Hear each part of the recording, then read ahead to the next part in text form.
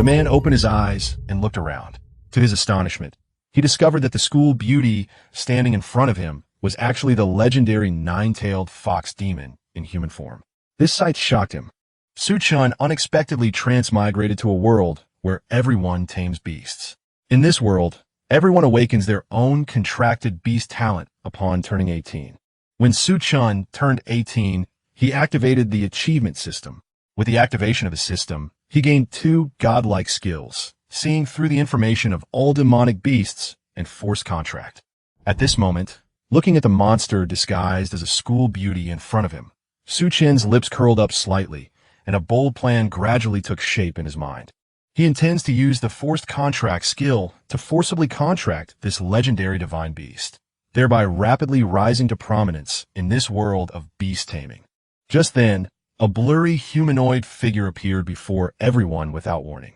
Before anyone could recover from their shock, the illusory figure spoke. "Welcome to the first trial area, the Dark Forest. I am the examiner for this exam, and this is your testing ground." The monsters that appear in this area are mostly numbered 300 or higher, and their levels are all above the 5th stage of the first tier.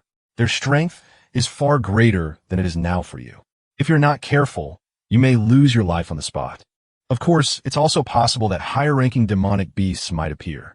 These are all unpredictable. Everything is up to fate. As the examiner, I am only responsible for ensuring the safety of the rest area. I am not responsible for what may happen inside the Dark Forest. If you feel scared now, it's not too late to quit immediately, and you can still choose other trial areas to participate in the assessment. The examiner's last words were like a sharp sword, suddenly shattering the previously calm atmosphere. 2 boys trembled slightly in the crowd, their faces pale. But perhaps because of Chen Ye's presence, they gritted their teeth and suppressed their fear, remaining silent. Seeing that no one was leaving, the examiner said no more and announced loudly, "Well then, without further ado, let the assessment begin." As soon as he finished speaking, the humanoid phantom figure vanished without a trace. No sooner had the examiner left than the 7 boys around Chen Ye immediately surrounded her, vying to express their loyalty. "We promise we'll definitely help you catch a high-ranking monster, so you can form a contract with it." "That's right. Trust us. We'll definitely help you get into the best university." "Okay. Thank you, everyone. And please be careful." Several boys fawned over Chen Ye, looking exactly like a copy of a phrase that starts with licking and ends with dog. On the other side, Chen simply shook his head, a hint of mockery flashing in his eyes, thinking to himself, "This human girl's appearance is probably also a disguise using illusion magic, right?" Thinking of this, he didn't even turn his head and strode straight into the depths of the Dark Forest. The students of Yeching No. 1 Middle School saw Chen venturing into the Dark Forest alone, and all let out disdainful sneers. In their eyes, top students from key high schools like themselves wouldn't dare to venture alone into the first trial area before they've even contracted a monster. As for Chen, with his thin frame that probably weighs less than 120 pounds, he'll likely become food for monsters soon after entering the forest. Having stepped into the Dark Forest, less than a few hundred meters in, Chen felt a sinister aura rushing towards him. A black wolf, about a meter tall, suddenly appeared in his field of vision, its fangs bared and its fierce gaze fixed on him. Race sequence, number 385 Black Wolf. Level, Tier 1, Stage 6, Physique, 20.9/21.5, Demonic Power, 6.6/6.6, Talent Skill, Keen Sense of Smell, Skill, Crushing Bite. Not bad. I didn't expect to encounter a high-ranking demon beast on the first one. It'll be perfect for a temporary solution. Chen's lips curled up slightly, and a hint of excitement flashed in his eyes. He leaned slightly forward, bent his knees, and assumed a fighting stance, ready to meet the Black Wolf's attack at any moment. With a skill that could kill in one strike, Chen had no need to rely on weapons. But in the eyes of the Black Wolf, Chen's posture was nothing short of a blatant provocation. "Oh!" The Black Wolf suddenly opened its blood-red maw, and a deafening howl shattered the silence of the forest. Immediately afterward, it took a step with its hind legs and pounced on Chen like the wind. Although there was a difference of nearly 2.5 times between Chen and the Black Demon Wolf in terms of physical strength, he was not entirely without a chance to fight back. The moment the wolf lunged, he decisively took a step back, protecting his neck with both hands to avoid being killed instantly. Sure enough, like most wolves, the black wolf's primary target was the neck when it attacked. Its fangs bit down hard on Su Chen's right wrist, the sharp tips instantly piercing the skin, and blood gushed out like a fountain. As excruciating pain struck, Su Chen endured it and activated the forced contract skill without hesitation. A mysterious light erupted from his palm, instantly enveloping the black demon wolf. Forced contract activated successfully.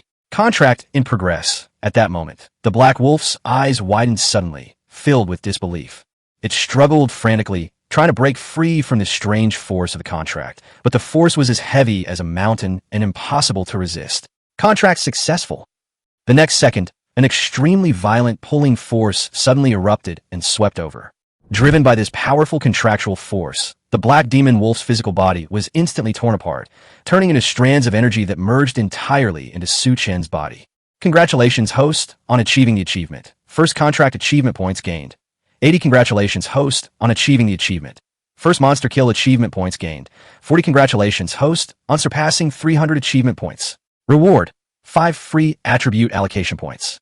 Su Chen was slightly taken aback, then asked, free attribute allocation points? Are they used to improve physique and demonic power? Yes, but the minimum allocation unit is 1 point. That's fine then, add it all to your demonic power. Ding, allocation complete. Current host demonic power, 6.6/16.2. Feeling a significant surge in his demonic power, Su Chen murmured to himself with satisfaction. In this world, besides relying on special treasures and years of training, the most convenient way to increase demonic power and physical strength is to raise one's own level. To level up, one must rely on the power of contracted monsters. Each monster contains a monster core, which is the core of their power.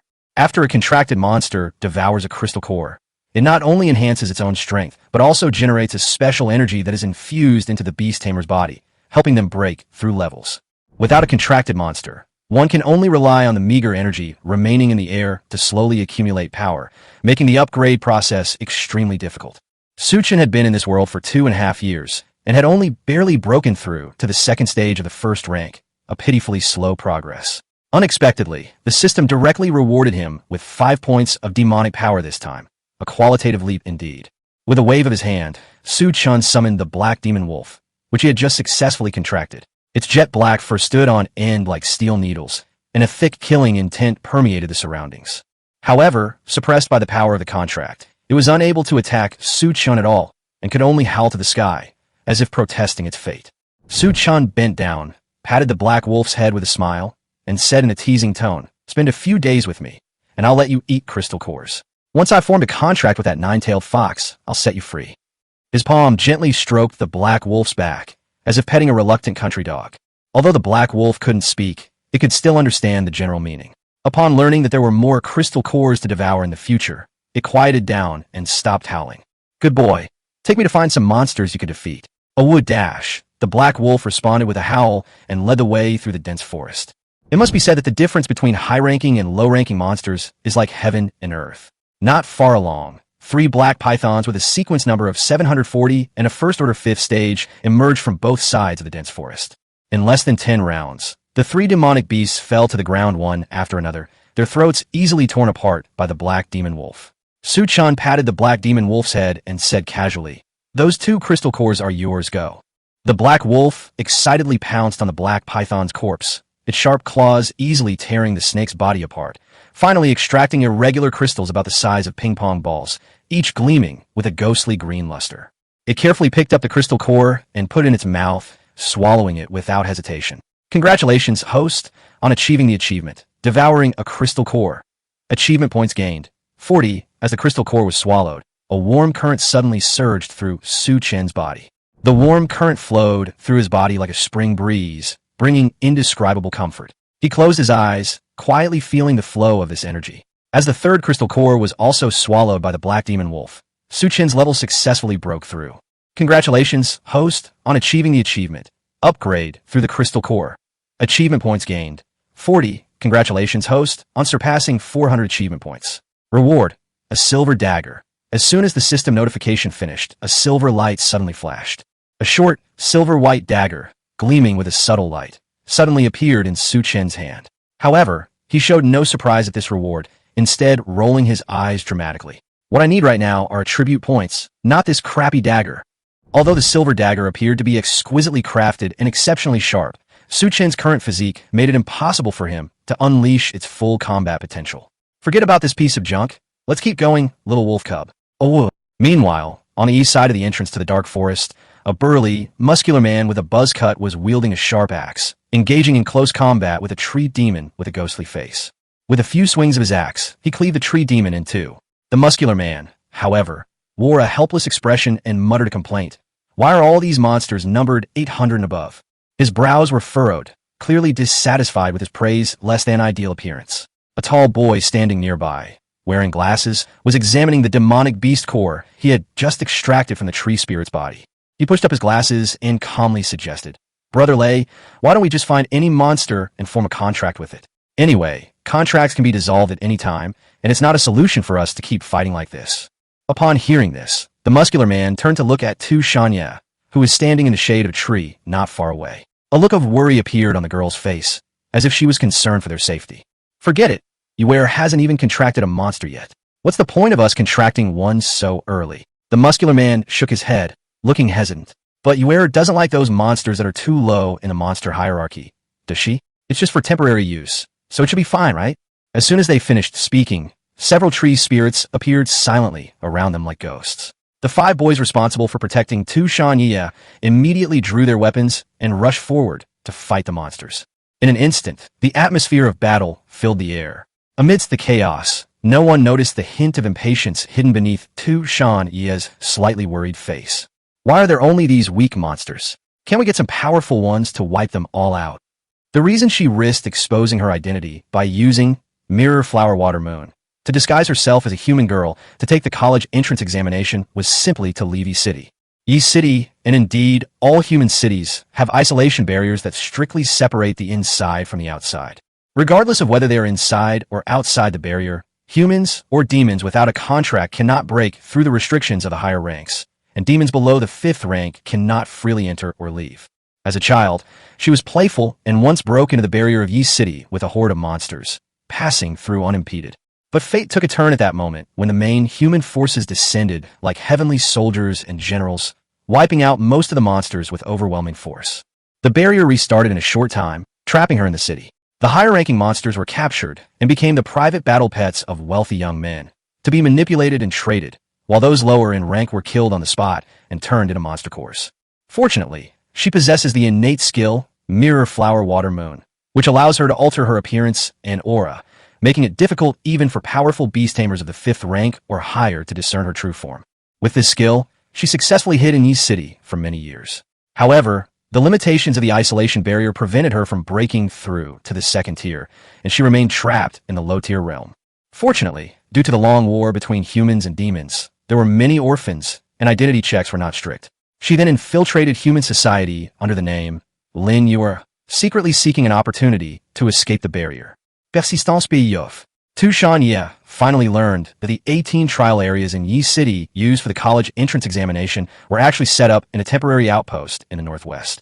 There was no barrier set up there, and it was only guarded by some humans. Her Mirror Flower, Water Moon technique might not be able to fool the barrier of fixed rules, but it's more than enough to fool these humans. Therefore, she chose the first trial area with the fewest participants and the highest difficulty of the monsters, intending to take the opportunity to fake death and create the illusion that she had perished in the assessment, so as to escape. However, while her ideal was beautiful, reality gave her a real headache. The boys from Yeching No. 1 High School all followed her around, acting as her protectors, making it impossible for her to even find a chance to die. If I had known, I should have transformed into an uglier girl back then.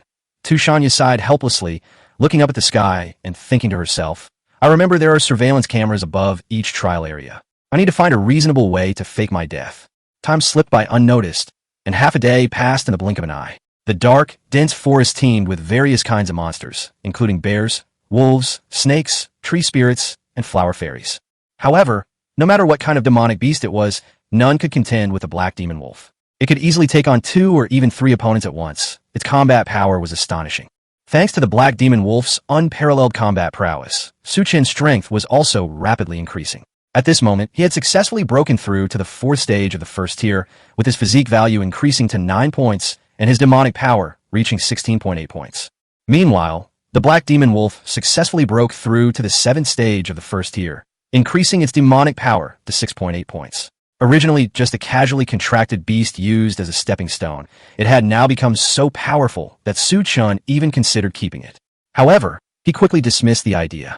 The nine-tailed fox disguised as the school beauty had a demon power value of 25.6 points, and the system's achievement point reward was only issued once every 100 points. What's even more frustrating is that this achievement system doesn't display any unfulfilled achievements, nor does it show the rewards for the next stage. For him, accumulating enough demonic power before the end of the assessment was already a considerable challenge, so how could he possibly be willing to free up an extra 6.8 points of demonic power for the Black Demon Wolf? Just as Chen was lost in thought, the Black Demon Wolf unleashed its power once more, suddenly pouncing on a black python and precisely biting off its neck with its fangs. As the black python collapsed, the long-absent system notification sounded in Chen's mind once again. Congratulations, host, on achieving the achievement. Snake Killer. Achievement points gained. 30. Night quietly fell, but the darkness of the dense forest was not much different from daytime.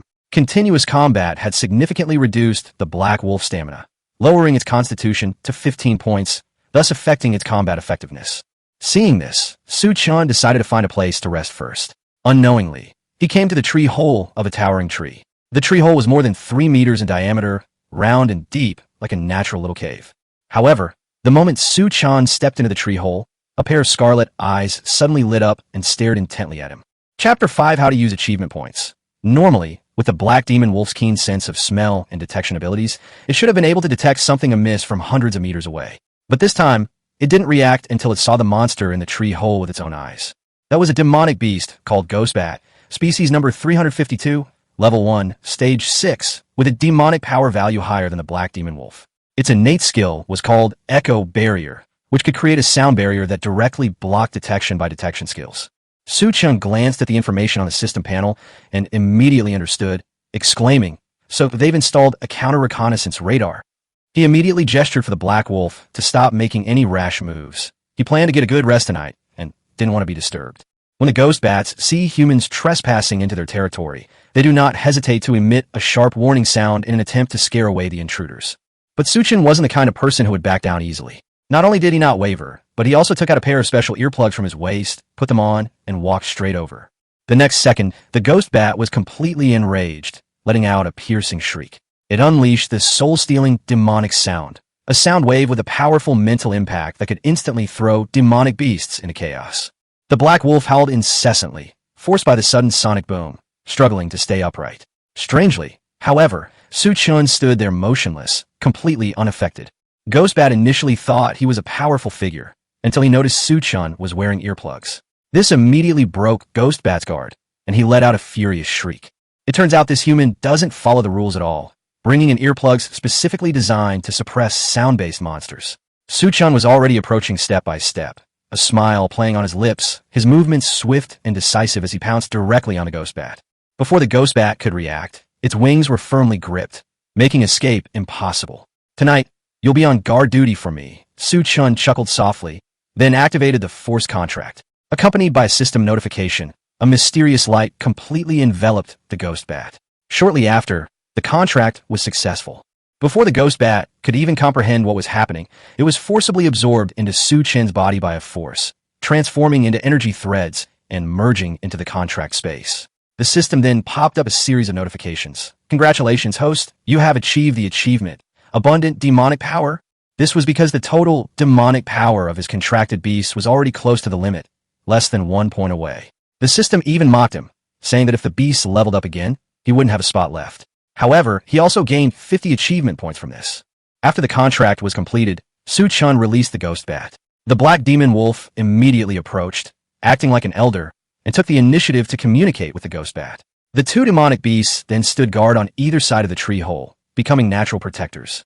Chen could finally rest in peace, so he took the opportunity to open the system interface to check his status. Name: Chen, level, Tier 1, Stage 4, Physical Strength, 8.4/9.0, Demon Power, 16.3/16.8, Skills, Beast Taming, Force Contract, Insight, Achievement points, 480/480. His gaze lingered on the achievement points section, his brow furrowing slightly. Why did these achievement points also have an upper limit and current value, just like demonic power? Could it be that these points had some other purpose? Sure enough, the system provided an explanation the next second. System prompt. Achievement points can be used for monsters to learn skills, level up, or quickly recover status. Su-chan was delighted, but still asked, if I use achievement points, will it affect the extra reward triggered every 100 points? The system's reply was straightforward. No, as long as you obtain it, you've met the requirement. It won't affect usage. However, when Su-chan asked if he could preview future achievement rewards or conditions, the system coldly replied, no. Su-chan rolled his eyes. This system was designed like a pay-to-win online game, not even showing the achievement rewards. He had no choice but to switch back to the interface of his two contracted monsters to check their skill development paths. Ghostbat's next skill is Soundblade, which requires 80 achievement points. Black Wolf's next skill is Heart of the Hunt, which only requires 50 points, but its effect is simply to accelerate physique recovery. Su-chan pondered for a moment and decided that these two skills weren't very useful at the moment. Rather than wasting points, he should save them for later upgrades or crucial moments. After all, these two demonic beasts were just tools for him to level up and weren't worth spending too many resources to nurture them. As for leveling up, currently each level up for the Black Wolf and Ghostbat only requires 20 achievement points, which is relatively low. However, he also realized that the cost would definitely increase dramatically once they reached the second or third tier. While studying the system's functions, Su-chan was also planning for tomorrow. His demonic power was almost full. If he could reach 25.6 points before the trial ended, his goal of contracting a nine-tailed fox would be within reach. Thinking of this, a smug smile appeared on his lips, and he couldn't help but mutter to himself, "Little nine-tailed fox, here I come." Lost in his beautiful fantasies about the future, Su-chan slowly closed his eyes and drifted off to sleep. Chapter 6 Monster Tide. The next morning, the sunlight still couldn't penetrate the huge tree hole. The entire dark forest was still shrouded in shadow, with a few beams of light filtering through the leaves, dappling the ground covered with fallen leaves like neon lights at night. Su-chan lazily emerged from the tree hollow, yawning widely, seemingly having slept soundly. He glanced at the black demon wolf and Ghostbat on guard, and noticed their physique had decreased considerably. It was obvious without asking that the two of them hadn't slacked off all night, standing guard dutifully all night long. In order to continue fighting today, and also to have guards to relieve him tonight, Su-chan felt it necessary to make some compensation. System, how many achievement points are needed to restore their status? The system immediately responded. Restoring the Black Wolf requires 20 points, and the Ghostbat only requires 10 points. Su-chan nodded. Okay, use them. With a notification sound, a mysterious power was released from the system, quickly enveloping the two demonic beasts. This energy was warm and full of life, and the Black Wolf and Ghostbat showed expressions of extreme comfort upon sensing it. If they could speak, they probably would have exclaimed in surprise long ago. From a moment they were inexplicably forced into a contract, they seemed to have gradually realized that Su-chan, this beast tamer, might be no ordinary person. After recovering, Su-chan led the two demonic beasts into the dense forest to begin another day of hunting. Soon after, the system displayed another notification. Congratulations, host, on achieving the achievement, Tree Demon Slayer. Slayed 10 tree demons, gaining 30 achievement points. Immediately following, achievement points exceeded 500, reward 5 free attribute points. Upon hearing this, Su-chan jumped for joy. System, I love you. These 5 attribute points came at the perfect time, like a godsend. Add all to your demonic power. Su-chan the system immediately completed the allocation, and his demonic power soared from 16.3 points to 21.8 points. Awesome. Su-chan secretly rejoiced and immediately issued a new command to the Black Demon Wolf. Let's go. Head towards the area with the flower spirits and the giant bear. The Black Wolf howled in response and immediately led the Ghostbats southeastward at breakneck speed. For the next few hours, Su-chan's harvesting spree continued. System notifications kept coming. Giant Bear Slayer, kill 10 bears, gain 30 points. Flower Spirit Killer, kill 10 flower spirits and gain 30 points. Wolf Killer, kill 10 wolf-type monsters and gain 30 points. Su-chan's achievement points quickly exceeded 600, and the system rewarded him with a new skill, Undying Golden Body. This skill is pretty good. It grants immunity to all damage for 1 second a day, with a 24-hour cooldown. Although it's only 1 second, it's enough to save your life in a critical moment. A real man's 1 second of invincibility a day is really a bit short, Su-chan muttered, then continued leveling up.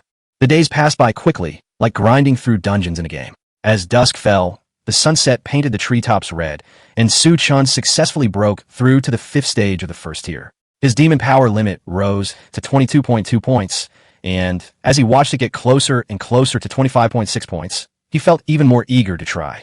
Just as they were about to find a new tree hollow to settle down, they noticed the black wolf suddenly growling towards the east. Not only that, it also bit down hard on Chen's trouser leg, seemingly trying to drag him back.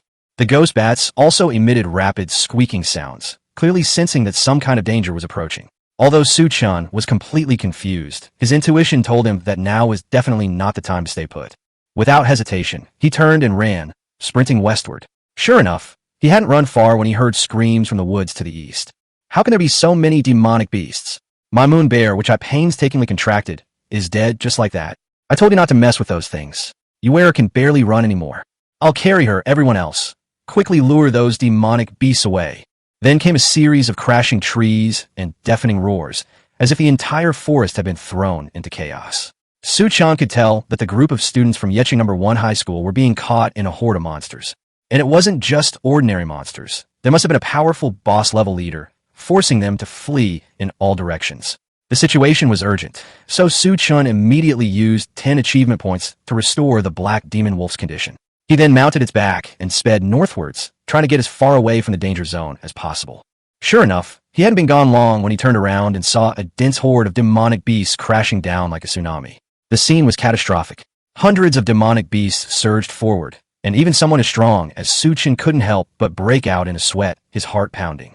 Standing atop a giant rock, he gazed at the devastated forest before him, his heart filled with mixed emotions. This was supposed to be an examination hall, but it felt like he'd stumbled into a monster's lair.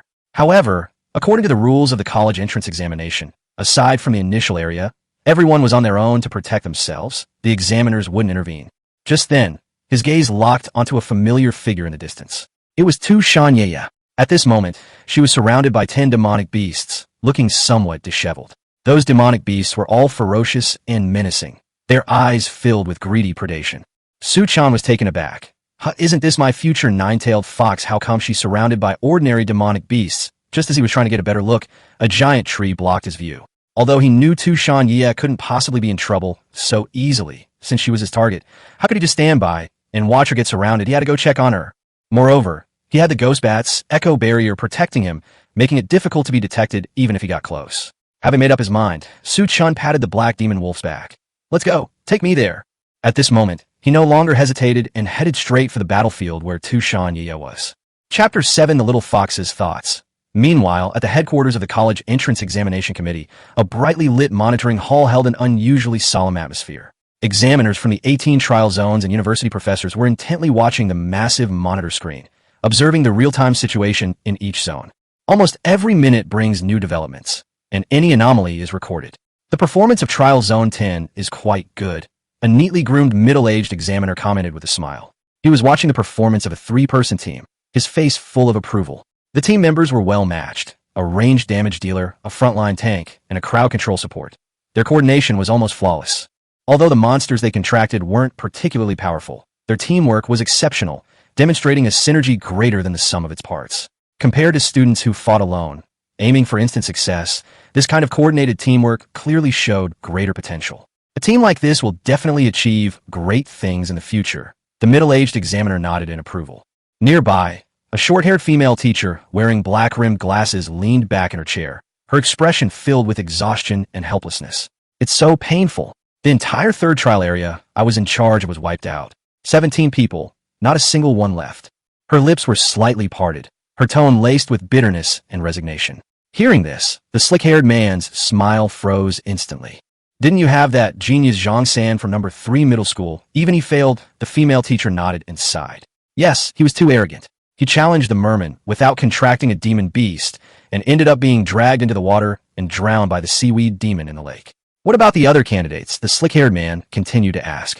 The female teacher shook her head again. Most of them had the same problem. They wouldn't listen to advice. I reminded them to proceed step by step, but they insisted on taking risks. A silence fell over the air. Everyone knew that every year, some students lost their lives during the exams, many because of their unrealistic ambitions. They could have easily contracted a lower-level monster first, then broken the contract and acquired a stronger one once their combat power increased. But many students, fearing a so-called dark history, insisted on achieving the highest level right away, only to lose their lives in the end. The pressure of maintaining an idle image is really harmful, the slick-haired man muttered helplessly. He then turned to a young female teacher dressed like a college student. Jasmine, how are things on your end? The teacher, called Jasmine, sighed softly. Not good. A monster tide has appeared in the first trial area, and it has been confirmed that 5 students have died. As soon as these words were spoken, the slick-haired man and the female teacher immediately gathered around, intently watching the surveillance footage. The cameras in the forest area were limited, with most of the view obscured by foliage. What they could see was only a partial view. The slick-haired man frowned deeply. A monster tide has appeared in the first trial area that's incredibly unlucky. However, the authorities will not intervene in the trial area as long as no monsters of the second tier or higher appear. Jasmine looked at the familiar figure on the screen with complicated emotions and said in a low voice, "This student from number 7 middle school was already safe, but now he's rushed back in to save a girl."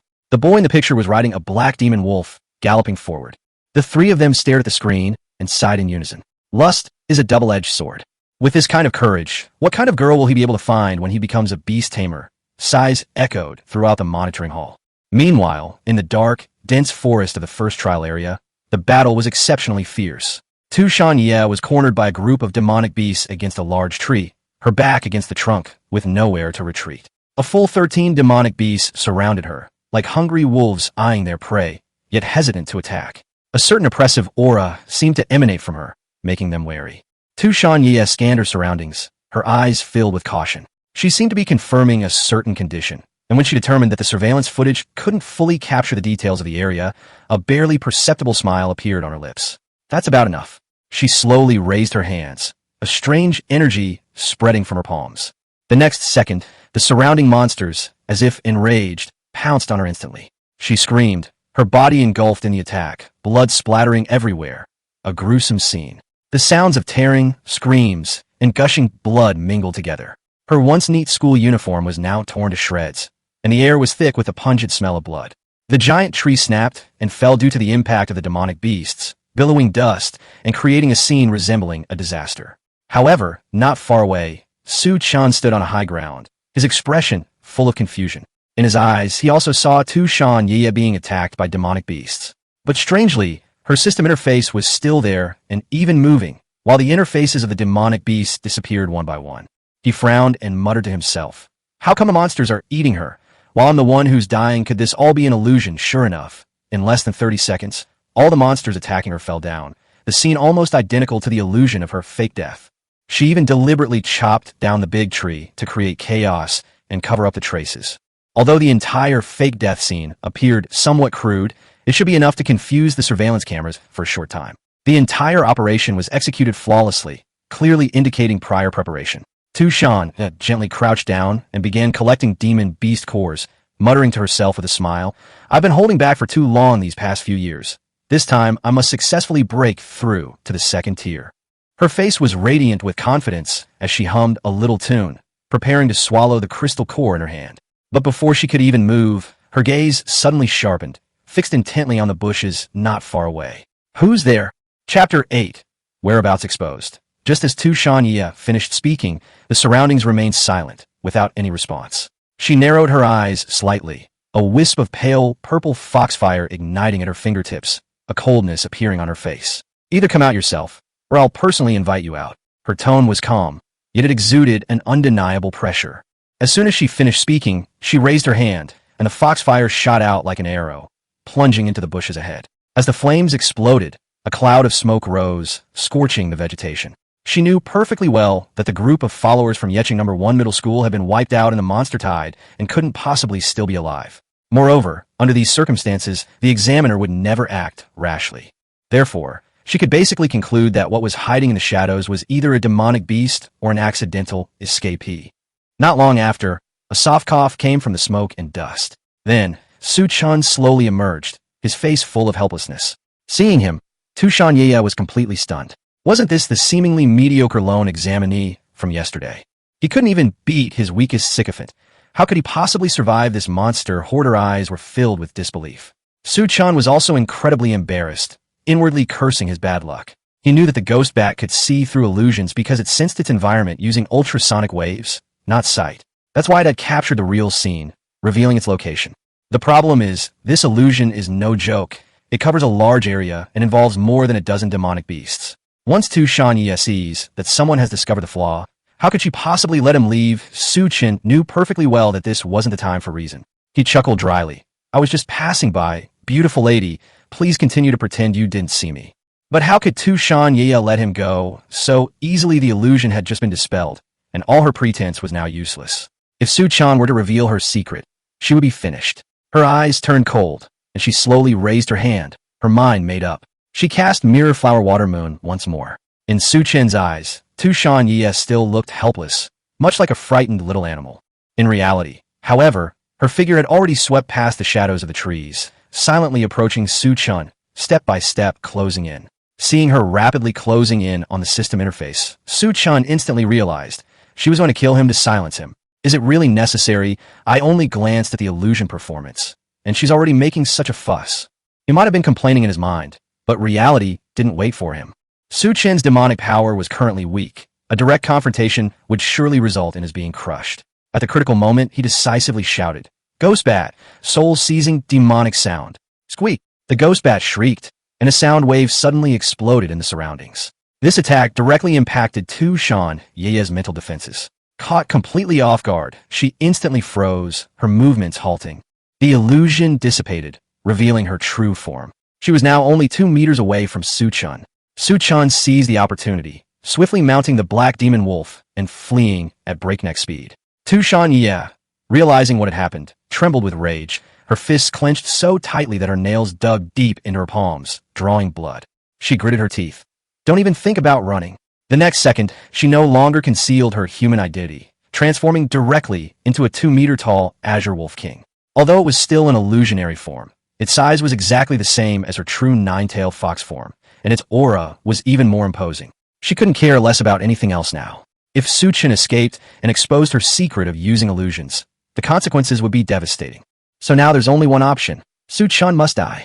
Meanwhile, at the headquarters of the college entrance examination committee, the monitoring area was now packed with examiners and teachers.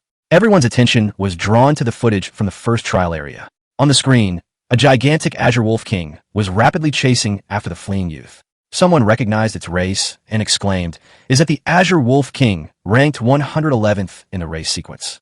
How could such a monster appear in the first trial area?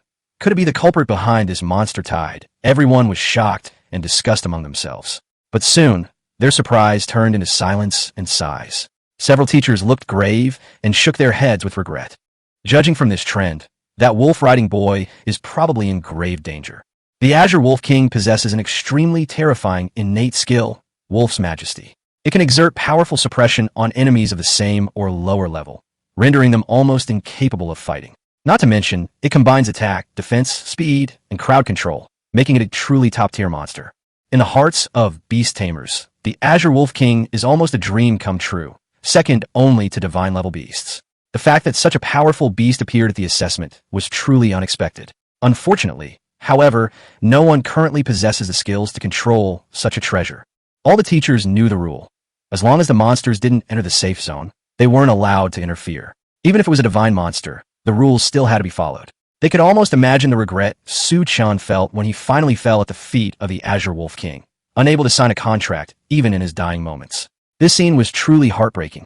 Chapter 9, Ghost Tree Demon King. Chen suddenly felt a chilling, killing intent rushing towards him from behind, like being pricked by needles, making his whole body tense and his heart beat faster involuntarily. His mind raced, thinking of how to escape, but Chen's physical strength was too strong. Even the black demon wolf couldn't compare, and he would be caught sooner or later. At this rate, is he going to be killed off? Right at the start, Chen felt a chill run down his spine. Just then, the surrounding woods suddenly stirred, as if a swarm of enraged bees were restless. A vine thicker than a man's thigh swept across from the front, as menacing as a venomous snake. The black wolf reacted quickly, leaping aside to dodge the first wave of attacks. But that wasn't all. One after another, 7 more vines pounced on Chen at incredible speed, leaving him no way out. The black wolf was forced to stop, weaving and dodging among the vines with surprisingly agile movements. Chen followed the direction of the vines, his eyes widening in shock, his pupils contracting sharply, and a chill running down his spine. At the ends of the vines were 7 lifeless corpses, their bodies entwined around tree roots. Upon closer inspection, he recognized them as the 7 Yi City #1 middle school students who had been surrounding Tu Shan-Yi earlier. This is a withered wooden puppet. Could it be the Ghost Tree Demon King? Su Chen was startled. No sooner had he spoken than the earth began to tremble, as if a giant beast was about to burst forth, shaking everyone off their feet. A dozen thicker vines emerged from the ground, bearing their fangs and claws like dragons, lunging towards Su Chen. Then, a previously unremarkable towering ancient tree slowly began to move, like a monster awakening. Its massive trunk resembled the legs of a giant. With each step, the earth trembled. All the vine attacks and the roots entwined with corpses originated from this tree. A system interface appeared before them, displaying race sequence. Number 122 Ghost Tree Demon King. Level. Tier 1, Stage 10. Physique. 32.5/33.0. Demon Power. 15.8/16.2. Talent Skill. Withered Wood Puppet. Skills. Hibernation. Vines Attack. Withered Wood Puppet. Can create wooden puppets from corpses. Su Chen's eyes lit up, and he was even a little excited. It really is this thing. Not bad luck. He immediately turned his head and called to the Black Demon Wolf. Little Wolf Cub, help me block that next vine. The Black Wolf was stunned on the spot, inwardly cursing. You're making me withstand the Ghost Tree Demon King's attack. This isn't an ordinary tree demon. It's a powerful demon of sequence 122. Seeing the Black Wolf hesitate, Su Chen immediately added, after you block it, I'll set you free. Otherwise, we'll both die. Upon hearing this, the Black Demon Wolf hesitated for a moment, but ultimately decided to take the gamble. Just then, Tu Shan-Yi caught up, unfazed by the appearance of the Ghost Tree Demon King. She knew perfectly well that the reason for the beast tide during this trial was that those 7 sycophants had provoked the Ghost Tree Demon King. However, she hadn't expected that Su Chen's escape route would run right into this powerful figure. A smug smile spread across her face. It seemed even fate was on her side. Su Chen couldn't escape today. Tu Shan-Yi, too lazy to waste words, unleashed her ultimate attack, a ball of purple flame condensing in her mouth before spewing it towards Su Chen. To the other demonic beasts, the scene resembled the Azure Wolf King roaring, ready to devour Su Chen. The Black Demon Wolf trembled with fear upon seeing this familiar figure. Wolves were born with a deep-seated fear of the Azure Wolf King. But remembering Su Chen's promise, it gritted its teeth, leaped up, and faced the enormous vine. Snap! The vine lashed out, striking hard with a piercing sound. The Black Demon Wolf howled in agony, its physique instantly reduced by more than half, blood streaming down its face, staining its fur crimson. Su Chen didn't waste the opportunity, rushing forward and grabbing the vine, connecting it to the Ghost Tree Demon King. Dissolve Contract, Black Wolf. Dissolve Contract, Ghost Bat. The system immediately popped up a notification. Congratulations to the host for achieving the achievement. Dissolve Contract. Gain 50 achievement points. Su Chen almost cursed it out loud when he heard this. The system even added a sarcastic remark, which made him grit his teeth in anger. However, now was not the time to complain about the system. Force Contract Activate. A ghostly green light enveloped the massive body of the Ghost Tree Demon King, who was instantly stunned. This is the power of a contract. Why can't I resist it? A system message popped up. Contract completed. Whoosh! With a crisp sound, what happened next left everyone dumbfounded. The 20-meter-tall Ghost Tree Demon King instantly disintegrated into countless points of light, scattering like stars. These points of light seemed to be drawn by some force, rapidly surging into Su Chen's body at an astonishing speed. At that moment, everyone watching from afar, from the mentors, the Black Demon Wolf, the Ghost Bat, and Tu Shan-Yi, was stunned. What kind of ability is this? Tu Shan-Yi was speechless with surprise, her beautiful eyes filled with shock. Before she could react, a thick vine suddenly attacked her, too fast for her dodge. It turned out that after the contract was completed, Su Chen had already reached an agreement with the Ghost Tree Demon King in the beast taming space. As long as it could help him defeat the Azure Wolf Emperor, he would set it free. The Ghost Tree Demon King was quite sensible. What reason could it possibly have for reasoning after being bound by a contract? It simply attacked. It directly manipulated its vines, pulling Su Chen back to its side, and then launched a fierce attack. Almost with all its might, the vines lashed out at Tu Shan-Yi. Tu Shan-Yi forcibly withstood the first attack, then leaped into the air, using the vines to charge towards the Ghost Tree Demon King.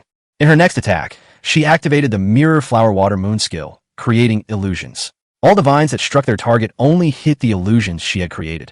Even the Ghost Tree Demon King was momentarily stunned by this. Something seemed off about the Azure Wolf Emperor. Chapter 10 Contract with a Nine-Tailed Fox.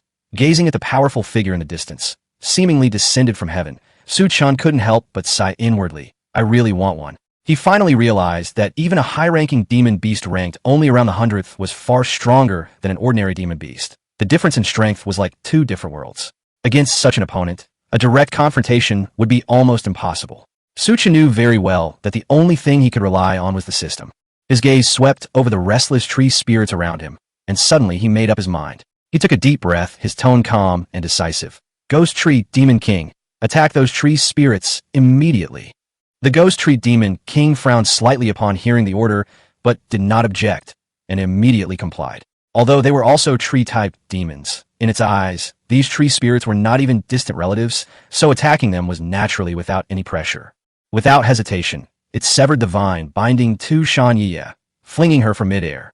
Then, it wielded its thick roots, unleashing a storm of attacks upon the surrounding tree demons. The onlookers, who had initially been merely observing, were utterly dumbfounded by what they witnessed. Who could have imagined that this Ghost Tree Demon King would attack so readily, even turning its own kind against it? Teaching a demon beast a new skill should count as an achievement. Right, he immediately opened the system and selected a skill. Skill 3. Tree Cage Function. Creates a cage to restrict enemy movement. Achievement points cost 60 system. Teach the Ghost Tree Demon King Tree Cage. Learning in progress. Learning complete. Having just learned the skill, the Ghost Tree Demon King paused noticeably, as if adapting to the new power surging within it. After a brief pause, it acted without hesitation, using its newly acquired skill. Instantly, thick branches grew wildly, intertwining like giant snakes, rapidly constructing a massive cage in the air. With a snap, this cage directly trapped Tu Shan Ye inside. Tu Shan Ye snorted lightly, her eyes showing no panic, but rather a disdainful sneer. She opened her mouth and spat out a ball of purple foxfire, which instantly formed and slammed into the cage. Sizzle. The foxfire burned through the branches, creating a large hole that quickly filled with black smoke. Although it couldn't trap her, it had given her enough time. The system notification sounded again. Congratulations, host, on achieving the achievement. A new skill. Achievement points gained. 50 ding. Host's achievement points have exceeded 700, rewarding 5 free attribute allocation points. System, I'll always love you. I'll add them all to my demonic power. Ding. Allocation complete. Current demonic power. 16.2/27.2. Su Chen nodded in satisfaction. His demonic power had finally surpassed Tu Shan Ye's. This was a sure thing. But at that moment, Tu Shan Ye had also broken free of her cage and approached Su Chen like a ghost. She didn't choose to attack with foxfire again, probably wanting to conserve her demonic power for escape. So, she used the illusion technique Mirror Flower Water Moon to create a phantom version of herself, secretly preparing to launch a sneak attack. Su Chen sensed the approaching danger, and a crucial skill immediately flashed into his mind. Undying Golden Body. This was a life-saving technique for critical moments. Seeing that the system panel showed less than 2 meters away, he decisively activated the skill. Clang! A clear metallic sound rang out, like teeth biting into an iron plate. As expected, the illusion's true form attacked him, only to crash into the indestructible golden body, having no effect whatsoever. Taking advantage of the opportunity, Su Chen suddenly stretched out his right hand, and in the seemingly empty space ahead, he indeed felt a furry texture. Release contract, Ghost Tree Demon King. Force contract activate. Force contract activated successfully. Contract in progress. What did you do to me? Tu Shan Ye's pupils contracted, the illusion shattered instantly. Her true form, a 9-tailed fox demon, was clearly revealed before Su Chen. Her fox face was delicate and lively, her long fox eyes possessing a captivating charm. Her entire body was covered in snow-white fur, clean and smooth as snow, and her 9 tails swayed behind her like dancing flames. The touch of red at the tips of her tails added a touch of eeriness and allure. But at this moment, her eyes were filled with shock and anger as she stared intently at Su Chen, as if she wanted to tear him to pieces. Su Chen smiled calmly and said in a relaxed tone, "Don't be angry, little fox. From now on, we're family." As soon as he finished speaking, the system notifications sounded again. Contract completed. As the notification sound faded, Tu Shan Ye's body shattered like a cotton candy, turning into countless white orbs of light.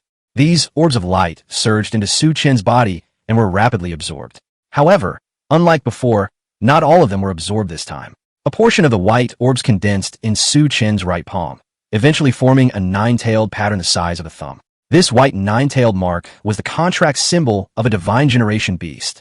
The unique aspect of the divine beasts of the Age of Gods is that once a contract is formed, it can never be broken. Even more remarkably, the contractor can share some of its innate abilities. However, the price is not small. If the divine beast dies, the demonic power it possessed remains and cannot be recovered. Once bound, it is a permanent bond. Chapter 11 Divine Era Sequence. The system notification arrived as scheduled. Congratulations, host, on achieving the Divine Era Sequence. You have formed a contract with a nine-tailed fox mastered by illusion magic. Achievement points earned, 60.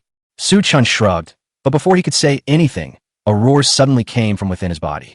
Let me go, you bastard. Chen Ye's voice roared wildly in the beast taming space, filled with anger and shame. She struggled desperately to break free from Chen's control, but the bondage of this contract was stronger than she had imagined. Chen smiled faintly, a hint of amusement in his eyes. Little fox, you are a divine beast. Don't you know that once this kind of contract is formed, it cannot be broken? I will never obey your orders. You'd better be dead. Chen was too lazy to argue with her anymore, so he shrugged and gave her a do-as-you-please attitude. If you don't protect me, you'll die with me. We're in this together now. I'd love for you to get beaten to death by a mob of monsters. I clapped my hands in celebration.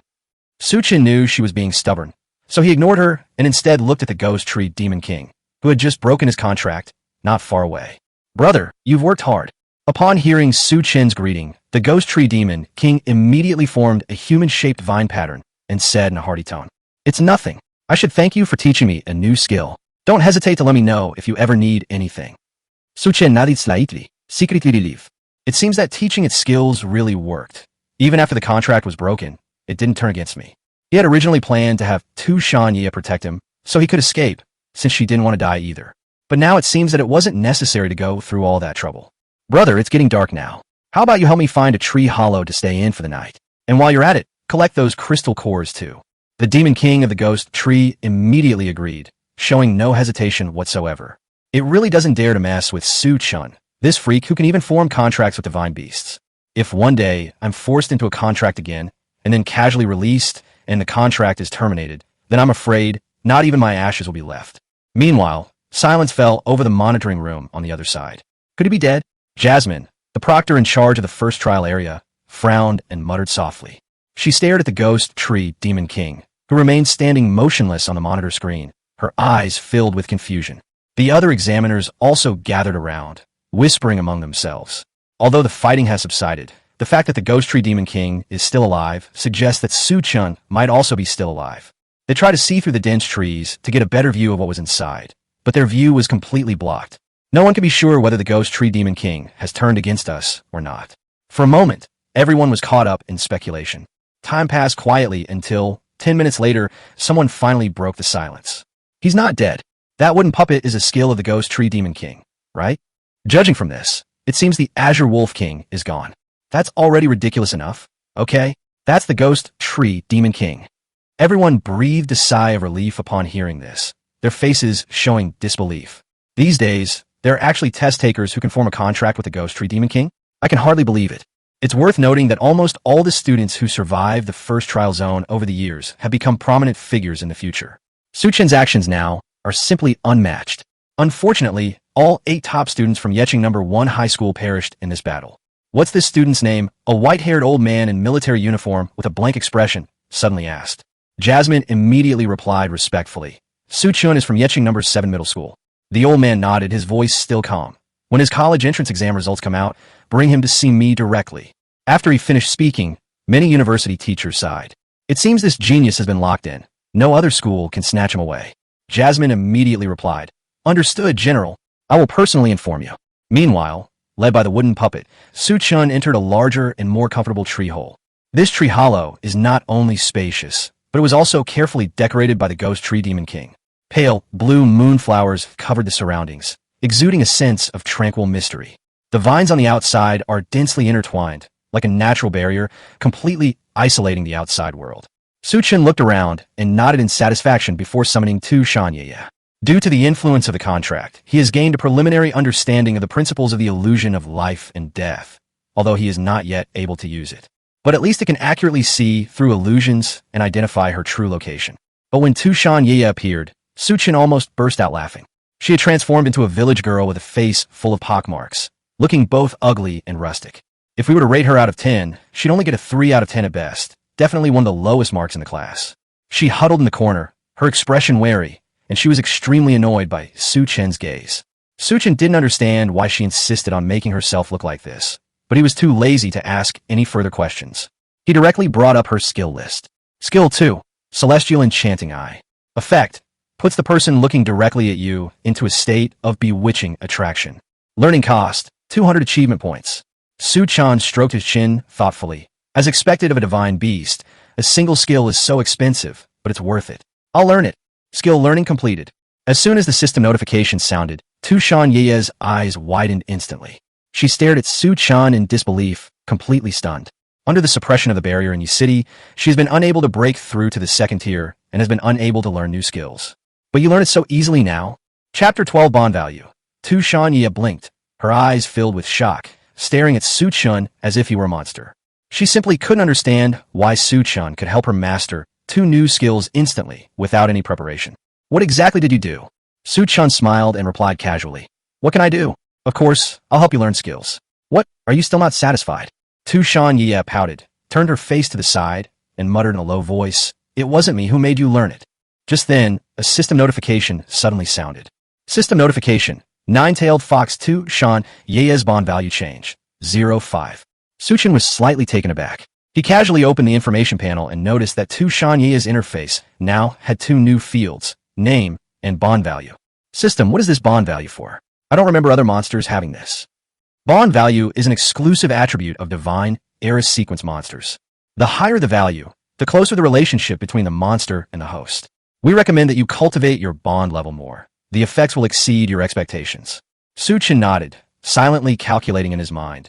Isn't this just a sign of goodwill? He won't admit it, but he's already starting to accept me.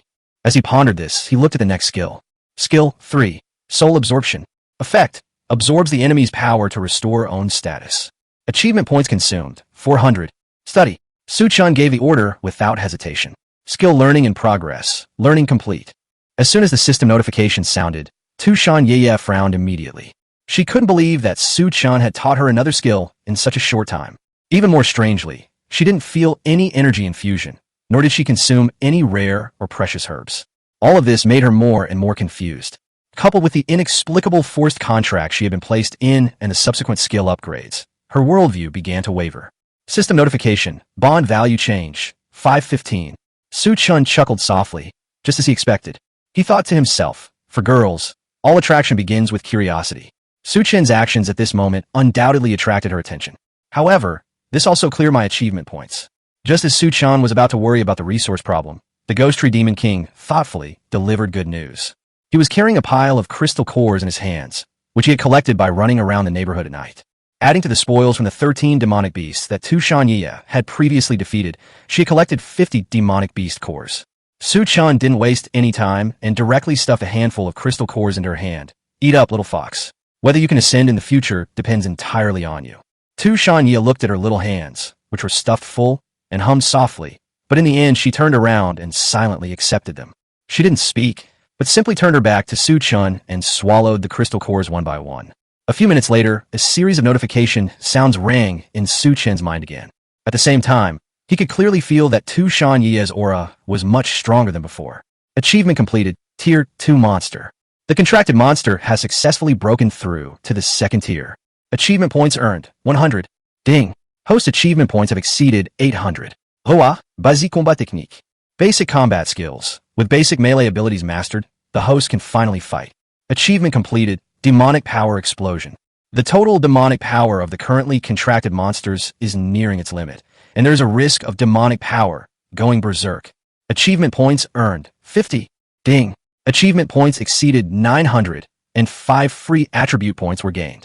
Chen was startled upon hearing this and immediately checked his status bar. Demon Power, 27.2/27.2. Wow, this upgrade is too powerful. He quickly ordered, add all of your demonic power. Attribute allocation complete. Current demonic power, 27.2/32.2. On the other side, Chen Ye, who was absorbing the crystal core, secretly glanced at Chen out of the corner of her eye. Her delicate eyebrows furrowed slightly, her eyes filled with suspicion. This human's demonic power is actually so high? The more she thought about it, the more she felt something was wrong. Chen was clearly just a first-level, 5th-stage human. How could he possibly possess such a level of demonic power reserves? She shook her head, temporarily putting these questions aside, and continued to focus on devouring the remaining crystal cores. What happened today was so outrageous that it almost overturned her understanding of beast tamers. Recalling how Chen had withstood her attack during the day, almost knocking out her teeth, she felt a chill run down her spine again. This man is really not like an ordinary human being at all. System notification, bond value change, 1520.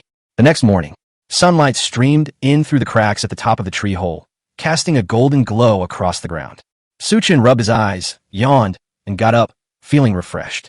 The first thing he did was eagerly open the system to check the results of last night. When he saw the words nine-tailed fox clearly written in the contracted beast section, the corners of his mouth involuntarily turned up slightly.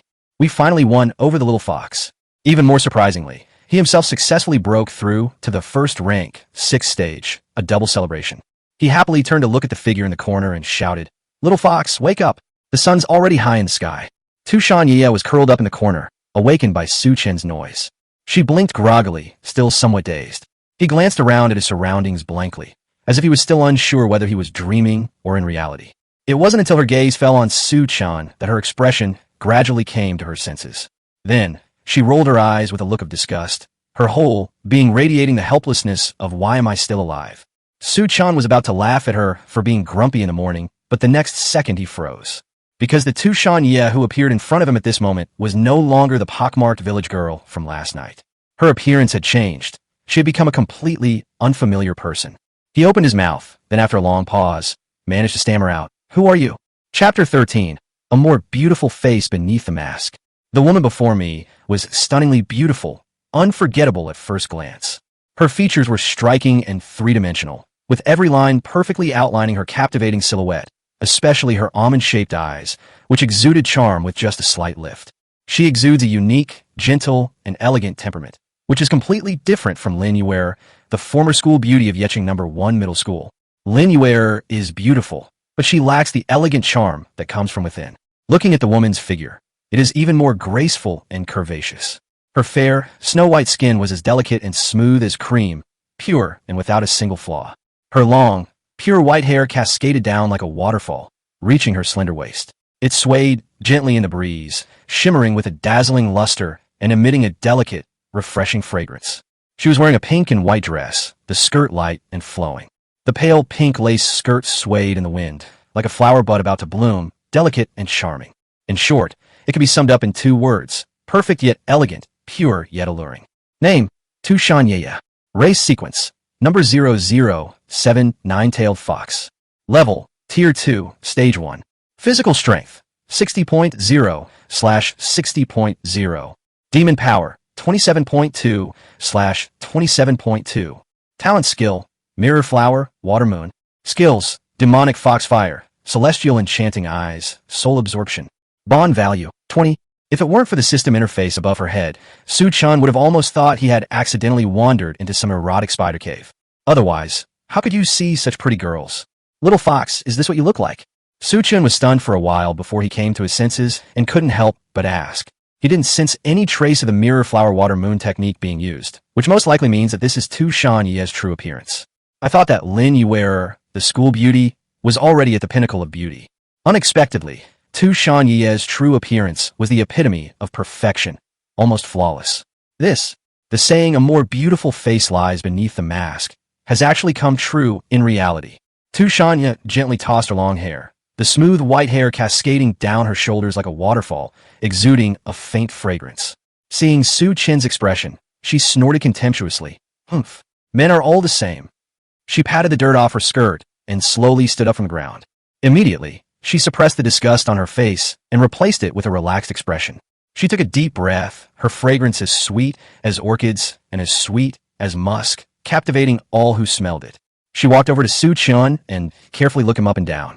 Finally, her alluring peach blossom eyes landed on Chen's face, and she sighed softly. Chen paused, then awkwardly touched his face and said, "What are you doing? Haven't you ever seen a handsome guy before? I'm a nine-tailed fox spirit, not a blind man." Chen rolled her eyes and said irritably, "Fine, I'm done for now. I'll just have to leave. There's only a day and a half left for the assessment, and I want to level up too." Upon hearing this, Chen finally felt relieved. The force contract skill allows you to directly establish a contract with a monster. Whether the monsters are willing to serve you, and whether they will choose to fight to the death and perish together with you, remains to be seen. Some beast tamers signed contracts with monsters after defeating them, and it took them almost half a year to finally establish a relationship that could be considered a community of shared destiny. Not to mention proud and arrogant divine beasts like Tushan Yeye. Such a significant change in mindset could occur in just one night. That's really pretty good. At this moment, Su Chen's face was calm as water, with a faint smile on his lips. He calmly extended his right hand and gently grasped Tushan Ye's soft, boneless hand, and said with a smile, "Then let's go, little beauty. My great task of leveling up depends entirely on you." However, the next second, Tushan Ye gave Su Chen a coquettish glare, her lips slightly pouting, and a barely perceptible blush appeared on her face. He then shook his hand off. "Is this what they call tsundere? Congratulations, host, on achieving the achievement, Monster Hunter. The host has now killed 30 different types of monsters. Do you intend to complete the Monster Encyclopedia? Gained 50 achievement points." It wasn't until 10 a.m. on the third day that the system notification sounded in Su Chen's mind again. He couldn't help but lament that the speed at which he could complete achievements was getting slower and slower. However, this cannot overshadow Tushan Ye's astonishing speed in killing enemies. A tiny spark flicked out by her slender fingers seemed to contain boundless power, instantly killing an ordinary high-ranking demon beast. Su Chen recalled the thrilling scene from yesterday and felt a wave of fear wash over him. If he had been hit by her demonic foxfire back then, he probably wouldn't even have been left with ashes. Moreover, thanks to her soul-absorbing skill, Tushan Ye has no need to worry about consuming her demonic power. When her demonic power is nearly depleted, she only needs to grab any demonic beast, drain its energy, and she can immediately return to full strength.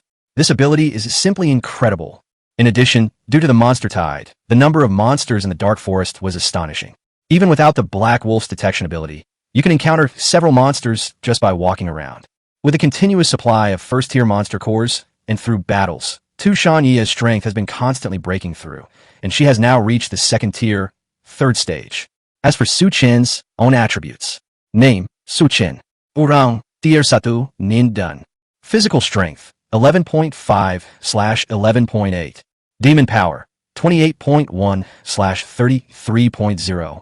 Skills, beast taming, force contract, insight, indestructible body. Achievement points, 240/990. Contracted beast, nine-tailed fox.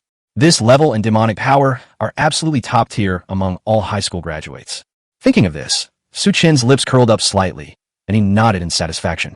With a beautiful little fox girl by my side, and after the college entrance exam results come out, I can choose a school with coastal dormitories and just coast along. That's the life a transmigrator should have. Time flies, and 2 hours passed in the blink of an eye. The clock struck noon, officially announcing the end of this year's college entrance examination. Su Chen and Tushan Ye's figures gradually blurred at this moment, as if they had blended into the surrounding environment. The next second, they vanished without a trace, leaving behind only a quiet, dark forest. Chapter 14, Back to School.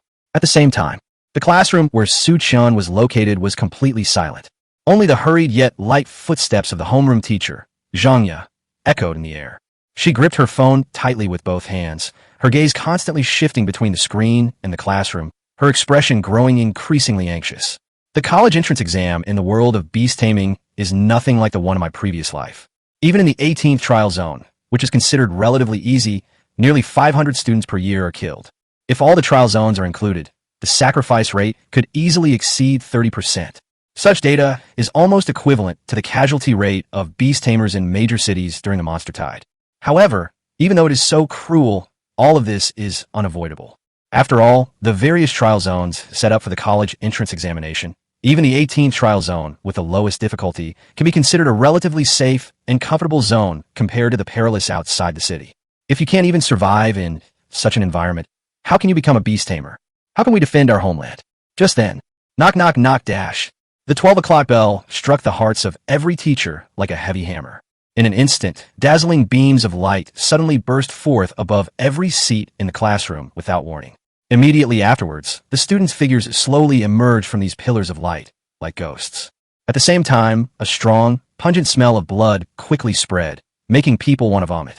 Then came a chorus of exclamations from the students. "Oh my God, I was just being chased by a falcon. Thank goodness, I timed it perfectly. Me too. Damn, I didn't expect the 16th trial area to be this terrifying." It's so frustrating. Give me 10 more minutes, and I might be able to complete the Moonlit Eagle contract. Ouch, ouch, ouch, my right hand is broken. Several students saw the familiar environment of the classroom. The initial panicked expression quickly faded away, replaced by a sense of relief, as if they had survived a disaster. They were breathing heavily, as if trying to expel all the fear and tension from their bodies. Many people originally harbored dreams of becoming beast tamers, marrying beautiful and wealthy women, and reaching the pinnacle of life. But at this moment, they would rather give up the opportunity to take the college entrance examination and become ordinary people doing odd jobs in the inner city. I really don't want to experience this again.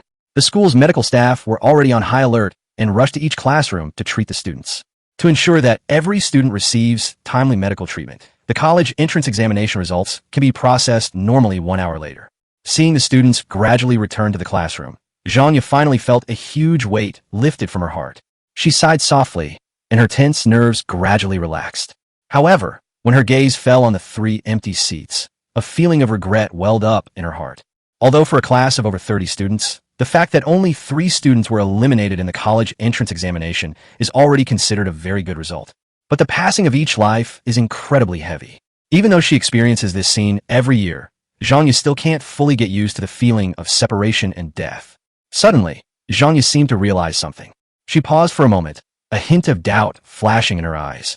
These 3 empty seats don't seem to belong to Su-chan. Could it be that Su-chan returned alive from the first trial area? Su-chan, are you alright? Zhanya walked quickly to Su-chan's seat and asked in a slightly trembling voice. Teacher Zhang, I'm alright. Su-chan raised his head and answered calmly. Zhanya carefully examined Su-chan, and only after confirming that he was truly safe and sound did her worries lessen slightly. She patted Su-chan on the shoulder and said softly, "Whether you contracted a demon beast or not, it's good that you're all right. You're already a source of pride for your teacher to have come back alive from the first trial area." Su-chan nodded slightly. "Thank you for your concern, teacher." After the teacher left, Su-chan began chatting with Tu Shanyeya in the beast taming space. Tu Shanyeya had already revealed the whole story of why she appeared in Yi City and infiltrated the college entrance examination under the identity of Lin Yue yesterday. After all, she and Su-chan are inseparable now, so it's not a big deal and there's no need to hide it. Taking advantage of this topic, Su-chen's relationship with Tu Shanyeya also became much warmer. The bond value was successfully raised to 25 points. However, Tu Shanyeya still seemed to harbor some resentment about Su-chan forcing her into a contract. There was always a hint of dissatisfaction in her beautiful eyes, which gave Su-chan the feeling that she was a girlfriend who was hard to please and liked to throw little tantrums from time to time.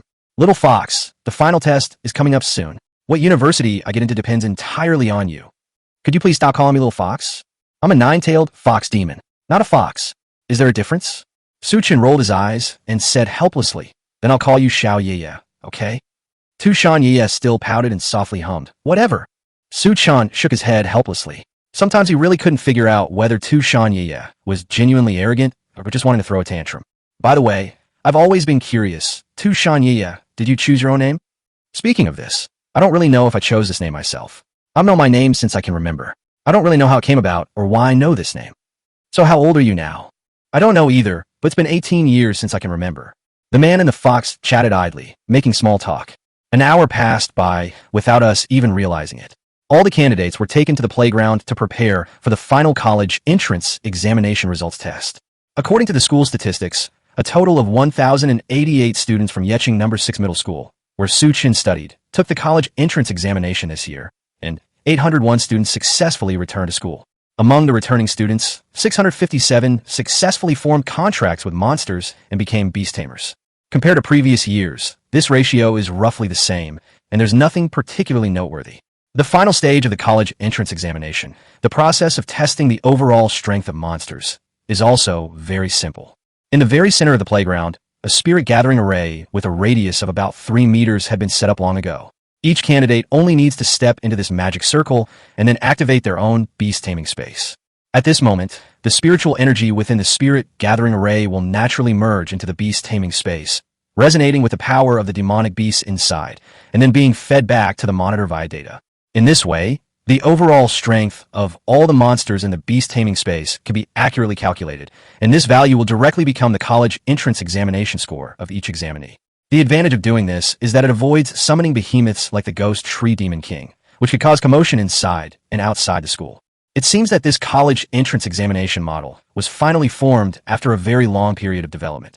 Many university teachers from other cities also stopped to watch. If I come across someone I like, I'll take the initiative to approach them and see if I can recruit them. Chapter 15 College Entrance Examination Results. Li Xiangyang, 57.8 points. 2 contracted monsters. Cleared the 17th trial area. Su Lily, 68.5 points. 2 contracted monsters. Cleared the 10th trial area. Li Lai, 77.7 points. 3 contracted monsters. Cleared the 9th trial area. Chen Kursin, 84 points. 1 contracted monster. Cleared the 5th trial area. The final test for college entrance examination results are in full swing. In just 1 hour, more than 100 students had successfully completed the monster strength test. At this moment, when one of the students' grades was revealed, it instantly caused a sensation throughout the room.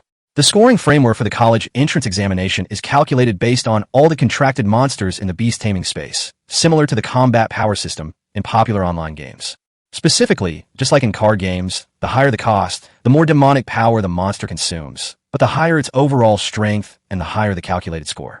Conversely, the lower the demonic power value occupied by the demon beast, the weaker its strength, and the lower the calculated score.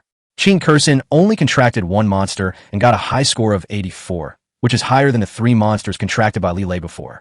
What kind of monster is this? That's awesome. That's incredible.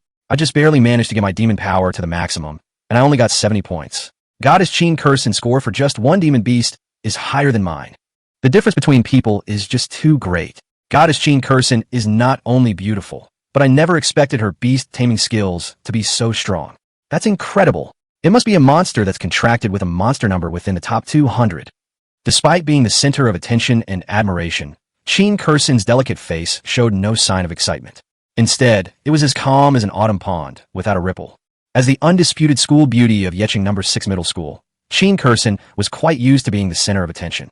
Those admiring and respectful glances were nothing more than ordinary sights in her life. Time slipped by unnoticed, and 2.5 hours passed quickly. At this point, more than half of the students had completed the test and received their college entrance examination scores. Just as everyone was immersed in their own emotions, the next set of results suddenly caused a stir among all the students present. Yang Wei, 125 points. 1 contracted monster. Cleared the 3rd trial area. A monster scored over 100 points? Could it be a monster from the god era? Possibly. Goddess Chen Kursin just revealed that her contracted demon beast is the Spirit Cloud Flower Fairy, sequence number 188, which has even broken through to the first tier, 8th stage. That's only 84 points, so 125 points would definitely be a demon beast from the divine era. Wow, is the gap between people really that huge? My 2 contracted demon beasts combined don't even reach half of his score. No normal person would compare themselves to him, right? He's the young master of the Yang family in Yi City. He's probably eaten more rare and precious herbs than you've eaten rice. His demon power level is probably over 20 points. The students' chatter continued. University teachers in other cities also started arguing about it. We at Jiangxing University want Yang Wei. Don't even think about taking him from me. Old Lin, don't mislead this young man. Jiangxing University hasn't produced a single 5th-tier beast tamer in the past 10 years. It's not even as good as a 2nd-tier university. This guy is at least a 6th-tier beast tamer. Are you planning to ruin him? Get lost. Although Jiangxing University hasn't produced a 5th-tier beast tamer in the past 10 years, over 80 of our students have become 4th-tier beast tamers. Breaking through to the 5th tier is only a matter of time. This is called accumulating strength for a future breakthrough. Understand? Stop arguing. This Yang Wei is from Yecheng, and Yecheng University is where he belongs. Bullshit. Yang Wei has already been admitted to Heiha University. In a short time, the entire playground seemed to explode, descending into chaos. No one would have imagined that dozens of university professors, all at the 5th rank or higher, would be vying for a single student. Similar scenarios have occurred occasionally in previous years, but a situation as intense as today's is extremely rare. Take Chen Kursin's results as an example, which were announced not long ago, although they did cause some teachers to compete for them. But compared to this moment, it's nothing. The students present stared wide-eyed, their faces filled with envy and jealousy. After all, the university is currently in fierce competition. Jiangxing University, Yecheng University, Donghai University, and Heiha University, among others, are all prestigious institutions of higher learning for beast tamers. For many students, being able to study at any of these universities is a dream come true.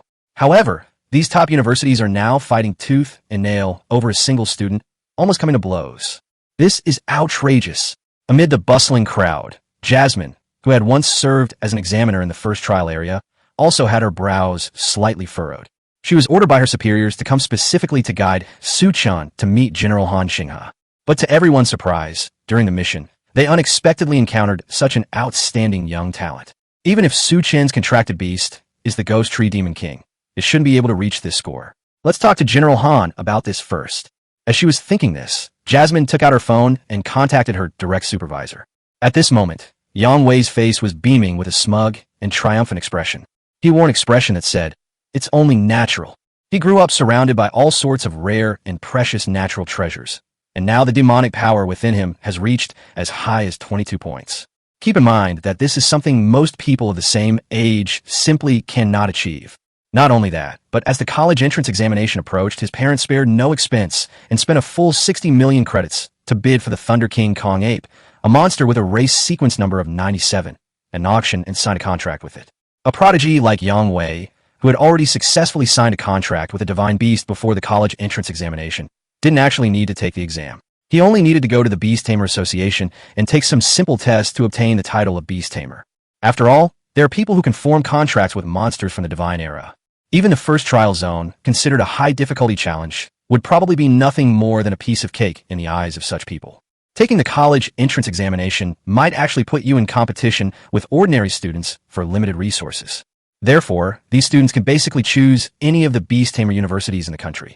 The reason he took the college entrance exam was simply because of one person. Amidst the envious and jealous gazes of others, Yang Wei slowly walked out of the testing array and went straight to Chen Kursin, the school beauty and goddess of Yecheng No. 6 Middle School. He bowed slightly and smiled, saying, "Kursin, I like you. Would you like to be my girlfriend?" Chapter 16, Su Chen's Score. These words caused the entire student body to erupt in cheers once again. The female students, in particular, were almost screaming in surprise. To be confessed to by your dream guy in such a grand setting is simply the dream scenario of countless girls. However, Chen Kursin awkwardly twitched her lips, inwardly groaning. Her gaze fell on Yang Wei, and she felt a pang of inner turmoil. Yang Wei is outstanding in terms of family background, ability, appearance, and popularity. He is a top-notch, sought-after student, not only at Yecheng No. 6 Middle School, but also at Yecheng University. However, his womanizing is also well known. Throughout his 3 years of high school, he was the subject of numerous rumors, including one that he got a girl pregnant. But he just walked away like nothing had happened, completely irresponsible. Chen Kursin knew what accepting his confession meant. She would likely become one of his many girlfriends and ultimately be abandoned. Rejecting his confession in such a public setting would undoubtedly be disrespectful to him. Although her family background was much better than that of the average student, it was still far inferior to that of the Yang family behind Yang Wei. It's fair to say that if Yang Wei wanted to deal with her, he could make it impossible for him to stay in Yecheng in no time. Just as all the students were eagerly anticipating how Chen Kursin would respond to Yang Wei, Su Chen also began the test. He calmly walked into the testing array, as if the surrounding noise had nothing to do with him. He slowly opened his beast-taming space, quietly feeling the spiritual energy surging into it like a tide. On the other side, tester Li Hongkai was initially completely absorbed by Yang Wei's confession scene, acting as a bystander. After all, he was mentally exhausted after testing hundreds of students in a row. Yang Wei's score had indeed left a deep impression on him, so he didn't pay much attention to the changes in the score on the computer screen. It wasn't until a dozen seconds later, when Li Hongkai guessed that Su Chen's test should have been completed, that he finally turned around to announce Su Chen's results. However, when his gaze fell on the computer screen, his eyes widened suddenly, as if he had seen something incredible. He couldn't help but rub his eyes, wondering if he was seeing things. He even restarted the test program to confirm that there was no bug. When he saw the test results displayed on the computer screen again, he blurted out a sentence instantly. This sentence instantly exploded in the air, attracting the attention of many people. Wang Yubao, a staff member of the Beast Tamer Association standing nearby, couldn't help but feel puzzled. More than a minute has passed. Why hasn't the student's score been announced yet? What are you doing? Announcing the results. There are still over 300 students waiting. Don't you want to go home? Wang Yubao muttered impatiently as he strode quickly toward the tester. Li Hongkai swallowed hard, his fingers trembling slightly as he pointed to the numbers on the screen. His voice trembled slightly as he said, "Old Wang, what level do you think this score is among high school students?" Upon hearing this, Wang Yubao couldn't help but feel speechless. He's been a tester for decades. Why is he still so easily startled? The same thing happened when Yang Wei's results were announced. Every year, Dozens or even hundreds of exceptional talents like Yang Wei emerge across the country.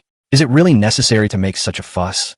However, when Wang Yubao's gaze fell on the results displayed on the screen, his expression froze instantly, his mouth involuntarily opening wide, as if he had lost the ability to speak, only able to squeeze out a beautiful phrase from his throat, even several times louder than Li Hongkai's voice.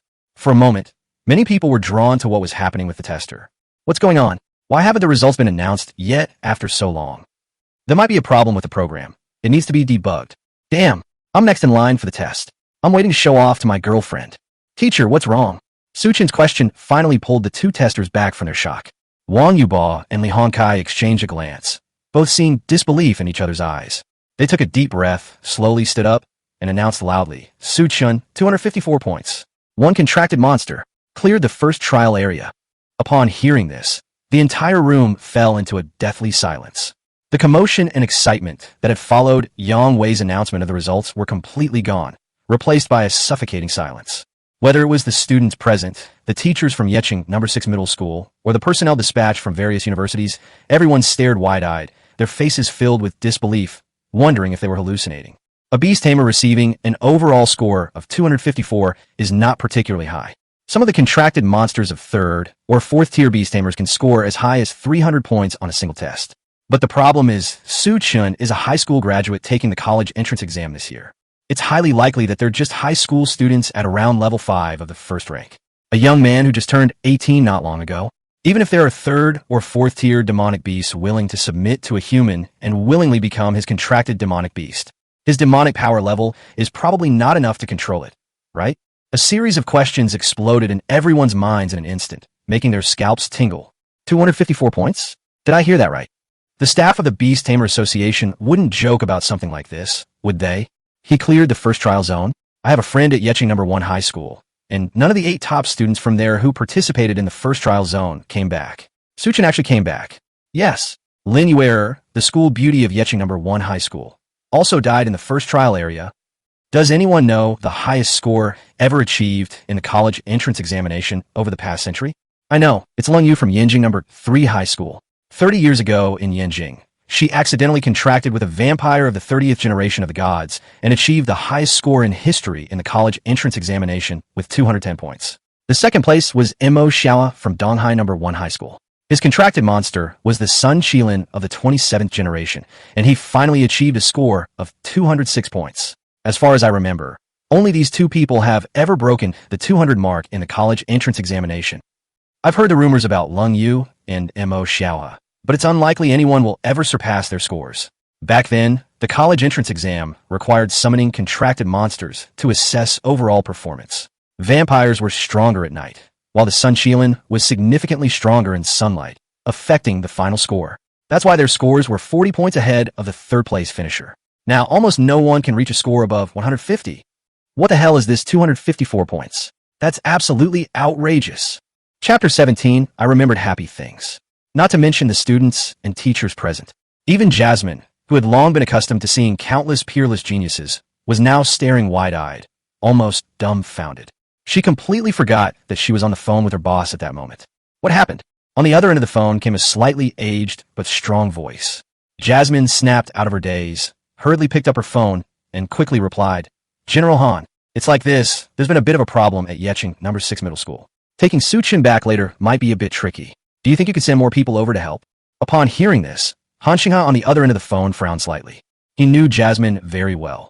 At only 25 years old, she had become a 5th-tier beast tamer, a prodigy and a renowned figure on the beast taming leaderboard. They are methodical and unhurried in their work, and never do anything meaningless. Since she said that, it's probably not unfounded, and the situation may develop much more unexpectedly. I know. I'll send someone over soon. You can stay there.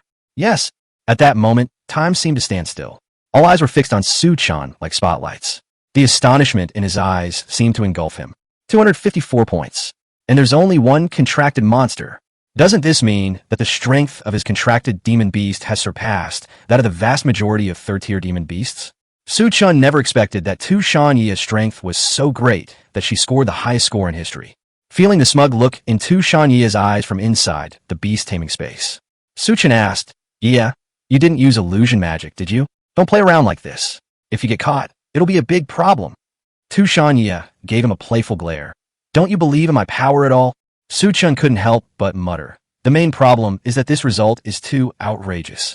I actually thought at first that your strength score of 150 or so would be very strong, but 254 points is really beyond my expectations. Hearing this, Tu Shanyi sighed helplessly and explained, I think you need to work on your judgment. I estimate my strength to be around 200 points. As for the extra 50 points, it's probably because I've mastered a power that I can't currently control, so the score is much higher. I see. Su Chen muttered to himself.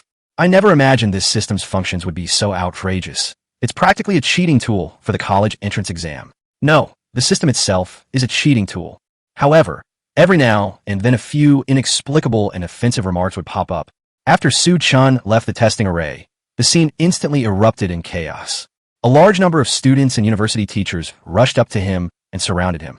Most of the students were female, and they all stared at Su Chen with infatuated expressions, their eyes sparkling with admiration. Among them were some junior and first-year high school girls who screamed excitedly, as if they had seen their idols. Su Chen, can we exchange contact information? We can hunt monsters together sometime. Su Chen, my idol, do you have a girlfriend? Excuse me, student. I am Wang Lin, your class advisor in the Beast Taming Combat Department at Seoul University. This is my business card. In no time, Su Chen became the center of everyone's discussion. Yang Wei, who had been enjoying himself for less than 2.5 minutes, suddenly turned gloomy. Especially when he noticed that Chen Kursen's gaze seemed to have unconsciously fallen on Su Chen, who was being fawned over by everyone. His fists clenched, veins bulging, anger rising within him. 254 points? Why don't you just make it 542 points? Suddenly, a voice rang out from behind Su Chen, filled with mockery and disdain. Yang Wei walked over with an arrogant expression. The surrounding students also consciously made way for them, their eyes all focused on Su Chen and Yang Wei, seemingly anticipating a fierce conflict. Su Chen and Yang Wei stood facing each other, a meter apart, their eyes meeting in the air as if sparks could fly. Who are you? Su Chen asked, somewhat bewildered. He didn't know Yang Wei. While Yang Wei was testing and announcing the scores, he had been chatting with Tu Shanyi and searching for information about the cities where various top-tier universities were located, trying to find out which places were better for leveling up. After all, given Tu Shanyi's abilities, she could basically choose any university in the country at will. So why care about other people's grades? He was practically invisible at school with no close friends. At most, he would only keep tabs on the school beauties and class beauties from his own school and other schools, using them as a little something to talk about at night. Who would pay attention to a grown man? Upon hearing this, Yang Wei was immediately enraged. I was the one who took the test before you, and you don't even know my name? What a pretentious act. That's what Yang Wei thought, but he didn't say it out loud in front of everyone. He took a deep breath, trying to calm himself down, and then said coldly, I am Yang Wei, and I suspect that your 254 points were obtained through cheating. Dash. Su Chen almost choked on his own saliva. What were your parents thinking when they gave you such a name? I suggest you take more Lu Wei Di Huang pills. Seeing this, Yang Wei's face darkened even more. What are you laughing at? Sorry, I just remembered something happy. Just try to attract attention. Yang Wei snorted coldly, then went to the principal of Yecheng No. 6 Middle School. Principal Liu, I suspect that student named Su Chen cheated. Who would believe that a high school student got a score of 254? Upon hearing this, Liu Qinghe, the principal of Yecheng No. 6 Middle School, frowned instantly. Many students were also whispering among themselves, discussing whether Su Chen might have cheated. Liu Qinghe had actually received a call from the First War Zone 2 days earlier, saying that they were going to pick up a student named Su Chen, although he didn't understand the cause and effect. But since the most mysterious war zone in the Dragon Kingdom, the First War Zone, has spoken, he naturally has no reason to disobey. Su Chen must have achieved some brilliant results in the college entrance examination. After all, the college entrance examination in the Dragon Kingdom is handled entirely by officers from the major war zones, and even if he is the principal of Yecheng No. 6 Middle School, he has no right to interfere. But who would have thought that Su Chen would be so outrageous? A high school graduate can score 254 points on a monster contract test. This is definitely not exaggerated. Otherwise, it wouldn't be worth the attention of the First War Zone. It's important to understand that even someone of Yang Wei's caliber, after going through layers of screening, might not receive a friendly reception from the First War Zone. However, Yang Wei is also an exceptional genius, and the Yang family behind him has made significant contributions to the development of Yi City. Such remarks should not be dismissed as mere nonsense. Liu Qinghe coughed twice, looked at Yang Wei with a serious expression, and asked, So, you found evidence that Su Chen cheated? Yang Wei shook his head, but quickly nodded. He straightened his chest slightly and said, Principal Liu, I don't have it now, but I'll find it soon. Oh, Lu Qinghe asked with great interest. Then tell me, how do you plan to find it? Yang Wei's lips curled up slightly, revealing a barely perceptible smile. He scanned everyone present, his gaze finally settling on Su Chen, his eyes filled with provocation and disdain. Su Chen, do you dare to fight me to the death? Chapter 18 Battle to the Death. At that moment, the atmosphere seemed to freeze, so oppressive that it was suffocating. A battle to the death. This could be fatal. Even if no one dies, the monster will surely perish. In this world where strength reigns supreme and everyone yearns to contract with divine beasts, conflicts between beast tamers are commonplace. To allow all beast tamers to vent their frustrations, the Beast Tamer Association has introduced 3 solutions. The most basic methods are coordination and litigation, which usually only involve small economic disputes. However, disputes involving contracted monsters require life or death battles and simulated battles to resolve. The simulated battle takes place within a specific barrier. Once either side has taken a certain amount of damage, they will be forcibly ejected to determine their fate. Within this barrier, neither the demon beasts nor the beast tamers will be truly harmed. The battle will be decided purely by strength. A life or death battle, on the other hand, is a true contest of life and death, with no protective measures whatsoever. In most cases, battles involving life and death are about the ownership of divine beasts or extremely rare treasures. Such disputes often reach an irreconcilable point, with the two sides irreconcilable and no possibility of compromise. Su Chen was also slightly taken aback. Good grief, so what if I don't know him? Was it necessary to make such an extreme request as a life or death battle? However, at this very moment, the system notification sound suddenly rang, like a sharp sword piercing through the dull atmosphere. Su Chen's eyes widened instantly. Congratulations, host, on achieving the achievement, Deep-Seated Hatred. Someone has actually challenged you to a life or death battle. What heinous crime have you committed that has angered both heaven and man? Gained 50 achievement points. Ding. Congratulations, host. Your achievement points have exceeded 1,000. Reward. Skill, Demon Arrow. Demon Arrow condenses demonic power to form an arrow that deals damage to enemies. This is sorcery? I've actually learned sorcery? Su Chen was completely dumbfounded, his face filled with disbelief. So-called sorcery is, in a sense, magic. It's just that because this world calls this special power demon power, the term demon arts came into being. Generally speaking, one can only learn and even use demonic arts when one has broken through to the 3rd rank or above and has a demonic power value of 50 points or more. I never thought I'd learn it so quickly. Su Chen secretly marveled. The system is amazing. Seeing Su Chen's expression, Yang Wei became even more certain of his thoughts. This was a sign that he had something to hide. The contracted monster's rating had reached 254 points. Yet when someone with a rating of 125 proposed a life or death battle, he actually showed this kind of expression. It's obvious without even thinking that they're scared. This undoubtedly boosted Yang Wei's confidence even further. He continued to taunt. What? You're too scared? Su Chen, your monster rating is more than double mine. You don't dare to accept the challenge, do you? Don't be silly. Lu Qinghe stepped forward and said, if you want to prove Su Chen's strength, a simulation battle will suffice. Using a life or death battle is making a mountain out of a molehill. After learning that Su Chen was afraid, Yang Wei became even more reckless. His face broke into a passionate expression as he loudly proclaimed, Principal Lu, we are all adults and will be responsible for our words and actions. Since Su Chen's monster score is as high as 254 points, I'm sure many of you here want to see just how strong he is, right? Su Chen replied, since you want to test my strength with a life or death battle, then so be it. There are staff members from the Beast Tamer Association here. After all, if others can achieve something by initiating a life or death battle, they should also achieve something by accepting or winning one. Since some troublemakers are willingly coming to their deaths, we might as well take these achievement points. Yang Wei grinned, revealing a set of uneven teeth. Good. Su Chen, I respect you as a true man.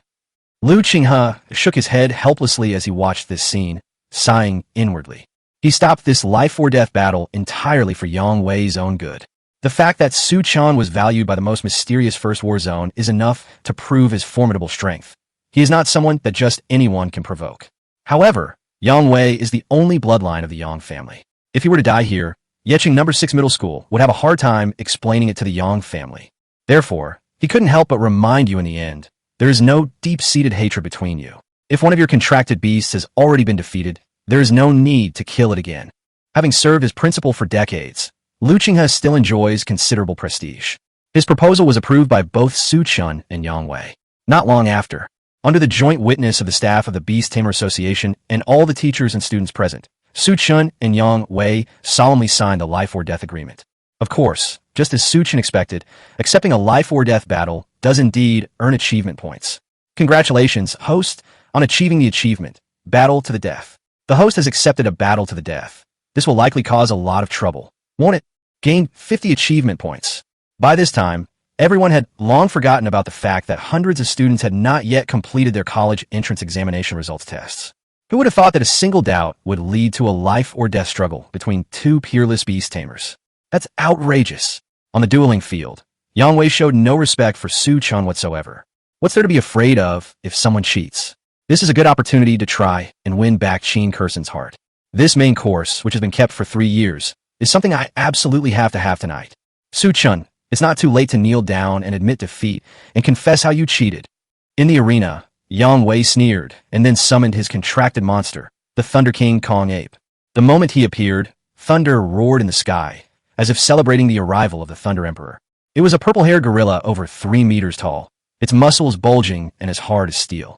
The appearance of the Thunder King Kong ape filled the entire arena with a powerful pressure. Around its body, pale golden lightning flashed continuously, forming streaks of electricity that intertwined to create a spectacular sight. Is that the 97th in the Divine Era, the Mad Thunder King Kong? What a DJ! As expected, only a demon beast from a god era could score 125 points. Damn, so cool. I want a monster like that too. I wonder what kind of monster Su Chen has. I really want to see what the monster sequence number is if he didn't cheat and managed to get 254 points. Chapter 19 hit a brick wall. Everyone's eyes were fixed intently on Su Chen. At this moment, Su Chen was examining the system information of the Thunder King Kong ape. Name Leon. Race sequence. Number 097 Thunder King Kong. Level, Tier 2, Stage 3. Physique, 44.5/44.5. Demon Power, 23.8/23.8. Talent Skill, Wrath of Thunder. Skills, Thunderous Vajra Fist, Thunderous Roar. Bond Value, 0. Wrath of Thunder.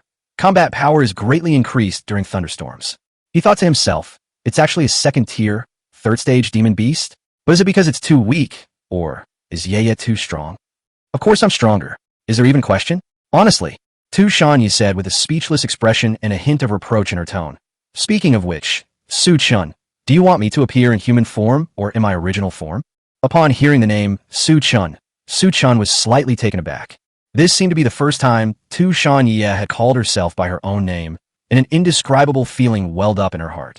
Does this mean their relationship has taken another step forward? Ignoring all other factors, I would prefer you to appear in human form. Really? Fine, I'm in a good mood today, so I'll reluctantly grant your wish this once. As Tu Shanya finished speaking, a stunningly beautiful figure, like a blooming flower, instantly appeared beside Su Chen.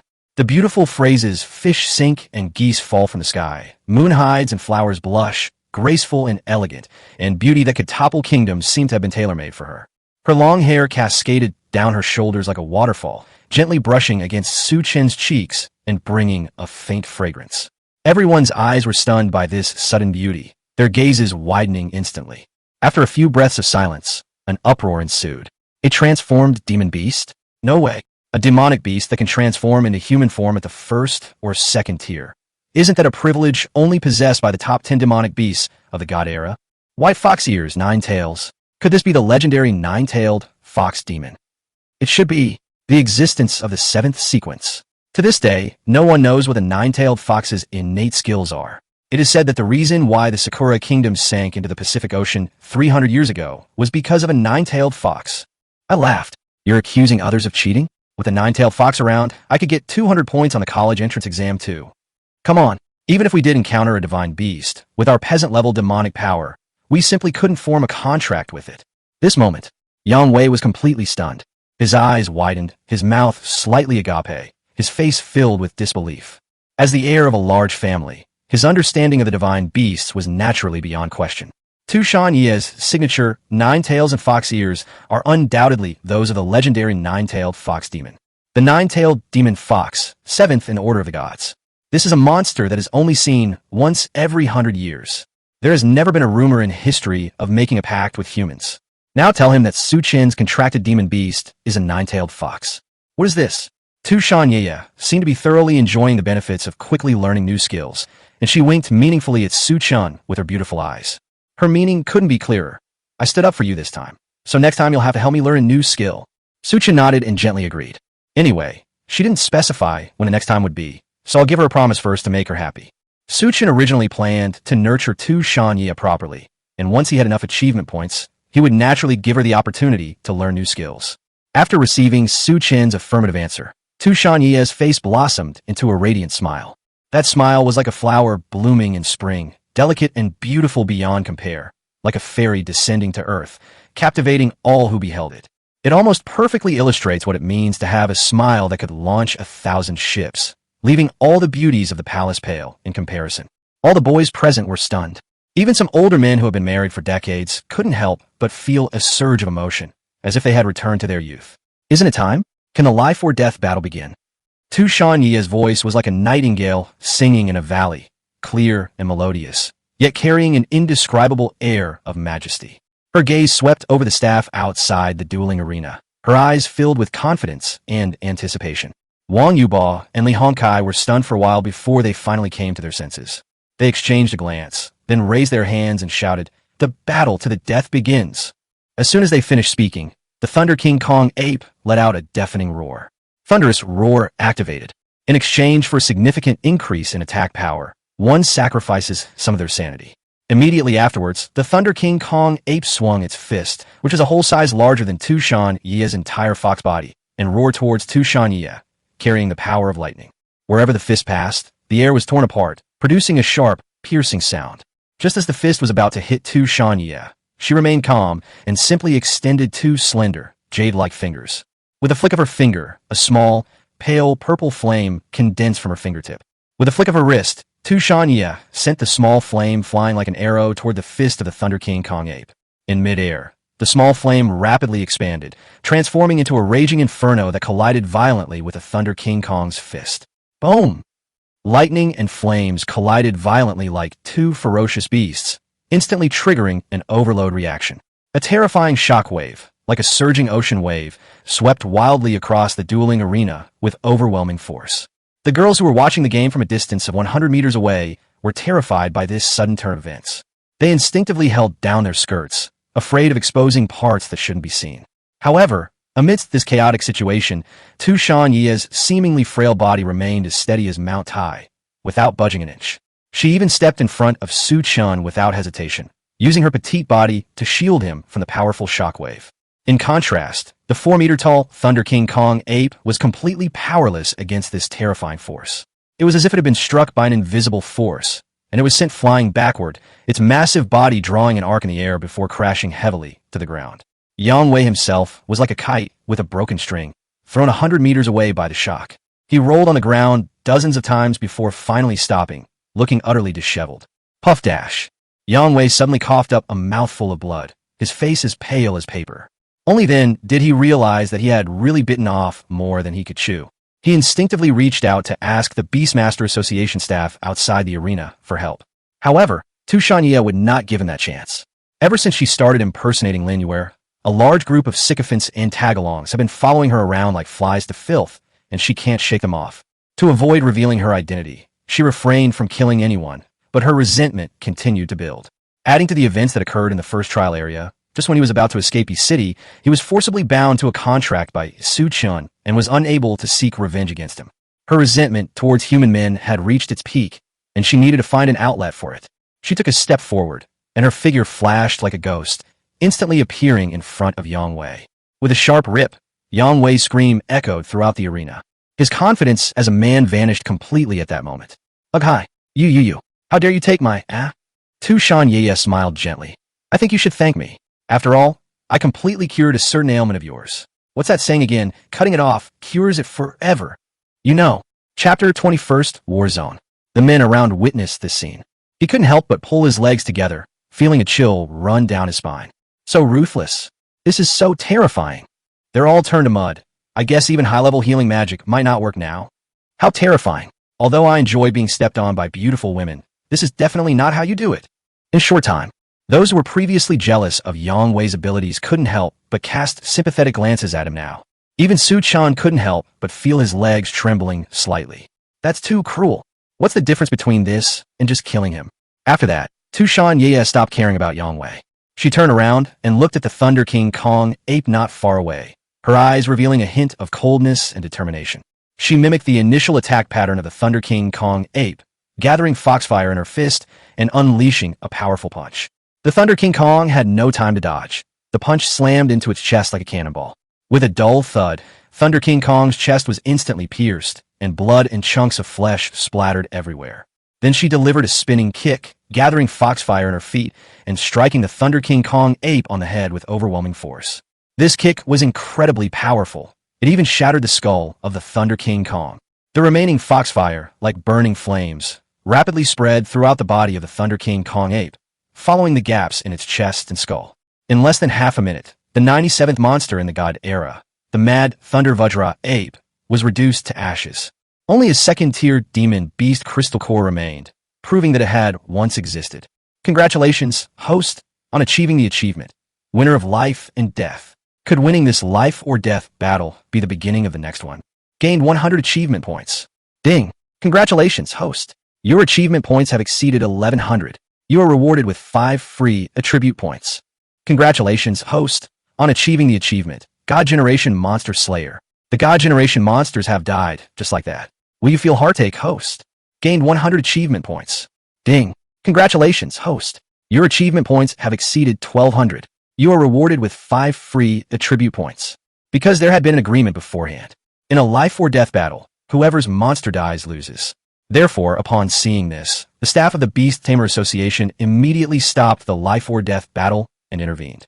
Su Chen has won this life or death battle. I thought it would be a close battle, but it ended in less than a minute. TSK. Poor Yang Wei. Not only has he lost all face, but he's also lost his manhood. The Fox Demon Sister is so cool. How is Su Chen able to contract such a demon beast? It seems the Yang family of Yecheng has only one son. Is this a sign that their lineage is about to end? Given the Yang family's way of doing things, Su Chen is going to be in trouble. After leaving the arena, Su Chen was once again surrounded by a group of people. Their gazes were no longer solely focused on Su Chen, but rather on Tu Shanye, who was following behind him. She wanted to strike up conversation, but was afraid of repeating Yang Wei's mistake. While waiting in line for the test, Su Chen had already discussed 3 universities with Tu Shanye: Donghai University, Nanhai University, and Yenjing University. What attracted them to Donghai University and Nanhai University were their detached sea-view villa-like dormitories and the surrounding areas where monsters of level 2 or 3 gathered, making them perfect leveling spots for Tu Shanye at her current level. Peking University, on the other hand, is the most prestigious Beast Tamer Academy in the Dragon Kingdom. It is said that all the top-ranked Beast Tamers in the Beast Taming realm are graduates of Peking University. More importantly, Yenjing University has 108 training grounds similar to trial zones, each corresponding to a different sequence of monsters.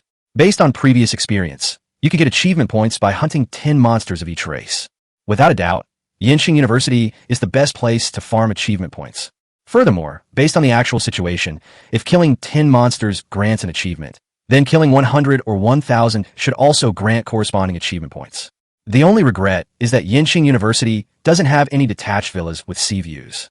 Just as Su Chen was lost in his fantasies about how to make a choice, a woman named Xia Liming appeared in front of him. Her attire resembled that of a college student from her previous life, with black-rimmed glasses and a long braid, exuding the air of a well-bred young lady. But beneath the glasses was a face that was in no way inferior to Qin Kursin, the school beauty of Yecheng No. 6 Middle School. Xia Liming smiled and handed over a business card, saying softly, "Hello, Su Chen. I wonder if you still remember me."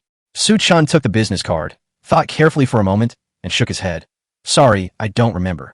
Jasmine wasn't angry at Su Chen's answer. Instead, she smiled and said, "I'm Xia Liming, the person in charge of the first trial area. You must have seen my phantom during the assessment, right?" Su Chen was stunned when he heard this. Upon hearing this, Su Chen was taken aback. "Good heavens, so was you. I see. Then, Ms. Xia Liming, is there anything I can help you with?" Xia Liming didn't speak. Her gaze calmly fell on Su Chen. Whether intentionally or not, her ID card, which was hanging on her white shirt, suddenly fell out and gently landed on the ground. The words, "First War Zone," were prominently displayed above. At that moment, the entire scene fell into a deathly silence. All the students surrounding Su Chen, as well as the teachers who planned to recruit him into their universities, gasped in astonishment. For ordinary people, the phrase "First War Zone" might just be an unfamiliar term, and the shock it brings might not be very strong. Perhaps they just think that the title first sounds a bit pretentious. But for beast tamers, these 4 words have a completely different meaning. It is no different from the Oscars of the acting world, the Nobel Prize of the scientific world, and the Turing Award of the computer world. It can be said to be the most longed-for holy land in the hearts of beast tamers in the Dragon Kingdom. The First War Zone has a total of only about 500 people, which is indeed small compared to a national organization. However, these mere 500 people represent the most elite beast tamers in the Dragon Kingdom. There are over 100 beast tamers of rank 8 or above in the Dragon Kingdom, 60 of whom are in the First War Zone. Moreover, other levels of beast tamers are invincible among their peers. Almost everyone has a contract with a divine-level beast, and almost everyone occupies a place on the beast-taming realm ranking. Only the truly exceptional geniuses are qualified to enter this most mysterious war zone. Even the top beast tamer at Peking University needs to pass rigorous tests to join the First War Zone. But who would have thought that such a legendary existence would appear in a small school like Yecheng No. 6 Middle School? Xiao Liming's expression did not change at all. She simply bent down slightly, picked up the documents from the ground, and put them back at her waist. Then, she looked up at Su Chen again, a smile of appreciation on her face. I am Xiao Liming from the First War Zone, codenamed Jasmine. Su Chen, I've come here to invite you to join our First War Zone. Would you be willing? Chapter 21 Heroes emerge from among the young. In a high-end restaurant in the center of Yecheng City, the lighting is soft and the environment is elegant. Su Chen sat in his seat, staring at the white-haired, energetic, and piercing old man in front of him, and was momentarily dumbfounded. Just as bewildered as Su Chen was Jasmine, the pretty girl from the First War Zone. She used to be an examiner in the first trial area. She originally thought that Su Chen's unprecedented high score of 254 in the college entrance examination would likely attract the attention of recruiters from other universities, who would then trick him into becoming their student. Therefore, she specifically requested her superiors to send more people over, fearing that she would not be able to control the situation by herself. However, who could have predicted that Su Chen's contracted demon beast would actually be the 7th-ranked 9-tailed fox in the God Era sequence, and that something would happen that would cause the only son of the Yang family in Yi City to have no descendants? Of course, none of these are the most crucial factors. Most importantly, why did General Han come in person and invite Su Chen to dine at the restaurant? When I contacted him before, hadn't he already returned to the First War Zone? Did they specifically use a spatial teleportation array to come here? Su Chen was accompanied by Tu Shanye. At this moment, she was sitting next to Su Chen, enjoying various kinds of barbecue, as if no one else was around, without the slightest sense of restraint, completely disregarding the important figures of the First War Zone. General Han carefully examined Tu Shanye and Su Chen from head to toe, a look of satisfaction in his eyes. He smiled slightly and said, Su Chen, I am Han Xinghe, the person in charge of the First War Zone. My military rank is General, and I am a level 2 beast tamer of the 10th rank. People like to call me General Han, and you can call me that too. Who is in charge of the First War Zone? General of the Dragon Kingdom? 10th tier, 2nd stage beast tamer? Listening to Han Xinghe casually reveal his identity, Su Chen's mind was filled with question marks. Is this the kind of important person that an ordinary student like him could meet? However, as a transmigrator with a system, Su Chen believed that it was not impossible for him to grow to this level in the future. So he forced himself to remain calm and replied, General Han. That's right. Being able to remain calm in this kind of situation shows he's a promising talent. Han Xinghe nodded with satisfaction, his eyes revealing his admiration for Su Chen. Su Chen, I want to ask you a question. Why did you become a beast tamer? Upon hearing this, even Tu Shanye slowed down her eating by 7 points. Perhaps she was also quite curious about Su Chen, a human who could forcibly contract with demonic beasts. Su Chen's thoughts drifted away, recalling the cruel realities of this world. In this world, a polygamous system is practiced to ensure the survival of the fighting force against the monsters. Of course, the husband here is limited to male beast tamers. The principal wife must also be a beast tamer to ensure the bloodline of beast tamers. Only after that can the concubines marry other ordinary women who are not beast tamers, and the number of concubines also depends on the beast tamer's level. Ordinary men have no right to love and can only silently do logistical work in the rear. Ordinary women are similar, but if they are good-looking, they may be chosen as concubines by beast tamers. Once these men turn 25, if the logistical arrangements are handled well, the Dragon Kingdom will arrange for them to marry an ordinary woman that the beast tamer didn't fancy. That's why everyone in this world wants to risk their life to become a beastmaster. However, Su Chen's initial idea was simply to lie down, pass the simplest trial area, become a beast tamer, and then find a few beautiful wives to live a comfortable life. But fate played a cruel joke on him. No one expected that he would awaken an achievement system just a second before the college entrance examination, along with a bug-like skill like force contract. At this moment, Chen took a deep breath, raised his head, and his eyes shone with a determined light. He quoted a line from an anime on Earth, speaking righteously, to expand our human living space, to reclaim our land, to stop the monsters from ravaging our homes, and to drive out every single one of those monsters. We have done everything we could and sacrificed so much. If they didn't exist, we could be on the right track and wouldn't have to live in fear every day. Therefore, becoming beast tamers and restoring the glory of our human race is our inescapable duty. Great. Well said. Han Xing said with great satisfaction, his eyes revealing approval. Unlike those old hands in our first war zone who were always talking about wanting to marry several beautiful wives. I really wish they would learn from you. Upon hearing this, Chen's face immediately filled with question marks. Good heavens, that's really good heavens. It's fortunate that he thought for a long time before coming up with such a brilliant move. Who would have thought that the members of such a mysterious beast tamer organization in the first war zone would think like this? Jasmine felt the same way. Her gaze involuntarily fell upon Chen, her eyes filled with a newfound respect. I never expected that a high school student would have such awareness. Then think about your colleagues. Sai, without comparison, there is no harm. Truly, heroes emerge from among the young. However, only Chen couldn't help but roll her eyes. If it weren't for the way Chen looked at her, after learning what she really looked like, she would almost have believed it. And to restore the glory of humanity. It's more like rebuilding the glory of being number 2. At this moment, Han Xing had noticed the silver dagger hanging at Chen's waist and asked curiously, "Is this your weapon?" Chen nodded, carefully took out the silver dagger given to him by the system, and showed it to Han Xing. Yes, but Xiao Ye is exceptionally strong and fiercely protective of her master, so I don't need to lift a finger. Chen Ye rolled her eyes again after hearing this. She had never seen such a shameless person. However, Han Xing didn't pay any attention to it. His focus remained on Chen. He cut to the chase and asked, "So, Chen, let me ask you again, are you willing to join our first war zone?" Chen had already discussed this issue with Chen Ye on the way here, although Chen didn't know exactly what the first war zone was. However, judging from the reactions of others after Jasmine revealed her identity, her status in the country was probably not low, even surpassing that of Peking University. From this perspective, the first war zone would undoubtedly be a better choice. Now that we have this opportunity, we must seize it. With this thought in mind, Chen stood up without hesitation. He straightened up, gave a crisp military salute, and replied in a loud voice, "General Han, I am willing to join the first war zone." Chapter 22 Teacher. In order to defend against the invasion of monsters, the people of the Dragon Kingdom divided the vast territory into 9 war zones. Among them, the first war zone is the Dragon Kingdom's strongest support, specifically designed to deal with thorny problems that the other 8 war zones cannot solve, as well as to carry out key decapitation operations against certain monster tides. Each year, only a handful of Beastmasters are able to join the first war zone. They're almost all elites among elites. The second war zone is responsible for recovering lost territory and rebuilding human cities. The third war zone is responsible for coordinating funds and managing resource allocation. The fourth war zone was responsible for logistical support and medical treatment, saving countless lives. The fifth war zone is responsible for border defense and ensuring territorial security. The sixth war zone is responsible for training monsters, striving for excellence. The seventh war zone was responsible for the education of teachers and students, ensuring the supply of new talent. The 8th war zone is responsible for scientific research and seeking unknown truths. The 9th war zone was responsible for overall control and ensuring social order.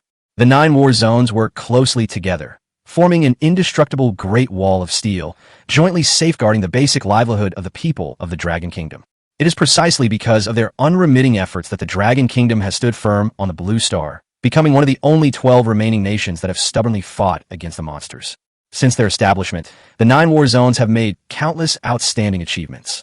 Their heroic deeds are like bright stars, illuminating the long history of the Dragon Kingdom. The first war zone's influence can be seen at any important historical turning point. Han Xing comes from a Han family, the #1 beast tamer family in Yanjing. Not only did he hold the prestigious position of general in the Dragon Kingdom, but he also invested heavily in establishing numerous practical training areas for monsters, laying a solid foundation for the future of the Dragon Kingdom and cultivating batches of outstanding beast tamers. In this imperial examination in Yi City, the first, second, and third trial areas were all designed by Han Xing, while the other trial areas were managed by personnel from the 7th war zone. For this reason, The difficulty of these 3 trial areas is significantly higher than that of other areas, but you may encounter high-ranking monsters with a sequence of just over 100. If Su Chen's words were merely a fantasy from an anime, Han Xinghe, on the other hand, is steadfastly fulfilling his vow to rebuild human glory through his own actions. During the meal, Han Xinghe and Jasmine gave Su Chen and Tushan Ye a brief introduction, which helped them gain some understanding of China's 9 war zones and Han Xinghe himself. Tushan Ye had almost finished all the food on the table. Han Xinghe sighed helplessly and said earnestly, Su Chen, just as I just said, every beast tamer in the First War Zone is an invincible existence among their peers, and their vision is naturally extraordinary. Although I am a general and have the authority to directly recruit you into the First War Zone, others may not agree with you. Han Xinghe's gaze fell on Tushan Ye, who was standing to the side. You are a 9-tailed fox in the top 10 of the God generation. Although no one has ever made a contract with you, this does not directly represent your strength, nor does it mean that those arrogant people will regard you as a companion. Su Chen frowned slightly. He certainly understood the deeper meaning behind Han Xinghe's words. Just like a top university in a previous life, if a student with poor grades gets in through their parents' money and connections, they will inevitably be unable to get along with the students who are admitted through normal channels due to differences in values and knowledge, and may even be excluded from a group. Although other students don't deliberately make things difficult for him, and they talk to him in daily life, the obvious distance between them is absolutely there. In other words, only those who truly possess the strength to engage in equal dialogue with those peerless geniuses can gain a foothold in the First War Zone. Despite Su Chen's record-breaking score of 254 in this year's college entrance examination, making him a highly sought-after candidate by university professors, he remains a coveted talent. But he also knew that the truly exceptional geniuses, those who had already established contracts with the Divine Generation monsters before the college entrance examination, could receive preferential treatment in various educational resources without having to take the exam. These geniuses generally come from wealthy and powerful families. From a young age, they can enjoy all kinds of rare and precious materials that can enhance their physique and demonic power. It would probably not be difficult for them to achieve a score of over 200 in the college entrance examination. Even with his cheat code, it would be difficult for Su Chen to surpass someone's accumulation of more than 10 years in just 3 days. Compared to those prodigies from beast tamer families, they probably still have a considerable gap in various aspects. Of course, Tushan Ye is an exception. Su Chen was quite confident in her abilities, but she had a slight temper. Thinking of this, Su Chen took a deep breath and asked, General Han, I understand what you mean. So is there anything I can do? Kid, I'm very satisfied with you. Han Xinghe looked at Su Chen with satisfaction, laughed twice, and said with a hint of appreciation in his voice, Jasmine, this kid is in your hands from now on. Bring him to headquarters after he breaks through to the 3rd rank. That way, he won't be looked down upon. Jasmine was slightly startled when she was suddenly called, but she quickly regained her composure and nodded gently, saying, I understand, General Han, a 3rd-tier beast tamer. This is the level of a typical graduate from a top-tier beast tamer university. Of course, the academic system here is 3 years, which is different from the 4-year university system in my previous life. If one comes from a wealthy family, they can afford a large number of monster cores and rare treasures. With consistent practice, they can probably break through to the 3rd rank around the 2nd semester of their sophomore year. Don't be fooled by the fact that Su Chen broke through from the 2nd stage of the 1st rank to the 9th stage of the 1st rank in just 3 days.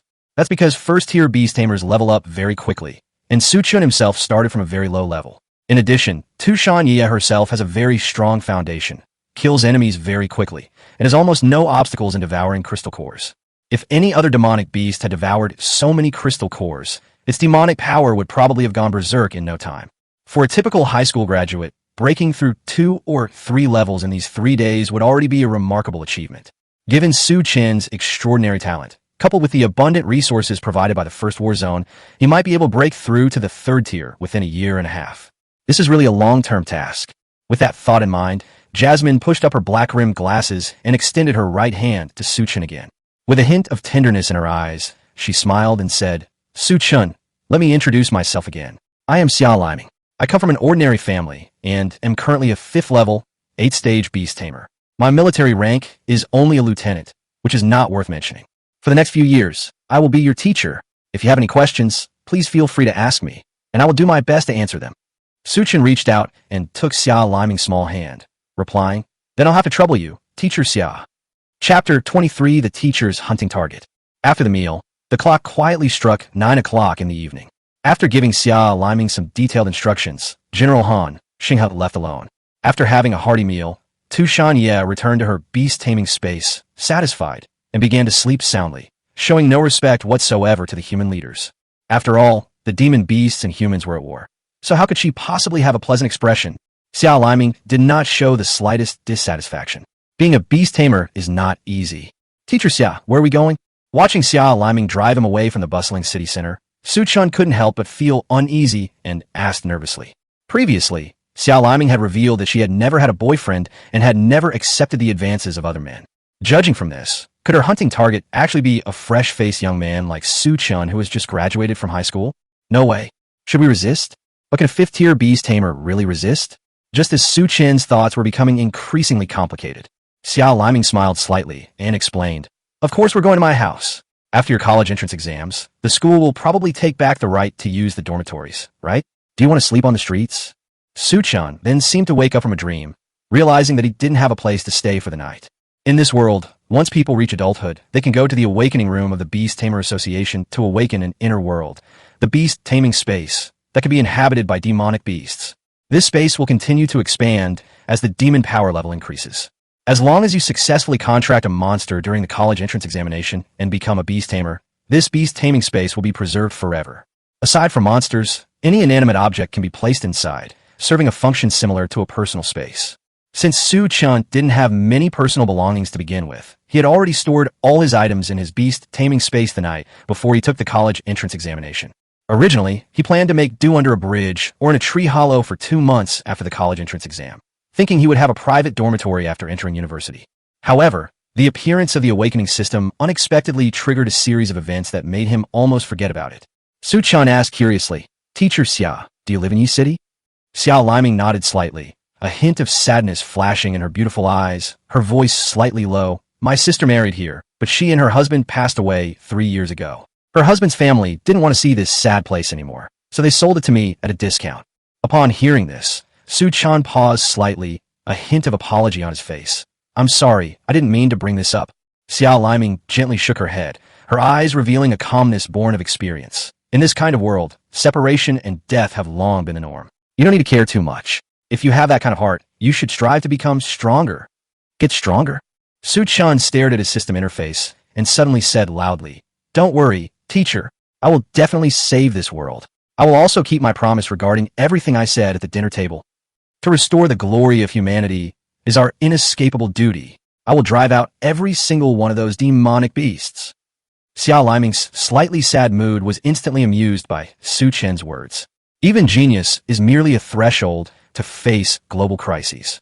Which of those geniuses who joined the First War Zone wasn't initially full of ambition and living with a lofty ideal of saving the world?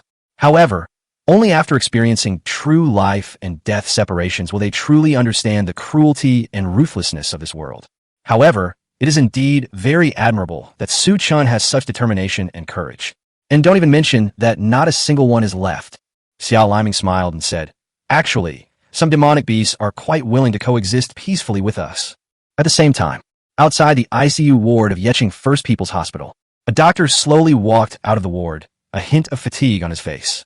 After removing his mask, he approached a middle-aged couple who looked haggard. "Doctor, how is the situation?" The middle-aged man's voice trembled slightly as he held his wife's hand tightly and asked anxiously. The doctor sighed and shook his head helplessly. "We have done our best. After a few days of recovery, there shouldn't be any major problems with daily life, but that function is probably impossible." Upon hearing this, the middle-aged couple were struck dumb, their bodies trembling violently as if the sky were about to collapse. That's right. Lying in the ward was Yang Wei, who had engaged in a life-or-death battle with Su Chun that afternoon. The middle-aged couple were Yang Wei's parents, Yang Jiansheng and Lin Shui, who were in charge of the Yang group in Yecheng. Yang Jiansheng was very inactive, and it was over 40 years old when he finally had a child named Yang Wei. Therefore, he cherished him like a treasure, doted on him endlessly, and placed all his hopes on him, expecting him to carry on the Yang family's legacy. But now this devastating news struck like a bolt from the blue, causing their world to collapse instantly. "Doctor, aren't there those magical beasts that can use healing magic? I'll pay any price. Can you please save Wei-er?" Yang Jiansheng gripped the doctor's hand tightly, his voice trembling, his eyes filled with despair and pleading. "Yes, doctor, he's our only son. If he's gone, our Yang family is finished too." Lin Shui was in tears, sobbing uncontrollably, her body almost collapsing to the ground. The doctor gave a wry smile and explained helplessly, healing magic isn't omnipotent. It can only accelerate wound healing. The actual recovery ability still depends on the individual's physical condition. Judging from your current injuries, young master, that level of wound is simply beyond the capabilities of a first-tier beast tamer. Unless what? Yang Jiansheng seemed to have grasped at the last straw and hurriedly asked. Even if it meant getting another divine-level monster from somewhere, he would do anything to save Yang Wei.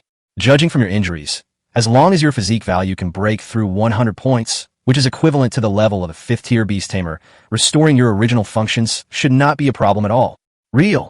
Yes. 100 points of physique is a watershed moment for both humans and demon beasts. Once the value exceeds 100 points, recovery ability will be greatly enhanced, and limb regeneration will not be a dream.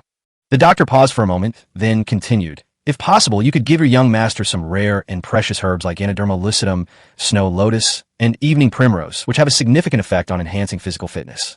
Maybe he can break through 100 points in physique at the 4th level. Upon hearing this, Yang Jiansheng and Lin Shui breathed a sigh of relief, as if they had seen a glimmer of hope. As long as he can recover. According to statistics from a few months ago, 4th-tier beast tamers accounted for only about 0.08% of the total population. The higher-level 5th-tier beast tamers are even rarer, with a ratio as low as 1 in 10,000. The Yang family has both money and connections, and a very strong background in Yi City. Their chances of becoming a high-level beast tamer are far below 1 in 10,000. There is no reason why they cannot become high-level beast tamers. Through the cold glass door, Yang Jiansheng and Lin Shui looked at Yang Wei lying on the hospital bed, barely alive, their hearts aching. They held each other's hands tightly, their knuckles turning white from the force, and even their palms were marked with deep bloodstains from their fingernails. Principal Lu Qinghe had already explained the ins and outs of this matter to them in detail. Whether it was Yang Wei publicly pointing out Su Chen's cheating, or his attempt to prove his point in a life-or-death battle, only to be completely defeated by Su Chen in the end, they all knew the truth. Logically speaking, even if Yang Wei loses his life as a result, it is his own fault, and he has no one to blame but himself. After all, he was the one who instigated the entire incident, and the responsibility lies with him both morally and logically. Moreover, Su Chen has now gained the favor and attention of the First War Zone. Even though he had no background before, he has now become someone with powerful backing. But none of these factors mattered to Yang Jiansheng and Lin Shui. All they could think about was that their only precious son had been bullied and had lost all face. A gentleman takes his revenge, even after 10 years. A beast tamer will seek revenge, even if it means dying. They refused to believe that Su Chen wouldn't have the opportunity to leave the city for solo training. Who knows what unexpected things might happen by then. Chapter 24 Nine-Tailed Fox Pillow. It was 10 p.m. that night. The night was as dark as ink, and all was silent. Xiao Liming drove to the upscale villa area in the north of Yeqing and stopped in front of a villa that covered an area of over 800 square meters. The house was dark, and given its large size, it looked rather desolate. However, the moment Xiao Limo turned on the light, the entire room was instantly enveloped in warm light, and a faint fragrance wafted into the air. It's clear that someone takes good care of this place regularly. All kinds of living facilities are readily available, and the potted plants are lush and vibrant. Xiao Liming made no attempt to stand on ceremony. As soon as she entered the room, she took off her coat, revealing her graceful figure. Then, she took out her change of clothes from her beast-taming space and went into the bathroom. "Want to come along?" Xiao Liming asked casually, her voice tinged with a hint of playfulness. Su Chen was slightly taken aback, and a sense of anticipation welled up in his heart. Su Chen was slightly taken aback. He had thought he could take a bath with such a beautiful teacher, only to find out that the shower room and bathroom in this villa were separate. Xiao Liming liked taking baths, so she asked Su Chen to take a shower in the shower room next door. Afterwards, Xiao Liming simply showed Su Chen around the villa's layout. She gave the largest guest room to Su Chen, then went into her own room, leaving Su Chen standing there in a daze. "Oomph. What were you expecting?" In the beast-taming space, Tu Shan Ye's voice suddenly rang out, carrying a hint of sarcasm. Su Chen shrugged helplessly and said, "I'm hoping to take our relationship a step further tonight. After all, this bed is really soft. Are you sure you want to stay in the beast-taming space and not come out?" Seemingly provoked by Su Chen's words, Tu Shan Ye jumped out of the beast-taming space before she finished speaking. She glared at Su Chen, saying angrily, "Don't think I don't know what you're thinking. Seriously, your tastes are really something else. We're even different races, and you still have these wicked ideas? You wouldn't happen to be interested in my beast form too, would you?" Su Chen quickly explained, "I didn't say anything. You're just being overly self-conscious." Tu Shan Ye, however, persisted. She stuck out her little tongue and said coquettishly, "No one would believe you." Su-chan changed into loose and comfortable pajamas and lay flat on the bed like a lump of mud. He reached out and gently patted the empty space beside him, his face beaming with a smile. All right, stop dawdling. I'm not as strong as you. Even if I had those thoughts, you'd subdue me in a heartbeat, wouldn't you?" Snort. Upon hearing this, Su-chan gave a coquettish hum and then began to change into the cartoon pajamas she used to wear when she was linewear. After changing, she lay down next to Su-chan without any hesitation, muttering to herself with her back to him, "At least you have some self-awareness." Seeing this, Su-chan could only give a helpless, bitter smile. Without hesitation, he stretched out his arms and hugged Su-chan 9 fluffy tails tightly, gently rubbing them back and forth. It smells delicious. It's soft and chewy." "What are you doing?" "Hee, is that not allowed? I can't sleep without a pillow." "There's a ready-made pillow right behind you, so why do you have to keep harping on my tail?" "Don't be so stingy. When we go out on adventures in the future, the only reliable source of this pillow will be your beautiful tail. You should get used to it now." "Go away. Stop touching me. This fur is so well groomed. I'd die without this tail as a cushion." Nothing was said that night. The next day, early morning, as the first rays of dawn pierced through the window and streamed into the room, Su-chan slowly awoke. She stretched lazily and inadvertently noticed a tuft of hair missing from her tail. Her eyes widened in shock, her face filled with heartache and annoyance. Even while she was sleeping, Su-chan was restless, constantly pulling at the fur on her tail. Doesn't he know how difficult it is for her to maintain those tails every day? Su-chan became angrier the more she thought about it. But when she looked at Su-chan's honest sleeping face again, she sighed deeply and unconsciously revealed a helpless expression that said, "I really can't do anything with you." To be honest, Su-chan had no idea where she would go after leaving Yi City. "The reason I chose to flee Yi City was simply because I was afraid of being ruthlessly killed, and even more afraid of being captured by humans and put on an auction stage like a commodity, living in constant fear every day." Although she possesses illusion magic that can temporarily blind humans, she ultimately cannot escape the constraints of the barrier's laws. One day, her identity as a 9-tailed fox demon will be exposed. If she could continue living in human society, it would indeed be much more convenient in every way than living in the wilderness, and she was really reluctant to give up this relatively stable and comfortable life. Clean tap water, all kinds of cooked food, a wide variety of hair care products and clothes. All of this is simply a luxury, an unattainable dream for wild beasts. Now, however, she can enjoy all this convenience and comfort without any worries or concerns. I have to say, I'm really grateful to Su-chan for helping her make this decision, even though the process was indeed a bit dishonorable. Sigh, men are such strange creatures. Su-chan sighed softly. Oh well, it can grow back anyway. She slowly got up, changed into her usual plaid shirt and plain knee-length skirt, and then laid back down on the bed, placing all 9 of her tails in front of Su-chan. Of course, Su-chan wanted to repay Su-chan in a small way with her tail. But in Su-chan's dream, he had already coughed at Su-chan. System notification. The bond value of the 9-tailed fox Su-chan has changed. 2530. Shocking. A student from Yeching No. 6 Middle School in our city has actually formed a contract with a 9-tailed fox spirit of the 7th rank, achieving a score of 254 on the college entrance examination, ranking first in the Dragon Kingdom, surpassing the second-place student by a full 100 points. This student may have already joined the first battle zone. Yeching University has submitted an application to the first war zone, intending to dedicate all its teaching resources to jointly cultivate top scorers in the college entrance examination, but has not yet received a response. The Yang Group issued a public statement announcing that Yang Wei, the eldest son of the Yang family, is out of danger after emergency treatment and has publicly apologized to the student involved in the life-or-death battle. This is the proper conduct expected of a large family. A monster horde erupted in the first trial area, resulting in the tragic deaths of 7 individuals, including Dai Luong, the young master of the Dai family, Du Ziding, the top liberal arts student, and Lin Yuer, the school beauty from No. 1 high school. Let us observe a minute's silence for them. In just one night, the news about the college entrance examination and Su-chan spread throughout the streets and alleys of Yi City. The name Su-chan began to go viral online, with many people digging into his family background. The result, however, led to a surprising conclusion. Su-chan is actually an orphan? Chapter 25, The Hidden Secrets of Attribute Points. After breakfast, Xiao Liming then led Su-chan to the training ground behind a villa. She had changed into a black bodysuit that perfectly hugged her curvaceous figure, showcasing her hot body to the fullest. She has replaced her original black-rimmed glasses with contact lenses, giving her the look of a sports-oriented campus belle. In fact, Xia Liming was indeed the campus belle of Yinqing University back then. However, it seemed that fate did not want to give Su Chen much time to appreciate it. Before he could even savor the beautiful scenery before him, Xia Liming pulled him aside to begin training. For the next 3 hours, he kept repeating various basic movements, one after another, without stopping at all. Finally, Su Chen was panting heavily, large beads of sweat sliding down his forehead and soaking his clothes. He couldn't help but ask Xia Liming, "Teacher Xia, do you have to do so much training every day? I can't keep going any longer." Upon hearing this, Xia Liming, who had been giving serious instructions, was stunned. She looked at Su Chen with a puzzled expression and explained, "This isn't training, it's just a warm-up." Upon hearing this, Su Chen almost coughed up blood.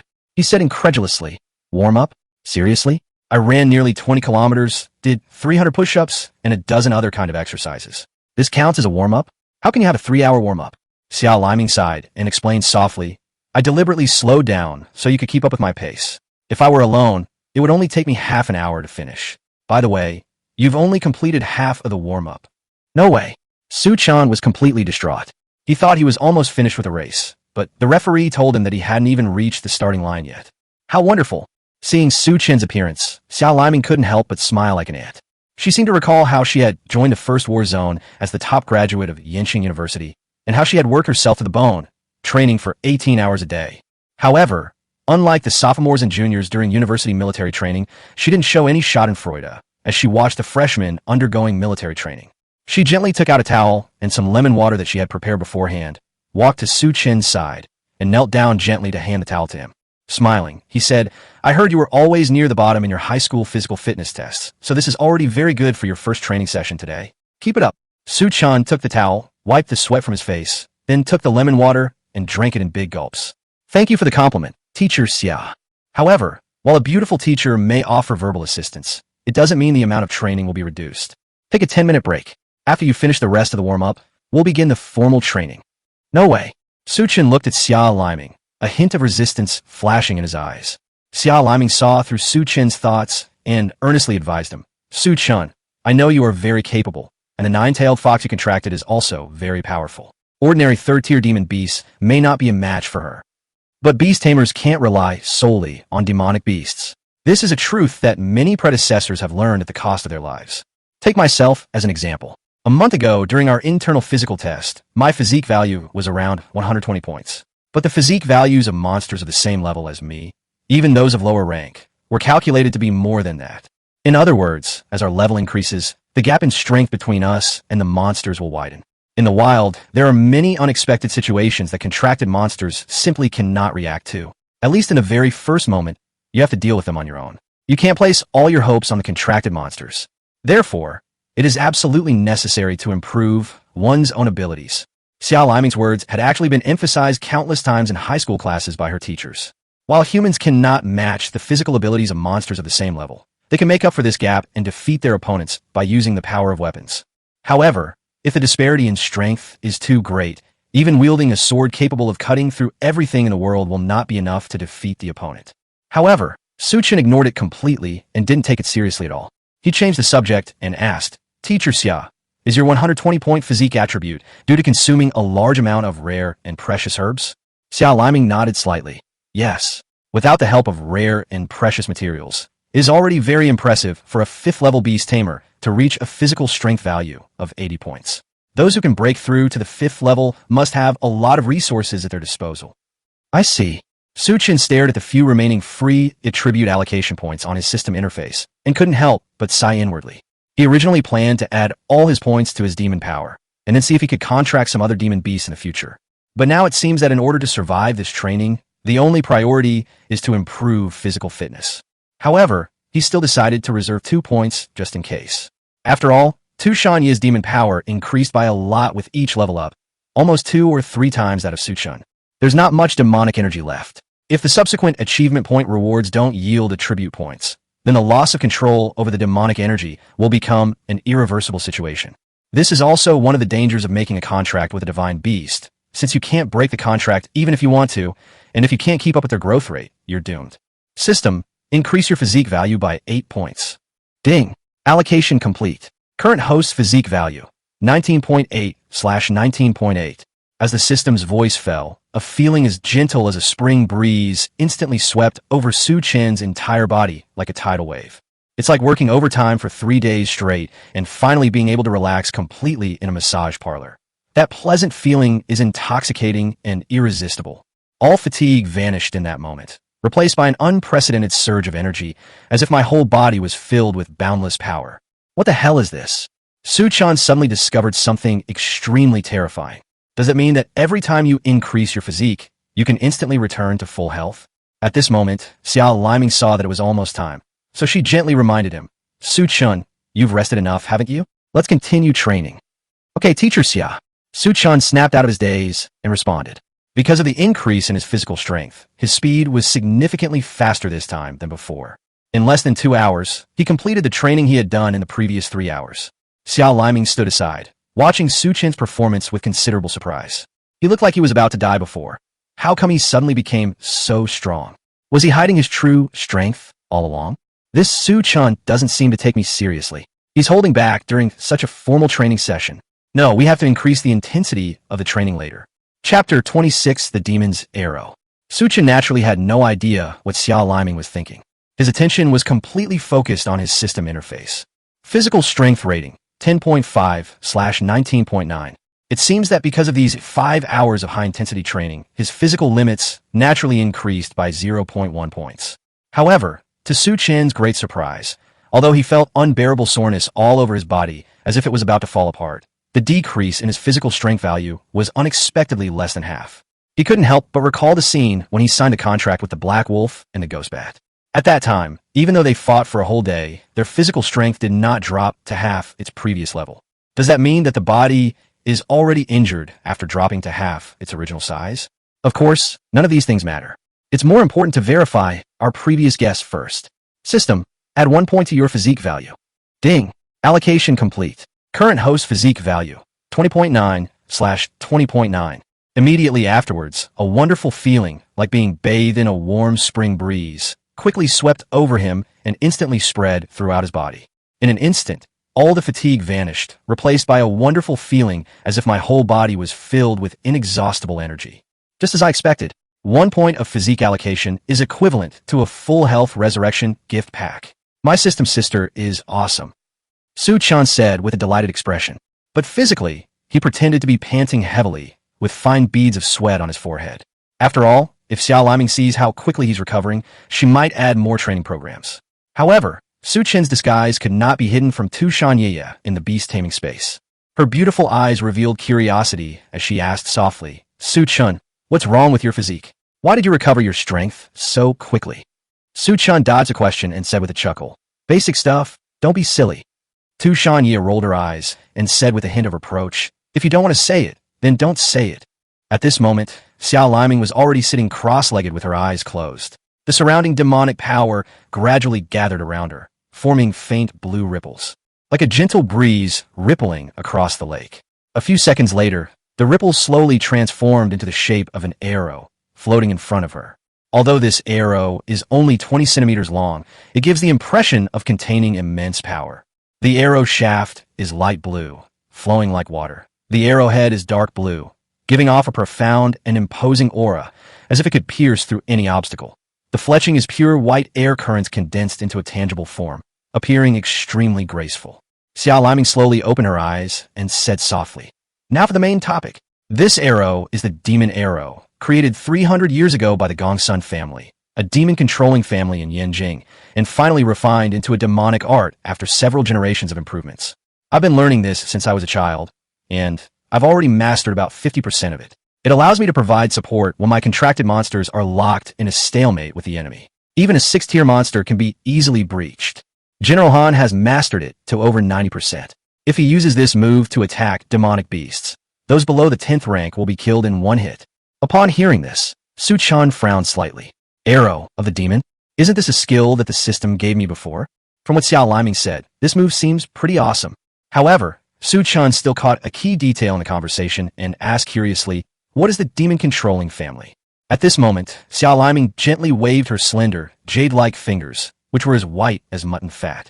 In an instant, another arrow, gleaming with a cold light, began to dance around her body like a butterfly. She parted her lips slightly and patiently explained. The so-called demon-controlling family is a mysterious family that specializes in controlling demonic arts.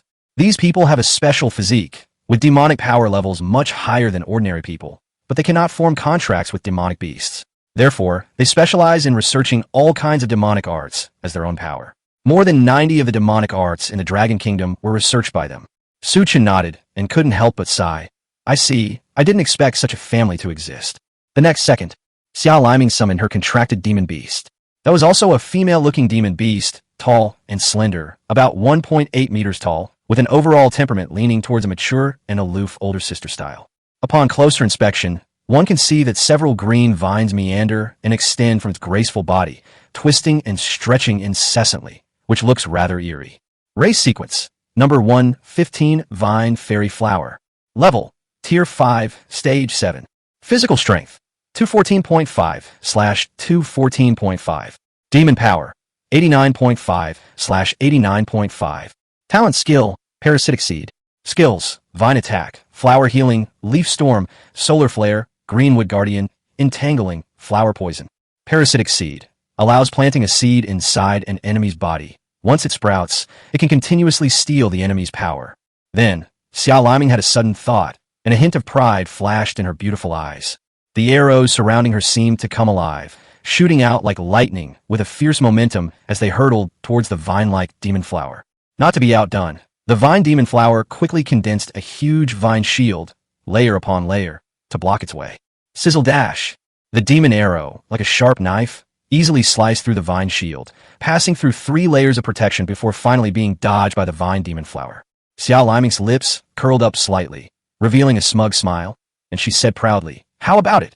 The power of the demon arrow is very strong, isn't it? That's really impressive."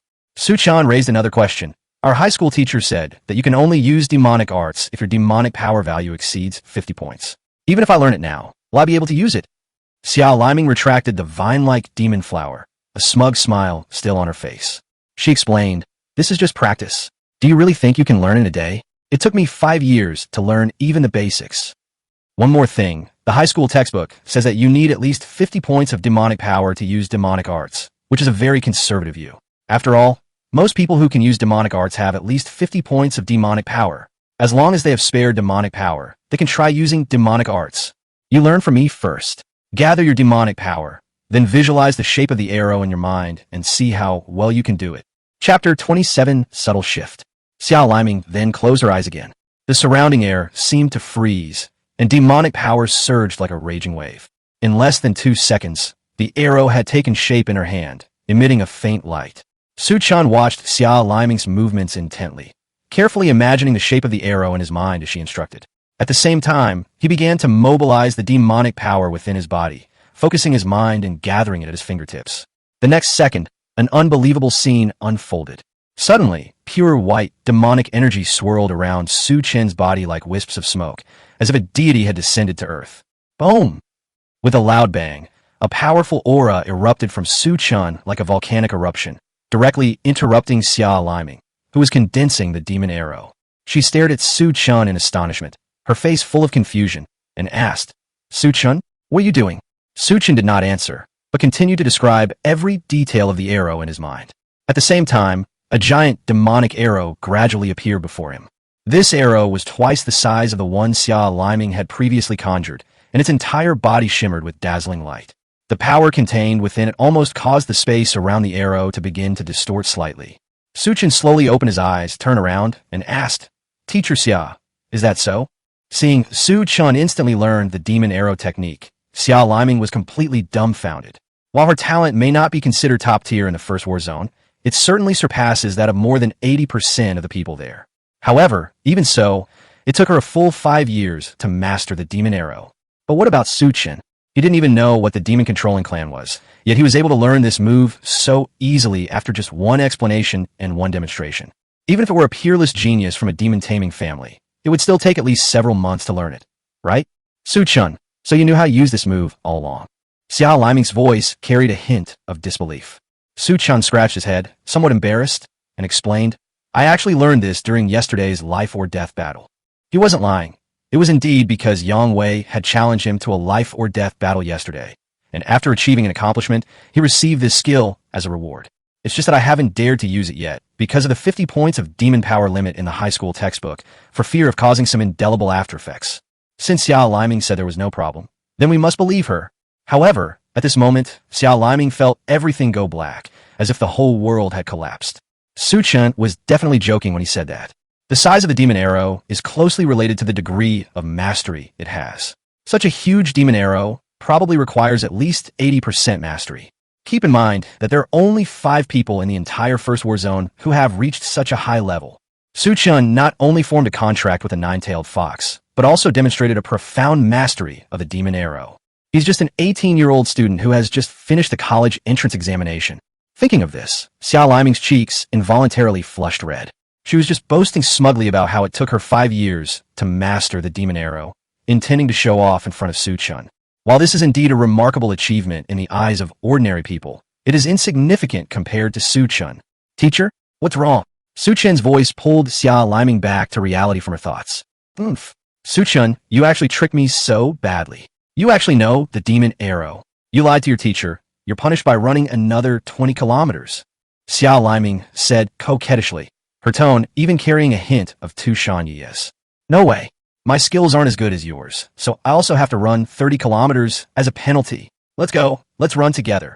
Before Su Chen could even refuse, Xiao Liming, like a vibrant little sun, grabbed Su Chen's hand tightly and started running around the villa. Of course, the intensity of the training was far more than the 20 kilometers that Xiao Liming mentioned. It's a full 100 kilometers. It almost broke Su Chen's bones. Time flies, and half a month has passed in the blink of an eye. The hot topic of those who sacrificed their lives during the college entrance examination has long since faded away like the tide. After all, such things happen every year, and people's attention is only temporary. However, for some reason, Su Chen's name became increasingly well known among people. At some point, my phone number was leaked. From then on, hundreds of harassing phone calls flooded in every day. The contents of these phone calls varied widely, some even going so far as to directly ask Su Chen if he needed to take a concubine, and to exaggerate the beauty of their own daughters, as if even Tu Shan Yi's looks paled in comparison. Seeing her prize student being harassed like this, Xiao Liming immediately applied to headquarters for a dedicated mobile phone and number to block out all irrelevant messages. In this way, the turmoil gradually subsided. Of course, these past 2 weeks have been spent entirely on basic training and demonic power training in the training grounds, without gaining any achievement points. As for Tu Shan Yi, Xiao Liming prepares 21st-tier monster cores and 5 second-tier monster cores for her to devour every day. This wasn't because Xiao Liming was stingy, but because she lacked real combat experience with demonic beasts. Even if she devoured a large number of demonic beast cores, she found it difficult to refine and absorb them easily.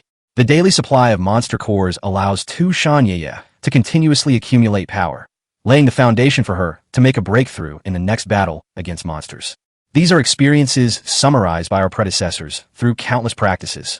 Blindly devouring large amounts of demon beast cores or engaging in continuous battles will not only be of no benefit to improving one's cultivation level, but may also have negative effects. In addition, the bond between Su Chen and Tu Shan Yi has unknowingly risen to 50 points.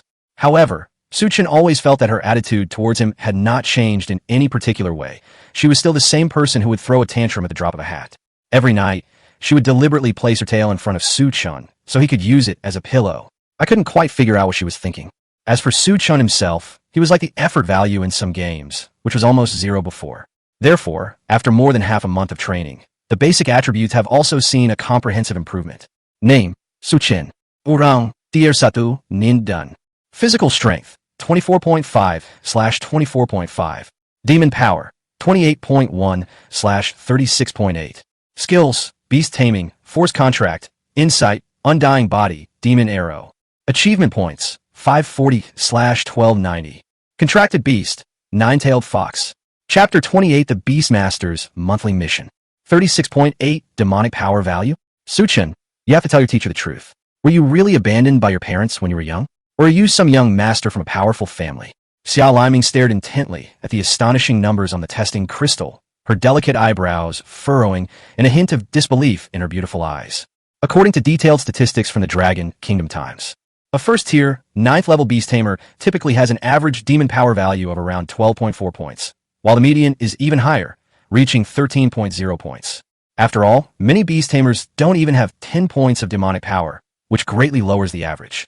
However, the 36.8 points of demonic power in front of me is simply too terrifying.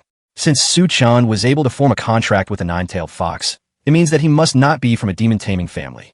The problem is that even for prodigies from powerful families, the average demon power value at age 18 is far from reaching this level. Chen couldn't help but twitch his lips and said helplessly, "Yes, I am indeed an orphan in this world."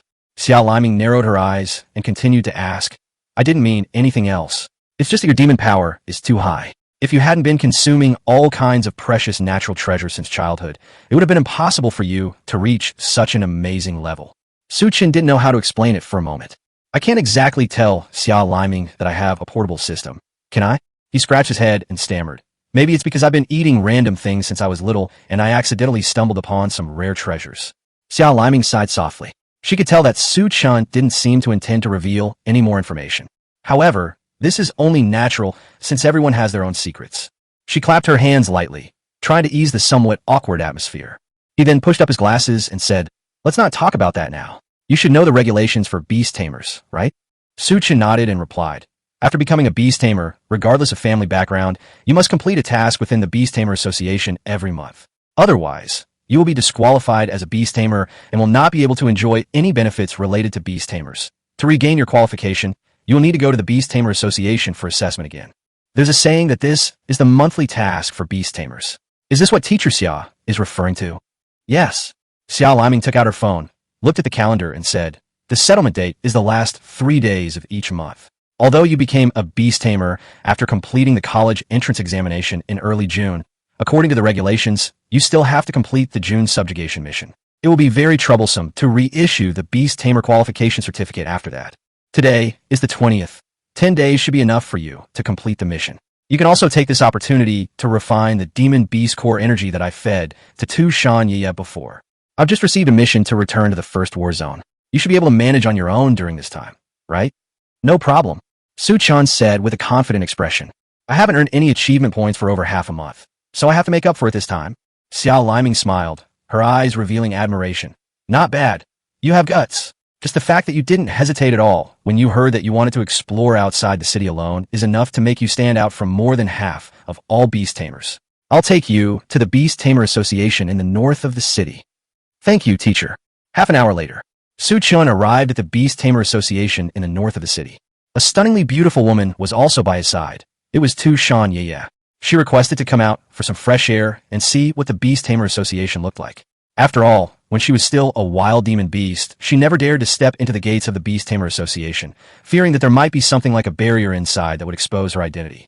But now that she's ashore, she can finally see what this forbidden place for monsters, the headquarters of human beast tamers, the Beast Tamer Association, looks like. This time, she did not use the illusion to disguise herself. After all, his true identity was already revealed during the life-or-death battle, and many people recognize Chen. His identity will be exposed again when he receives the mission. Concealing her true appearance would be pointless and would only expose her ability to use illusions. Therefore, the combination of Chen, the top scorer in the college entrance examination, and Tu Shanye, the stunningly beautiful nine-tailed fox spirit, naturally attracted countless eyes the moment they stepped into the Beast Tamer Association. That person is Chen, and the one next to him is the nine-tailed fox? She's really beautiful, just like the rumors say. I'm ready. Brother, wake up. The nine-tailed fox is a demon beast. Do you also want to have some daring ideas? Beauty is justice. Don't even mention that her true form is a nine-tailed fox. I'd go for her even if she were a Komodo dragon. You're awesome. You wouldn't happen to be a spy sent by India to our dragon country, would you? Chen went to the mission hall. Could it be that he's going to complete this month's monthly mission? Let's follow them and see. I want to see what kind of tasks the top scorers in the college entrance exam are given. I agree, but I'd like to see who Chen will team up with to take on the mission. Shouldn't they be looking for upperclassmen from Yecheng University? A commotion arose from the crowd, with people whispering and discussing amongst themselves. Surprisingly, despite everyone's curiosity about Chen, few people went up to chat with him. The reason is simple. Chen's formal joining of the First War Zone has been widely reported and confirmed by various media outlets. The very meaning and significance of the 4 words, First War Zone, are enough to inspire awe in many people. Although we hold a sense of awe in our hearts, the human instinct to gossip is ultimately hard to suppress. After all, Chen is not only this year's top scorer in the college entrance examination, but also the youngest member of the first war zone in the history of the Dragon Kingdom. His contracted monster is the nine-tailed fox, the 7th-ranked monster in the God era. With such a dazzling triple identity, his popularity far surpasses that of the recently viral internet celebrity with a middle parting, overalls, and a passion for chickens. It's hard for him not to generate discussion. At this time, in an inconspicuous corner of the Beast Tamer Association, a young man slowly put down the newspaper he was reading. His lips curled up slightly, revealing a subtle yet slightly wicked smile. Chen really did come here to receive the mission. It's like the heavens are helping me. It seems that this huge bounty of 20 million credits is destined to be mine. After speaking, the young man quickly and carefully folded the newspaper and put it in his pocket, then pulled his baseball cap down a little further. Following behind Chen, they entered the mission hall together. Chapter 29, Leaving the City. It seems that this is because it is nearing the end of the month, and June is a crucial time for many high schools to hold their college entrance examinations. Many new beast tamers have sprung up like mushrooms after rain. To ensure they can reliably complete their monthly tasks, they almost always choose relatively simple tasks, and then complete them in teams. In fact, a profession called Yellow Cattle emerged, specializing in helping people snatch hunting missions. This results in the remaining tasks in the task hall being either located in remote areas, extremely difficult, or with extremely demanding completion conditions, making them impossible to complete in less than a day or two. However, the rewards for these tasks are quite good. Chen didn't pay much attention to the difficulty of the task. After all, Xiao Liming's assessment of Tu Shanye's strength was in no way inferior to that of a third-tier demon beast. In terms of the several monster-infested areas around Yi City, such strength is almost equivalent to invincibility. However, the locations for these missions are all too far away. There were no buses outside the city, and transportation between cities relied on armored vehicles, unlike taxis which could stop at any time. To reach the various mission locations, one can only rely on walking, and Tu Shanye is a nine-tailed fox spirit. During her previous battle with the Ghost Tree Demon King, although she transformed into the Azure Wolf Emperor, her size and speed did not change significantly in essence. Imagine a knight riding on the back of a nine-tailed fox. What a cool scene that would be. Yeah, you've lived outside the city before. Which mission do you think is more suitable? Chen gently patted Tu Shanye, whose face was full of curiosity, and asked, "How about this one?" Tu Shanye stretched out her slender finger and pointed to an S-level task on the operating terminal. Mission: investigate the strange singing in the East China Sea. Difficulty: S rank. Estimated level: Tier 2, rank 6. Mission reward: 150,000 credits. The songs of the East China Sea. Chen frowned slightly, a hint of doubt rising in his mind. He couldn't help but recall the various myths and legends he had seen in his previous life. In a certain sea area, there is a place known as the Ship Graveyard, where a siren, a sea monster, is said to lure sailors to their deaths with her beautiful songs. In the God Era sequence, there are still 17 sequences of monsters that have not yet been confirmed. It can't be that much of a coincidence, right? Chen shook his head vigorously, trying to banish these distracting thoughts. The straight-line distance between the East Sea and Yi City is about 350 kilometers. If you choose the shortest route, you need to cross 3 major gathering places of monsters in one city. However, the area around Yi City is mostly plains with flat roads and few mountains or cliffs. As long as she doesn't encounter any terrifying monster tides or other unexpected emergencies, Tu Shanye can easily make a round trip in half a day at her speed. There are also missions related to the latter 2 settlements on the mission list, so I might as well do them all at once. With this in mind, Chen accepted the 3 tasks without hesitation. Chen, are you going to the East China Sea? A girl wearing glasses walked over and spoke softly. She wore a dark green logo badge around her neck, clearly indicating that she was a sophomore at Yeqing University. What's up? Chen turned around and asked. Here's the thing. I see you've taken on a mission to investigate the singing in the East China Sea. Our team just happened to take on a mission to search for pearls and gems in the vicinity of the East China Sea. Would you like to join us? It'll be good to have someone to look after you on the way. The girl with glasses gave Chen a friendly smile and looked at him expectantly. Sorry, I'm fine on my own. After Chen finished speaking, he put Tu Shanye back into his beast taming space and strode towards the front desk for notarization. One person? Has Chen gone mad? Even if he's the top scorer in this year's college entrance exam, it's too outrageous for him to go to the East China Sea to explore alone. The girl with glasses stared blankly at Chen's plan to challenge a second-tier S-level difficulty mission alone. Linley, what's wrong? A boy with a buzz cut ran over and asked with concern. Linley twitched her lips, her gaze still fixed on Chen, who was registering at the front desk, and said, Chen accepted the mission to explore the mysterious singing voice and went to register by himself. The man with the buzz cut looked completely bewildered. He naturally knew about the rumors surrounding Su-Chun, and it was he who had just asked Lin Li to team up with Su-Chun. However, no matter how exceptional he is, he's still just a student who graduated this year, right? He probably hasn't even broken through to the second-tier Beast Tamer level yet, and he's taking on a second-tier S-rank difficulty mission all by himself. Isn't he just going to his death? He probably hasn't even broken through to the second-tier Beast Tamer level yet, and he just stupidly accepted a second-tier S-level difficulty mission all by himself. Is he trying to get himself killed? However, he quickly continued. Forget it. I've heard that the more monstrous a person is, the more arrogant they are, and it seems that's true. Even if I were to bring such a person along, it would only cause more unpleasantness. I just managed to recruit a second-tier, 5th-level Beast Tamer, so we have enough people. Lin Li nodded. Okay, let's go register. Hey. That Su-Chun took on 3 S-rank missions in one go. Seriously? It seems like they're all Tier 2 S-rank missions. Are they crazy? He also turned down invitations from other teams. Even if he didn't want to share the mission rewards, did he really have to turn down invitations from those who were going the same way? So let's all go. I was really looking forward to seeing what kind of expert the top scorer in the college entrance exam would be. But it turns out he's a madman. I've already thought of tomorrow's headline. Su-Chun, this year's top scorer in the college entrance examination and the youngest member of the First War Zone, has unfortunately perished in a punitive mission. All you prodigies should take this as a warning and not be arrogant. Huh? Su-Chun ignored the doubtful comments from those around him. After registering the task information, I went to the department store to purchase daily necessities.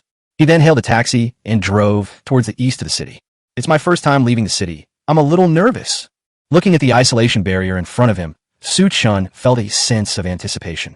During my high school years, my teachers had already told me countless times about the dangers outside the city. I didn't expect this moment to come so soon. Hearing Su-Chun's words, Tu Shan-Ye couldn't help but retort. What's there to be nervous about? I've lived in your human cities for over 10 years, and I'm fine. What are you afraid of if you just leave the city a little? Su-Chun smiled and explained, it's not fear, it's anticipation. Tu Shan-Ye rolled her eyes and said helplessly, All right, you're right. Let's go. To Su-Chen's surprise, Tu Shan-Ye did not show any resistance when he suggested that he ride her in her true form to travel. On the contrary, she seemed quite happy to do it. Otherwise, let her accompany Su-Chen on foot, and we'll have to be constantly on guard against attacks from other demonic beasts. Let this little fox go. I understand the importance of speed in warfare. As Tu Shan-Ye spoke, her body gradually transformed into her original form, and her 9 fluffy tails unfurled. Su-Chen didn't hesitate for long, and jumped onto Tu Shan-Ye's back. Hold on tight. Tu Shan-Ye took a deep breath, slightly exerted force with her hind legs, and a powerful force erupted instantly. One of its tails quickly stretched out behind him and held Su-Chan firmly in place to prevent him from falling off while speeding along. At the same time, Tu Shan-Ye used the mirror flower water moon technique to conceal her body and transform into a giant tiger with a sequence number of 666. Immediately afterwards, she darted out and shot forward, covering several kilometers of land in the blink of an eye. Bao, Zulfust. As expected of my Yaya. You can praise me a few more times. I'm afraid you'll get arrogant if I praise you too much. Shah, who cares? Chapter 30 Deserted City. Because it is like a mirage. Along the way, Su-Chun and Tu Shan-Ye encountered almost no attacks from any demonic beasts. Or rather, there were hardly any monsters to be seen along the way, which saved a lot of time. This was the first time Su-Chun had ever seen the scene outside the city with his own eyes. The verdant mountains stretch endlessly, clear streams flow gently, and a few white clouds drift across the azure sky, creating a scene resembling utopia from a fairy tale, which is truly enchanting. Of course, some wilderness exists, but it accounts for a relatively small proportion. Su-Chun couldn't help but exclaim, a world untouched by humans is so beautiful, truly beautiful. 1 hour later, Su-Chun arrived at the first gathering place of demonic beasts, Tianqi Forest. A faint battle fluctuation could be sensed emanating from within the forest, presumably from other beast tamers who had taken on the task of subduing the monsters in this area, engaged in a fierce battle with the demonic beasts. Su-Chun did not interfere much and walked through the Tianqi Forest as if no one else was there. This must be the desolate city? There are even other beast tamers here. Another hour later, Su-Chun finally arrived at the second major gathering place of demonic beasts, the desolate city. This area was a bustling human city 300 years ago. However, due to the appearance of a 7th-tier divine beast, the soul-eating rat, the entire city was infected by a terrifying attack called soul poison. Humans were transformed into monsters, their souls forever bound to the city, unable to be reborn. Several months later, a powerful human descended and finally slew the soul-eating rat. However, the city was abandoned as a result and became a gathering place for monsters, especially rat-like monsters. As for the details of the mission here. Mission: eliminate the monster leader in the desolate city. Difficulty: Level A. Estimated level: Tier 2, Rank 5. Mission reward: 100,000 credits. Upon hearing that Chen was all alone, the beast tamer's face seemed to have been suddenly doused with cold water, and a look of displeasure instantly appeared.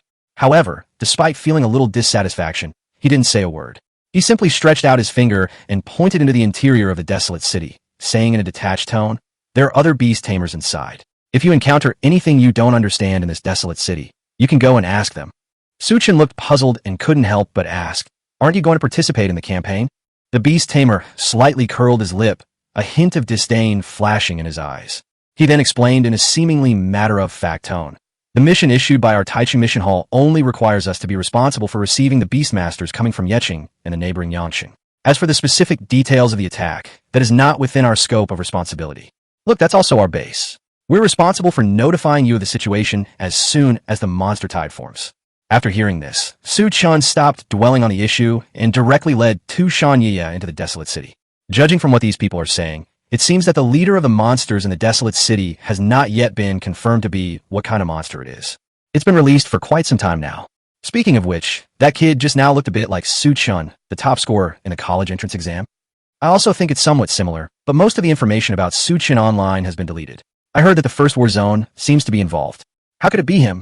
Chen's contracted demon beast is a nine-tailed fox, not a low-level demon beast like a giant tiger. Even if it doesn't know what Chen looks like, a nine-tailed fox should at least know him, right?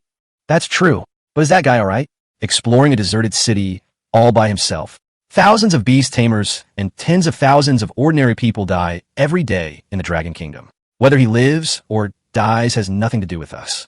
No sooner had Chen left than several beast tamers in the stronghold gathered together and whispered among themselves. Most young beast tamers who have just finished the college entrance examination will unknowingly develop an arrogant mentality that they think they can look down on the world. That blind self-confidence, like a thin layer of fog, shrouded their hearts, preventing them from seeing the cruelty of reality. The tasks issued by the Beast Tamer Association's Task Hall always recommend that at least 5 beast tamers team up to complete the tasks. This is the optimal rule that has been summarized from countless experiences. The task difficulty has been greatly reduced, and the task rewards are distributed among 5 people, so it's not like you can't make money. And yet you dare to come alone, even for a Tier 2 A-level mission. He brought this upon himself, so who can he blame? Chen was naturally unaware of the gossip circulating behind his back. After arriving inside the desolate city with Chen, they transformed back into human form and began exploring and hunting monsters. As expected, just as the previous mission mentioned, all the monsters appearing in the desolate city were enormous rodent-like monsters. These monsters are enormous and reek of a foul stench. In the movie, they are definitely boss-level monsters. Fortunately, Chen is essentially a ranged mage. As she raised her hand, a ball of foxfire streaked across the sky like a meteor, instantly striking the demon beast. The foxfire was incredibly hot, instantly killing the demonic beast and purifying its foul odor. Of course, to avoid unnecessary trouble, Chen still used the mirror flower water moon technique to cleverly hide her fox ears and tail, leaving only her stunningly beautiful face. Not long after, the system notification sounded again. "Congratulations, host, on achieving the achievement, Rodent Killer.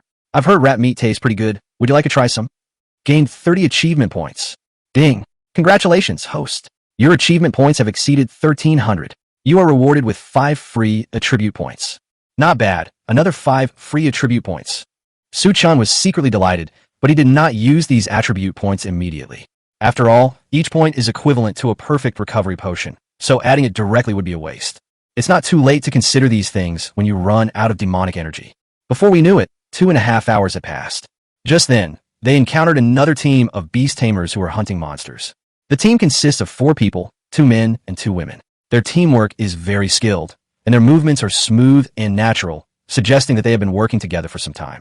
In the blink of an eye, they successfully killed the 6 black rat demons that surrounded them, which were around the 2nd tier 3rd stage. "Let's go somewhere else." Just as Chen suggested to Chen that they change locations to continue hunting, the 4-person beast tamer team suddenly called out to them. "Wait, brother and beautiful lady, are you also here to search for that monster leader?" Chapter 31 Demon Beast Leader. Upon hearing this, Chen turned around and nodded in response. "Yes, do you know the whereabouts of that demonic beast?" The four-person team looked at each other and shook their heads. Their expressions were slightly tired, as if they'd been searching this desolate city for a long time. We arrived 3 days ago, but we still haven't found the so-called monster leader. However, we've joined a cooperative organization that allows us to share information about the areas we've searched, which will greatly reduce the search pressure. Would you two like to join us? Upon hearing this, Chen and Shanya exchanged a glance, a hint of surprise welling up in their hearts. After all, the desolate city is still an old city ruin. If the two of them search and investigate on their own, they might only be able to hunt the lowest level rat demons for the next 10 days if they are unlucky. However, Chen still feigned hesitation and asked, "A joint organization? How many people are in the organization now? And what is the progress of the investigation?" There were about 30 people, but unfortunately, no one found any trace of the monster, or even what kind it was. It was probably a type that was very good at hiding. One of the female beast tamers replied helplessly, "I see. Chen Nadif. Then how do I join your alliance?" The female beast tamer pointed to the red clouds in the sky and explained, "Those red clouds are signal flares we use to mark our location. If you follow them, you'll reach our base." "Thank you for letting me know," Chen said gratefully, then turned around and continued deeper into the red cloud formation. As a male beast tamer watched Shanya's departing figure, he couldn't help but exclaim, "That girl was really beautiful." Another male beast tamer chimed in, "I wonder if we'll see him at the base later." Unsurprisingly, both of them received disdainful looks from the other two female beast tamers. "Stop talking nonsense and keep searching westward. If you still can't find it, pay the penalty and change the mission." 20 minutes later, Chen and Shanya finally found the stronghold of the joint organization. This is a place that was once prosperous but is now dilapidated, similar to the ruins of Chinda shopping mall, and is extremely large in scale. After 300 years of wind and rain erosion and silt accumulation, this place has become like a deep cave filled with an old and decaying atmosphere. Seeing that there were new people joining, two beast tamers, one tall and one short, went up to greet them with great enthusiasm. "Wow, two such young people have come this time. Come on in." To be honest, we've been stationed here for half a month now, but we still haven't found anything unusual. In fact, we're starting to wonder if there's something wrong with the mission intelligence. Upon hearing this, Chen's lips curled up slightly, revealing a sly smile. "If you keep searching like this, you probably won't find it even in 10 years. His voice wasn't loud, but it carried a strange confidence. "Huh." Upon hearing this, the two beast tamers were immediately displeased. To complete this mission, they tirelessly stayed at the base center for half a month, patiently persuading newcomers to join the search. But this newcomer actually mocked them right from the start. Chen didn't speak. His gaze fell on the hood of the short beast tamer on the left, and he said with a half smile, "The most dangerous place is the safest place." That saying is indeed true. The leader of the monsters is right there. As Chen finished speaking, the beast tamers of all heights were stunned for a moment, not understanding his meaning. However, in the next second, a shocking scene unfolded. The short beast tamer's head was instantly severed from his body, and blood splattered everywhere. At the same time, an invisible wind blade hurtled towards Chen like lightning. Sizzle dash! The wind blade sliced through the air, making a sharp sound. Shanya reacted quickly, instantly blocking Chen's path. With a gentle squeeze of her jade-like hand, she shattered the wind blade. "What happened? What's going on?" The tall beast tamer took a few steps back in alarm, his mind racing as he tried to understand what was happening before him. Race sequence. Number 169 Ghost Face Spider. Level, Tier 2, Stage 5. Physique, 35.9/35.9. Demon Power, 26.6/26.6. Talent Skill, Ghost Mask. Skills, Silk Spit, Shadow Devour, Windblade. Ghost Mask, can control up to 2 opponents killed by the user, Tier 2 effect. Chen's expression was solemn as he explained directly. "You should have died a few days ago. This time, the leader of the demon beasts is not the rat demon you think it is, but the ghost-faced spider, number 169 in the upper rank sequence." As soon as he finished speaking, the short beast tamer collapsed to the ground. Immediately afterwards, a blue-black spider, no bigger than a palm, slowly crawled out of his corpse. The 3 dots on its back resemble a strange ghost face, giving people a creepy, uncanny valley effect. The ghost-faced spider's body trembled slightly. In an instant, a chilling black shadow shot out from between its 8 legs like lightning, instantly enveloping the surrounding space in a layer of substance resembling black sludge. The short beast tamer's corpse, along with some scattered debris, soil, and stones, were all swallowed by the endless darkness and slowly sank into the black sludge. Even the Hongxing Erk Sports shoes that Chen was wearing were gradually being eroded by the strange black sludge, showing signs of being swallowed up. Oh no, this is shadow devouring. It will continuously drain our demonic power. Once our demonic power is exhausted, we will be completely devoured and doomed.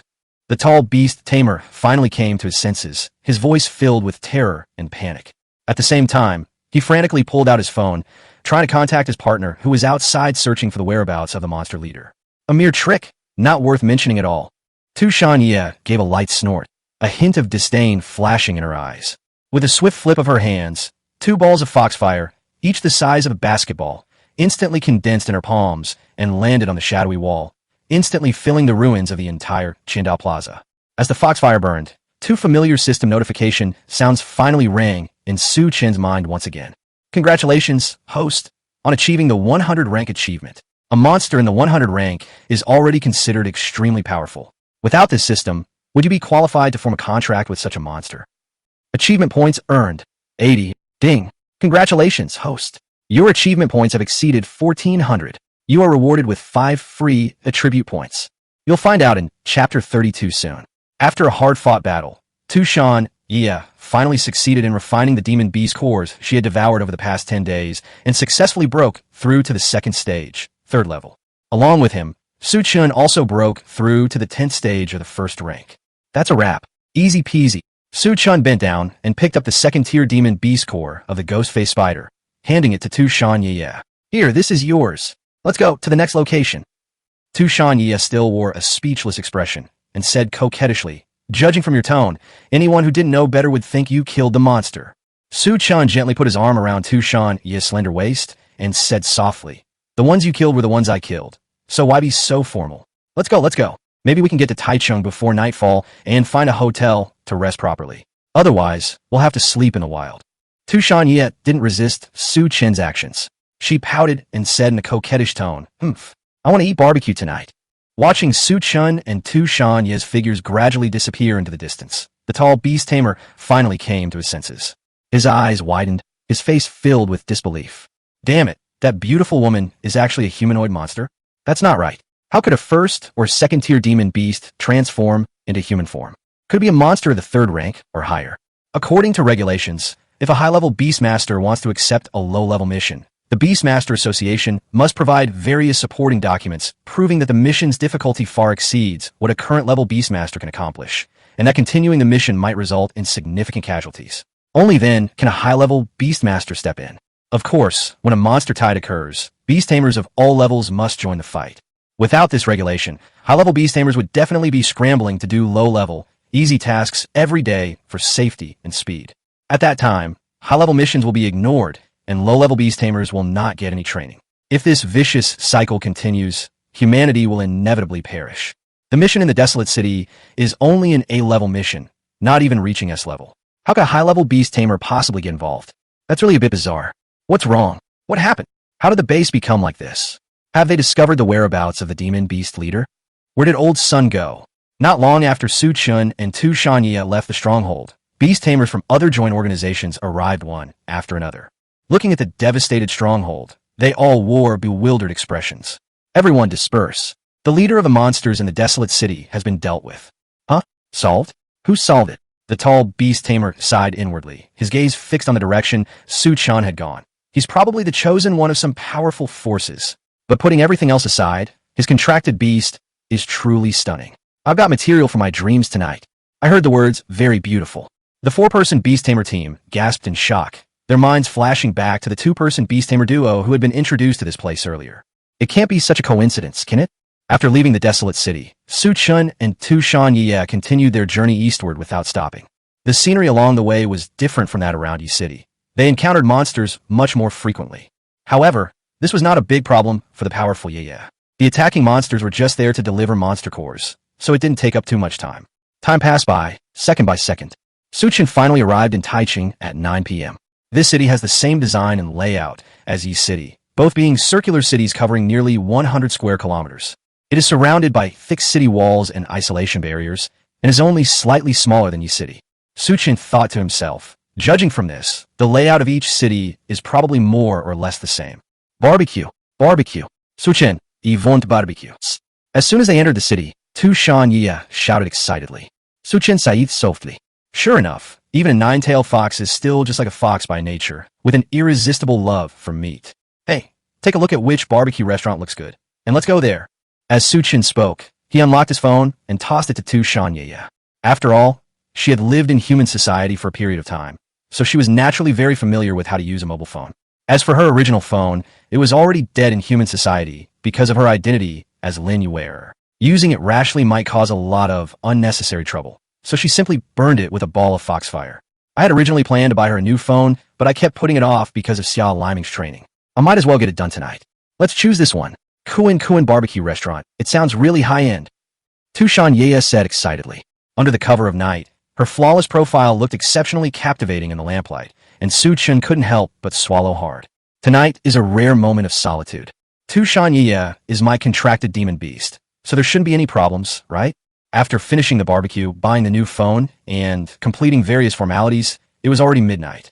Su Chen decided to splurge and booked a luxury suite.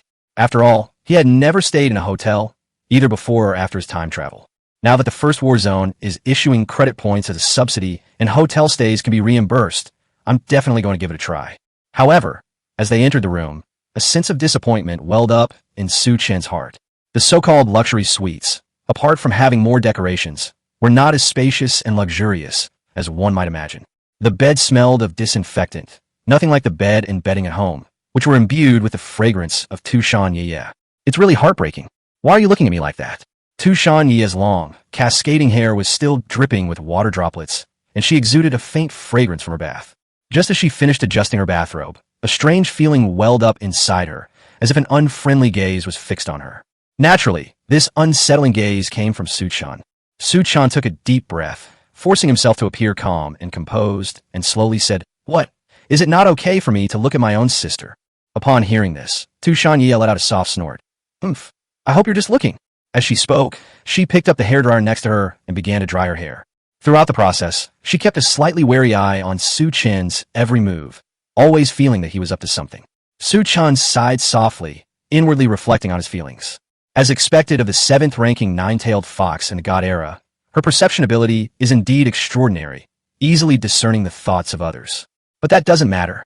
Because it was at teacher Xia Liming's house, Su Chen didn't dare to make any big fuss. But today, he must prove himself to the system.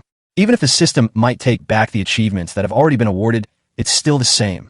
My little Yi, do you want to know what I'm thinking right now? I don't want to hear it. I don't want to know. It's okay, you'll find out soon.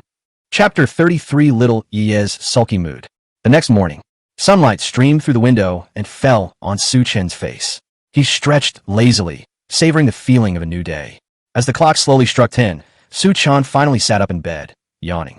As someone who goes to bed early and wakes up early, this is the first time I've ever gotten up this late. He got up and went to the living room, brewed a cup of hot tea, and enjoyed the fragrant aroma that filled the air. I feel completely relaxed and refreshed. At that moment, a system notification sounded in my mind. Congratulations, host, on achieving the accomplishment. Shun he refused to pass. Did the host show some backbone this time? Gained 100 achievement points. Ding. Congratulations, host. Your achievement points have exceeded 1,500. Reward. Skill, silent words. Silent words. Seal the opponent's demonic power, preventing humans from using demonic magic or demonic beasts from using skills. The sudden sound startled Su Chen slightly, then a faint smile appeared on his face. The system's sister is so thoughtful. She didn't bother me last night, and this new skill seems pretty good too. Meanwhile, Tu Shan had already woken up and was sitting in the chair opposite Su Chen. Seeing Su Chen leisurely enjoying his tea, completely ignoring her feelings, she was immediately furious. Su Chen, you scum. Shameless. Vulgar. You have no shame. Is this the shore of Tianjing Lake? It's quite different from what I remembered. 2:30 p.m. Standing on a barren piece of land, Su Chen looked at the scene before him and couldn't help but sigh. This place was a lake hundreds of years ago, but now the lake has dried up and the riverbed is exposed.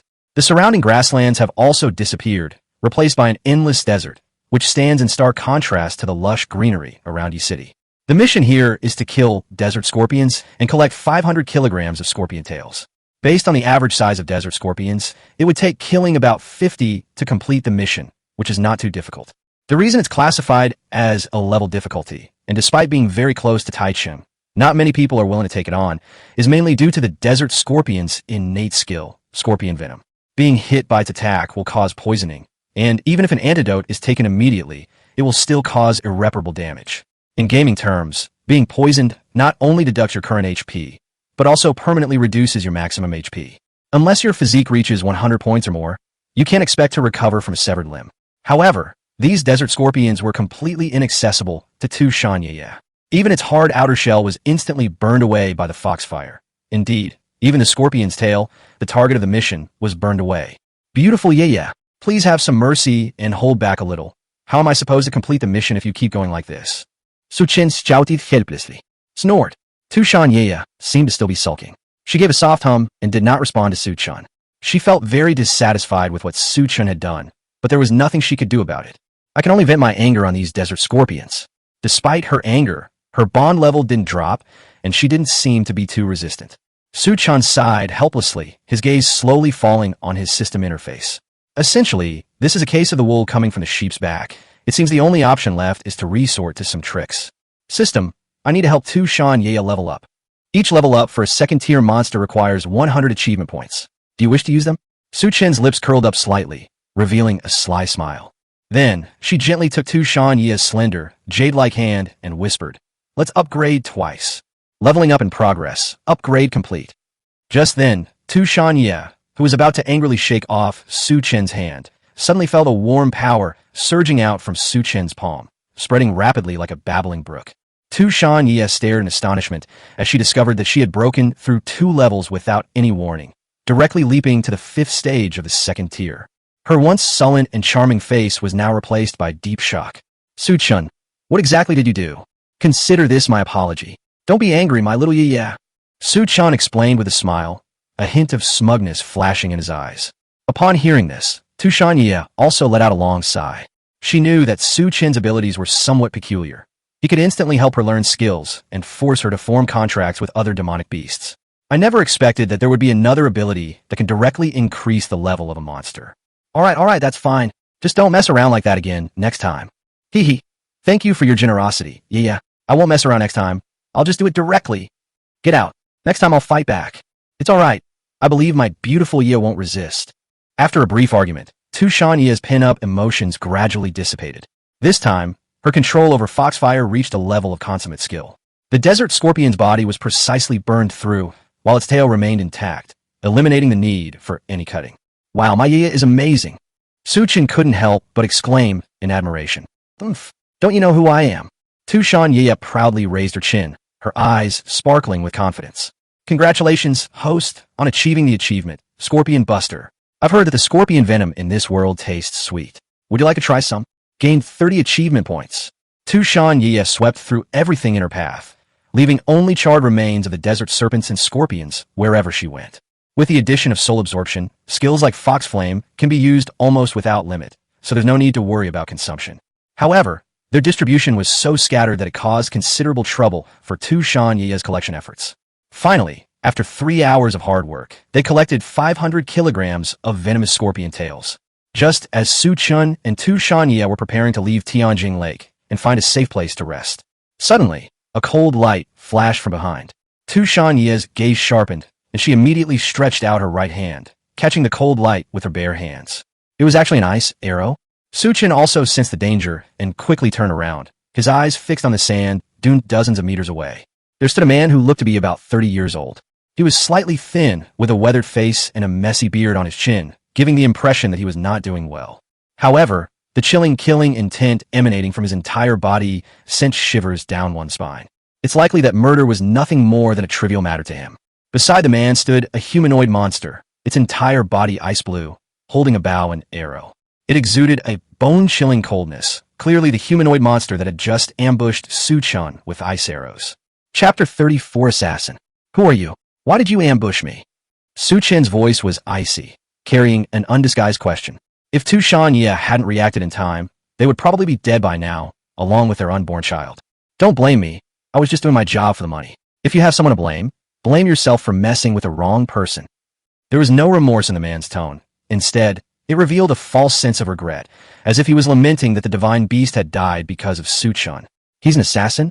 A chilling killing intent flashed in Su Chen's eyes. He has always been a law-abiding citizen who has never killed anyone or done anything illegal. But that doesn't mean he can ignore it even when others have a knife to his throat. Race rank. Number 144 Ice Ghost. Level, Tier 3, Stage 5.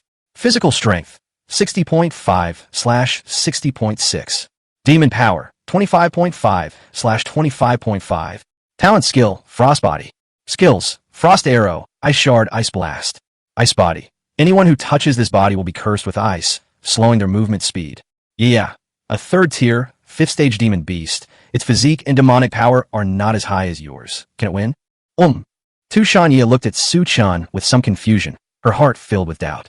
Physique and demonic power usually require specialized treasures to measure. How could Su Chen possibly discern an opponent's attributes and level at a glance? Does that ice demon have its system interface displayed above its head like in a game? Just how many secrets does Su Chen still hold that she doesn't know? Tu Shanyi's heart couldn't help but stir with a ripple of curiosity. She took a deep breath, composed herself, and said, just a mere 3rd rank, 5th stage, I can win easily. With Tu Shanyi's affirmation, Su Chen's lips curled up slightly. With your guarantee, there's no problem.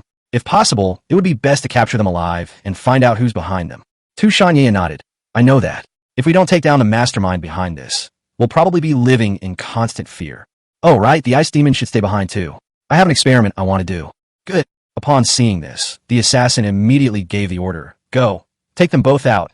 Then we'll have money to buy you the 1,000-year ice soul. I never expected to be able to kill a demon beast from the Age of Gods. This feeling is just too wonderful. The ice-blue humanoid monster's lips curled up wildly, revealing a sneer.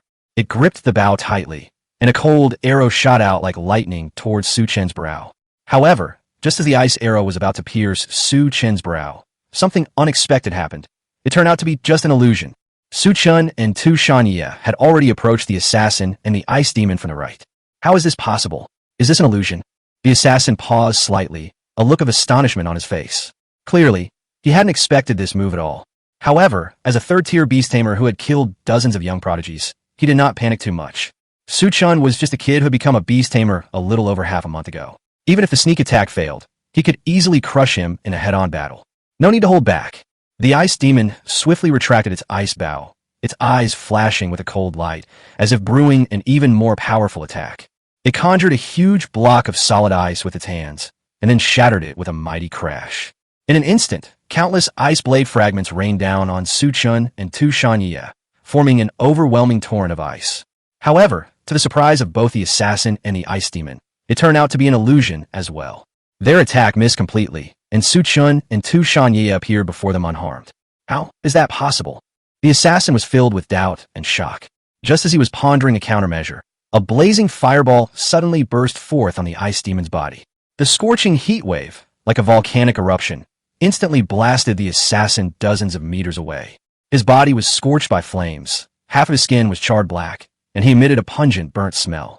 Although the ice demon managed to withstand the attack due to its high physique, its disheveled expression showed that the attack had still caused a considerable damage. Damn it! It clicked its tongue inwardly, a flash of anger crossing its eyes. Ice Blast! The ice demon roared and retracted its ice bow. A dazzling blue light condensed in his hands, which he then slammed into the ground. In an instant, countless gusts of cold air, carrying mud and sand, roared outwards like a surging tsunami. However, the response to this move was an even larger fireball than before. The opponent is a 3rd-tier demon beast, and this time, Tu Shanyi dares not hold back at all. Boom! A loud bang was heard. The ice burst caused by the ice demon swept in like a raging torrent. However, the foxfire, like a raging inferno, instantly engulfed the icy waves. The ice demon's body, which appeared to be made of solid ice, now showed signs of burning. However, this is far from over. Before the ice demon could readjust his posture, another fireball hurtled towards him like a meteor and slammed into him.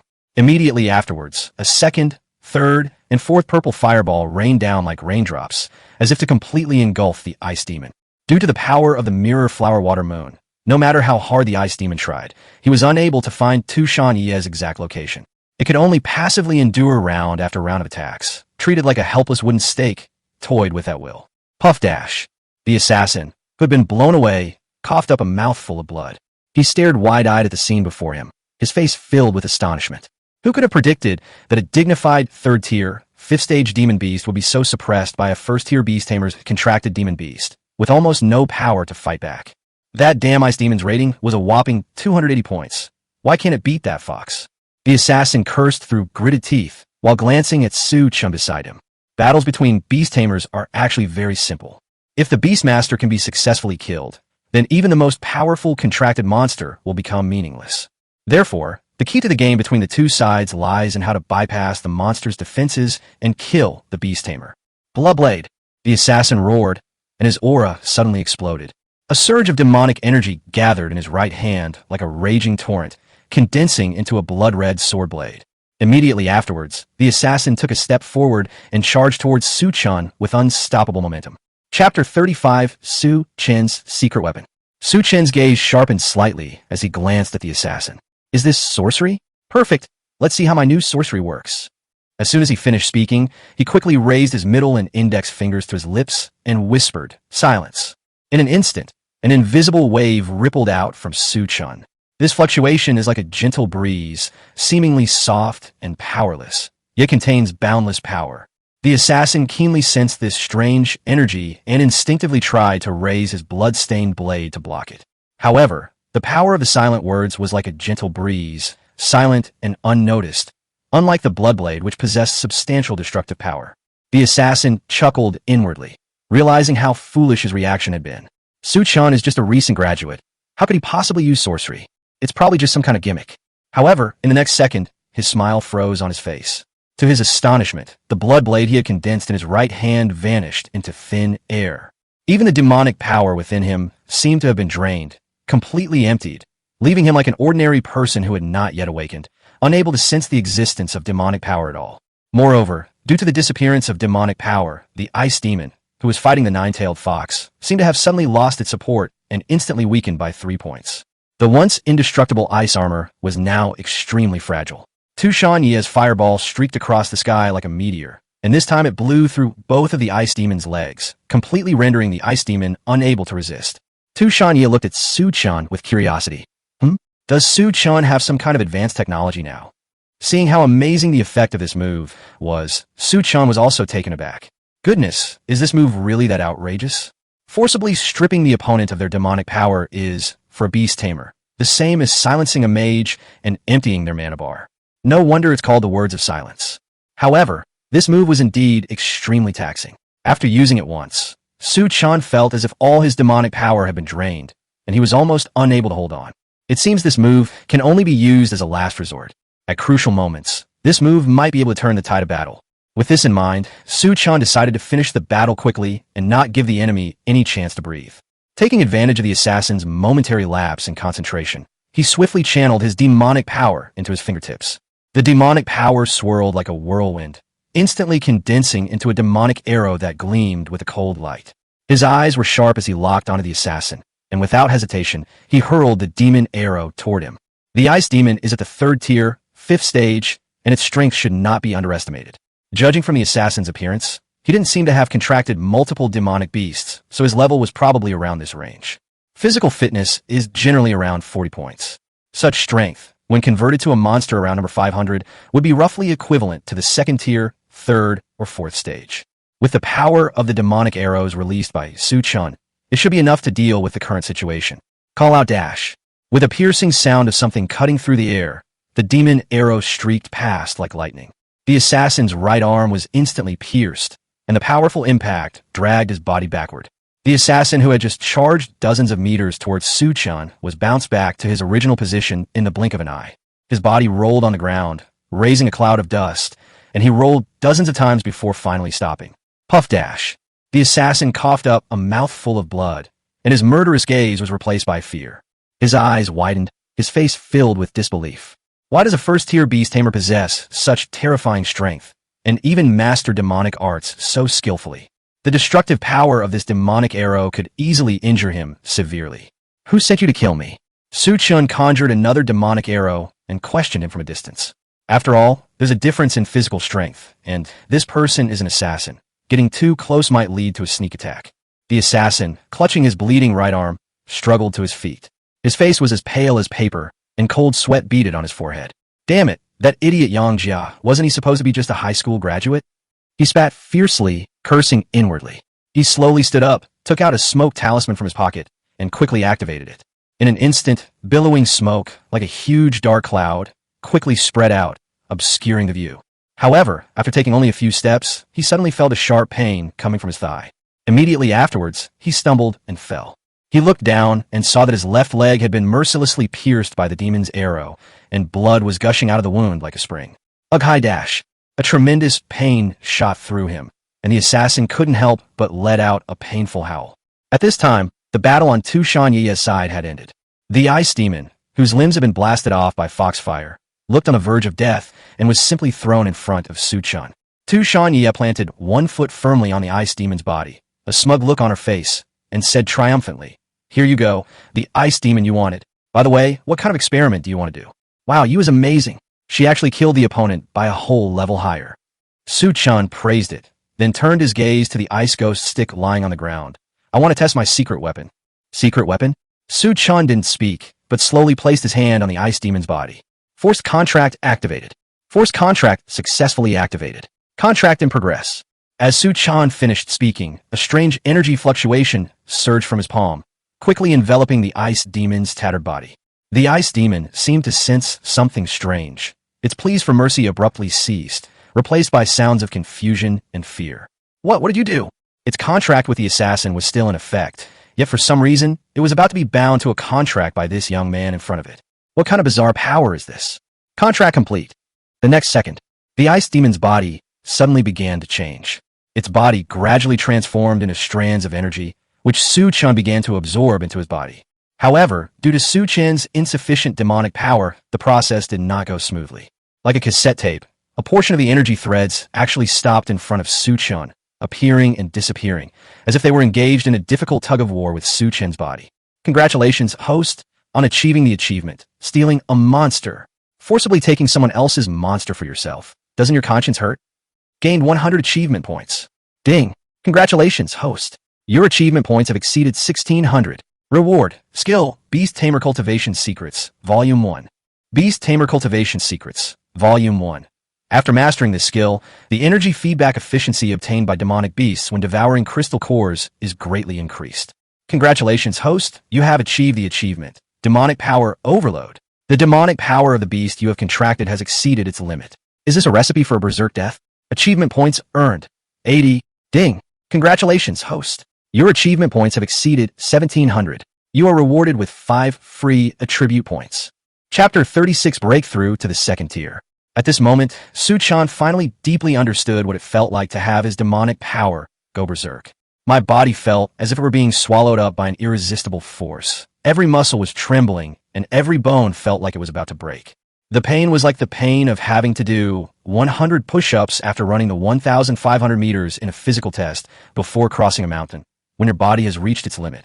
It felt like your muscles and bones no longer belonged to you. An unprecedented feeling of suffocation surged into my heart like a tide, as if I had already walked through the gates of hell. His breathing became rapid and labored, and his heart pounded like a drum, as if it would burst out of his chest. Fortunately, Su Chen's mind was still clear, and he was not overwhelmed by the pain. Break contract, Ice Demon. Now that the feasibility of this method has been confirmed, there is no need to continue.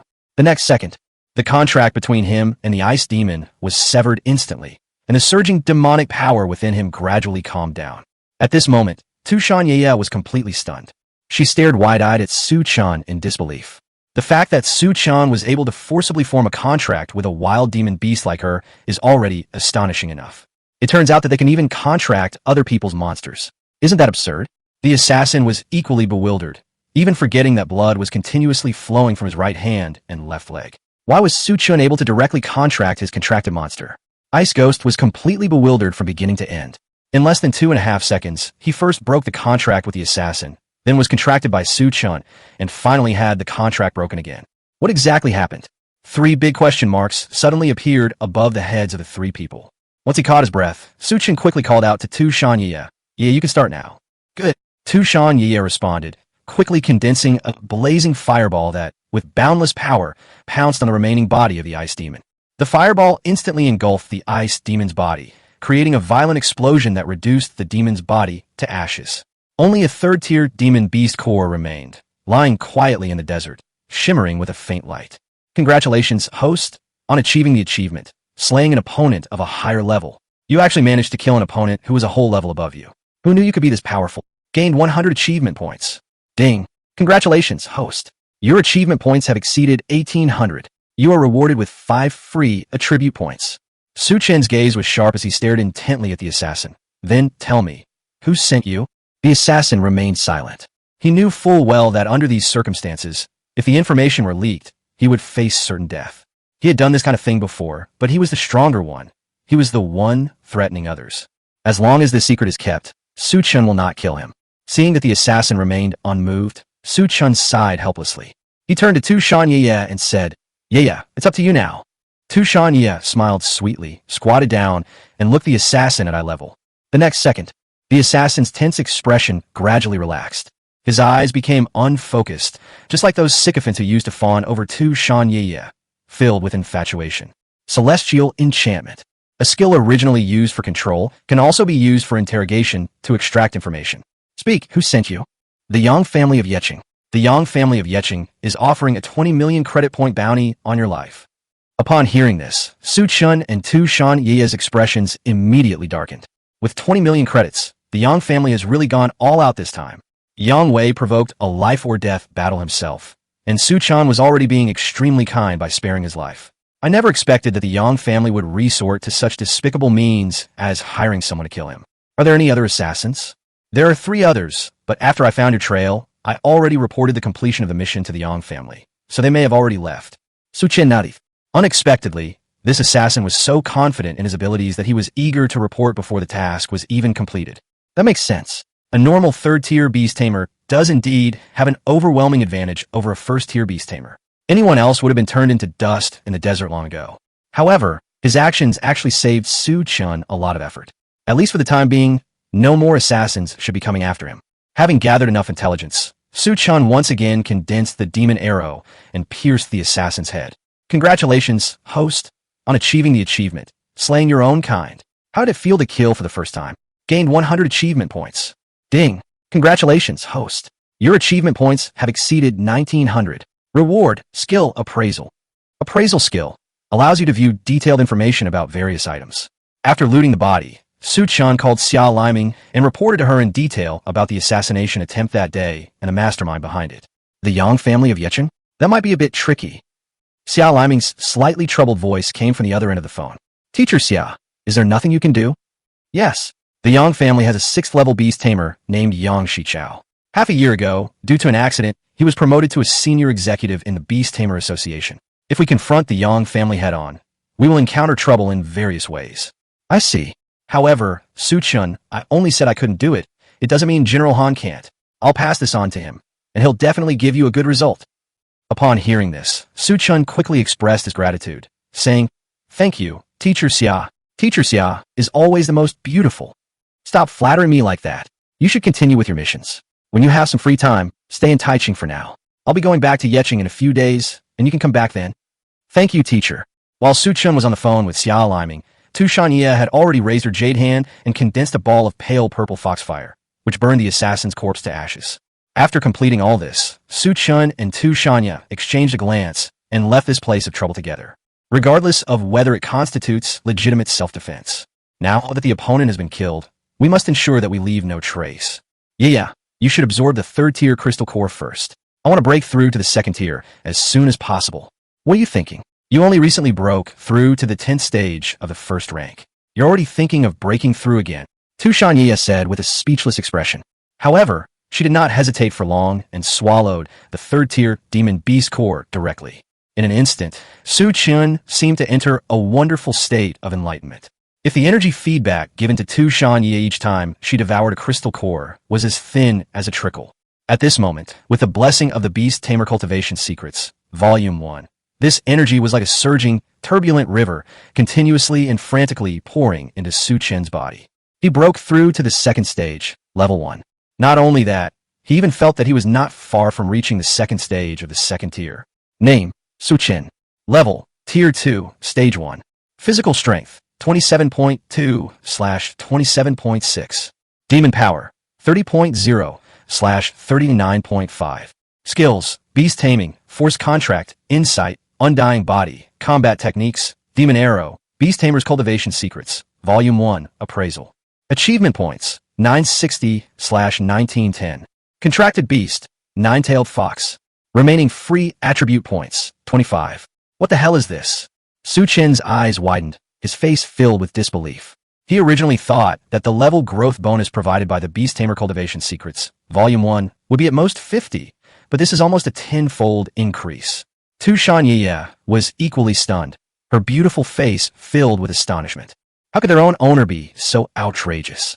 Just over half a month ago, he was just a newbie at the first tier, second stage, but now he has broken through to the second tier, first stage. I feel like if she follows a master like that, she might have a chance to break through to the 10th rank in the future. Chapter 37: The Mysterious Sounds in the East China Sea. The assassin's attack was just a sudden incident and did not have much of a substantial impact on Su Chen. At most, it just meant that Su Chen would say fewer flirtatious things to Tu Shanyi along the way. Of course, this was not because the killing had affected Su Chen's temperament, but because he was currently researching the new skill of appraisal. The only items looted from the killer's body were a few smoke talismans. Item: Smoke Talisman. Rarity: C. Description: Consumable item. When activated by demonic power, it can create a large amount of smoke that obscures vision and impairs perception. When a beast tamer dies, the beast taming space within their body will be destroyed, and everything inside will disappear completely. Su Chen forgot to make him hand over all his valuables before killing him, so he only managed to loot this little bit, which was a real loss. However, these are not the main points. Smoke talismans are sold in the shop, with each one costing around 10,000 credits, making them a relatively luxurious consumable. Even so, its rarity rating is only C. My own pineapple phone only costs 5,000 credits and can be easily bought on the market. However, its rarity rating is S level. What exactly happened? System Sister, what is the rarity of this item? Does it represent how rare it is? I don't think I've ever heard of items having a rarity system before. That's not the case. Rarity is a comprehensive rating determined by this system based on an item's function, scarcity, true value, and usefulness to the host. The highest rating is SSS, and the lowest is F. The closer an item is to SSS, the more useful it is to the host according to the system. Rarity does not reflect the true value of an item. Please treat it with caution. Is that so? Su Chen asked thoughtfully. So, the reason my phone is so rare is because I'm used to using it? Or is it because it would be a big hassle if I lost it? The host phone contains 38.8 gigabytes of learning materials. This system considers these materials very important to the host, therefore classifying them as having a high rarity. Su Chen's face darkened. This system is way too damn smart. They can even find study materials on my phone.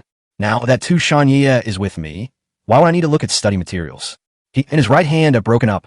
At the same time, not far from the East China Sea, there is a temporary outpost that was set up a few months ago. The outpost was surrounded by weeds and seemed to have been forgotten by time, appearing somewhat desolate. A chilling wind blew by, sending shivers down one's spine, as if one were in a haunted house. However, unlike the eerie and terrifying howls emanating from the haunted house, what came from here was a melodious and gentle singing voice. The melody was like a beautiful woman playing the zither, or a fairy laughing softly, full of mysterious charm. Anyone who hears it will likely be drawn in by its beautiful sound and feel an urge to go inside and explore. Therefore, it is not surprising to see 3 beast tamers walking together in front of the stronghold. Brother, I think we should go back. This place is too strange. Lin Nai, a beast tamer in his early 20s and already at the 2nd rank, 9th level, asked with a pale face. Yes, since no one has completed this task in the past 3 months, and all the beast tamers who took on this task have mysteriously disappeared without even a chance to report the situation, it feels like there must be some evil spirit at work. Another beast tamer, Yang Li, who was also in his early 20s and had reached the 2nd tier, 9th level, nervously echoed. What's there to be afraid of? With a full beard and a level 2, 10th stage beast tamer, Zhang Yuan confidently encouraged. If this mission were really that difficult, the Beast Tamer Association would have already increased the difficulty or let higher-level beast tamers participate. We wouldn't have had the chance to take on this mission at all. Since it's still a Tier 2 S-rank mission, it means the Beastmaster Association believes that high-ranking Beastmasters don't need to get involved. We've already completed so many A-level missions. How much more could we be missing in terms of S-level missions? If you quit now, don't you want to graduate? These 3 are the renowned Beast Tamer team of Taichung and also third-year students at Taichung University. They have completed 10 A-level missions together. Taichung University has 3 graduation assessments, and you need to complete one of them to graduate. First, break through to the 3rd-tier Beast Tamer.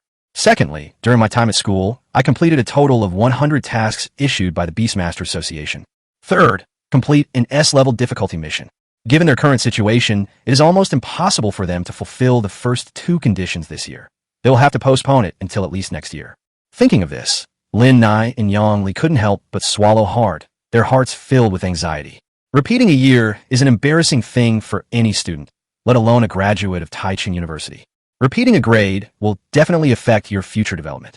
With that thought in mind, the three gritted their teeth, summoned their contracted monsters, and stepped into the stronghold.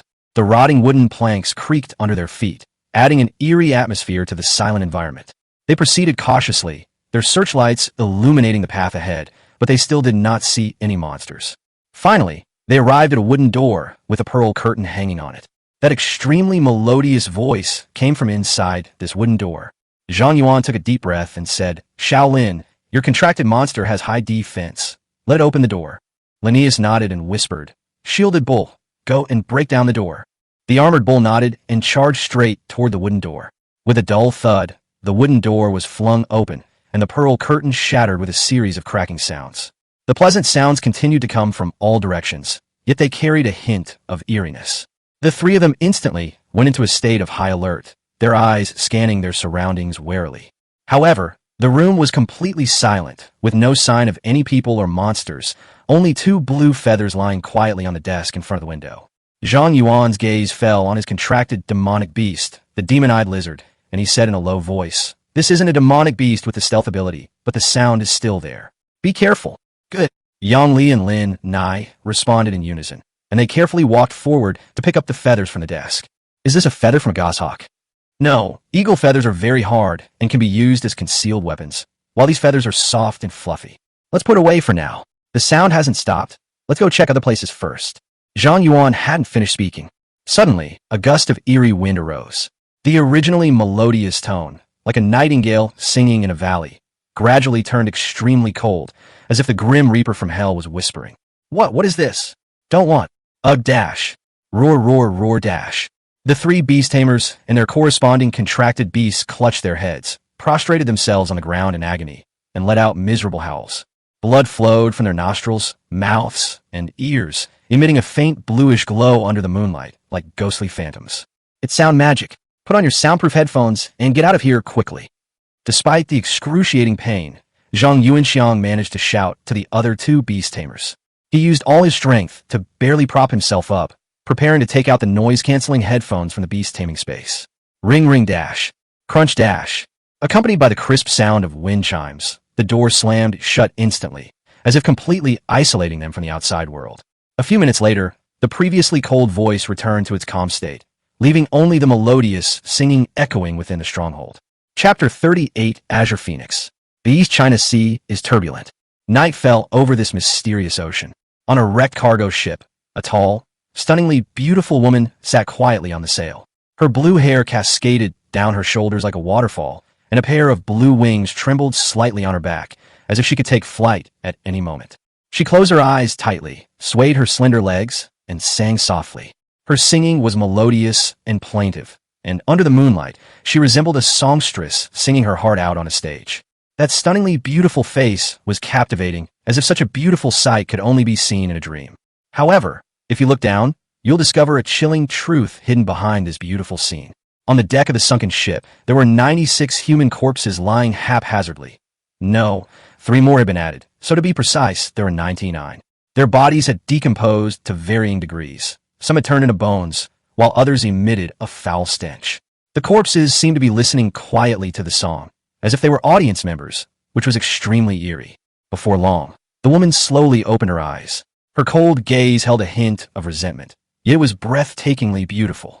Her gaze was fixed on the distant Pacific Ocean, as if she were searching for something. "Lulu, I'll be able to fulfill your last wish soon. When that time comes, will I be able to hear your voice again? To hear the name you never uttered, my name?" "Yeah? What's wrong?"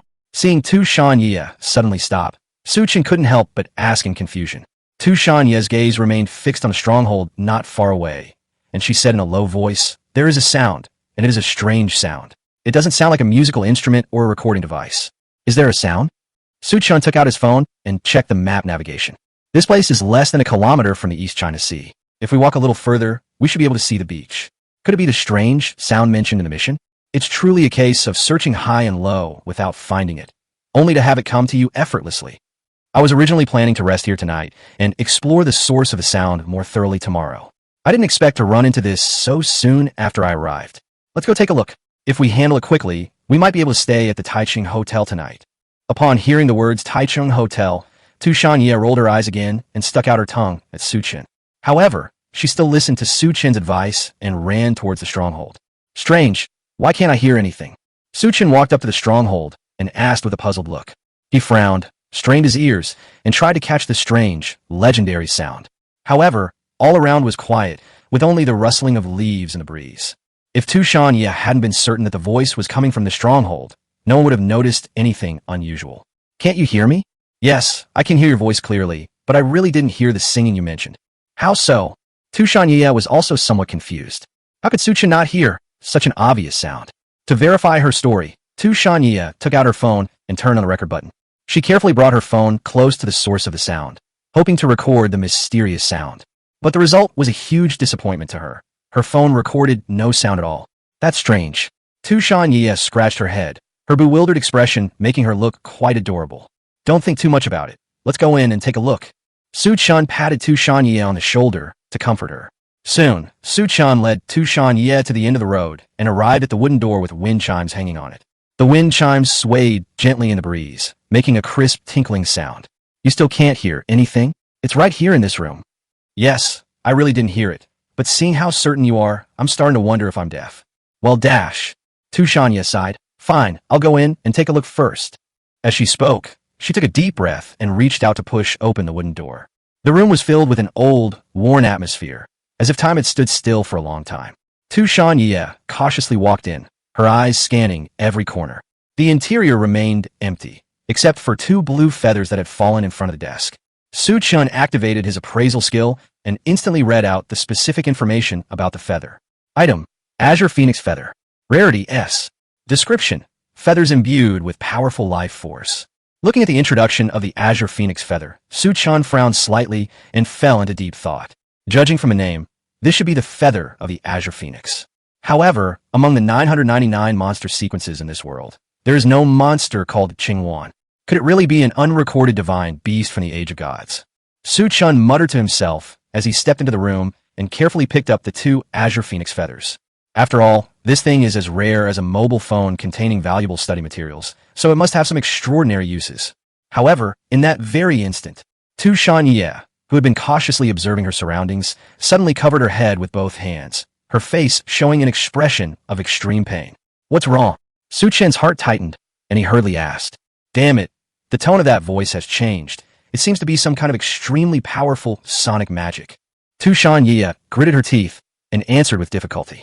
Su Chen instantly realized the seriousness of the problem, quickly took out earplugs and stuffed them into Tu Shanye's furry ears. Before long, Tu Shanye's expression returned to calm, and she even had the energy to readjust the position of the earphone. Thanks. I'm glad you're all right. Su Chen breathed a sigh of relief, then quickly led Tu Shanye away from the stronghold. However, for some reason, even though he was far away from that dangerous place, Su Chen could not shake off the strong sense of unease in his heart. As it turned out, Su Chen's premonition was correct. Shortly after they left, a dazzling blue light suddenly flashed across the sky, tearing through the night like lightning. A giant blue bird with a wingspan of over 5 meters appeared as if it had descended from mythology, radiating a breathtaking emerald luster under the moonlight. Those sharp eyes, like an eagle locking onto its prey on the ground, stared intently at Su Chen and Tu Shanye, revealing endless killing intent and majesty. Name none. Race sequence. Number 009, Azure Phoenix. Level, Tier 2, Rank 8. Physique, 67.5/67.5. Demon Power, 34.8/34.8. Talent Skill, Lingering Melody. Skills, Song of Destruction, Song of Blessing, Sonic Boom, Thunderous Drum. Bond Value, 0. Lingering Echoes, greatly increases the range of sound magic, inflicting mental devastation on units with lower demonic power than the caster. Chapter 13 Shinovus Drum. The Azure Phoenix really does exist. Su Chen murmured sharply. I never expected that the instigator of this mission was also a divine generation monster. If others knew this, they would probably be crying in the toilet. At the same time, Su Chen also understood why only Tu Shanye could hear that inexplicable sound. So it's because of Qingwan's innate skill. His demonic power was higher than Qingluan's, and he would not be affected by the lingering sound. Su Chen, what is that bird? Tu Shanyi looked up, blinked, and asked curiously. The ninth in the Divine Age sequence. Qingluan, 2nd tier, 8th stage, specializing in sound magic. Her strength is about the same as yours. The strange sound you heard before was made by her. Su Chen gave a brief introduction. Upon hearing this, Tu Shanyi frowned slightly. Although she had never heard of the Azure Phoenix, a demonic beast, and there was no record of it in human society's database. However, the words, ninth in the Divine Generation sequence, are enough to demonstrate its strength. Should we go to war? We have to fight, and we've already been identified as hunting targets. At this moment, Su Chen's mind was already racing, trying to figure out how to tame the Azure Phoenix. He opened the system interface and glanced at his demon power value, which was currently 39.5. With the addition of 25 free attribute points, he had a total of 64.5 points. The combined demon power of Qingluan and Tu Shanyi reached 64.8 points, just 0.3 points short. He now feels he's about to level up and has to give it his all. Yeah, let's run towards the East China Sea. There should be a lot of monsters gathering in the shallows. Why are you running that way? Su Chen glanced at the Azure Phoenix rapidly approaching him, a resolute glint in his eyes. I want that Azure Phoenix. At the same time, inside a cave in the East China Sea, Lin Li wiped the sweat from her forehead, a relieved smile spreading across her face. She murmured to herself, Phew, finally found the last pearl. I don't have to sleep in the wild tonight. Upon hearing this, the other 4 beast tamers also breathed a sigh of relief. These people were the Beastmaster team that had invited Su Chen to travel with them in the Yi City Mission Hall. The monsters in the East China Sea are generally around the 2nd tier, 5th stage, and are very powerful. In addition, there is an S-level mission here, making the danger level extremely high. Spending the night here would inevitably instill fear in people. However, traveling back and forth, even to the nearest city, Taichung, takes about 3 hours, which is both time-consuming and laborious. It's only 9 p.m. now, and I expect to get back to Taichung around midnight. Staying overnight and then returning to Yecheng the next day was simply wonderful. However, just as they left the cave, stepped onto the shore, and prepared to leave this place, an amazing sight caught their attention. In the distance, under the moonlight, a white figure was running at an astonishing speed, heading towards the East China Sea. Above it, a giant blue bird spread its wings and soared, constantly unleashing sharp sonic booms that blasted towards the white figure on the ground. Each cry of the giant bird was accompanied by a piercing sound that seemed to penetrate eardrums, causing a sharp pain in the ears of the 5-person beast tamer team. What happened? What kind of monster is that? White tiger? Eagle? They don't look like it. No, that looks like a 9-tailed fox, Su Chen's contracted demon beast.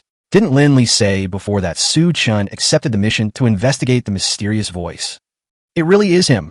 And that giant blue bird behind him, could it be the target of this mission? It's hard to say. Let's go and see. I think I'll pass. My head hurts a lot, and the bird sound is a bit strange. It must be some kind of sound magic. You should have brought earplugs, right? I've never seen that bird before. It might be an unconfirmed divine sequence monster. This is a major discovery. That's true. If we could submit unconfirmed divine era monsters to the Beast Tamer Association, we'd never have to worry about anything for the rest of our lives. Stop dawdling and put on your noise-canceling headphones, or we'll lose them. After a brief discussion, the 5-person Beast Tamer team decided to follow them and see what was going on. One of them has a contracted monster called a ghost bat, which has the ability to prevent others from detecting them. So the probability of being discovered is still very low.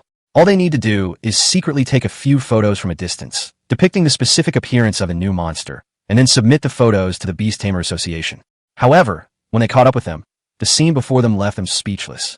Tu Shanyi, carrying Su Chen, nimbly dodged Qingluan's attacks, their movements like ghosts as they weave through the monster horde in the East Sea. Using the Azure Phoenix's attack, they actually managed to blast several wild 2nd-tier demonic beasts into demonic beast cores. Not only that, while dodging attacks, Tu Shanyi also managed to swallow the monster cores scattered on the beach. Is this how you fight? High in the sky. A cold smile crept across Qingluan's lips. The 9-tailed fox and the human naively believed that they had avoided her sonic boom attack through their own power. In fact, all of this was just a flaw she deliberately left behind. She also knew that her innate skills, echoing melody and song of destruction, would be countered by earplugs, and that the sonic boom's attack power was relatively low. With his beast tamer skill, he probably wouldn't die even if he took 10 hits. Therefore, she didn't expect these attacks to be effective at all. The reason she kept using sonic booms to attack Su Chen and Tu Shanyi was because her ultimate move, the Heavenly Thunder Sound Drum, required enough residual sound elements to unleash its extremely powerful attack. Each sonic boom attack provides a certain amount of sonic element for the heavenly thunder drum to be cast. This seemingly futile attack is actually the key to setting up the heavenly thunder drum. We're just one person short. We have to succeed today. Qingyuan pondered to herself. Seeing that the layout was almost complete, she raised her head and let out a long cry, the clear chirping echoing through the silent night sky and instantly breaking it. With a flap of her wings, countless beams of azure light shot towards Su Chen and Tu Shanye like meteors. These beams of light moved at incredible speed, carrying a sharp aura and intertwined in midair to form a massive sound network. As the sound network was formed, a ring-shaped space with a radius of over 300 meters burst open like a surging wave. The thunderous sound drum is a sure kill weapon. As the smoke and dust gradually dissipated, what came into view were two lifeless corpses. The nine-tailed fox's body lay on the ground, its 9 tails drooping limply, and its once lively eyes had lost their luster. Su Chen lay motionless to one side, covered in blood. Chapter 44's contract with the Azure Phoenix.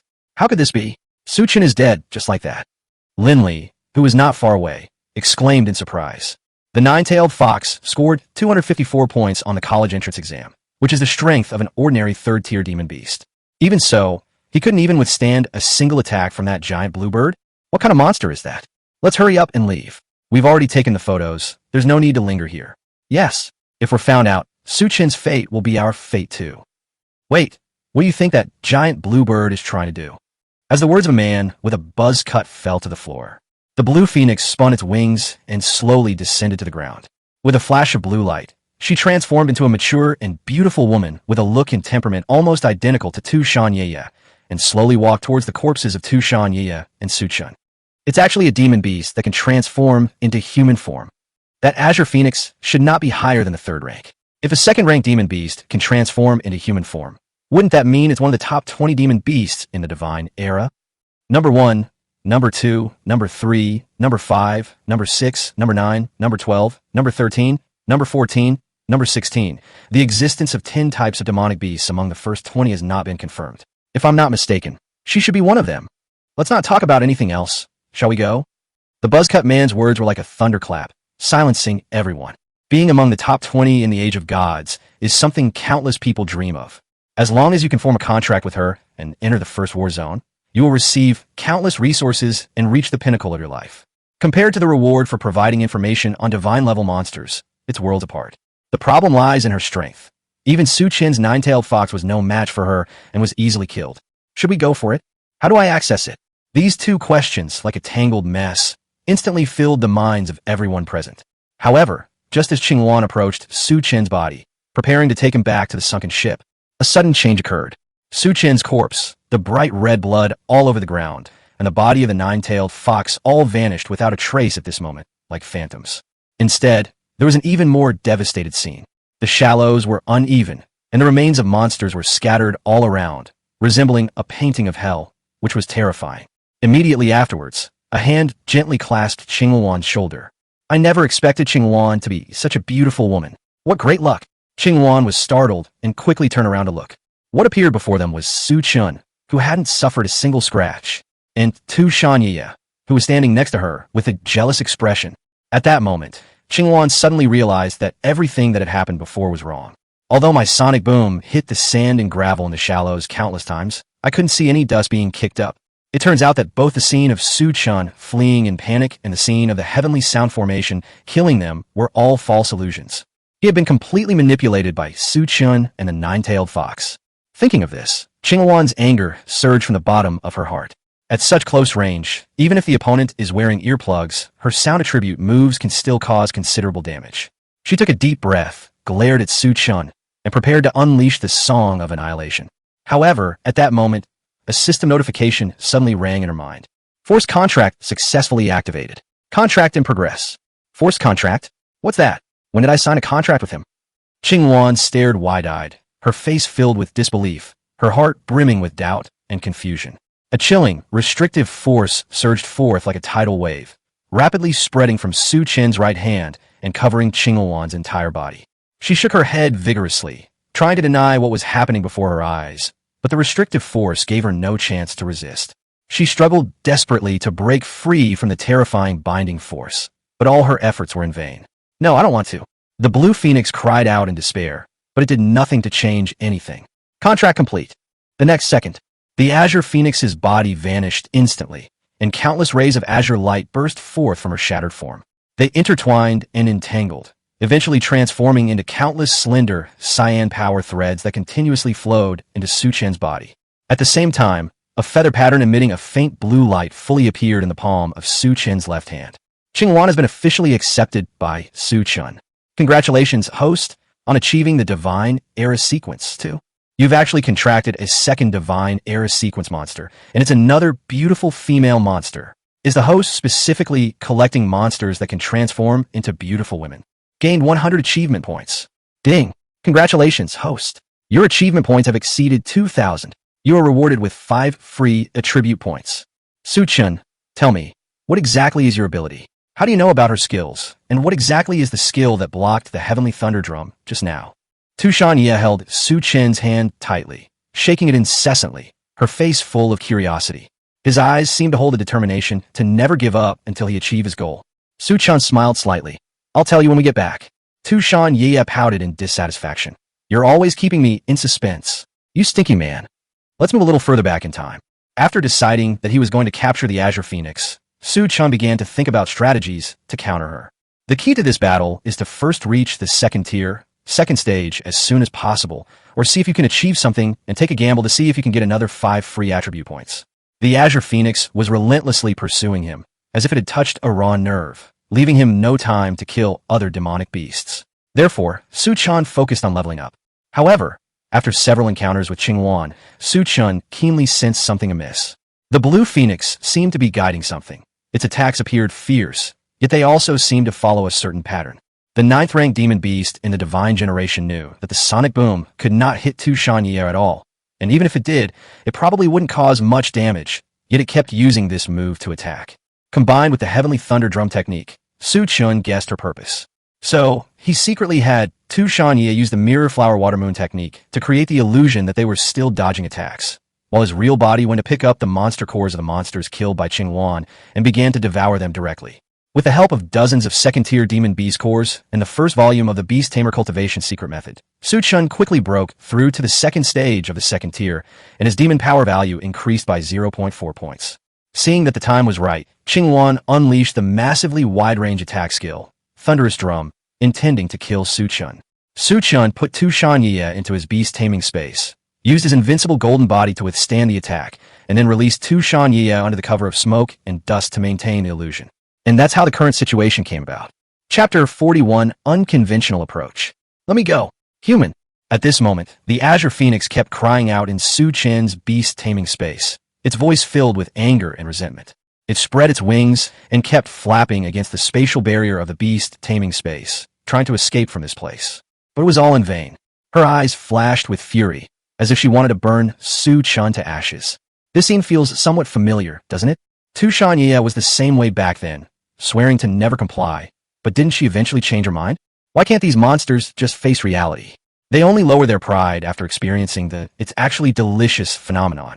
Su Chen smiled calmly and said softly, Little Azure Phoenix, as a demon beast of the divine generation, don't you know that the contract between us cannot be broken? From now on, you will submit to me, and I will not mistreat you. Upon hearing this, Tu Shanye rolled her eyes. Is this all Su Chen can say? The Azure Phoenix's feathers stood on end, and its voice became even sharper. Get out. I'm telling you right now. Even if I starve to death, fall from the sky and die, or perish together with you, I will never obey your orders and become your contracted demon beast. Qingyuan's tone was filled with resentment and determination. Although she didn't understand why she had been inexplicably bound to a contract by Su Chen, but she would never obey humans. She has an irreconcilable hatred for humans, especially human men. Su Chen didn't dwell on it too much. After brushing the sand off his body, he asked Tu Shanye to lead him to the human settlement they had previously visited. With that stubborn attitude, let's see how long you can keep it up after I teach you a new skill. It's just Tu Shanye 2.0, dealing with it as a piece of cake. Su Chen couldn't help but sigh. It's actually delicious. Law applies to every world. On the other side, the 5-person Beast Tamer team, not far away, looked at the unbelievable twists and turns in the shallows, their faces filled with confusion and astonishment. It felt like all the brain capacity I had in my entire life had been used up in that one moment. What just happened? Weren't Su Chen and the nine-tailed fox dead? How did they suddenly come back to life? What about that giant blue bird? Did Su Chen make a contract with it? Isn't Su Chen a first-tier beast tamer? He's already contracted a nine-tailed fox demon. So how come he still has extra demonic power to contract other demonic beasts? What the hell is that? A series of questions flooded everyone's minds like a tidal wave. They just felt a chill run down their spines. If that giant blue bird really is one of the top 20 unconfirmed divine beasts in the Age of Gods, and Su Chen has successfully contracted it, this will undoubtedly be a major news story that will shock the entire Dragon Kingdom. It should be noted that even the strongest beast tamer in the Dragon Kingdom, the commander-in-chief who was stationed in the first war zone, was a 10th level, 9th-stage beast tamer named Long Haojia, who was known as the Dragon Kingdom's divine general. Of the 8 divine generation monsters he contracted, only one was ranked within the top 20. Su Chen has now contracted 2 of the top 20 demon beasts in the divine generation sequence. So, should we tell anyone about this? The buzz-cut man's words struck everyone like a hammer blow, plunging them into silence once again. Their eyes met, and they could both see the hesitation and unease in each other's eyes. Let's forget about it. It's better to avoid trouble. I agree. Even if we told others, we probably wouldn't get the reward for confirming our status as a divine era sequence monster. Then it's settled. After weighing the pros and cons, the 5-person team ultimately decided to keep the matter to themselves. After all, Su Chen's demonic power was enough to contract 2 divine generation demonic beasts, and he even dared to publicly condemn Yang Wei to childlessness. This undoubtedly shows that Su Chen's background is anything but simple. He is likely the young master of a reclusive family, with an astonishing amount of power behind him. He has enjoyed various rare and precious materials since childhood, which is why he possesses such powerful demonic energy. This kind of existence is extremely terrifying. Their informants are probably already spread all over the world. The reason why they were so confident in letting Su Chen take on an S-level mission alone was not only because they had absolute faith in his abilities, but also because there must have been some experts secretly protecting him and ensuring his safety. Their clandestine observation here may have already been noticed by others. If they even have the slightest thought of informing on others, they will probably disappear from this world in an instant without even knowing how they died. It's better to avoid trouble. And besides, they couldn't be sure that the giant blue bird was definitely a divine beast. What if she is a monster whose true form is almost indistinguishable from a human, like the Yukiana? Let's take this to our graves. Back in Taichung, after having a late-night snack at a roadside stall, it was almost 1 a.m. It's the same hotel we stayed at yesterday. Su Chen booked a luxury suite, but did not release Qingwan immediately after entering. Instead, he sat on the sofa, checking the skill panel she could learn. Skill 5, Wind Blade, attacks enemies using wind as a blade. Achievement points consumed, 100. It only consumes this few achievement points? Shouldn't the more skills you have, the more achievement points you consume? Su Chen frowned slightly and muttered to himself in confusion. That's not the case. The number of achievement points consumed depends on the strength of the skill learned. The demon beast Qingwan excels in sound and wind attribute moves, therefore it can learn the most basic wind attribute skill, Windblade. So that's how it is. No wonder the skills that Xiao Yu can learn have such outrageous effects and high achievement point consumption. Su Chen nodded and said, let's teach Qingwan the wind blade technique. Undergoing learning, now complete. When the system notification sounded, Su Chen took a deep breath and then released Qingwan from the beast taming space. As soon as Qingwan appeared, she was shocked and stared wide-eyed, then looked completely bewildered. Finally, realizing that Su Chen was a capable person, she put aside her pride, hugged him tightly, and admitted that she was Su Chen's contracted demon beast. The Tu Shan Ye 2.0 script that Su Chen had drawn in his mind did not happen. On the contrary, as soon as Qingwan came out, she rushed to the hotel window, opened it without hesitation, and planned to jump out and escape from the place. What are you doing? Su Chen was startled by Qingwan's actions and quickly put her back into his beast taming space. Human, I've already told you, I won't obey your orders. You made a contract with me and used your demonic power. That's your own fault. Don't blame me for not warning you. Qingwan's voice remained cold and emotionless. Su Chen's face darkened. Why is this Qingwan girl completely unpredictable? Chapter 42, The Perils of Humanity. Su Chen felt a sense of unease. Could it be that she doesn't like wind attribute moves, which is why she hasn't learned them? In that case, system, give me 2 points of demon power and help Qingwan level up again. Ding. Allocation complete. Current host demonic power value, 64.8/66.9. Leveling up in progress. Upgrade complete. At this moment, Qingwan spoke again. Human, your abilities are indeed astonishing. But let me make this clear. Even if you make me learn 100 skills and elevate me to the 10th rank, I will never obey your orders. Qingluan's words were like a sharp sword, cutting through the air and filling the entire room with a tense atmosphere. Hearing Qingluan's anti-heavenly words, Su Chen's face darkened even further. Why is this girl so stubborn? Seeing this, Tu Shanye sighed softly and earnestly advised, Su Chen's power is indeed extraordinary. Following him might give you a better future than venturing out into the wild alone. The contract cannot be broken, so why are you so stubborn? Perhaps because she and Tu Shanye were both divine generation demon beasts. Qingluan's tone softened slightly.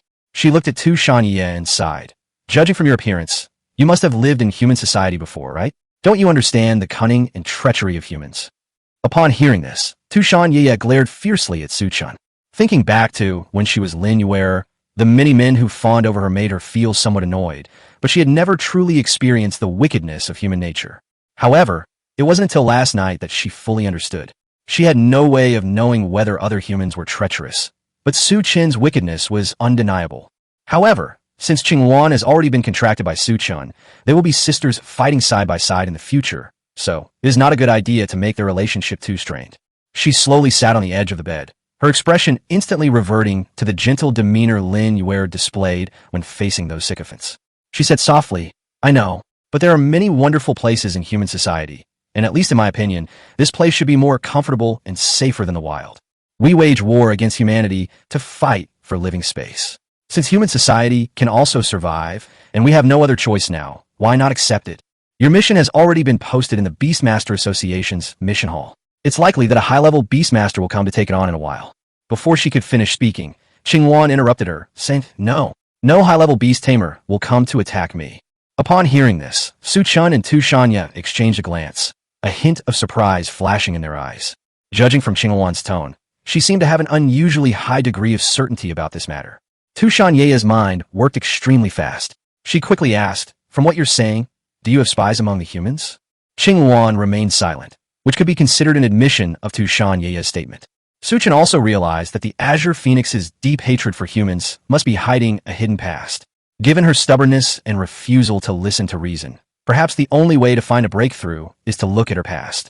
With this thought in mind, Su Chen coughed twice, trying to make his tone sound gentle and sincere. Little Qingluan, how about we make a deal? Trade. Qingluan frowned slightly, a hint of doubt and wariness flashing in her eyes. She seemed to be considering Su Chen's suggestion while weighing the pros and cons. Su Chen continued, Yes, a deal. If I'm not mistaken, you should have an inside contact within the Beast Tamer Association, right?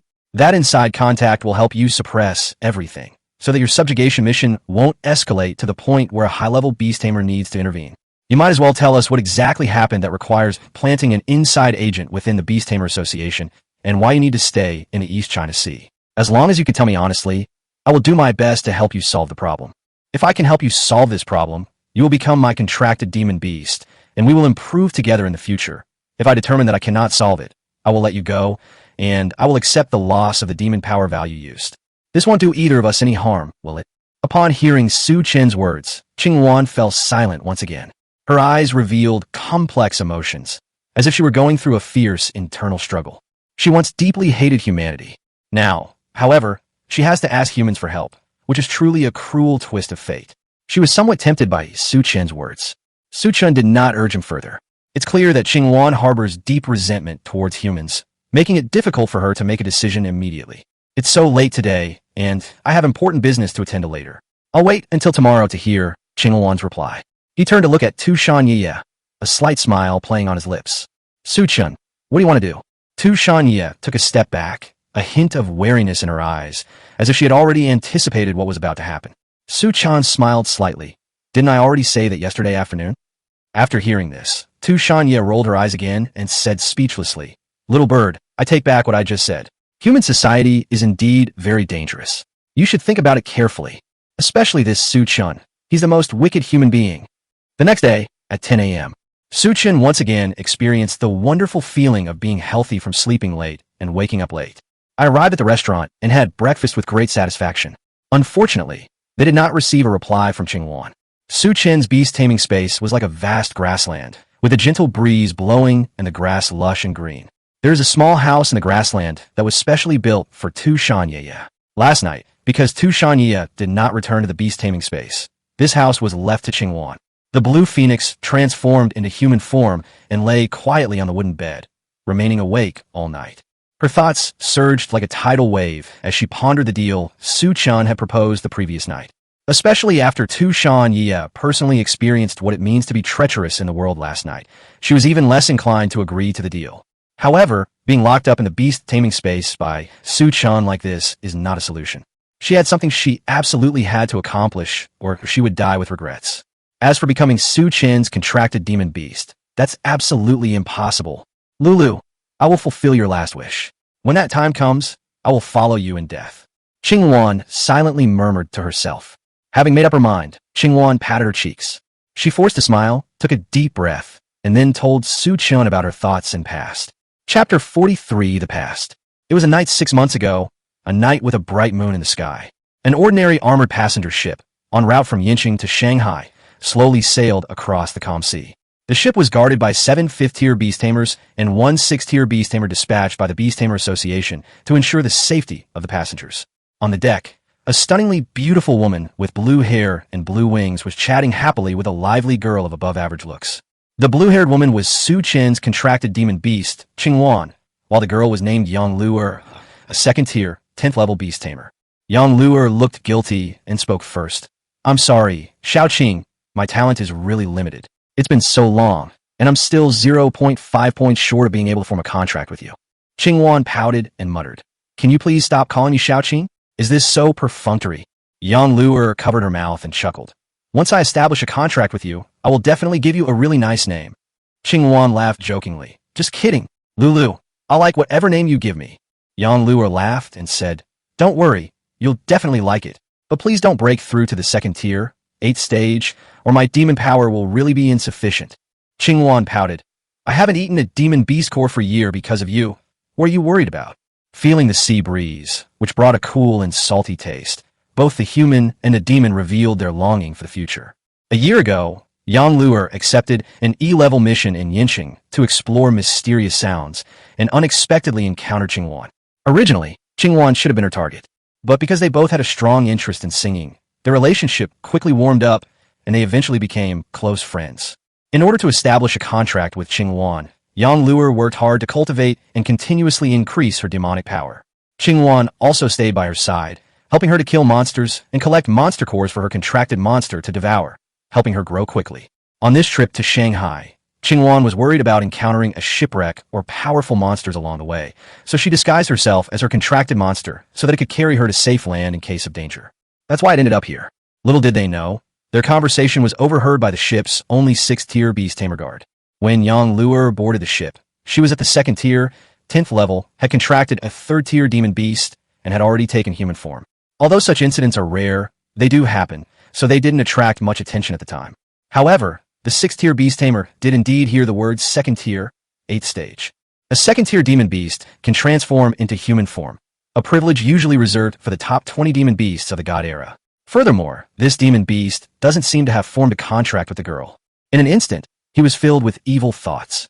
The divine era sequence monsters will be obtained by the capable, although doing so is immoral and could potentially lead to charges of murder.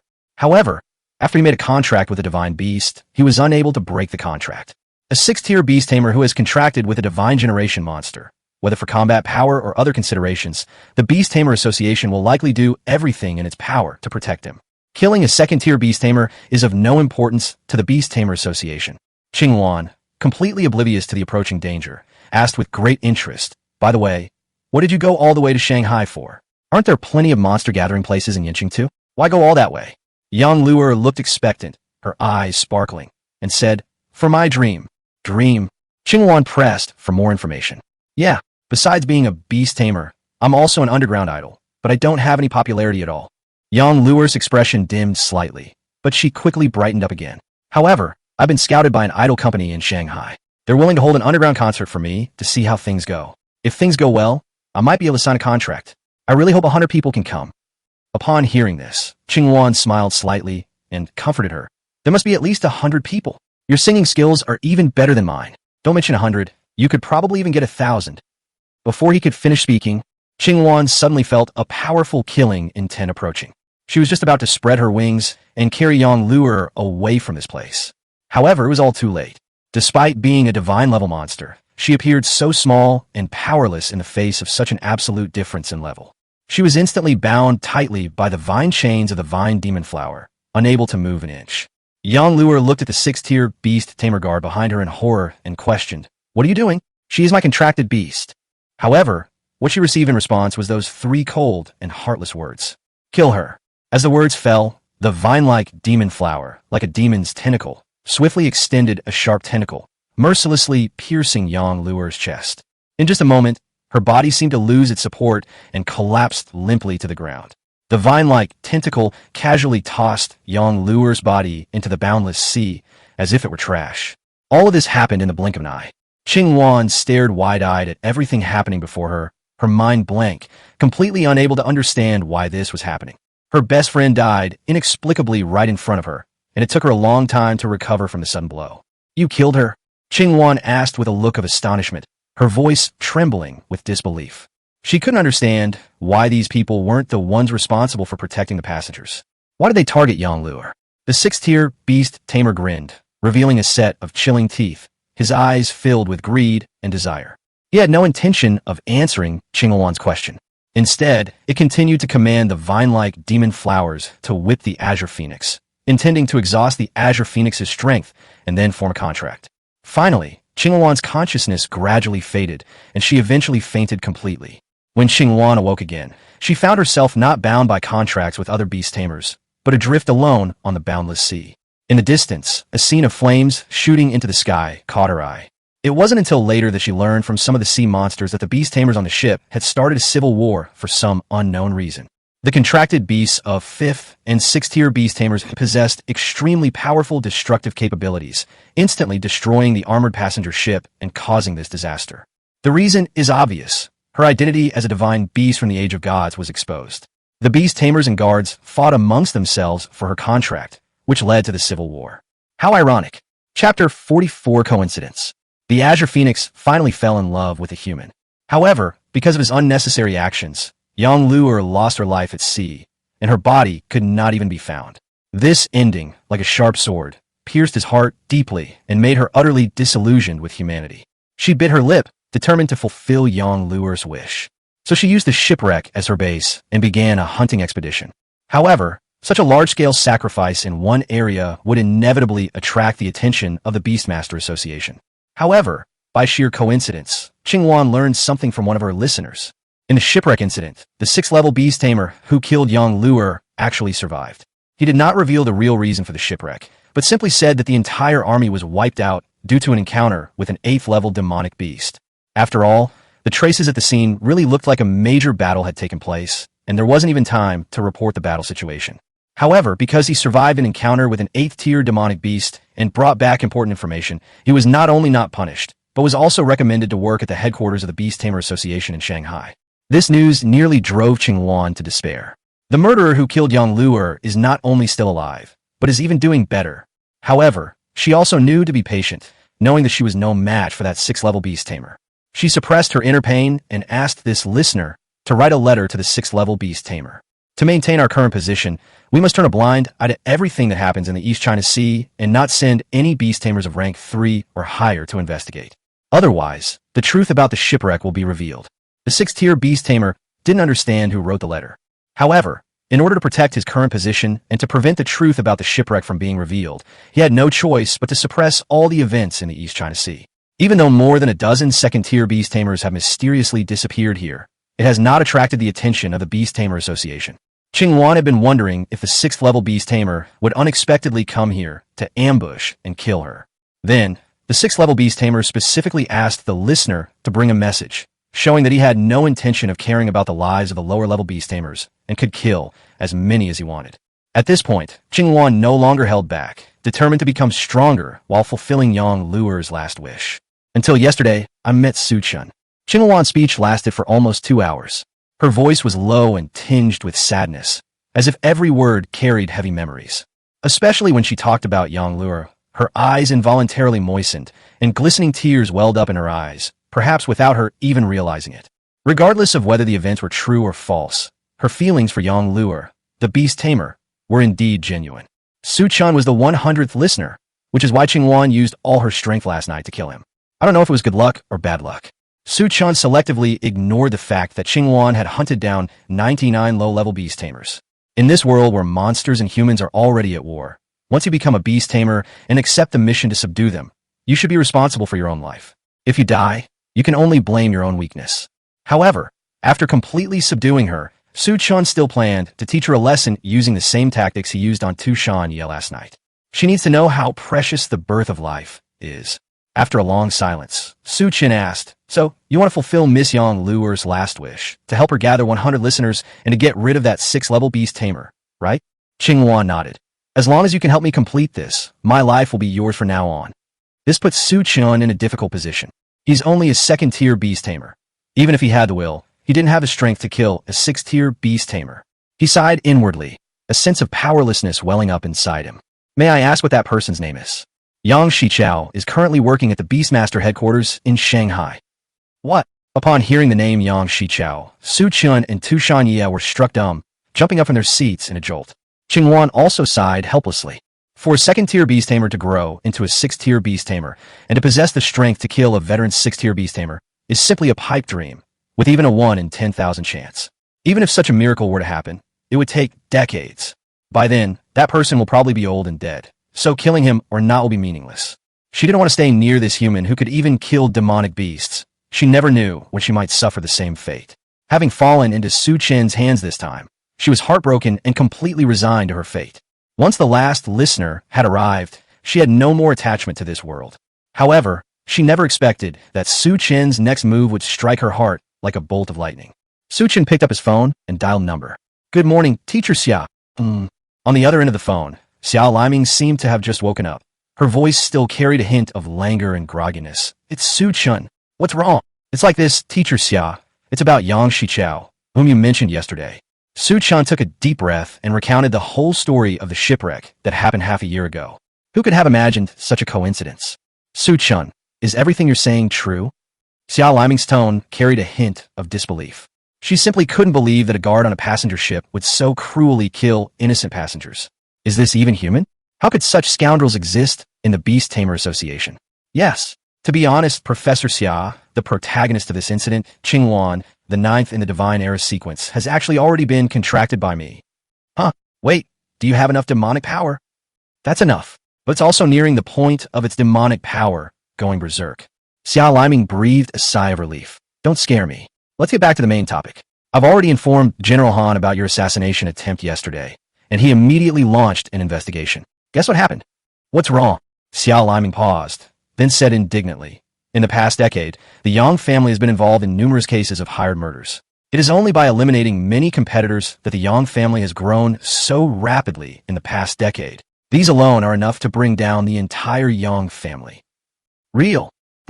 When have I ever lied to you, teacher?" "Then there's the matter of Yang Shichao. Without evidence, it'll be difficult to convict him, but these statements alone are enough to bring him down. Without the Beast Tamer Association's backing, taking him down is a piece of cake. Our first war zone specializes in assassinations, whether it's a demon beast or a human." Upon hearing this, Su Chen felt a chill run down his spine. Joining the first war zone feels like entering a den of thieves. Chapter 45 Execution. However, Su Chen added, "After Yang Shichao is captured, can I handle him?" After a half-minute silence on the other end of the phone, Ms. Xia Liming's voice finally came through. "Do you want to avenge Qingwan?" "No problem." "Thank you, teacher." After hanging up the phone, Su Chen also breathed a sigh of relief and turned to look at Qingwan. "Little Qingwan, I will help you fulfill these 2 wishes. How about choosing Yang Shichao as the last listener?" Upon hearing this, Qingwan's eyes widened immediately. "Are you serious? You can get rid of Yang Shichao? He's a 6th-level beast tamer." Su Chen smiled slightly. "Just you wait and see. When the time comes, I hope you will keep your promise and be my contracted monster." Shocking. According to insiders, the truth behind the shipwreck in the East China Sea 6 months ago is actually famous basketball commentator Kai Kunkin, who has been practicing for 2.5 years, remarked that it's a waste of the taxes paid by ordinary citizens every year to have such scoundrels in the Beast Tamer Association. Li Hongwei, president of the Shanghai Beast Tamer Association and a 9th-tier, 5th-level beast tamer, stated that the individuals involved have been detained and are awaiting further instructions. 80 million beast tamers have spontaneously petitioned for severe punishment of this scoundrel, demanding the complete eradication of his power and the restoration of order to the beast tamer community. Only one day had passed. The shipwreck incident 6 months ago instantly ignited the entire nation. Yang Shichao's name was immediately thrust into the spotlight. Crowds gathered in front of the Beastmaster associations in various cities, their emotions running high. They held up signs demanding a clear explanation from the association. Of course, the cause of the civil war was not made public. It was simply glossed over as an ongoing investigation. After all, the existence of the Azure Phoenix is an extremely sensitive topic, so it's best not to reveal too much about it. However, it is precisely this ambiguous attitude that has aroused the curiosity of ordinary people even more. Some speculate that the dispute arose because of the discovery of a special treasure and the unfair distribution of it. Some people are saying that the attack by an 8th-tier demon beast might be true, but the entire army was not wiped out because of resisting it. Instead, Yang Shichao used everyone else as bait to escape alone and survived. Of course, many people guessed the truth. The civil war was triggered by everyone vying for the contract rights of the divine beasts, but they did not focus their attention on Qingwan. The crowd was outraged, and the insults continued. Yang Shichao's backers were exposed, and the stock price of the Yeqing Yang group plummeted to rock bottom. Noon on the third day. The matter concerning Yang Shichao escalated rapidly, like a snowball rolling downhill, quickly reaching its peak. However, just as people were getting excited, something even more astonishing happened. The Yang family of Yeqing has been arrested by the 9th War Zone due to their involvement in multiple cases of hired murders, with conclusive evidence. This news was like a bombshell, instantly causing an uproar in China. Everyone was stunned and speechless, hardly believing their ears. This really is a case of birds of a feather flock together. The Yang family is truly, utterly wicked. That's outrageous. Inside a private room at the Taichung Hotel, Qingwan tightly gripped her phone, the screen flashing with countless condemnations of Yang Shichao and the Yang family. She simply couldn't imagine that Su Chen, who had forcibly made a contract with her, possessed such enormous power in human society. Although she was a demon beast, she was well aware of the status and weight of a 6th-level beast tamer and a high-ranking member of the Beast Tamer Association headquarters. However, such a powerful being was easily defeated by a 2nd-tier beast tamer. At this moment, Su Chen leisurely crossed his legs, looking at Qingwan's shocked expression with great pride.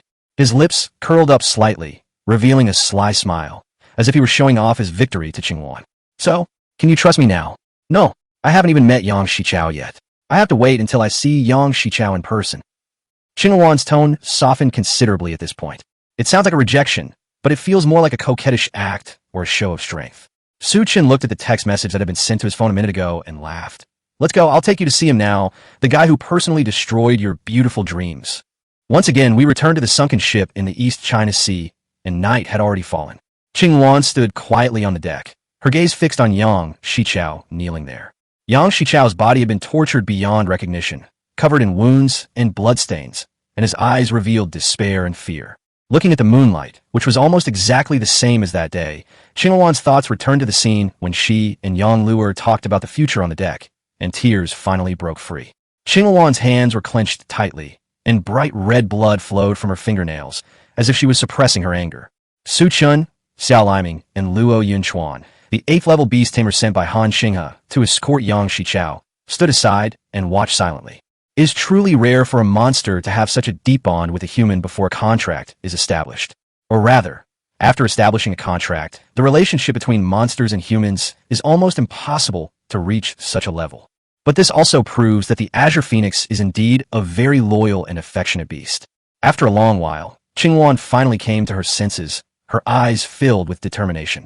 Although Yang Shichao is a 6th-level beast tamer, his physique value at its peak is as high as 120 points, almost twice that of the current Qingwan.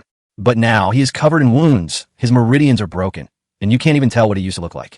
Its physical strength has probably dropped to less than a third of its original value, and its life or death is in the hands of Qingwan. Yang Shichao kept begging for mercy, hoping to be spared. Major General Luo, please spare me. I know I was wrong. At the time, I was blinded by greed and did that in a moment of impulsiveness. I am willing to spend the rest of my life making amends to the Dragon Kingdom. If I can live, I will definitely be able to save more people of the Dragon Kingdom. Please let me go. Luo Yunchuan kept his eyes tightly closed, ignoring Yang Shichao's pleas for mercy. As the head of the executive department of the 9th War Zone, he could not possibly be a soft-hearted person. Yang Shichao's fate was already sealed.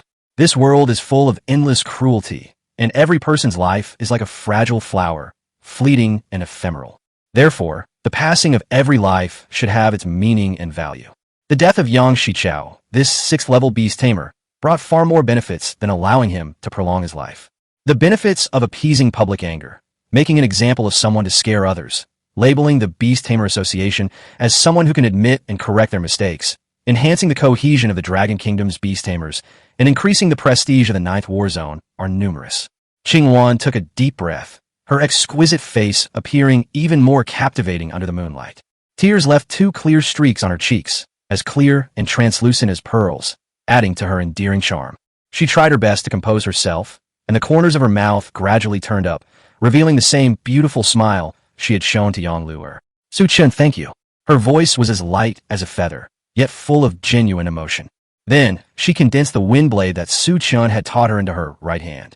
With a swift and decisive motion, the knife fell swiftly and cleanly, without the slightest hesitation. A 6th-tier beast tamer, a talent that can only be born out of 500,000 people, was thus beheaded. Chapter 46, I have no choice but to repay you with my body. System notification. The Azure Phoenix's bond value has changed. 0.30. Congratulations, host, on achieving the accomplishment, slaying a 6th-tier opponent. It's so great to have a teacher like this. Hopefully, the host won't harbor any thoughts of destroying the path of jockeys in the future. Gained 300 achievement points. Ding. Congratulations, host. Your achievement points have exceeded 2,100. You are rewarded with 5 free attribute points. Ding. Congratulations, host. Your achievement points have exceeded 2,200. You are rewarded with 5 free attribute points. Ding. Congratulations, host. Your achievement points have exceeded 2,300. You are rewarded with 5 free attribute points. At the very moment Yang Shichao's head was separated from his body, a series of system notifications rang in Su Chen's mind. 300 achievement points? I thought the maximum for a single achievement was 100 points. But system, is this writer annihilation thing for real? Su Chen thought to himself, this is what I'm complaining about. However, his attention was quickly drawn back to the Azure Phoenix. She leaped lightly and landed directly on the sail. She quietly closed her eyes, leaving behind only a silhouette that resembled that of a banished immortal. Time passed by, second by second. 2.5 minutes later, the Blue Phoenix finally began to sing. Her singing voice is like a clear spring, flowing through the quiet East China Sea. Although Su Chen wasn't a good music connoisseur and didn't even have a music player downloaded on his phone, he could still appreciate the beauty in Qingwan's singing. The singing was melodious and graceful, like heavenly music. Every note seemed to tell a story, captivating the heart. The song contains endless sorrow, as if it were a farewell song for a departed friend, or an earnest expectation for a future reunion. This intertwining of emotions is truly moving. Su Chen couldn't help but sigh. Perhaps it was because he was there that he was able to appreciate the charm of the song so deeply. Not only Su Chen, but Xiao Liming was also moved by Qingwan's singing. Her eyes were slightly red, and glistening tears welled up in them. It is truly heartbreaking that a young girl, full of hope for the future, suffered such misfortune because of the greed and selfishness of others. Soon, the song ended. It seemed as if Qingwan had completed an important mission, or as if she had finally avenged Yang Luer. After singing this requiem, her body seemed to lose all its strength, and she slowly floated down from the sail. Upon seeing this, Su Chen rushed forward without hesitation, quickly reaching out his hands to catch Qingwan steadily. He looked down at Qingwan in his arms and saw that her breathing gradually became steady, and his tense nerves finally relaxed. Her sleeping face was as innocent and unguarded as a child's, making one feel tenderness and affection. Xiao Liming then asked softly, "Is this all right?" Su Chen nodded and replied firmly, "Yes, thank you, teacher. I will definitely repay you when I become stronger in the future." Upon hearing this, Xiao Liming's lips curled up slightly, revealing a doting smile. She gently tapped Su Chen's head, her voice low and gentle. "As long as you can live peacefully, that's the greatest reward you can give me." Su Chen couldn't help but laugh at this moment, and said with a hint of teasing, "That won't do. From the result alone, eliminating the Yang family is equivalent to saving me. Letting Qingwan kill her enemy will undoubtedly help my relationship with her take another step closer. I, Su Chen, have no way to repay such a great kindness and virtue, so I can only offer myself in gratitude." Xiao Liming's cheeks flushed instantly. She glared at Su Chen playfully and scolded, "Get lost. You little brat. How dare you make advances on your teacher?" Seeing the conversation drifting off course, Luo Yinchuan coughed lightly twice. "Ahem, Su Chen, I still have a use for Yang Shichao's body, so I need to take it back to headquarters. As for the bodies of the other beast tamers, I will also send someone to take them back for burial. It's too lonely for them to stay on a sunken ship any longer, so please be aware of that. Upon hearing this, Su Chen immediately straightened up, gave Luo Yunchuan a standard military salute, and solemnly said, I know that. Thank you for your understanding, Major General Luo. As for whether Qingwan will be punished for killing so many beast tamers, that's definitely unnecessary. After all, many of the beast tamers' contracted beasts may have already taken countless lives before being contracted. All that's needed is for them to become beast tamers in the future and make contributions to reclaiming human territory. That will be the punishment for these monsters. Back in Taichung, it was late at night, and all was quiet. Su Chen naturally booked 2 separate rooms, with teacher Xia liming to rest, and nothing further was likely to happen. It's all the system's fault. He kept spouting nonsense about jockeys destroying the Tao, which made Su Chen's mind wander to all sorts of chaotic thoughts whenever he looked at Xia liming, making it impossible for him to calm down. Tu Shan Ye did not come out tonight. These past 2 days I've been staying in my room, but Su Chen has really messed with me. Since noon, I've been hiding in the beast taming space, acting all grumpy and not want to come out at all. But, judging from her bond value, rising to 60 points, Su Chen could only say, Ha! What a hypocritical woman. As for Qingwan, she was fast asleep. This was probably the most peaceful night's sleep she had had since the shipwreck 6 months ago. Su Chen would naturally not take advantage of the danger posed by the monsters. He walked to the bedside and covered Qingwan with a blanket, then turned and walked to the sofa, where he slowly lay down. She is quite different from Tu Shan Ye. She was sleeping so soundly, I really couldn't bear to disturb her. But if I did anything to her at a time like this, the 30 points of bond points I had worked so hard to raise would disappear. Let's get some rest for the night. These past 2 days of bickering with Tu Shan Ye have been quite tiring. The next day at noon, Su Chen slowly opened his eyes. His eyes were still a little blurry, as if he hadn't fully woken up from his sleep. In a hazy state, he seemed to hear 2 female voices, as melodious as nightingales singing, conversing inside the room. The few words exchanged seemed to be filled with laughter and joy. It's obvious without even thinking that it was Tu Shan Ye and Qingwan. It seems Ye has finally calmed down. However, after clearly hearing what they were saying, the black lines on Su Chen's forehead deepened. Why is everyone criticizing him? It seems that the two of them get along very well, and their main topic of conversation is talking about how terrible Su Chen is, as if they could never finish talking about it. How dare you smear your own master like that? Su Chen couldn't help but complain. He got up and strode into the bedroom. Yeah, Qingwan, there are 2 things I need to correct. I'm 1.8 meters tall, not 1.79 meters. And another thing, what do you mean I can only vent my frustrations on contracted monsters because no woman is interested in me? I have an ex-girlfriend, but we've already broken up. Chapter 47 Your Name. Although Su Chen spoke these words with righteous indignation and in a booming voice. However, Tu Shan Ye and Qingwan seemed to ignore his words and continue to talk to each other. Yeah, do you think Su Chen really had a girlfriend before? He doesn't seem like the kind of man who would be popular in human society. A hint of curiosity flashed in Qingwan's eyes, and she deliberately emphasized the word girlfriend 3 points. Tu Shan Ye gently shrugged, a half-smile playing on her lips. She glanced at Su Chen with a playful look, then smiled and said, Who knows? Maybe it's the left hand, or maybe it's the right. Qingwan and Yang Luer had been together for a year, so they naturally understood the meaning behind Tu Shan Ye's words. She couldn't help but chuckle softly. Really? Then you certainly have had an ex-girlfriend. Tu Shan Ye sighed softly, her tone tinged with helplessness. Sigh. We're both really unlucky. I've never heard of any human daring to have such wicked thoughts about a demon beast like me. It's truly terrifying. Qingwan sighed as well, echoing, How terrifying. Heaven is so unfair. Su Chen's lips twitched slightly, but he quickly breathed a sigh of relief. Since they can speak ill of me so brazenly, the distance between us must have diminished considerably. Compared to Qingwan's initial cold and silent attitude, the situation has improved somewhat now. Being able to maintain the relationship even after being slightly smeared is not necessarily a bad outcome. A few minutes later, the two of them seemed to have finally tired of teasing each other. Tu Shan Ye stood up, stretched, and said, I'm a little sleepy. I'm going back to the beast taming space to rest for a while. Qingwan nodded. Then, she turned her gaze to Su Chen, her eyes filled with a complex emotion. With only Su Chen and Qingwan, one human and one demon, left in the room, the atmosphere became somewhat awkward. But as the saying goes, shamelessness makes a man invincible. Tu Shan Ye's actions just now seemed to be intentionally creating a space for Su Chen and Qingwan to be alone. Perhaps this was precisely the request that Qingwan took the initiative to make, wanting an opportunity to have a private conversation with Su Chen. Since that's the case, Su Chen didn't hesitate for long and sat down in the seat that originally belonged to Tu Shanyi. He wore a calm and collected expression, his gaze settling on Qingluan as he said, "Just say what you have to say. There's no need to overthink it."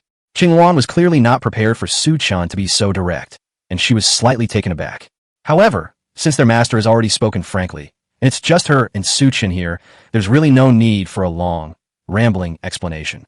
She took a deep breath and said slowly, "Su Chen is really grateful to you for giving me this opportunity to avenge Yang Luer. I am willing to obey your orders and become your contracted monster in the future." Su Chen nodded and smiled slightly. "That's good. I will keep my promise and take you to the top." The change in bond value is the most intuitive. It will not change because of Tu Shanyi's insincere words.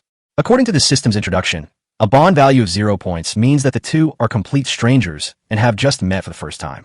A bond value of 30 points is equivalent to a normal friendship between humans, with almost no dislike. This is also a common relationship between ordinary beast tamers and their contracted monsters. A bond value as high as 60 points, like Tu Shanyi's, is equivalent to about half a year of dating for an ordinary couple, although they may still go their separate ways when faced with major difficulties. However, under relatively stable conditions, it is absolutely the most reliable entity. Therefore, Tu Shanyi is a tsundere who says one thing but means another, which is quite frustrating. In contrast, Qingluan appears to be more straightforward and honest. She took a deep breath, as if finally making a decision. "Su Chen, do you remember what I told you before? I haven't had a name yet. I originally planned to give it to Yang Luer after we form a contract, but..." She paused briefly, a hint of sadness in her eyes. But she quickly composed herself and continued. "Now that I am your contracted monster, I hope you can give me a name." "A name?" Su Chen fell in a deep thought. Indeed, it always feels a bit awkward to just call her Qingluan every day. Each of the Divine Generation monsters has a dedicated name information bar in the system interface. Although he didn't know the specific purpose of a name field, Tu Shanyi seemed to care about it a lot, even choosing a name like Lin Yuer when she was disguised as a human. After a long silence, Su Chen finally spoke up. "Qinglu, what do you think of this name?" Qingluan paused slightly, then softly repeated, "Qinglu." Su Chen nodded and explained, "Yes, the Qing in Qing is as vibrant as the color of your feathers, and the character Lu is part of Miss Yang Luer's name. I hope you can inherit her name and live a good life. What do you think?" Upon hearing this, Qingluan's eyes instantly became profound. She kept repeating the name she had just received, as if she wanted to imprint it deeply in her heart. At the same time, a system notification sounded in Su Chen's mind. System notification. The bond value between Qinglu and Qinglu has changed from 30 to 40. Congratulations, host, on achieving the accomplishment. Monster naming. You have named a monster from the Divine Era and received its approval. Would you like to start a naming training course? 40 achievement points earned. Has the name been approved? Su Chen muttered to himself, while quickly glancing at Qingluan's system interface. Sure enough, the name field had changed to Qinglu. "Su Chen, thank you. I really like this name," Qinglu said with a grateful expression. A warm feeling welled up in her heart. To inherit her friend's name, to live on, and to carry it forward. This was a wish that had just begun to take root in her heart. Now, this wish has come true, and the person who helped her achieve it is none other than Su Chen. Su Chen breathed a slight sigh of relief and said with a smile, "I'm glad you like it." At this moment, a blush suddenly spread across Qinglu's face. She lowered her head and muttered softly, "That's Su Chen. Could it be that I..." The last few words were stuck in my throat, and I just couldn't say them. However, her gaze kept shifting between Su Chen and the business bed, her hands constantly clasping together, as if trying to hide her nervousness. The intentions they wanted to express deep down were self-evident and needed no further explanation. Anyone with discerning eyes could see them at a glance. Upon seeing this, Su Chen's lips involuntarily curled up slightly, forming a smile that was neither a smile nor a frown. If Xia Liming is described as a refined and intellectual student exuding a subtle, scholarly air, Tu Shanyi resembles a college girl whose childishness has not yet completely faded and who is full of youthful energy. The Qinglu in front of us is more like a cool, mature, and charming ice queen. Every smile, every gesture, exuded an irresistible charm, compelling others to stand and gaze from afar, hesitant to approach or profane her, yet inevitably harboring many fantasies within their hearts. Since Qinglu asked so bluntly, how could Su Chen possibly ignore it? Let me put it this way. Ye will definitely thank you then. Chapter 48, The Realm of Beast Taming. After safely delivering Su Chen to Yi City, Xia Liming paused briefly, gave him some simple instructions, and then got up and returned to the First War Zone. After all, She still had some things to finish, and she had to take leave to come back this time. Faced with this scene, Chen was filled with emotion and gratitude. He was at a loss for words to express his deepest gratitude to Xiao Liming for her devoted help. After much thought, perhaps only by dedicating myself to him in the future can I repay this deep affection. At this moment, Chen was the only one left in the huge villa, but he dared not act recklessly in the slightest. It's a teacher's house, after all. Shouldn't we at least show some respect for it? In the end, they decided to honestly find a hotel outside, book a regular private room for the night, and treat Tu Shanyi and Qing Lu equally. The next day, Tu Shanyi and Qing Lu would undoubtedly continue their nagging. Look at Chen. He actually came back alive? It's been almost a week. I thought he was dead. It seems the nine-tailed fox wasn't released this time. Could have died during the mission. I think he came to the mission hall to apply for the cancellation of the missions. 2 A-level missions and 1 S-level mission, all of which are second tier. How could a first-tier beast tamer possibly complete them? On the way to the Beastmaster Guild's mission hall, Chen kept hearing whispers like these. Chen simply smiled at these gossips, paying them no heed whatsoever. Why should he care about other people's opinions in his life? We arrived at the mission lobby. Chen walked unhurriedly to the counter, and under the astonished gazes of everyone, calmly took out a 500-kilogram venomous scorpion tail from his beast-taming space and gently placed 3 completed task lists on the counter. In an instant, the entire mission hall fell into a deathly silence. Everyone stared wide-eyed and gaped, as if an egg could fit inside. What is this? This is what everyone is thinking right now. A first-tier beast tamer was able to successfully complete 2 second-tier A-level missions and 1 S-level mission in less than a week. Are you trying to defy the heavens? However, when Chen received the mission reward and went through the identity verification process, everyone present gasped in surprise. The instrument calculated that Chen's realm had actually reached the second stage of the second tier. Are you kidding me? Could Chen have a hidden level? Wasn't he only at the first level, second stage when he took the college entrance exam? How did he break through a major level in less than a month? It must be. No wonder young Master Yang was easily killed in a life-or-death battle before. A second-tier beast tamer bullying a first-tier beast tamer is just child's play for him. No wonder Chen only accepts second-tier missions. It turns out he's a second-tier beast tamer. Regardless of whether he had hidden his true level before, he was a second-tier beast tamer right after graduation and even completed an S-rank mission on his own. Is it so hard to acknowledge someone's excellence based on that alone? Yes, there's no rule that says you can't hide your level of cultivation. Chen hadn't expected this either. Once he finished his regular tasks for the next month, the people outside started another round of discussion. You guys are so bored, always talking about other people. However, just as Chen was about to leave the mission hall, the topic of discussion among a team of beast tamers caught his attention. Brother Lin, Brother Zhang, what do you think Chen would get if he went to challenge the beast taming realm? He should be able to enter the top 10 after he breaks through to the second tier, 10th stage, right? But right now he's only at the second tier, second stage, so he probably won't bother challenging him. It would be too much of a loss for him.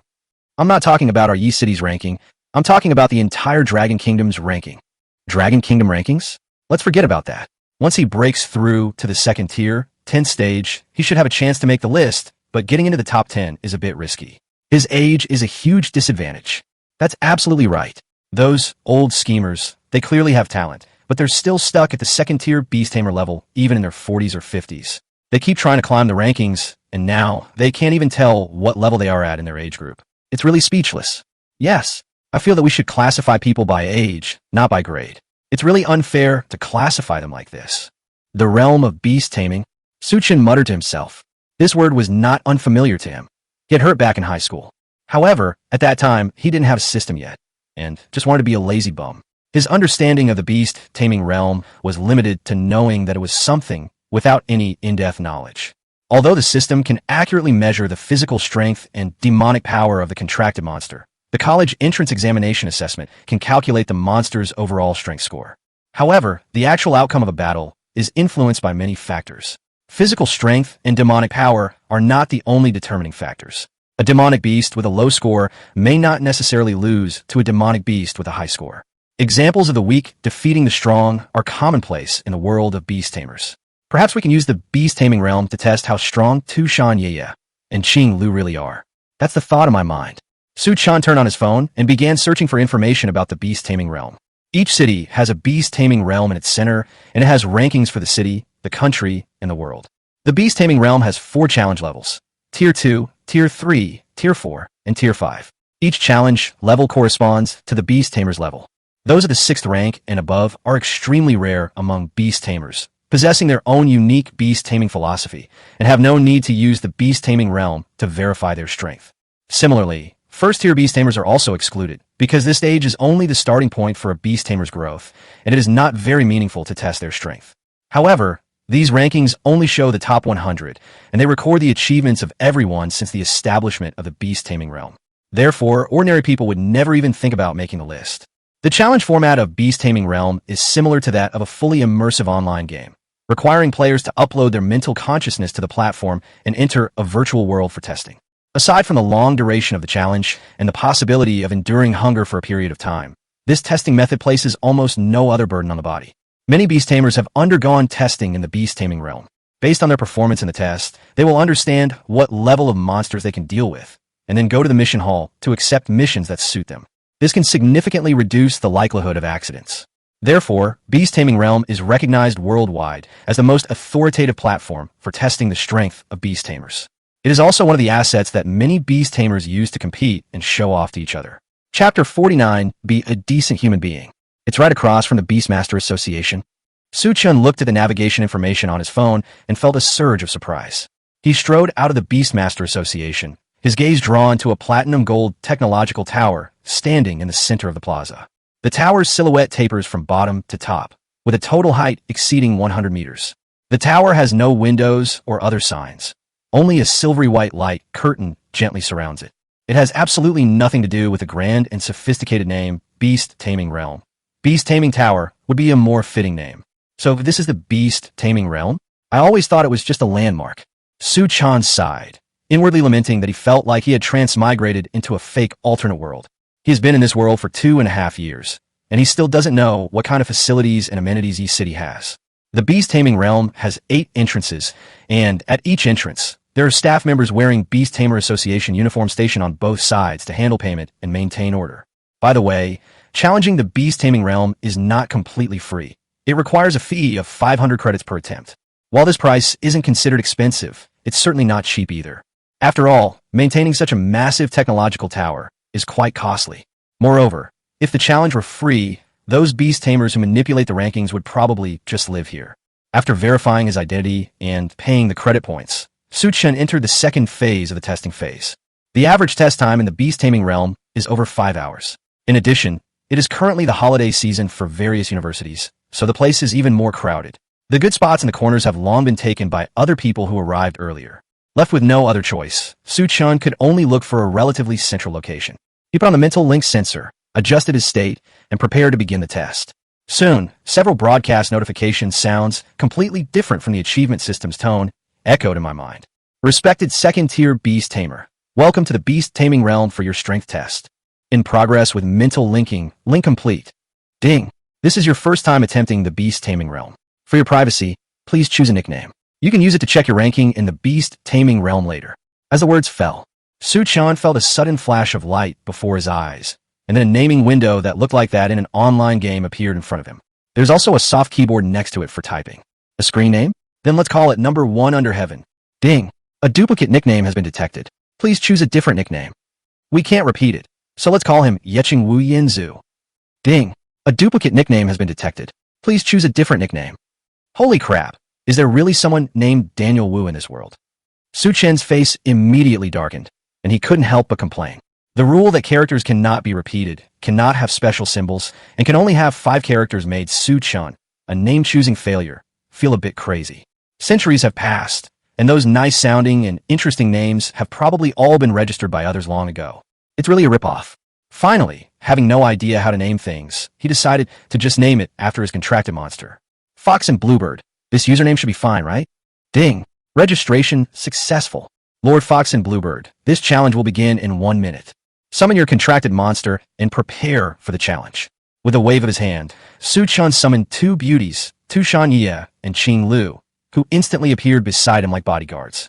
Standing tall and graceful, like a fairy descended from heaven. This is probably the scene every man dreams of. Tu Shanye has been sleeping very well these past 2 nights, and she looks refreshed and full of energy. She even had the mood to make a suggestive joke to Chen. Qing Lu's face returned to its usual coldness, like an iceberg. exuding an awe-inspiring aura. As her first battle, she was determined to deliver a perfect performance and demonstrate her true strength. A minute passes in the blink of an eye. The announcement tone sounded again. Currently challenging the first level, please defeat the virtual monster.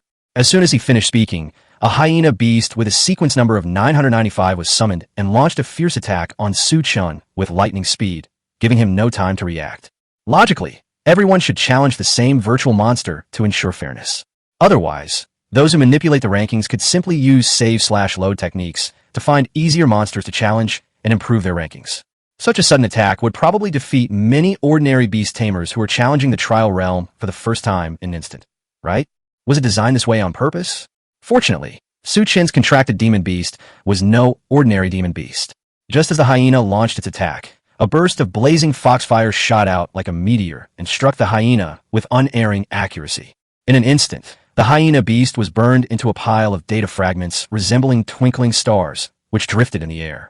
However, only 3 seconds passed. These data fragments miraculously coalesced back into 2 hyena beasts, bearing their fangs and claws as they launched another attack on Chen.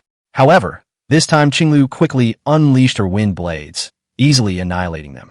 Then, in the third round, 3 hyenas appeared. The fourth round, for hyena beasts. The announcement only came over the loudspeaker again after the 5 hyenas in the 5th round were eliminated. Ding! Congratulations on completing the first level of the challenge. The second level of challenge will begin in 10 minutes. Please prepare. These words were spoken. Chen Ye gave Qinglu a triumphant smile, as if to say, I won this time. Qinglu sighed softly, a hint of resentment on her face. Chen was somewhat surprised by what he saw. How did their relationship become so good? It felt like a little competition between best friends, and neither of them seemed willing to admit defeat. I think this is pretty good. Moderate competition can promote mutual progress. Chen pondered to himself. However, he was unaware that Chen Ye and Qinglu had just made a bet in the beast taming space. Whoever kills fewer monsters will have to take on the responsibility of caring for Chen every night for the next week, and will have to do everything they can to persuade Chen not to harm the winners. Who would dare lose if they could get a good night's sleep this week? Currently, after passing the first level of the test, Chen Ye and Qinglu's score is 10-5. Clearly, Chen Ye's control over Foxfire is far superior to Qinglu's Windblade. After all, Foxfire was a skill that Chen Ye had learned since childhood and was already very familiar with. As for Windblade, Chen had just helped Qinglu learn this skill a few days ago, and it still needs more time to hone and master it. Of course, if other beast tamers knew about their little scheme, they would probably be stunned. In the beast taming realm, other beast tamers are all there to test their own strength. Every battle must be fought with all their might, while also considering how to conserve their stamina and demonic energy. You guys are really something, competing to see who kills the most monsters? Please be a decent human being. No, those two aren't even human to begin with. Chapter 50. The first in Yi City. Time passed by, second by second. Half a day passed quickly, and Chen finally arrived at the 8th floor. The reason it takes so long is that the waiting and rest time between each floor increases progressively. Dealing with these virtual monsters was incredibly easy. They were killed almost instantly, without taking much time at all. However, the waiting time between each floor has increased from 10 minutes at the beginning to an hour now. After all, not everyone is like Chen, who can easily kill these monsters. 4 ordinary beast tamers. Each level requires several hours or even a whole day of intense battle to clear. Without rest time, they would likely be defeated in no time. Just as all the virtual monsters on the 8th floor were killed by Chen Ye and Qinglu. The light screen guarding the beast taming realm suddenly emitted a golden glow. All the beast tamers who were in the central square and across the street at the Beast Tamer Association were astonished when they saw this scene. Almost forgetting what they were doing, they all turned their gazes toward the beast taming realm. Golden Radiance? Has someone broken our Yi City's record of being in the top 3? Wow. So the white light barrier outside the beast taming realm can change color? I've been in Yi City for 20 years, and I've never seen anything like it before. The main problem is that the top-ranked seniors in Yi City have pushed the rankings too high. It's impossible to break their records. Who on earth is so awesome? Soon, the news spread like wildfire. The news spread by word of mouth among the beast tamers from 10 to 100 and from 100 to 1,000. A huge crowd gathered in front of the beast taming realm in the central square, eager to see the ranking list of the beast taming realm. Then, everyone was dumbfounded. I was completely dumbfounded. Nickname: the Fox and the Bluebird. Level cleared. Tier 2, Level 8, currently challenging Level 9. Challenge duration: 2 minutes and 30 seconds. Waiting time deducted. Yi City ranking 3rd. National ranking: not listed. World ranking, not listed. 2 minutes and 30 seconds? What the hell? Is the beast taming realm malfunctioning? No. If every virtual monster is instantly killed the moment it is summoned, around this time, the top experts in each city can clear the first few levels in an instant. I was fortunate enough to witness the scene of the prodigies slaughtering the rankings in Yinjing a few years ago. Which swordsman from Shirley Slope has emerged this time? Awesome. I don't think I've ever heard of this person before. Could this be their first time taking on a challenge? The crowd was buzzing with discussion. The number of onlookers also increased. No one expected that the top 3 records in Yeching, which had remained unbroken for over 20 years, would finally be broken on this day. The 1-hour break and waiting period is finally over. The virtual monsters on the 9th floor were summoned like a tidal wave. This time, the situation is quite different from the previous 8 floors. 50 virtual monsters appeared all at once, all at the 2nd tier, 10th stage, with monster numbers between 200 and 300, and they were of various kinds and different from each other. The moment these virtual monsters appeared, they launched a fierce attack on Su Chen like hungry tigers pouncing on their prey. At first, Su Chen felt that the 1-hour wait was too long. In retrospect, it is indeed necessary to take a rest. Although these virtual monsters are not particularly strong individually, it would not be difficult for Tu Shanyi and Qing Lu to easily defeat them. However, the key issue is that the quantity came in a bit too much at once. The original design of Beast Taming Realm was to reduce casualties for beast tamers in the wild, so it simulates a realistic combat environment in the wild. These virtual monsters primarily target the Beastmaster, unlike in Pokemon games where they only engage in a stalemate with their contracted monsters and never attack the Beastmaster. Moreover, this is not a game. Friendly fire exists within it. When using wide-range skills, it is also necessary to ensure that the Beastmaster himself is not harmed. Therefore, Tu Shanyi and Qing Lu had to spare some attention to protect Su Chen between fighting the enemy. Although they said they were disgusted, their bodies told a different story. So cute. 10 minutes later, when Tu Shanyi successfully killed the last virtual monster on the 9th floor, the golden light instantly turned into a rainbow, becoming incomparably dazzling. Wow, colorful light. This means we've reached the top of Yi City. The national rankings are out, and he's ranked 99th. Finally, someone from Yeching has made it into the national rankings. The 9th level is the threshold for entering the national rankings. 50 different kinds of monsters will attack at the same time. It's impossible to pass the level without hundreds of attempts. He actually passed it in just 10 minutes? I don't think I've ever heard of this person before. He's still in testing and hasn't come out yet. Damn it. Could it be that he wants to challenge the 10th floor? Impossible. Absolutely impossible. Those geniuses who break through to the 10th level, which one didn't go through hundreds or thousands of trials. We've never even seen this person on the rankings before. Do you really think he can pass the 10th level in one go? The crowd remained astonished, their eyes wide and their faces filled with disbelief. The challenging monsters for each level of the Beast Taming Realm have already been clearly announced on the official website. The Beast Taming Realm has 11 levels. The first 8 levels are training levels, where virtual monsters will be summoned in 5 rounds and batches. The combat pressure is relatively low, and any genius from a major power can pass through them. The 9th and 10th floors are challenge floors, where all monsters will be summoned at the same time, and the difficulty of the battle increases exponentially. These are the floors that truly differentiate players, and being able to pass them means entering the ranks of the top 100 in the country. As for the 11th level, it is an endless challenge. Every minute, 5 virtual monsters or 1 virtual monster from the God Era sequence will be randomly refreshed, and the ranking will be calculated based on the time spent.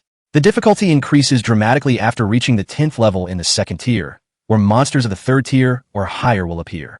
Although there's only a small difference in level between the 3rd tier, 1st stage, and the 2nd tier, 10th stage, is a huge gap that is difficult to cross, a qualitative difference.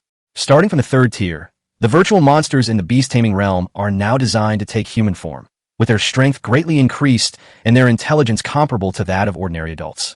For a 2nd tier beast tamer to fight against such beings, especially 50 of them at once, the difficulty increases exponentially. Those peerless geniuses ranked ahead of Su Chen nationwide, starting from number 35, have never cleared the 10th floor. Therefore, the ranking is determined based on the number of virtual monsters killed in the 10th floor and the time taken. In other words, as long as you can clear the 10th floor, your national ranking will definitely not be lower than 35th. That's outrageous. Chapter 51 World Rankings. Amidst the clamor of discussion, time slipped away unnoticed. Before we knew it, an hour and a half had passed in a flash. Everyone was already so shocked that their scalps tingled and their hearts were filled with turmoil that they could hardly calm down. After deducting the 1-hour rest period, Some people were able to persist for more than half an hour on the 10th floor. What exactly is this? Could it be that we really have to clear the 10th floor? Are we really about to witness history? Just as everyone was lost in thought. Knock, knock, knock. Suddenly, a deep and resonant bell rang throughout the sky. Its sound was like 10,000 horses galloping, deafening, soaring into the sky, and could be heard by almost everyone in Yi City. Everyone's breath caught in their throats. They were all stunned. No way. Before long, the ranking information on the previously silent, multicolored light screen finally began to change slowly. Nickname: the Fox and the Bluebird. Level cleared. Tier 2, level 10. Currently challenging level 11. Challenge duration: 32 minutes and 52 seconds. Waiting time deducted. Yi City ranking: 1st. National ranking: 15th. World ranking: 100th. Ranked 100th in the world. Damn, how long has this sword god of Shirley Slope been holding back? I've never heard of him before, and now he's already challenging for a spot on the leaderboard. My mom asked me why I was kneeling in front of the leaderboard. I freaking want to stand up too. This truly brings glory to our dragon kingdom. Finally, another person has entered the world rankings. And it's from Yi City. Ha ha. You only look at the rankings. Didn't you see how long it took this person to clear the level? He cleared the 10th floor in just half an hour. Dragon Kingdom is awesome. Yi City is awesome. Fox and Bluebird are awesome. The crowd continued to discuss the matter. This time, their conversation was no longer limited to Su Chen's strength, but turned to their curiosity and speculation about his identity. Based on his nickname, Fox and Bluebird, many people gradually pictured a middle-aged beast tamer who carried a straw hat, lived in seclusion in the wilderness with a fox and a bluebird by his side. As for why he was considered a middle-aged beast tamer, the reason is actually quite simple. In this world, those beast tamers who are stuck at a certain level and trying to climb the rankings have been consuming rare and precious herbs to enhance their demonic power for decades, in order to ensure that their level remains unchanged and that they can also contract higher-level demonic beasts. In other words, as long as there is a continuous supply of resources, the longer one lives, the higher one's demonic power will be. According to the rules of this world, as long as the demonic power is strong enough, even a first-level beast tamer can contract a 10th-level demonic beast. The key factor that determines the number and strength of the monster contracts is not the level of the beast tamer, but the demon power.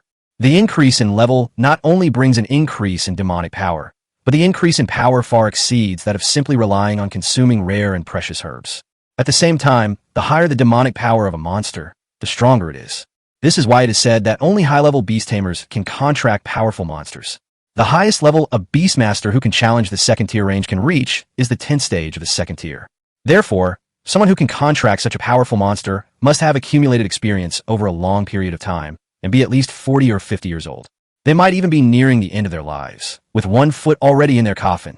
At the same time, on the other side, in the first war zone, in private room number 7 of the tea house, Xia Liming listened quietly to the man's eloquent speech, a helpless, bitter smile on her face. A cup of cold tea sat before her as she listlessly fiddled with her phone, chatting with her best friend. That's right, the so-called emergency mission Xia Liming received in the first war zone was actually a blind date. Although the male-to-female ratio of beast tamers is not significantly different, the ratio of those above the 5th rank is severely unbalanced, at only 8 to 2. Furthermore, the world's emphasis on bloodlines makes high-level female beast tamers an extremely rare resource. Xia Liming is now 25 years old, which is several years older than the average age for childbirth among women in this world. Moreover, her parents had already passed away, and she had no other relatives to rely on, so it was naturally better for her to get married as soon as possible. The man with slicked back hair sitting in front of her was Li Ruoji, the eldest son of the Li family in Yanjing. He belongs to the 7th war zone. At only 25 years old, he is already a 4th tier, 2nd stage beastmaster, and he is currently getting married for the first time. He and Xia Liming were classmates in college, and he had been pursuing Xia Liming ever since their college days. Apart from being slightly inferior to Xia Liming in terms of ability, he was a perfect marriage partner in every other respect. After learning about this, the 1st and 7th war zones were also interested in facilitating the marriage, so they arranged this matchmaking mission. Jasmine, what's wrong? You don't seem to be thinking about this. Li Ruoji asked, his eyes revealing concern. No, it's nothing. I just didn't sleep well last night. Xia Liming quickly explained. Oh, I happen to have a chi-replenishing pill here that can restore your vital energy. Here, take it. Li Ruoji was clearly unaware that Xia Liming didn't even look at him. Otherwise, how could he have pursued it for 7 whole years without any progress? However, his family gave him confidence, and everyone thought that Xia Liming was arrogant because of her strength, which was why she did not accept him. Xia Liming twitched her lips. It's okay, I'll just go back and rest for a bit. Li Ruoji, however, said enthusiastically, "It's all right, go ahead and eat it. A chi-replenishing pill isn't worth much." As he spoke, he handed the chi-replenishing pill to Xia Liming. Xia Liming looked at him with a sense of helplessness, and a feeling of disgust welled up in her heart. She really didn't want to get entangled with Li Ruoji any longer, so she refused again, saying, "No need. Eat up, it's all right. I just couldn't bear to see you so listless. I'm really okay." Just as the two were at an impasse, Xia Liming's phone, which was on the table, suddenly received several messages from her best friend. "Jasmine, did you see the news? A second-tier beast tamer from Yi City actually ranked 100th on the world leaderboard in the beast taming realm and cleared the 10th floor in just over half an hour. My nickname is Fox and Bluebird, and I'm currently challenging the 11th floor. I remember you were on a mission in Yi City not long ago, right? Do you have any leads on this person?" Seeing the message from her best friend, Xia Liming instinctively wanted to put her phone away, but quickly realized something was wrong. The fox and the bluebird? Could it be referring to the nine-tailed fox and the blue phoenix? And it happened in Yi City. What a coincidence. World rankings? No way. Is Su Chen's strength really that heaven-defying? I have to go check it out. Thinking of this, Xia Liming quickly stood up and apologized. "I'm sorry, Li Ruoji. I received an urgent mission and have to go back to Yecheng again." Li Ruoji was a little confused. "Didn't you just come back from Yecheng? You have to go back again." Xia Liming nodded. "Yes, this is still a 5-star emergency mission. Let's talk again next time." After saying that, Xia Liming immediately left the private room and applied to her superiors again to use the teleportation array. They returned to Yi City. Chapter 52, the 10th Nationwide. At this moment, Su Chen looked at the countdown timer for the beast taming realm and couldn't help but feel a sense of helplessness. He originally thought the longest wait would be no more than an hour, but he never expected it would be 3 hours.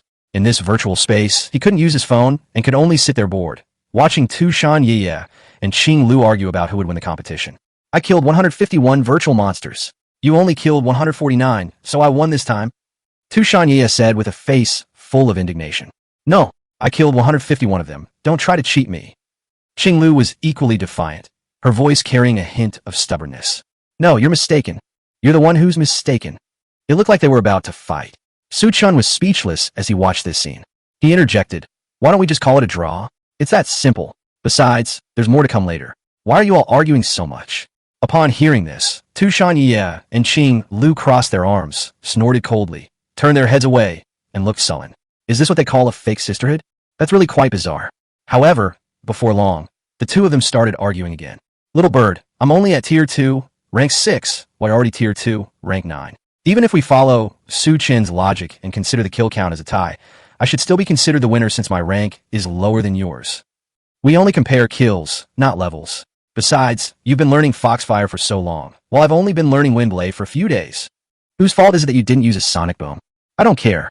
I've been serving Su Chen these past 2 days to knight you." Halfway through her sentence, Qing Lu realized she had let something slip. She quickly covered her mouth and stared blankly at Su Chen. Su Chen was taken aback at first, then suddenly realized what he meant. Only then did he finally understand why the two of them were so unwilling to admit defeat. Good heavens, that's really good heavens. So he was the bet. Thinking of this, a wicked smile crept onto his lips. He stood up, walked over to the two women, and said jokingly, "My two beauties, give me, Su Chen, some face and let's just settle as I said, a draw. Stop arguing, okay." Seeing that Su Chen didn't seem to be thinking about the matter deeply, Tu Shan Ye and Qing Lu were secretly delighted and breathed a slight sigh of relief in unison.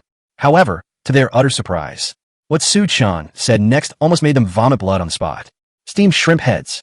Su Chen remained calm and composed, saying slowly, "Since this competition ended in a draw, in a sense, you two have both lost. Since the result is set, I'll have to put in a little extra work for you today." "Huh? No. That's not what we meant." Su Chen smiled and gently patted the two women's shoulders, reassuring them, "Don't worry. You don't need to worry about my stamina. This little thing is no problem for me. I can handle it perfectly." These words were spoken.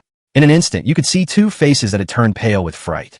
3 hours passed in the blink of an eye, as Tu Shan Ye and Qing Lu scolded each other.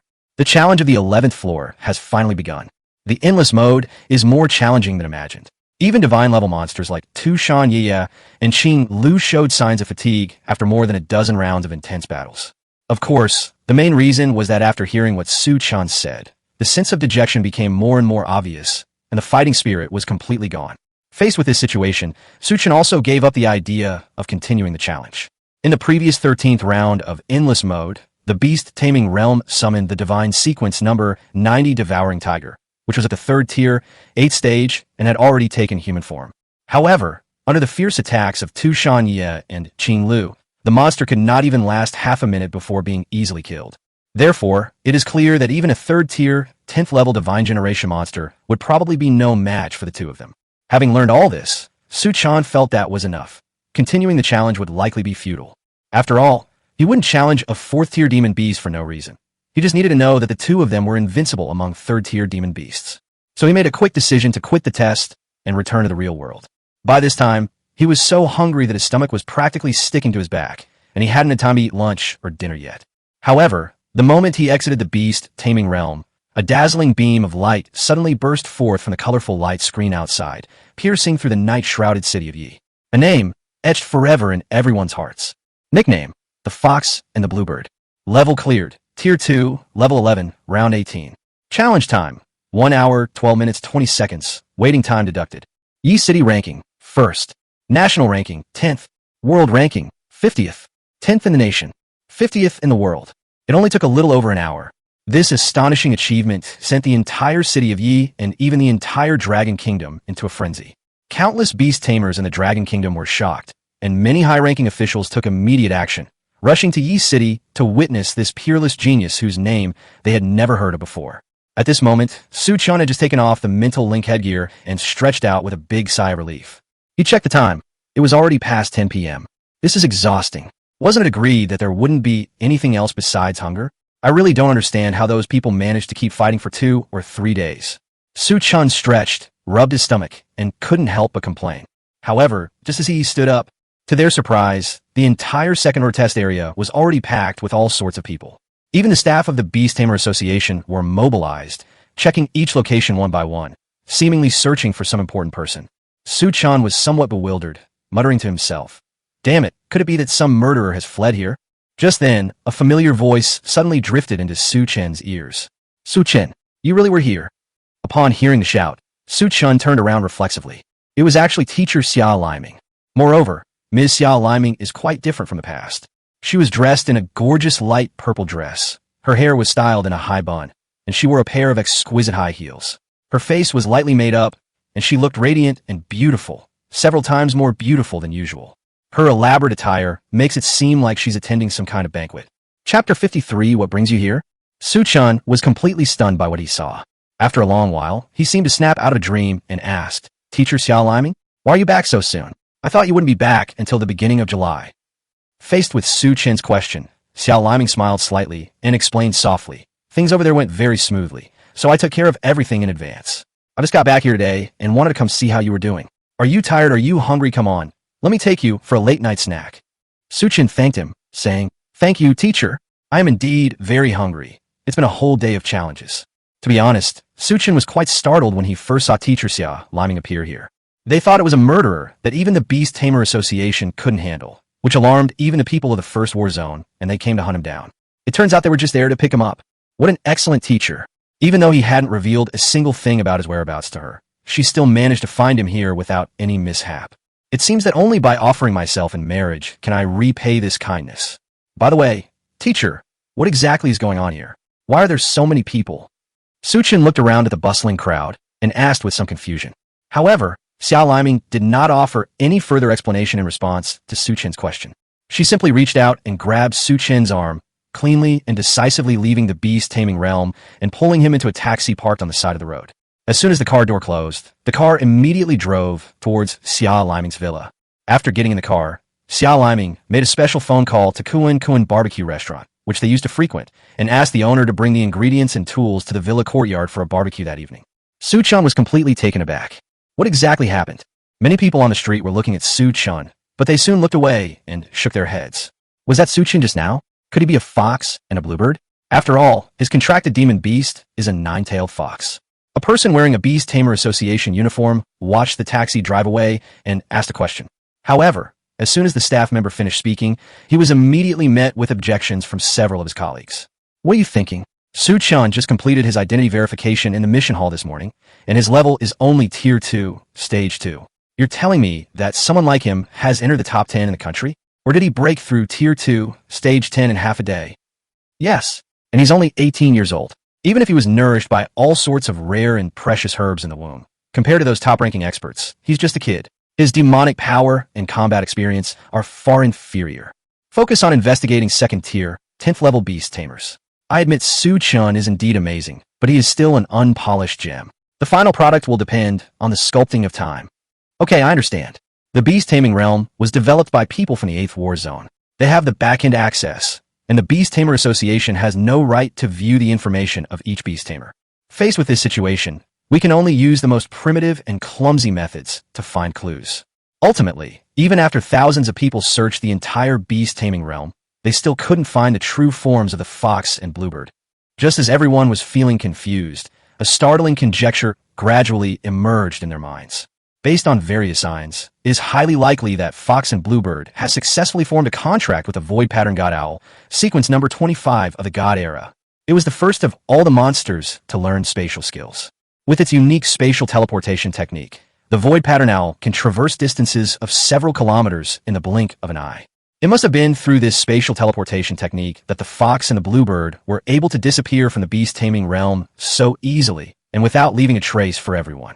Thinking of this, everyone present couldn't help but sigh and lament. After waiting for most of the day, I still couldn't catch a glimpse of the true forms of the fox and the bluebird. It's such a shame. In the living room of the villa, Xiao Liming held Chen's hand tightly, her eyes filled with relief and excitement, and even a hint of tears that she could not hide. Chen, you're amazing. Xiao Liming's voice trembled slightly, as if she was trying to suppress the surging emotions in her heart. On the way, she had already confirmed Chen's identity through a mobile phone chat. As expected, her guess was correct. Fox and Bluebird was Chen's nickname in the beast taming realm. Keep in mind, Chen is only 18 years old. Only second order, second stage. He's only been a beast tamer for less than a month. Let alone the top 10 nationwide. In the second order range, the top 100 million nationwide are probably all second order 10th Dan. After all, this is a ranking list of all the geniuses since the establishment of the beast taming realm 500 years ago. Even those who have fallen or broken through to the third rank or above will still have their rankings retained. Chen entered the top 10 in the country with the second tier, second stage level. Not only is he unparalleled in the future, but he is truly unprecedented. No one in the world can do that. And this genius is actually his student? Xiao Liming couldn't help but wonder if she was dreaming. Chen scratched his head and gave a shy smile. He never expected that he would achieve such amazing results simply by casually challenging the beast taming realm. I don't feel any pressure. It's all thanks to my teacher. Without your guidance, I wouldn't be who I am today. So I'll repay you with my body. Chen said half-jokingly. What nonsense are you talking about? Xiao Liming's cheeks flushed slightly. She gently patted Chen's shoulder and said coquettishly, in terms of fundamentals, you've already surpassed your teacher by a long shot. In my opinion, your talent is at least among the top in the first war zone. Ring ring dash. Xiao Liming hadn't finished speaking. Suddenly, the quiet of the living room was broken by the crisp sound of the doorbell. Xiao Liming couldn't help but feel a little puzzled. Besides Chen, she probably doesn't know anyone else in Yi City. If it were a superior, they would have contacted them in advance by phone, rather than showing up at their door without prior notice. I'll go open the door. As Xiao Liming spoke, her expression instantly returned to calm. But judging from her light, quick, jogging movements, she couldn't hide her excitement.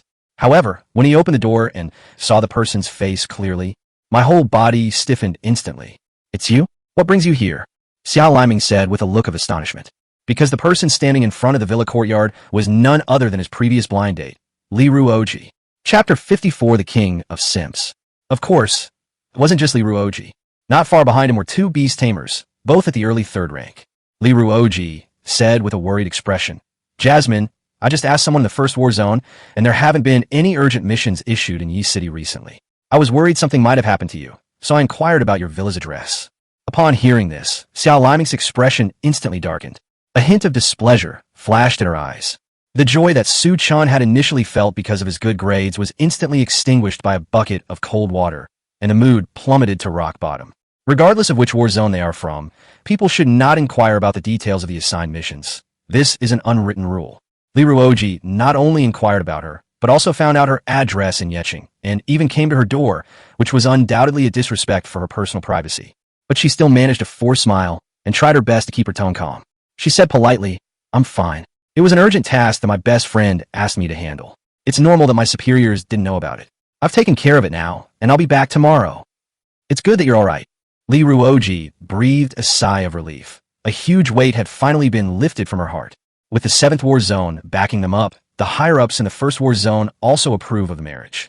Even if there are some minor setbacks, at worst we can use our connections to talk to the higher-ups in the 1st War Zone and persuade Xiao Liming. Taking her down is only a matter of time. After all, Xiao Liming's talent is too strong, and the 1st War Zone often urges her to settle down and start a family as soon as possible, so it shouldn't be too difficult. Xiao Liming glanced at her phone and said in a very calm tone, "It's late today. I need to rest. There's a 5-star hotel just 1 kilometer north of here. You can stay there tonight." Li Ruoji nodded and replied, "I understand." He knew in his heart that since they were not married yet, it was indeed a bit inappropriate for him to insist on living here. However, just as Li Ruoji turned to leave, he suddenly noticed a pair of men's sneakers in front of Xiao Limo's door. These shoes are clearly much larger than Xiao Liming's feet, so they definitely can't be her shoes. A sense of doubt welled up in his mind, and he asked somewhat hesitantly, "Jasmine, do you have family at home?" Xiao Liming didn't hide anything and replied, "Yes, she's my student. Is there a problem?" "Your student." Li Ruoji looked suspicious, clearly skeptical of Xiao Liming's words. "When did you get your teacher's certificate? Even if he's your student, why are you staying together so late at night? Could it be that he's your man?" Upon hearing this, Xiao Liming's anger was instantly ignited. Li Ruoji's conditions in all aspects are actually quite good, so it's not a big problem that his strength is slightly inferior. If it were to enter the marriage market, it would definitely be a highly sought-after top-tier commodity. However, his fatal flaw is that he has mental problems. During her university years, Xiao Liming had already repeatedly rejected his confessions and made it clear that she had no intention of being in a relationship. But Li Ruoji was like a piece of chewing gum, always waiting in front of the girls' dormitory every day, which made her roommates look at her with a strange feeling, making Xiao Liming miserable. To avoid him, Xiao Liming had to ask her contracted demon beast, the Azure Eagle, to take her to other places every day. If Xiao Liming speaks even a few words to any boy, the next day, when that boy sees Xiao Liming, he will immediately lower his head and leave quickly, like a mouse seeing a cat, not daring to even glance at her. It's obvious without even thinking that this is Li Ruoji, that brain-dead idiot, doing all this behind the scenes. After finally graduating from university, Xiao Liming was admitted to the 1st War Zone as the top student at Yenching University. Li Ruoji was unable to enter the 1st War Zone due to insufficient strength. However, through connections, he entered the 7th War Zone and was assigned to the college entrance examination testing department, which was related to Xiao Liming's position. Because of work-related reasons, Xiao Liming couldn't directly turn against him. The only thing that made her feel fortunate was that he was in Yenjing, while she was active in the vicinity of Yenching. In this way, she only needs to deal with his annoying inquiries about her well-being every day. However, things didn't go as planned. Because of her age, she was arranged by the 1st War Zone to go on a blind date with Li Ruoji. And then they actually came knocking on her door? Is it really that disgusting? Li Ruoji, I've said it hundreds of times already, I have no feelings for you. Can you please stop bothering me? Do you know how much it affects me that I have to set an alarm every morning and evening just to reply to your caring inquiries? Otherwise, you would just call me directly. I'm so tired. If you really like me, could you please not make me so tired? Xiao Liming's face flushed red with grief and indignation. Her voice was almost shouted out with all her might, as if she wanted to release all the dissatisfaction in her heart. Tears welled up in her eyes, as if they might roll down at any moment. Li Ruoji was stunned by Xiao Liming's words. So, it turns out Xiao Liming was already fed up with him a long time ago? No, that's not how it works. It must be because a man seduced Xiao Liming, otherwise she wouldn't have said such a thing. Jasmine, you were just saying that out of anger, weren't you? I admit, it was a bit abrupt of me to come here so suddenly today, but it was because I was worried about you. Look at other people. I would never come here so late at night. Li Ruoji's words were filled with anxiety and grievance as he tried to explain to Xiao Liming, hoping to salvage the situation. However, before he could finish speaking, Li Ruoji's expression froze, because he saw a man's figure behind Xiao Liming.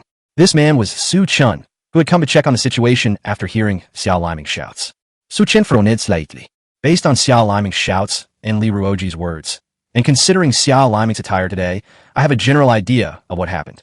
No wonder when Su Chen asked teacher Xiao Liming why she had no suitors despite being so beautiful, a hint of helplessness flashed in her eyes.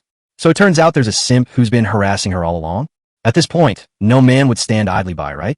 A protective instinct surged within Su Chen. Without hesitation, he reached out his right hand and embraced Xiao Liming's slender waist. The movements were very natural, as if he were declaring his sovereignty to Li Ruoji. Then, a slight smirk appeared on his lips as he said disdainfully, "Who do you think you are? Don't you know that teacher Xia is my woman? Coming to bother you so late at night. Have you no shame? Or do you have a taste for that kind of thing? Xiao Liming's face instantly turned bright red. This Su Chen is really disrespectful. He actually said so bluntly that she was his woman. A complex mix of emotions welled up inside her, a mixture of shyness and a hint of secret delight. However, for some reason, she felt no aversion whatsoever. In fact, she was even somewhat pleased. Could it be that I really have feelings for Su Chen? Chapter 55 Compensation for Emotional Distress. Upon hearing this, Li Ruoji was stunned, as if struck by lightning. A flicker of surprise crossed his eyes, which was quickly replaced by a surge of rage. Xiao Liming was the woman that the eldest son of the Li family had long admired. He always reserved the position of his principal wife for her, and never even took a concubine or had any scandals, only daring to secretly have affairs outside. All he wanted was to one day marry Xiao Liming. Even though they are not married yet, Xiao Liming's place in his heart is something that no one else can easily touch. This young man, who looked to be under 20, dared to hug Xiao Liming so boldly and utter such vulgar and offensive words. Li Ruoji's anger erupted like a volcano, his dignity having been challenged like never before. He roared in uncontrollable rage. Demon arrow. A powerful surge of demonic energy erupted from his body, condensing into an incomparably sharp arrow that hurtled towards Su Chen with fierce momentum. It must be said that although Li Ruoji is somewhat brain-dead, he is indeed exceptionally talented. The demon arrow is extremely difficult to master, and most people would find it hard to control. But the fact that he was able to execute it so skillfully is enough to prove that his strength should not be underestimated. Xiao Liming seemed still immersed in Su Chen's disrespectful remarks and did not immediately come back to her senses. Of course, Su Chen also gently pinched Xiao Liming's waist, signaling her not to intervene and to leave everything to him. That's it? A fourth-tier beast tamer? I thought he was much stronger. Su Chen's lips curled up slightly, revealing a hint of disdain. His right hand still held Xiao Liming's slender waist firmly, while his other hand gently snapped his fingers. A silent language. In that instant, time seemed to freeze, and the whole world became quiet. The moment Li Ruoji's demon arrow made contact with Su Chen, it vanished without a trace. Not only that, Li Ruoji himself also felt an irresistible sense of suffocation. His demonic power seemed to be completely sealed by an invisible force, and he could not even summon demonic beasts. What's going on? Li Ruoji stared wide-eyed, her face filled with astonishment as she watched everything unfold before her. Before he could recover from his shock, Su Chen snapped his fingers again. In an instant, a giant demon arrow, several times larger than the demon arrow condensed by Li Ruoji, appeared in front of Su Chen.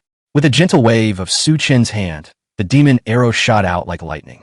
Call out dash. The sound of something cutting through the air rang out instantly. The demon arrow flew straight toward Li Ruoji with astonishing speed and landed accurately on his right shoulder.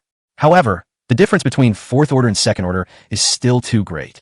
Despite being a max-level demon arrow, it could only barely cause a slight tear on his shoulder, not even managing to pierce through.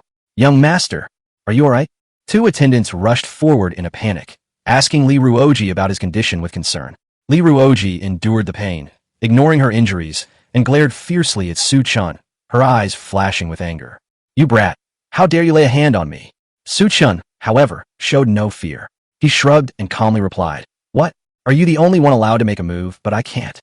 You bastard. Li Ruoji was so angry that he couldn't speak, and his face became increasingly ugly. What?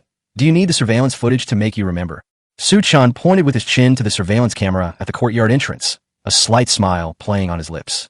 Li Ruoji's face instantly turned ashen. He certainly knew what Su Chen meant. Regardless of whether Su Chen provoked first, it is an undeniable fact that he struck first. And he, in a moment of impulse, ignored this point. Kid, I can tell you straight, you're finished. Li Ruoji said through gritted teeth, then turned around and prepared to leave with his two attendants. However, Su Chen didn't seem to care and said calmly, 1,000,000 credits to clear the name of a fourth-tier beast tamer. Isn't that a good deal? You? Li Ruoji was furious. The meaning of this sentence couldn't be clearer. Su Chen was blatantly threatening him, demanding that he use 1,000,000 credits to purchase surveillance footage. What do you mean, you? What? Is a reputation of a fourth-tier beast tamer not worth 2,000,000 credits? You even have followers, so your status must be quite high. How about this? Transfer 3,000,000 credits right now, and I'll delete the surveillance video on the spot. Okay. Do you think the emotional distress my teacher, Ms. Xia, has suffered over the past few years is worth 4,000,000 credits? Hey, didn't you just say 1,000,000? How did it become 4,000,000? Li Ruoji finally couldn't hold back any longer and exploded, his voice filled with anger and resentment. What? When did I say 5 million? I clearly said 10 million credits. Hurry up. If you don't transfer it, I'll upload it online right now. Su-chan raised his voice 8 octaves, a mocking smile playing on his lips. Li Ruoji pulled out her phone with a pained expression. Give me the payment code. I hope you'll keep your word. That's more like it, Su-chan said with a smile. Although Li Ruoji's behavior was somewhat brainless, but he was, after all, the young master of a large family, and had received a good education from a young age, so he was naturally not lacking in knowledge and thinking ability. After some calm reflection, he knew that the current situation was extremely unfavorable to him. Problems that can be solved with money are not really big problems. Once Su-chan releases that video to the public, being punished by the 7th War Zone or even being expelled will be a minor matter. More seriously, it will have an immeasurable impact on the family business. Just because of a moment's hesitation, he wasted 9 million credits, which was several months' worth of his allowance. Damn it, he got carried away and even gave them leverage against him. Li Ruoji was filled with regret and heartache. But none of that matters anymore. Most importantly, it was the sorcery that Su-chan had just used. The unique skill that could dispel demonic magic, imprison the beast-taming space, and prevent it from summoning demonic beasts is the exclusive skill of the Murong family, a famous demon-taming family in Shanghai, the Silent Words. Li Ruoji pondered to himself. The person before me is probably not a direct descendant of the Murong family, but he must have some special connection with the Murong family, and his identity is probably not ordinary. Otherwise, how could one come into contact with such profound and unique skills? Judging from the size and power of that demonic arrow, this person's family might be one of the top 10 beast tamer families in the Dragon Kingdom. Losing 10 million credits and Xia Liming is certainly a significant loss for Li Ruoji.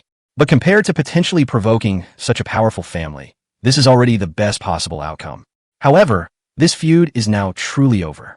His woman was stolen from him, and he was subjected to such humiliation in front of everyone. Li Ruoji secretly vowed that he would avenge this grudge one day. Chapter 56 Rare and Precious Treasures. Su-chan, the Li family of Yinjing, is no less powerful than the Yang family of Yeqing. What if you provoke him like this? Xia Liming asked with a worried expression. She didn't finish her sentence, but it was enough to show how serious the consequences would be. I did this because Teacher Xia is backing me up. Otherwise, I wouldn't dare to do it, Su-chan said with a grin. He didn't believe the Li family would send assassins to kill him like the Yang family did. Those who can join the major war zones must have had their identities thoroughly investigated, and such investigations are conducted every year. Just like the political vetting in my previous life, anyone with any suspicious points would be unable to enter the 9 war zones. According to Xia Liming, the last review was in late May.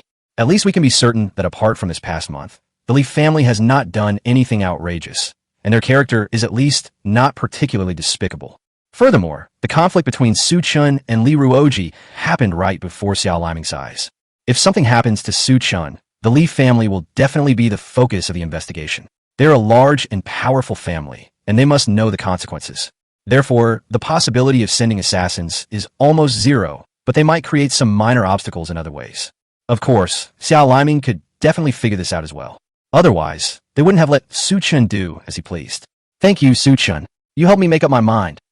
Xia Liming's cheeks flushed slightly as she spoke softly, tears glistening in her eyes. This means she's completely fallen out with Li Ruoji. If it weren't for Su-chan, she really wouldn't have made this decision. It should be much quieter from now on, right? Xia Liming thought to herself, while also feeling a little gratified by her decision. My teacher helped me deal with the Yang family's problems before. My intervention this time can only repay 1% of that kindness, which is nothing. Su-chan took out his phone and opened online banking. By the way, teacher, this 10 million credit points is for your emotional distress. I'll transfer it to you. Xia Liming quickly waved her hand and refused.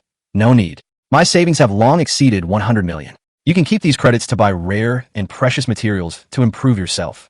Su-chan said resolutely, his eyes firm. No, this is yours, teacher, not mine. Looking at Su-chan's resolute expression, Xia Liming couldn't help but sigh. She knew Su-chan's personality well. Once he made up his mind, it was hard to change it. She shook her head helplessly, knowing that nothing she said would make a difference. So, Xia Liming took out 2 huge boxes from her beast-taming space. One of the boxes was filled with all sorts of rare and precious materials, and each one was extremely rare. At least based on Su-chan's knowledge, he didn't recognize almost any of them. The other box was filled with the crystal cores of second-tier demonic beasts. The box was probably full of at least 1,000 crystal cores. Su-chan was slightly surprised when he saw the 2 boxes and couldn't help but ask, Teacher Xia, what's this?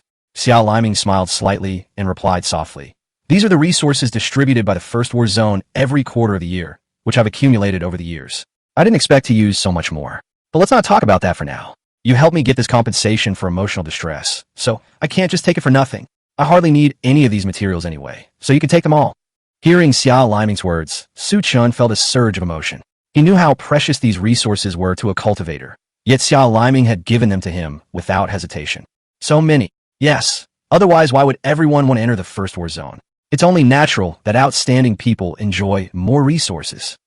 Upon hearing this, Su Chen knew that Xia Liming didn't want to owe anyone favors, which was why he said that. After all, it's hard to accept that a teacher owes a favor to their student. In addition, Su Chen really needed these materials right now, so he didn't refuse and accepted them all. Su Chen said half-jokingly, "Thank you, wife." "Oh no, thank you, teacher."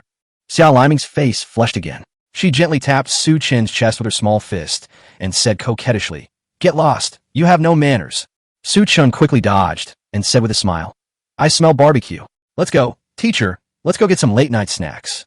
Night fell as dark as ink, and all was silent. Tonight, everything seemed unusually calm. Nothing happened, and nothing dared to happen. Tu Shan Ye and Qin Lu both called out to Xia Liemo with gratitude. After the second day of training, Su Chen arrived alone at the villa's underground training room. Looking at the chest full of rare and precious materials in his beast taming space, Su Chen swallowed hard. Since coming into this world, he has never had the chance to taste the delicacies of rare and precious herbs. Today I can finally taste what it tastes like. He reached out and randomly picked out something about the size of a palm, shaped like a ginseng root. Props: Snow Mountain Ginseng, 29 years old. Rarity S. Description: a rare and precious herb. Consuming will have a small chance to increase your physique value by 0.1 within 1 year. So, it's about increasing the probability? I thought that as long as I ate it, it would definitely increase. Su Chen muttered himself, puzzled. He had learned some knowledge about rare and precious natural materials in his high school classes. They are divided into 3 main categories: oral medications, warming and nourishing medications, and spiritual tonics. Natural treasures like Snow Mountain Ginseng are for oral consumption, and only one of the same type can be taken at a time within a short period of time. Only after the power contained within has been fully absorbed and transformed by the body can it be consumed. Otherwise, it will cause irreparable damage to the body. Therefore, the consumption of rare and precious medicinal herbs requires various clever combinations and rotations to maximize their value. Although it is not uncommon for beast tamer families to be able to afford several rare and precious materials. However, only families with immense power could possibly select thousands of rare and precious herbs to strengthen their children's bodies. Originally, Su Chen thought that the more he ate, the stronger he would become. However, he now realizes that the key to it all comes down to luck. He shook his head helplessly, sighing inwardly that things in this world were indeed not so simple. With this thought in mind, Su Chen no longer hesitated. He gripped the snow ginseng tightly in his hand and began to gnaw on it without hesitation. That taste, ugh, it was awful. He frowned, trying to chew, but couldn't hide the bitter and strange taste. No wonder people say that rare and precious herbs are best eaten with ordinary food. The main reason is that they are just too hard to swallow. Congratulations, host, you have achieved the achievement. Rare and precious treasure. There's still soil on this Snow Mountain Ginseng. Aren't you afraid of getting infected with parasites by eating it like this? Gain 50 achievement points. Ding. Congratulations, host. Your achievement points have exceeded 2,400. Reward. Skill, Crisis Perception. Crisis Perception can detect all dangerous factors within 50 meters, second order effect. Chapter 57, Rapid Refining of Rare and Precious Materials. System sister, don't be so harsh. Su Chen immediately complied. As he spoke, he clenched his fist and muttered to himself, I really didn't feel anything after taking that bite, and my physique didn't increase at all. However, when Su Chen looked at the other Snow Mountain Ginseng in the beast taming space again, he suddenly felt like he had just finished eating a bucket of instant noodles and was looking at a second bucket, which made him feel nauseous. I really don't want to eat anymore. Maybe this is what they call energy saturation. Su Chen sighed. Forget it, I'll just rely on the system to help me improve. Using rare and precious herbs is just too slow. The system's voice rang out again the instant Su Chen finished speaking. Ding. Detected that 0.1 points of unactivated physique energy have been found within the host body. Consuming 100 achievement points allows for the perfect refinement of this unactivated 1 point of physique energy or demon power. What? Su Chen was slightly taken aback, and a look of surprise appeared on his face. Is there really such a good thing? He muttered to himself. Others need to consume rare and precious herbs over a long period of time to have even a tiny chance of improving their physique or demonic power, but the system can guarantee success with a 100% success rate. But I like it. Chen was secretly delighted. He immediately took out several rare and precious materials from his beast taming space to increase his physique value, gathered them up to 1 point of physique value, and swallowed them all. System, help me activate the remaining energy in my body. Ding! 100 achievement points consumed, successfully converted into 1.0 physique point.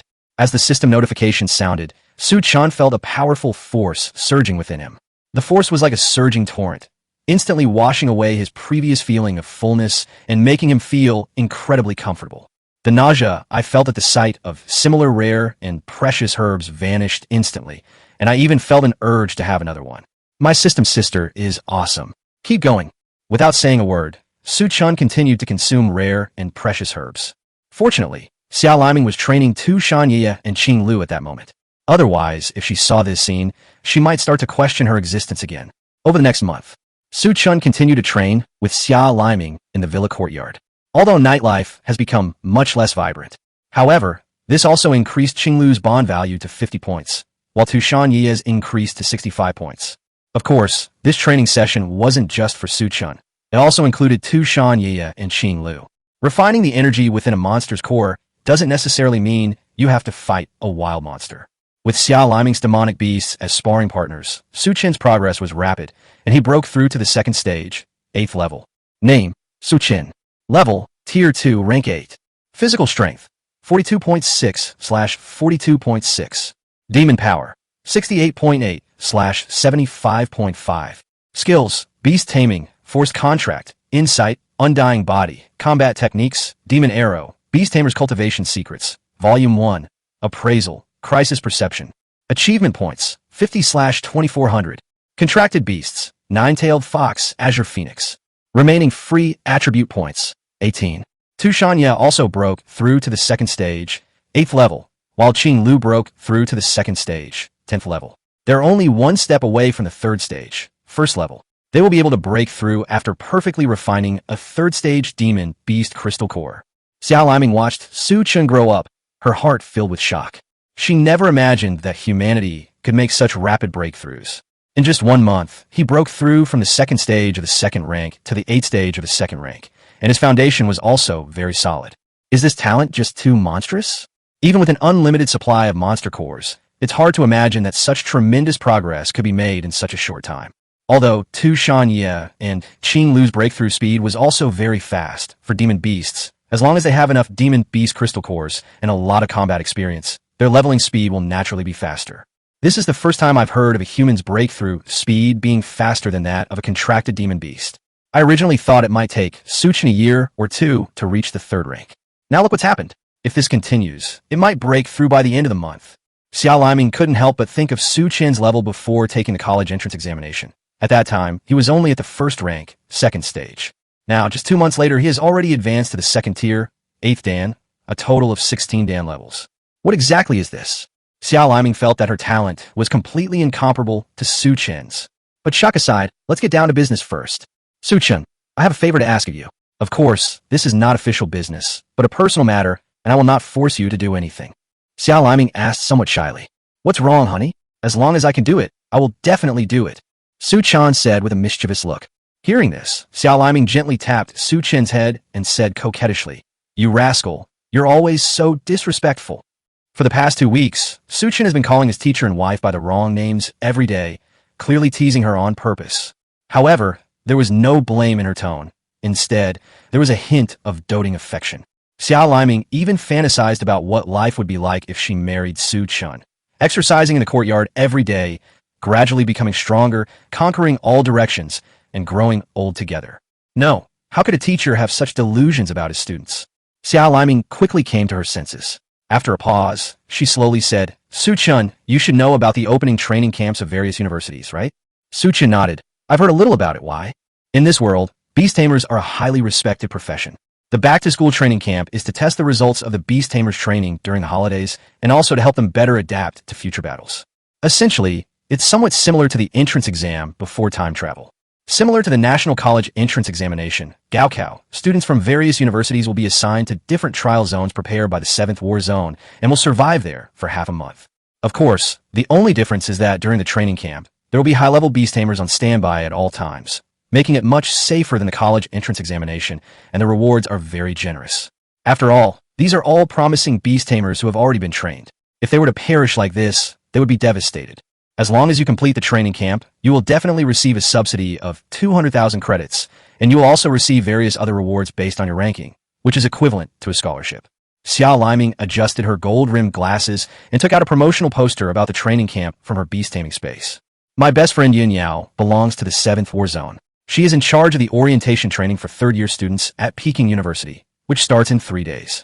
So she would like to invite you to join the training at Peking University as well. I wonder if you would be willing. Chapter 58, 8th Order Monster. Upon hearing this, Su Chen was stunned for a long time. Didn't he already join the First War Zone? Why we still need to participate in the back-to-school training? Xia Liming seemed to see through Su Chen's thoughts. She smiled gently and explained softly, Yin Yao has been complaining to me these past few days. This year's third-year students at Peking University are arrogant and disobedient because they think they have some talent. They think they are invincible. Such students will inevitably fall due to underestimating their opponents after they go out, which is something no one wants to see. Therefore, she hopes you will also participate in the training camp, so that those students can see what a true genius is and realize their own strength. Is that so? Su Chen rested his chin on his hand and pondered for a while. Over the past month or so, although my strength has increased rapidly, I haven't been farming achievement points. Judging from the system's ridiculous achievement function, there's a chance that if I compete in training with third-year students from Peking University and kill some monsters, I might get some unexpected gains and achieve a lot of accomplishments. He looked up at Xia Liming and asked, But Teacher Xia, I'm not a student at Peking University. Will there be any problems with me participating in the training camp? Hearing this, Xia Liming playfully closed her left eye, revealing a mischievous smile, and said, Don't worry about that. The training camp doesn't restrict beast tamers from participating. As long as your background is clean, the 7th War Zone would naturally prefer more people to participate, so that the competition will be more intense. Upon hearing this, Su Chen's doubts vanished instantly, and he jokingly said, Since she's my wife's best friend, she's naturally my best friend too. I'll definitely help her out. Xia Liming put her hands on her hips, gave Su Chen a coquettish glare, and said, Don't be so disrespectful. Don't say anything out of line in front of Yin Yao. Su Chen continued teasingly, All right. You can call me whatever you want when we're not in front of your best friend. Huh. Xia Liming's cheeks flushed slightly, and she said coquettishly, I didn't say that. Don't talk nonsense. The next morning, before the sun had fully risen, Su Chen and Xia Liming had already gotten up and hurried to the armored station. There is only one armored vehicle traveling from Yecheng to Yanjing. It departs promptly at 6 o'clock every morning and arrives in Yanjing at 9 o'clock in the evening. Along the way, Su Chen couldn't help but mutter to himself that, according to the tropes of various novels, the protagonists often encounter thrilling plots such as monster attacks, robberies, or the emergence of supreme treasures during their journeys. This should be standard equipment for the main character, right? Su Chen was starting to doubt himself, wondering if he even had a system and was still not the protagonist. However, despite the absence of any special events, they would be staying at a hotel with excellent soundproofing tonight, which secretly pleased Su Chen. After a month of saving up, I can finally indulge myself a little tonight. System notification. The bond value of the nine-tailed fox 2 Shan Yaya has changed. 6570. System notification. The bond value between Qinglu and Qinglu has changed from 50 to 60. He couldn't help but sigh, huh? These two demonic beasts are indeed hypocrites. The morning of the third day. That is on the morning of August 1st. Beastmaster universities have started their new semester one after another, and the campuses are filled with a vibrant atmosphere. On the streets, students gathered in small groups, laughing and chatting, their youthful figures visible everywhere. Su Chen and Xia Liming arrived at the gate of Peking University on time. Soon, a tall, alluring woman with a curvaceous figure appeared and slowly walked towards them, her high heels making a crisp creaking sound on the ground. The buttons on her chest looked like they were about to pop off at any moment, attracting the attention of many passersby. Yao, it's been a long time. Xia Liming spoke first. Jasmine, it's been a long time. Yin Yao responded just as enthusiastically, while turning her gaze to Su Chen. He's quite a handsome young man, much more handsome than in the photos. Su Chen smiled slightly and replied politely, Teacher Yin Yao, it's a pleasure to meet you. I am Su Chen, teacher Xia student. Upon hearing the word teacher, Yin Yao's eyes narrowed into slits, becoming as captivating as crescent moons. She let out a hearty laugh. You're so good with words. Haha. Let's go, the training camp is about to begin. After arriving at the playground, Yin Yao parted ways with Su Chen and Xiao Liming. Before long, Yin Yao appeared on the platform with several seemingly extraordinary beast tamers, who appear to be teachers from Peking University. Below them stood a group of third-year students, standing in neat rows. However, Su Chen did not see any other beast tamers participating in the training camp, as Xiao Liming had mentioned before. A rough estimate suggests there are around 200 people.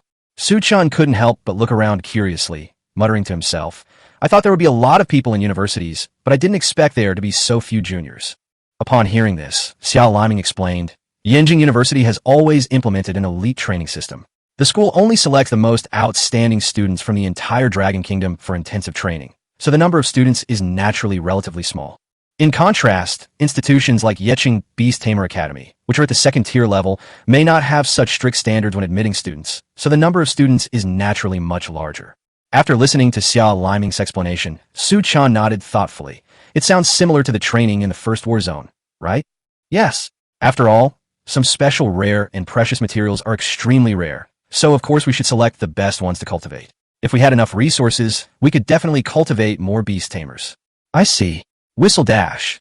Just as the two were chatting, suddenly, a sharp bird cry rang out and echoed throughout the entire playground. Immediately afterwards, people felt the light in front of them suddenly dim, as if night had fallen without warning. At the same time, a powerful and heavy sense of oppression also followed. Everyone looked up in astonishment and saw a golden raptor with a wingspan of over 100 meters circling high in the sky. As it flies, it stirs up gusts of wind, and its fierce appearance makes people tremble with fear. Name, Jin Buhuan. Race sequence, number 045, three-legged golden crow. Level, Tier 8, Stage 1.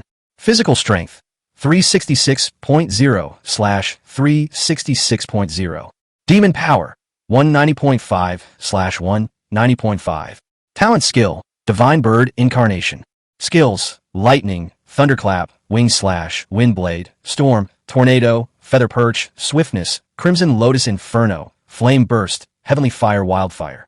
Divine Bird Incarnation, able to freely change its size. Is this the stats of an 8th tier demonic beast? 366 in physique, it feels like it could wipe me out with a single breath. Su Chen looked at the system interface of the three-legged golden crow and murmured softly. Chapter 59, Secluded Valley.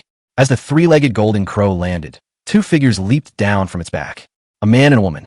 The man looked to be over 60 years old, but his eyes revealed endless majesty, giving people the feeling that he was still as sharp as ever, as if the passage of time had made him more reserved and profound. Presumably, that three-legged golden crow was his contracted demon beast. The woman had delicate features, stood tall and graceful, and had skin as white as snow. She looked to be around 18 years old. She jumped down from the 5 or 6 meter tall three-legged golden crow without any hesitation. Her movements were very light and elegant, and her physique value should not be lower than 30 points. Principal Luo. Upon seeing this, all the staff members, including Yun Yao, rushed forward to greet them. It seems that he must be Luo Hongwei, the president of Yenjing University. However, people's attention was soon drawn to the girl next to Luo Hongwei. Who is this? A middle-aged teacher asked curiously. My granddaughter, Luo Yuyan, is a freshman in college this year, but I plan to have her participate in the junior year orientation training. Luo Hongwei said it casually, his tone revealing his pride and trust in his granddaughter. However, upon hearing this, many third-year students in the audience instantly erupted in excitement. Luo Yuyan? Could it be the Swift who was recently reported to have reached the 97th ranking in Yenjing of the beast taming realm with a second tier, 7th stage level? I remember seeing that report about half a month ago. It's her, the beast tamer hailed by major media outlets as a genius beauty. This is outrageous. He broke through to the second tier, 7th dan, in his freshman year. I scored 138 on the college entrance exam, but I think I only just broke through to the second tier in my freshman year. Is this what a peerless prodigy is? He's too strong. I wonder if I can marry her. If I can, our Zhao family will truly take off. Hey bro, do you need me to piano to wake you up? The students whispered amongst themselves, their eyes filled with surprise and envy. Su Chen was quite surprised and couldn't help but take a closer look at the girl named Luo Yuyan. It's not that she's particularly beautiful. She really is very beautiful. The main reason is that Su Chen was able to break through to the second stage, 8th rank at the age of 18, because he had a cheat code. How incredibly talented is Luo Yuyan to have almost reached this level right after graduating from high school? Could he be a cheater too? At this moment, Xiao Liming seemed to see Su Chen's doubts and explained with a smile. She is a little different from you. She turned 18 last September and signed a contract with a divine beast right after coming of age. All things considered, she has been a beast tamer for almost a year. Of course, to break through to this level in a year is truly monstrous. Su Chen nodded, EC. Xiao Liming waved goodbye to Su Chen, saying, I have to go now too. Good luck, Su Chen. I have high hopes for you. Su Chen continued jokingly. Okay, teacher, I'll prepare your wedding as soon as I finish the training. Of course, these words inevitably left a blush on Xiao Liming's cheeks. Not long after, seeing that the audience had finally quieted down, Yin Yao stood at the front of the stage and began to explain the rules of this training camp. Su Chen understood most of it, but the most crucial thing was the rating and ranking situation. She clapped her hands, and soon a faculty member came over carrying a box that was bigger than himself. Upon opening it, I found it was filled with devices that resembled watches. Yin Yao took one out and put on her wrist, saying, This is an integrator, and it's also your trump card for survival. When you go to the trial area, wear this on your wrist. After killing a monster, scan the monster core onto the score to calculate your points. A second-tier monster core is worth 10 points, and a third-tier monster core is worth 100 points. The integrator is also equipped with a locator. If you feel that you are in mortal danger, you can press the SOS button on the integrator, and we will send someone into the trial area to rescue you. Bringing any monster cores or food to this training camp is strictly prohibited. If you're caught doing so, it will be considered cheating, which will affect your future credit record and result in expulsion. If you have any questions, you can ask them now. Once it starts, there won't be a chance to answer them. These words caused a huge stir. Everyone instantly became excited. Those beast tamers who can enter Peking University are all among the top of the younger generation. They possess unparalleled talent and strength. The idea of them being afraid of battle is absolutely impossible for them. At this moment, a chubby student in the crowd raised his hand and asked in a low voice, Teacher, I was accidentally poisoned by the black demon snake a few days ago. To cure it, I need to take honeysuckle for half a month. May I bring some? Yin Yao nodded slightly. Just provide a hospital report later. But there are strict requirements on the quantity you can bring. Please be aware of that. The fat man glanced gratefully at Yin Yao, then nodded vigorously. Okay, thank you, teacher. Seeing that no one else had any questions, Yin Yao began distributing the score generators. All right, since there are no more questions, let's begin this trial. As Yin Yao finished speaking, a dazzling light suddenly shone on the ground of the playground.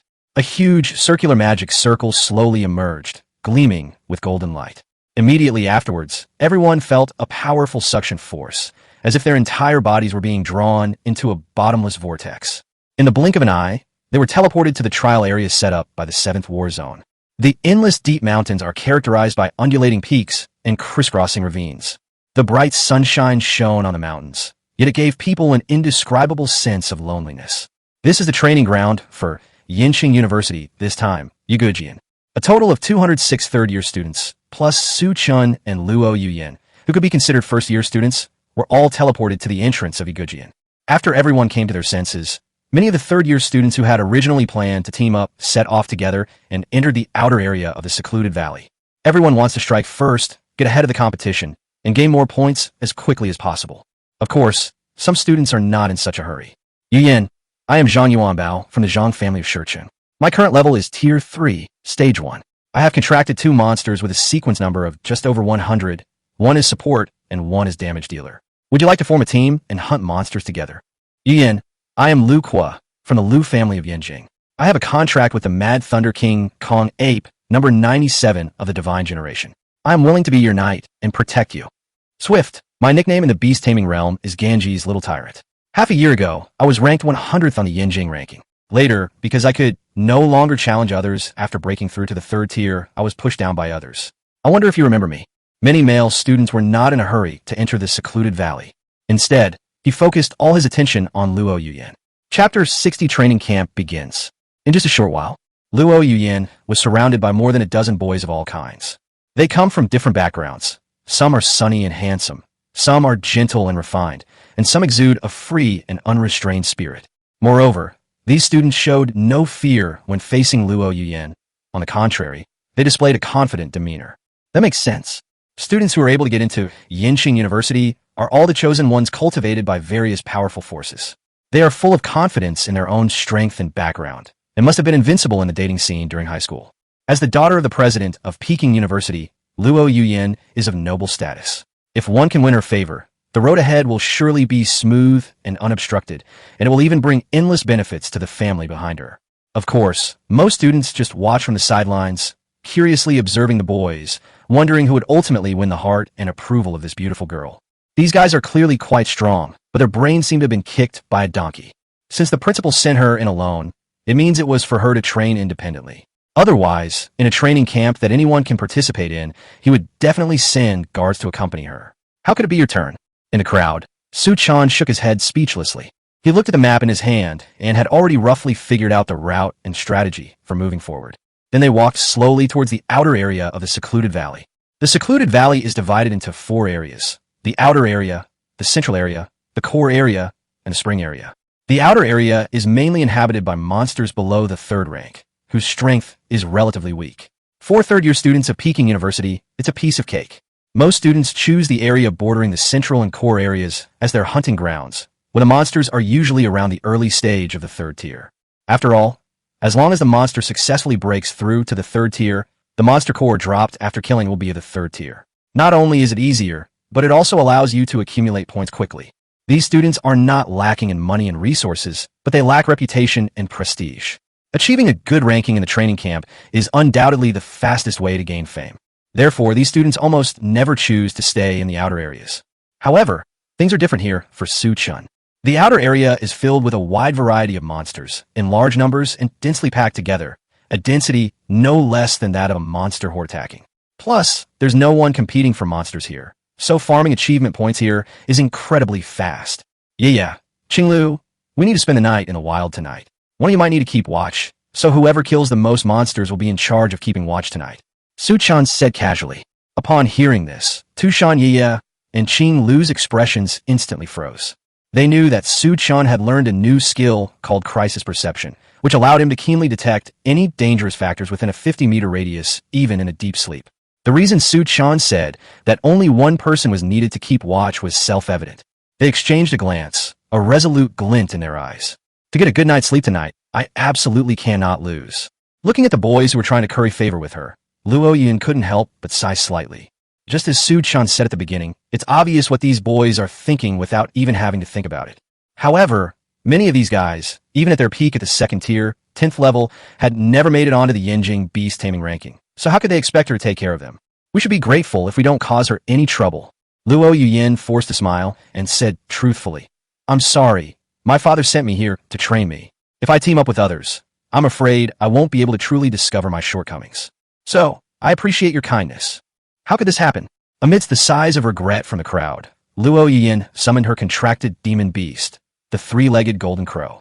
This 3-legged golden crow was slightly smaller than Principal Luo's, with a wingspan of only about 5 meters, but the pressure it exuded was in no way inferior to that of a mid-stage 3rd-tier demon beast. Then, she leaped lightly onto its back and flew towards the secluded valley. During this time, Luo Yin's gaze inadvertently swept across the outer area and caught sight of Chen, who was strolling around there. Her eyebrows furrowed slightly, as if she were deep in thought. That person seems to be this year's top scorer in the college entrance examination, who was immediately admitted to the first war zone, right? He actually broke through to the 2nd-tier beast tamer so quickly. He's really something. However, this surprise did not last long, and Luo Yin quickly looked away. Of those who are hailed as peerless geniuses, which one of them can truly reach the end and ascend to the highest peak? The important thing is not the present, but the future. On the other side, among the students who have not yet set off, a man with a cold expression was staring intently at Luo Yin's receding figure. His lips curled up slightly, revealing a wicked smile. This person was none other than Zhao Lan, the eldest son of the Zhao family, the 3rd-ranked beast tamer family in Yanjing, a 3rd-tier, 5th-level beast tamer. The reason Zhao Lan didn't try to please Luo Yin was because they had known each other since childhood, and he knew her character well. Luo Yin only likes strong men, and she has always looked down on those weak and useless people. In addition, the Luo family behind her is the 5th-largest beast tamer family in Yanjing. Why would they have designs on young masters from beast tamer families in small rural towns like yours? These silly beast tamers haven't even shown their talents and abilities, yet they dare to try and win the heart of a goddess? Even in dreams, you wouldn't do it this way, would you? Let me teach you how to pick up girls. With a thought, Zhao Lan summoned a flying demonic beast from his beast taming space. The beast had a wingspan of over 10 meters, was entirely black, and exuded a dark aura. The moment this monster appeared, It was like a ghost in the night, emanating a chilling aura that caused countless students to gasp in alarm. Could that be the black-feathered Zashiki, number 69 in the God era? So cool. Isn't that Xiaolon? I remember he was just a figurehead and never came to class. I didn't expect him to have contracted such an awesome monster. Could Xiaolon be Zhao Shanfeng, ranked 19th in the second tier of the beast-taming realm in Yanjing? The eldest son of the Zhao family. Shanfeng Lan, it really is him. He's one of the very few geniuses who can climb the beast-taming realm rankings without having to pass a level cap. No wonder he can contract such a beast. Sigh, all I wanted was to get into the top 10, so I could confess my feelings to my crush when I got back to my hometown, but it's so hard. Chapter 61, First Kill of a Monster. Su-chan was completely unaware of what had happened at the initial point. The outer area of Yagujian is a rugged mountain path with jagged rocks, resembling a maze. These strange rocks are not only natural shelters, but also excellent hiding places for monsters. If they are not careful, other beast tamers may become the prey of the monsters. However, Su-chan possessed a sense of crisis. This ability allows him to detect all the monsters within a 50-meter radius of him, no matter how cleverly they are hidden. There's no need to worry about being attacked first. He can sense every little thing that happens. Not long after, Su-chan's sense of danger was triggered. Behind the giant rock ahead, there lies a monstrous beast. Seemingly sensing someone approaching, the monster stopped hiding its presence and emerged directly from behind the boulder. Its right forelimbs were constantly pawing at the ground, kicking up a cloud of dust, as if preparing for an impending attack. At the same time, Su-chan immediately activated his reconnaissance technique. Race sequence, number 757 Black Scale, Rhinoceros. Level, Tier 2, Rank 8. Physical strength, 28.9/30.0. Demon power, 15.6/15.6. Talent skill, none. Skills, horn charge, only 30 points in physique. I feel like I could beat them. Su-chan's current physique value is as high as 42.6 points. He has also mastered basic combat skills and is equipped with a silver short sword weapon given to him by the system. From all perspectives, this was a one-sided and decisive match. Thinking of this, Su-chan immediately shouted, "Don't attack. I want to see my current strength." Upon hearing this, Tu Shan and Qing Lu both withdrew their impending deadly attacks. Mu dash. The black-scaled rhinoceros let out a low roar, exhaling white breath from its nostrils, accompanied by heavy snorting. Its hind legs suddenly exerted force, just like a car, instantly increasing its speed to over 60 kilometers per hour. Faced with this scene, Su-chan remained unusually calm. He gripped the silver dagger tightly, his eyes fixed intently on the black-scaled rhinoceros. Just as the black-scaled rhinoceros charged, he swiftly dodged to the side and swung his short knife fiercely at its body. The silver dagger easily pierced the black-scaled rhinoceros's scales and penetrated its flesh. As the black-scaled rhinoceros charged, a scarlet wound was instantly torn open and blood gushed out like a spring. All of this happened in the blink of an eye. Mu dash. The black-scaled rhinoceros let out a painful howl that echoed throughout the entire forest. Its massive body continued to surge forward for dozens of meters due to inertia before crashing down, convulsing continuously. Just a moment later, his whole body trembled, as if he had been electrocuted, and then he fell silent. Immediately afterwards, a crisp system notification sounded. "Congratulations, host, on achieving the achievement, Human Power. You were actually able to kill a monster of the same level without relying on a contracted beast or demonic magic. Do you want to become a Superman? Gained 50 achievement points." Tu Shan and Qing Lu looked on with surprise at what they saw. Although this is only a lower-ranking monster, but to be able to kill it so easily is probably extremely rare among players of the same level. If I grind a few more achievements to boost my physique, I feel like I'll be able to become a Super Saiyan soon. Su-chan was thrilled as he looked at the black-scaled rhinoceros that had been killed in one blow. According to statistics from the Beast Tamer Association, the probability of a human defeating a beast of the same level alone is almost zero, provided they are at least at the second tier or above, do not rely on demonic arts or special firearms, and are not from a demon taming family. It's almost as difficult as being able to kill an adult tiger with your bare hands on Earth before you time traveled. With that attack, Su-chan didn't expend much effort at all, yet he managed to kill instantly. This is enough to prove his current strength. He is probably already able to dominate a region among second-tier demonic beasts. Just then, Tu Shanya suddenly remembered something and asked, "By the way, it seems we can't bring food to this training camp. Are we supposed to eat the meat of these wild monsters?" "Yeah, otherwise, what are we supposed to do but starve?" As Su-chan wielded his silver dagger to dismember the black-scaled rhinoceros's carcass, he replied, "But don't worry, I bought some cooking utensils and put them in my spatial bag. I used to cook for myself when I lived alone, so I know which monster meat is edible. For example, this black-scaled rhinoceros meat is a highly nutritious food. So, Tushan Yeye breathed a sigh of relief. I thought we'd be starving for the entire 2-week training camp. Judging from their current physical condition, they could go hungry for a month without much of a problem. But being hungry is never a pleasant experience. At this moment, Su Chen joked again. Yeah, I also have banana milk and lollipops here. Do you want some? Tushan Yeye blinked her bright, watery eyes and asked with some confusion. You brought snacks? I remember the rules said we weren't allowed to bring food, right? We'll be checking the beast taming space and stuff up ahead. Su Chan waved his hand. This kind of thing is fine. I'll let you try it sometime tonight if you have the chance. You're smart enough to let bygones be bygones for what happened these past few nights. Tushan Yeye gave a soft snort and turned her head away haughtily. Puff dash. Qinglu, who was standing nearby, almost burst out laughing when she heard this conversation. This Tushan Yeye has lived in human society for so long. Doesn't she know what these two words mean? If I can beat Tushan Yeye today, I feel like tonight will be quite a show. We should have put a refrigerator in the beast taming space beforehand. After Su Chan finished dismembering the black-scaled rhinoceros's carcass, he suddenly remembered something. This raw meat will rot.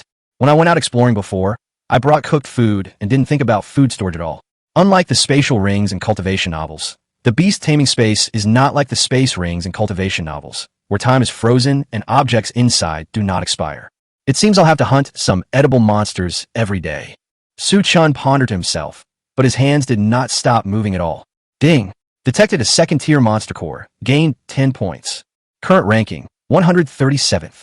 Su Chan placed the demonic beast core inside the black-scale rhinoceros's body onto the scoring device and swiped it. Soon, a mechanical prompt sounded. At the same time, the integrator also displays the rankings of other people. First place, Xiaolan, 400 points. Second place, Li Muyu, 350 points. Third place, Luo Yuyin, 340 points. Fourth place, Su Ying, 260 points.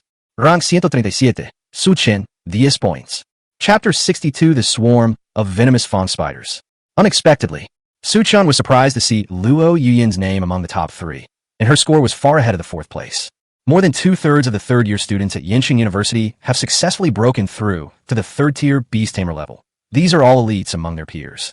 However, Luo Yuyin is only a second-tier, 8th-level beast tamer, yet she is able to compete with these powerful individuals and vie for a top 3 position, which is truly astonishing. Judging from a score, she must have successfully killed 3 Tier 3 monsters and 4 Tier 2 monsters to achieve an excellent score of 340.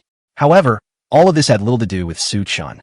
After all, for him, the reward for first place is nothing compared to the reward for earning achievement points. The monsters around here should have been wiped out. Qinglu, can I ride you for a bit? Yeah. Could you please use illusion magic to cover us up? After carefully observing the surrounding environment, Su Chan spoke. Riding? Here? But I haven't finished my match with Yeye yet, and this place is so close to the entrance, other students might pass by. Qinglu's cheeks suddenly flushed red, and she responded shyly. Clearly, she had misunderstood.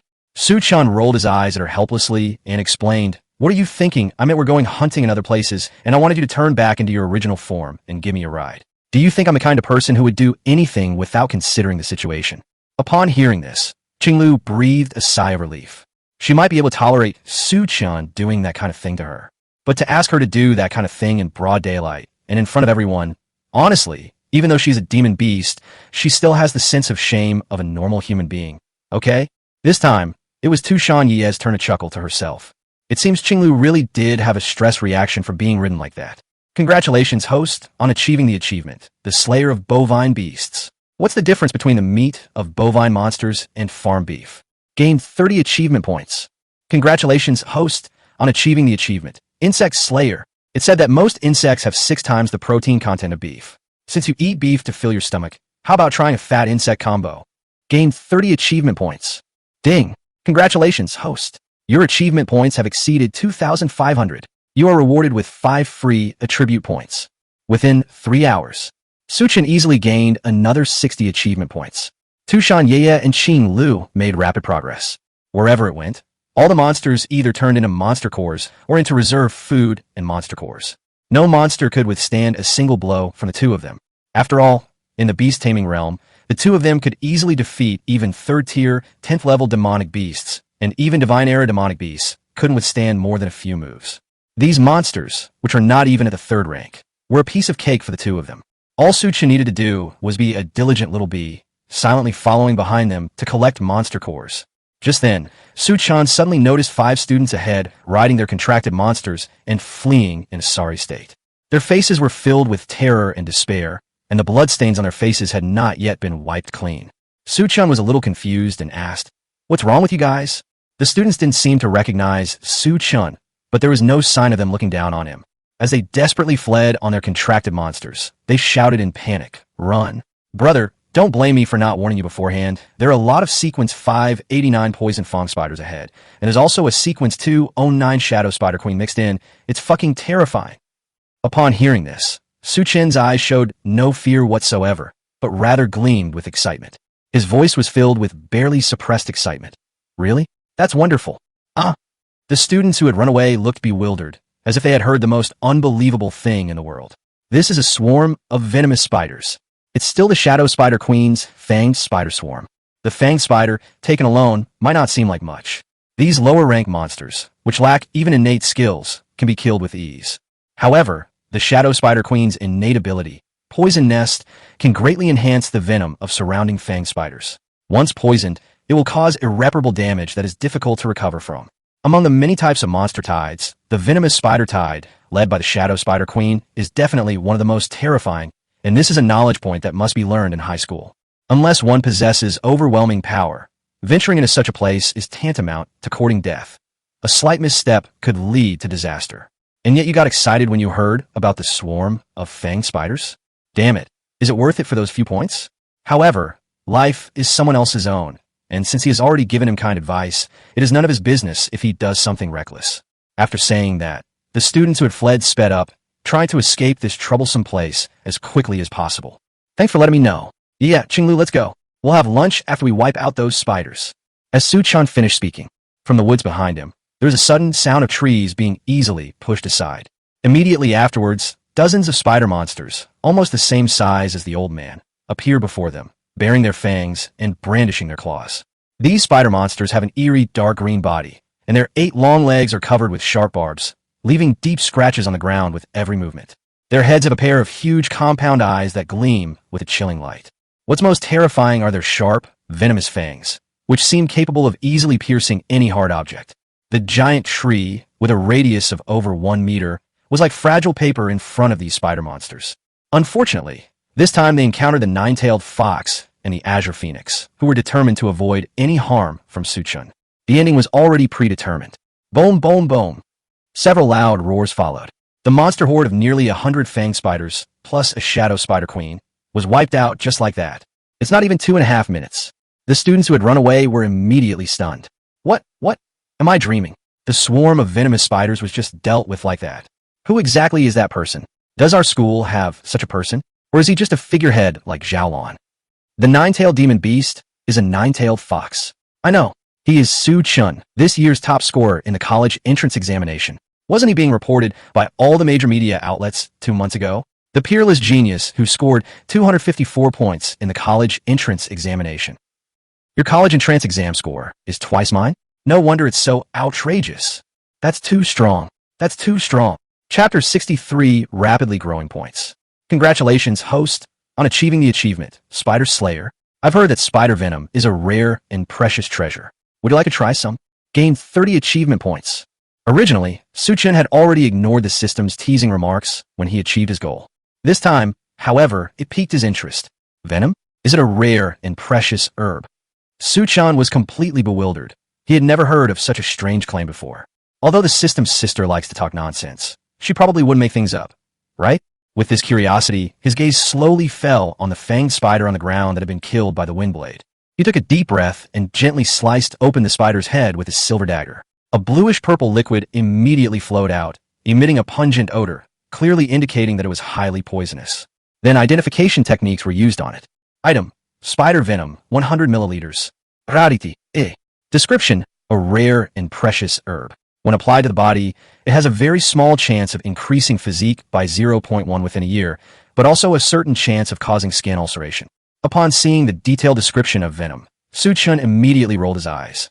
First came surprise, then disappointment, and finally helplessness. He He muttered to himself, I thought it was some rare treasure, but it turns out to be such a ripoff. However, this experience also served as a wake-up call for Chen. It's best to use an appraisal skill to examine the bodies of some dead monsters, just in case you miss out on some treasures. Let's loot the monster cores first. I remember that Shadow Spider Queen was at least tier 3. On the other side, after Chen wiped out the horde of venomous spiders, he immediately put all the monster cores into the integrator for identification. Inside a conference room at Yenching University, a group of teachers were watching the score changes on the leaderboard.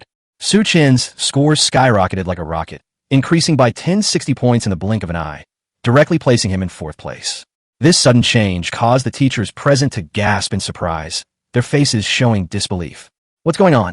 Why did Chen gain so many points all at once? I guess it's because the monster cores we collected from the monsters we killed before weren't registered? No, look at his points growth record. He gains points every few minutes on average. Although each point is 10 from a 2nd-tier monster core, it's enough to show that he must have registered immediately after killing a monster. How could there be so many more? Isn't Chen a high school graduate this year? Even if he's a genius, he couldn't possibly handle such a large number of demonic beasts at the same time, could he? Maybe this is what genius is all about. Listening to the discussions among the teachers around her, Xiao Liming's lips involuntarily curled up slightly. She was secretly delighted, wishing she could stand up immediately and proudly announce to the teachers, Look, this is my student Chen. Isn't he amazing? However, she ultimately still cared about saving face. She simply couldn't bring herself to do something so flamboyant. Yin Yao, who was standing to the side, gently nudged Xiao Liming's shoulder with her elbow and said with a smile, My Chen is amazing. I knew I hadn't misjudged him. Now, those students should be able to behave a little better, right? Xiao Liming also stretched out her arm and bumped Yin Yao's chest, scolding, What do you mean by your Chen? He's mine. Yin Yao covered her face and chuckled a few times, but quickly regained her composure and continued. Speaking of which, Jasmine, how do you think Chen managed to gain so many points in one go? Did he encounter a monster tide? Upon hearing this, Xiao Liming frowned slightly and fell into deep thought. It's obvious that Chen must have encountered another monster tide to gain such a huge increase in points.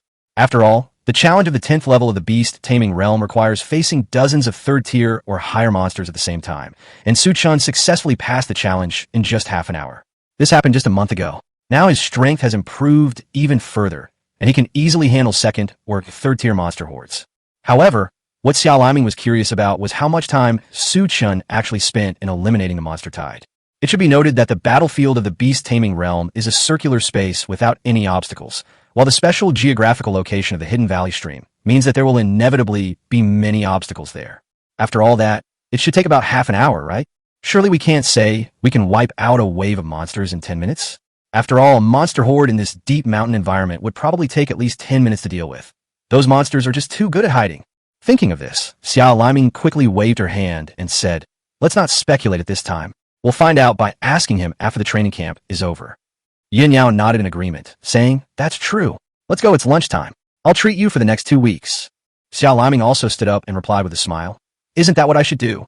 The moment I saw Chen suddenly become 4th place. Many students at Yenching University were also quite surprised, especially Zhao Lan, Li Muyu, and Luo Yuyan, who had consistently ranked in the top 3, all showed expressions of surprise. Chen, someone with the same name?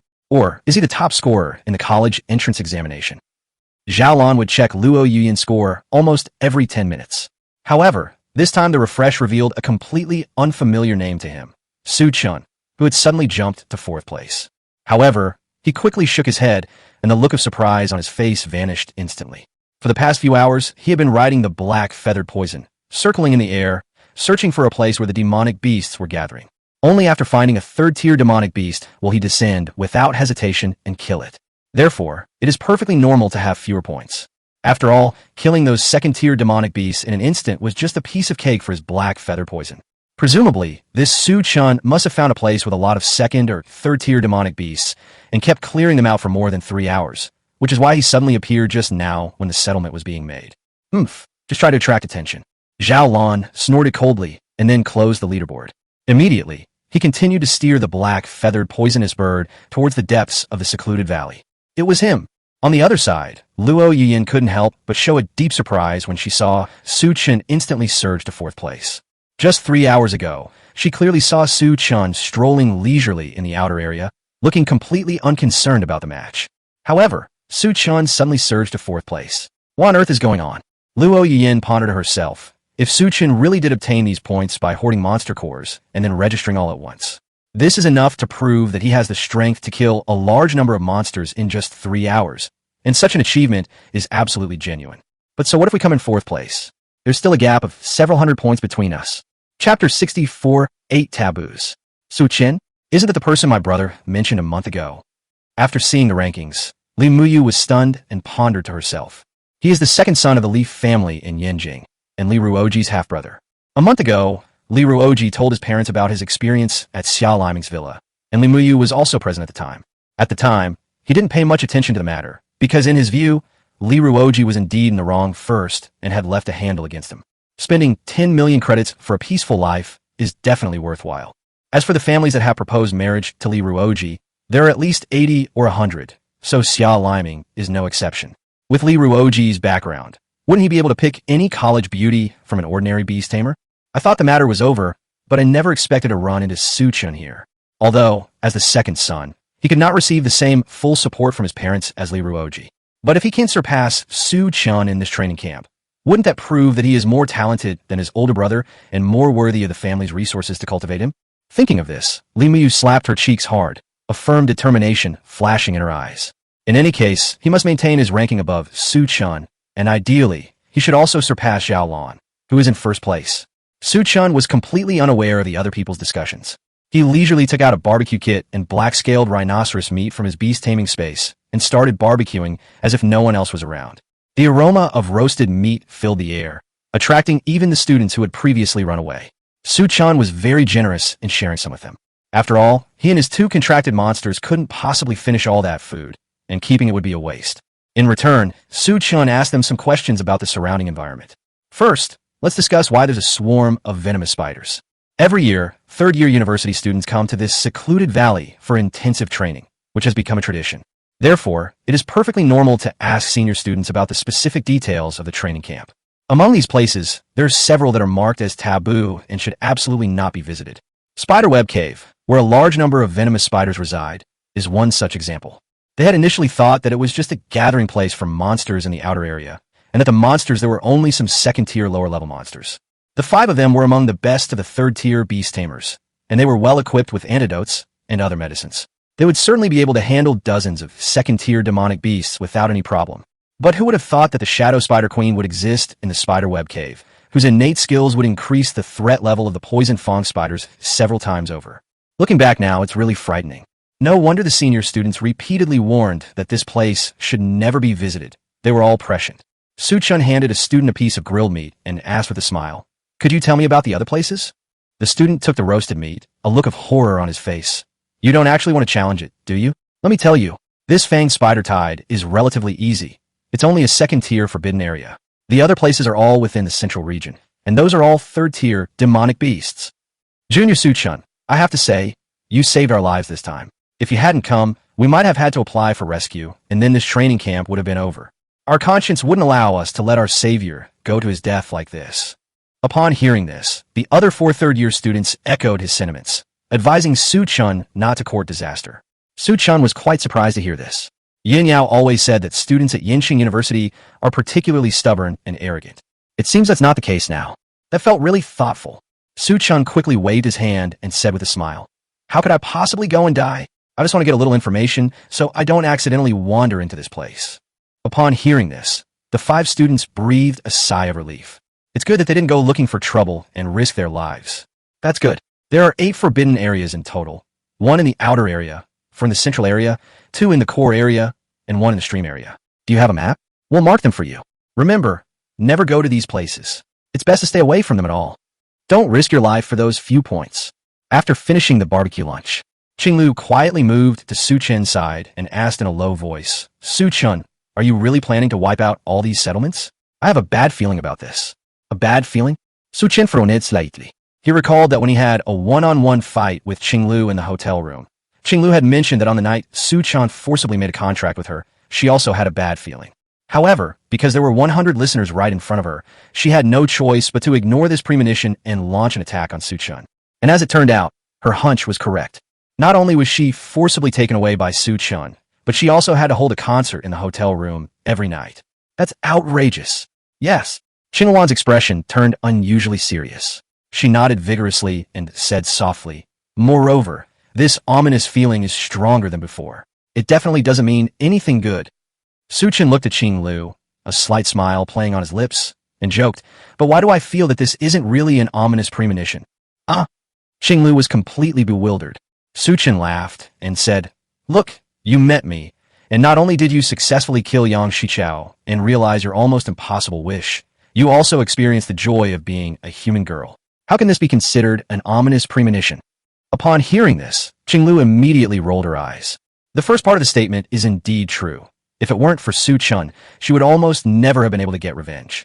Their ultimate fate may be to remain alone and helpless on the sunken ship until they die. But why does the second half of the sentence sound different? She sighed softly and said helplessly, "That's all I have to say. Anyway, I'm your contracted beast now, so everything is up to you. I'll listen to you." Chen smiled faintly. "Really? Then if you lose to Ye tonight, I'd like to ask you to take the initiative." Before Chen could finish speaking, Qing Lu interrupted him, saying, "I take back what I said right now." When Ye saw Chen and Qing Lu whispering to each other, she also sighed slightly. "I don't know why, but I always feel a strange feeling lingering in my heart. Is it just my imagination?" Chapter 65, The Will-o'-the-Wisp Lizard's Nest. With the help of Qingluan's flying ability, Chen's speed was lightning fast. Even if the area covered by the secluded valley is large, given the speed at which the Azure Phoenix flies, it could probably circle the entire area in a single day. However, because Chen had to kill every monster he encountered along the way, his speed of movement was greatly reduced. By the time they reached the vicinity of the second forbidden area in the central region, night had fallen, and it was 9 o'clock in the evening. The night was as dark as ink, and all was quiet. This was clearly the golden time to rest. In addition, we stumbled upon a natural cave along the way. We can explore it tomorrow. Chen opened the leaderboard. First place, Zhao Lan, 4,450 points. Second place, Li Muyu, 3,770 points. Third place, Luo Yuyan, 3,610 points. Fourth place, Lin Xiaohua, 3,050 points. 25th place, Chen, 2,060 points. Are these freaks specifically hunting down third-tier demonic beasts? They have so many points. Chen pondered to himself, then closed the rankings, not taking the matter too seriously. After all, his goal is achievement points. The number of monsters accumulated for achievements is based on their type, not their level. Therefore, he naturally chose to exterminate the monsters in areas where they were more concentrated. The third-year students at Yanjing University are all exceptionally strong, possessing the ability to rival third-tier demonic beasts. Naturally, they would choose to fight in the central and core areas where the points are 10 times that of second-tier monsters. One can imagine that the competition to steal monsters there would be extremely fierce. Chen only killed one third-tier demonic beast today, the Shadow Spider Queen. In total, 197 monsters were eliminated today. For the first day of training, this result is already quite good. It smells so good. Chen, what kind of meat did you grill tonight? Soon, Ye and Qing Lu followed the scent and came over. Their eyes were fixed on the sizzling, oily roasted meat. Even though they looked like ethereal fairies, they couldn't help but swallow several times. Chen smiled slightly, a hint of pride flashing his eyes, and said, "This is the thigh meat of the black-bristled wild boar that you two hunted this afternoon. I specially used pandan seeds and celery seeds as seasonings to roast it. It smells delicious, doesn't it?" Incidentally, both pandan seeds and celery seeds are rare and precious natural materials, which Chen discovered during his exploration. According to the system interface, these two rare and precious materials require more than 1 ton to have a very small chance of increasing one's demonic power by a negligible 0.1 points. It can be said that they belong to the lowest end of the world of rare and precious materials. However, Chen noticed that these two things looked a lot like cumin and sesame, so he simply used them as the same ingredients, and the results were surprisingly good. Chen, you've gained another advantage. Ye smiled mischievously, but it's still not as bad as having more flaws. Chen's lips curled into a slight smile as he teased. "I think my skills at night are definitely top-notch." Before he could finish speaking, Chen suddenly sensed an unusual aura. He turned around instantly, his gaze sharp and fixed on the bushes not far away. The crisis perception skill was activated. 5 high-level monsters were approaching this area. Perhaps attracted by the flames from the barbecue, or perhaps lured by the enticing aroma of the grilled meat, they're slowly approaching this place. Race sequence. Number 256 Will-o'-the-Wisp. Level, Tier 3, Stage 1. Physical strength, 52.1/52.4. Demon Power, 24.6/24.6. Talent Skill, Ignite. Skills, Fireball, Ignite Mimicry. Ignite, restores health after being attacked by fire-type attacks. The monsters hidden in the darkness did not deliberately conceal their forms, and their enormous shapes gradually emerged. Each fire lizard is as big as a small car, and when they open their mouths, it looks like they could easily swallow a person whole. Upon seeing this, Tu Shanye and Qing Lu exchanged a glance, their eyes revealing determination and tacit understanding. Without hesitation, they took a step forward, accompanied by two flashes of cold light that streaked across the sky like lightning. In an instant, the bodies of four of the fire lizards were torn apart by Tu Shanye and Qing Lu's delicate hands. Hiss dash. Upon seeing this, the remaining will-o'-the-wisp hissed in terror and quickly concealed itself. The surrounding magic began to surge violently, gathering on its body like raging waves, forming an indestructible natural barrier. Mimicry. In less than a second, it blended perfectly into its surroundings, as if it had vanished without a trace. Then he turned and ran, even making his steps lighter so as not to make a sound. Su Chen possesses reconnaissance skills and can easily see through even Tu Shanye's mirror flower water moon technique, let alone a low-level disguise skill like mimicry. However, Su Chen did not expose it immediately. Instead, he quickly retrieved the 3-section demon beast cores of the other 4 fire lizards and the barbecue equipment into his beast taming space. Under the cover of the illusory world, Su Chen rode the Azure Phoenix and quickly flew towards the direction where the fire lizard had fled. The reason is simple. Among the forbidden spots provided by the 5 students that afternoon, there was a place called Ghost Flame Swamp, where a large number of ghost fire lizards lived. However, the mark coordinates are a bit large, so you'll have to find them yourself to find out exactly where they are. Now that there's a tour guide, shouldn't we go and take a look? Before long, Su Chen indeed found the ghost fire swamp. Under the moonlight, a faint purple glow permeated the swamp. Upon closer inspection, it was revealed to be the will-o'-the-wisps floating on the bodies of the will-o'-the-wisps. Compared to the surrounding darkness, these will-o'-the-wisps stood out conspicuously and seemed out of place. The swamp stretched all the way to a huge natural cave. A strong aura of demonic beasts emanated from the cave. Clearly, this is the true stronghold of the will-o'-the-wisp lizard. They're all third-tier demonic beasts. Su Chen glanced at the few will-o'-the-wisps lingering on the swamp, a glint of greed in his eyes. Achievement points, here I come. Go for it. No need to hold back. As soon as she finished speaking, Tu Shanye, in her 9-tailed fox demon form, instantly transformed into a blur and leaped down from the sky. Under the cover of the illusory beauty of the mirror, Tu Shanye's figure became blurred, as if she had blended into the surrounding environment, and there was not a trace of anything unusual about her. The moment she landed, Tu Shanye swiftly swung her forelimbs, killing 2 Tier 3, Stage 2 ghost fire lizards in less than 2.5 seconds. Chapter 66, first place on the points ranking. Hiss dash. Seeing the 9-tailed fox suddenly intrude into their territory, the other wandering fire lizards instantly became enraged. Their eyes flashed with angry red light, and they opened their blood-red mouths, revealing sharp fangs. A fireball shot out swiftly towards the direction where Tu Shanye was. However, the moment the fireball passed through the 9-tailed fox, they realized it was just an illusion. Unfortunately, it was too late. As they tried to turn and run away, they were horrified to find that their bodies had been cut in two without them even realizing it. Blood gushed out and splashed into the night sky, creating a bloody and terrifying scene. 2 will-o'-the-wisps in the other direction hadn't realized the seriousness of the situation when suddenly a figure even larger than themselves appeared behind them. That was Qing Lu. She appeared silently like a ghost, her 2 claws striking out swiftly with a sharp, swift wind. In an instant, blood splattered everywhere, staining the night sky red. At this point, all 6 will-o'-the-wisps that had been wandering outside were eliminated. The whole process took less than 10 seconds. Just then, the system notification sounded again. Congratulations, host, on achieving the achievement, Lizard Slayer. I heard that some people in India are directly targeting lizards before they can transform. Why don't you give it a try? Gained 30 achievement points. While scavenging the monster cores, Su Chen praised, "You guys have pretty good teamwork." It must be said that Tu Shanye's Mirror Flower Water Moon is indeed a divine skill for sneak attacks, giving her absolute initiative. If Su Chen hadn't had a system interface that allowed him to pinpoint the location of the monster, he probably wouldn't have been able to see her exact location at all. However, at this moment, Tu Shanye and Qing Lu had already transformed into human form and were arguing endlessly about the number of heads of a demon beast. I need to make sure Su Chen doesn't fall, so no one dares to act rashly. Therefore, these 6 should count as 3 of my own.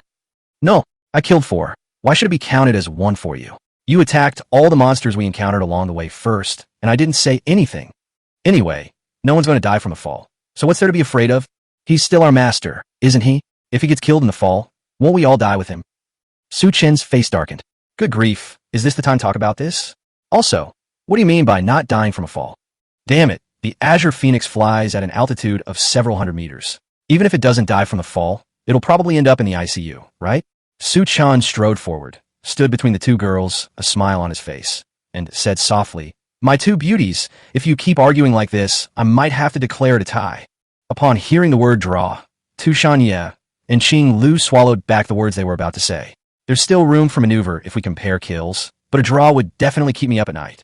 Seeing that the two demonic beasts had finally stopped bickering, Su Chen pressed his advantage and suggested, "Let's go in and take a look.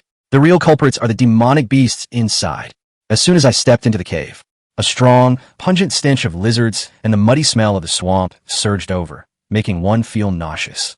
Fortunately, Qinglu was able to cast a blessing song to keep all abnormal states out. Unusual odors are essentially a type of abnormal condition. They walked forward for about 30 meters. Su Chen's crisis perception ability suddenly activated. There are a large number of will-o'-the-wisps here, probably more than 100, and they're all of the 3rd rank or higher. However, unlike the swarms of venomous spiders we encountered before, this one doesn't seem to have a leader with a high priority. It's practically the perfect place to level up. Su Chen registered all 10 3rd-tier Demon Beast cores he had just obtained using the integrator, and then handed them over to Tu Shanye and Qing Lu so that they could consume them to increase their strength. "Let's go. We can rest after we kill these monsters." These words were spoken.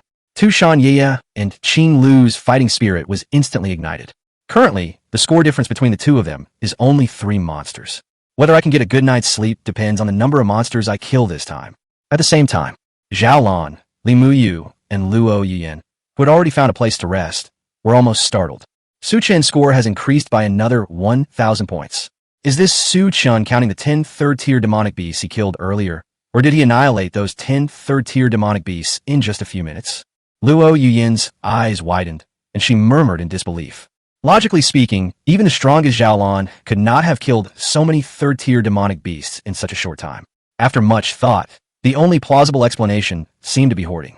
However, being able to kill a monster that possessed 10 Tier 3 monster cores and still maintain one's ranking shows that one is already quite strong. They really love to attract attention. Seeing Su Chen's score suddenly soar, Zhao Lan's face turned gloomy. He snorted coldly, a hint of disdain flashing in his eyes. Around noon, Su Chen's score suddenly surged, propelling him to 4th place. Now, he has used the same trick again, and he has just surpassed the 5th place by 10 points to reach 4th place. Lacking the ability to enter the top 3, they resort to such tactics to attract attention.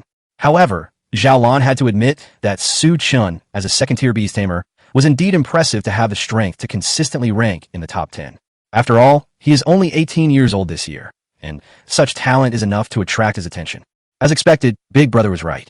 The power behind Su Chen is definitely extraordinary. Li Muyu sighed softly, inwardly lamenting the situation.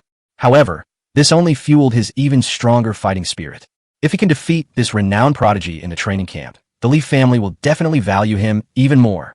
Just then, the students were surprised to find that Su Chen's points had started to skyrocket again. Moreover, this time, the rate of increase in points was even more astonishing, with 100 points rising continuously almost every 10 seconds. They surpassed the 1st place in an instant.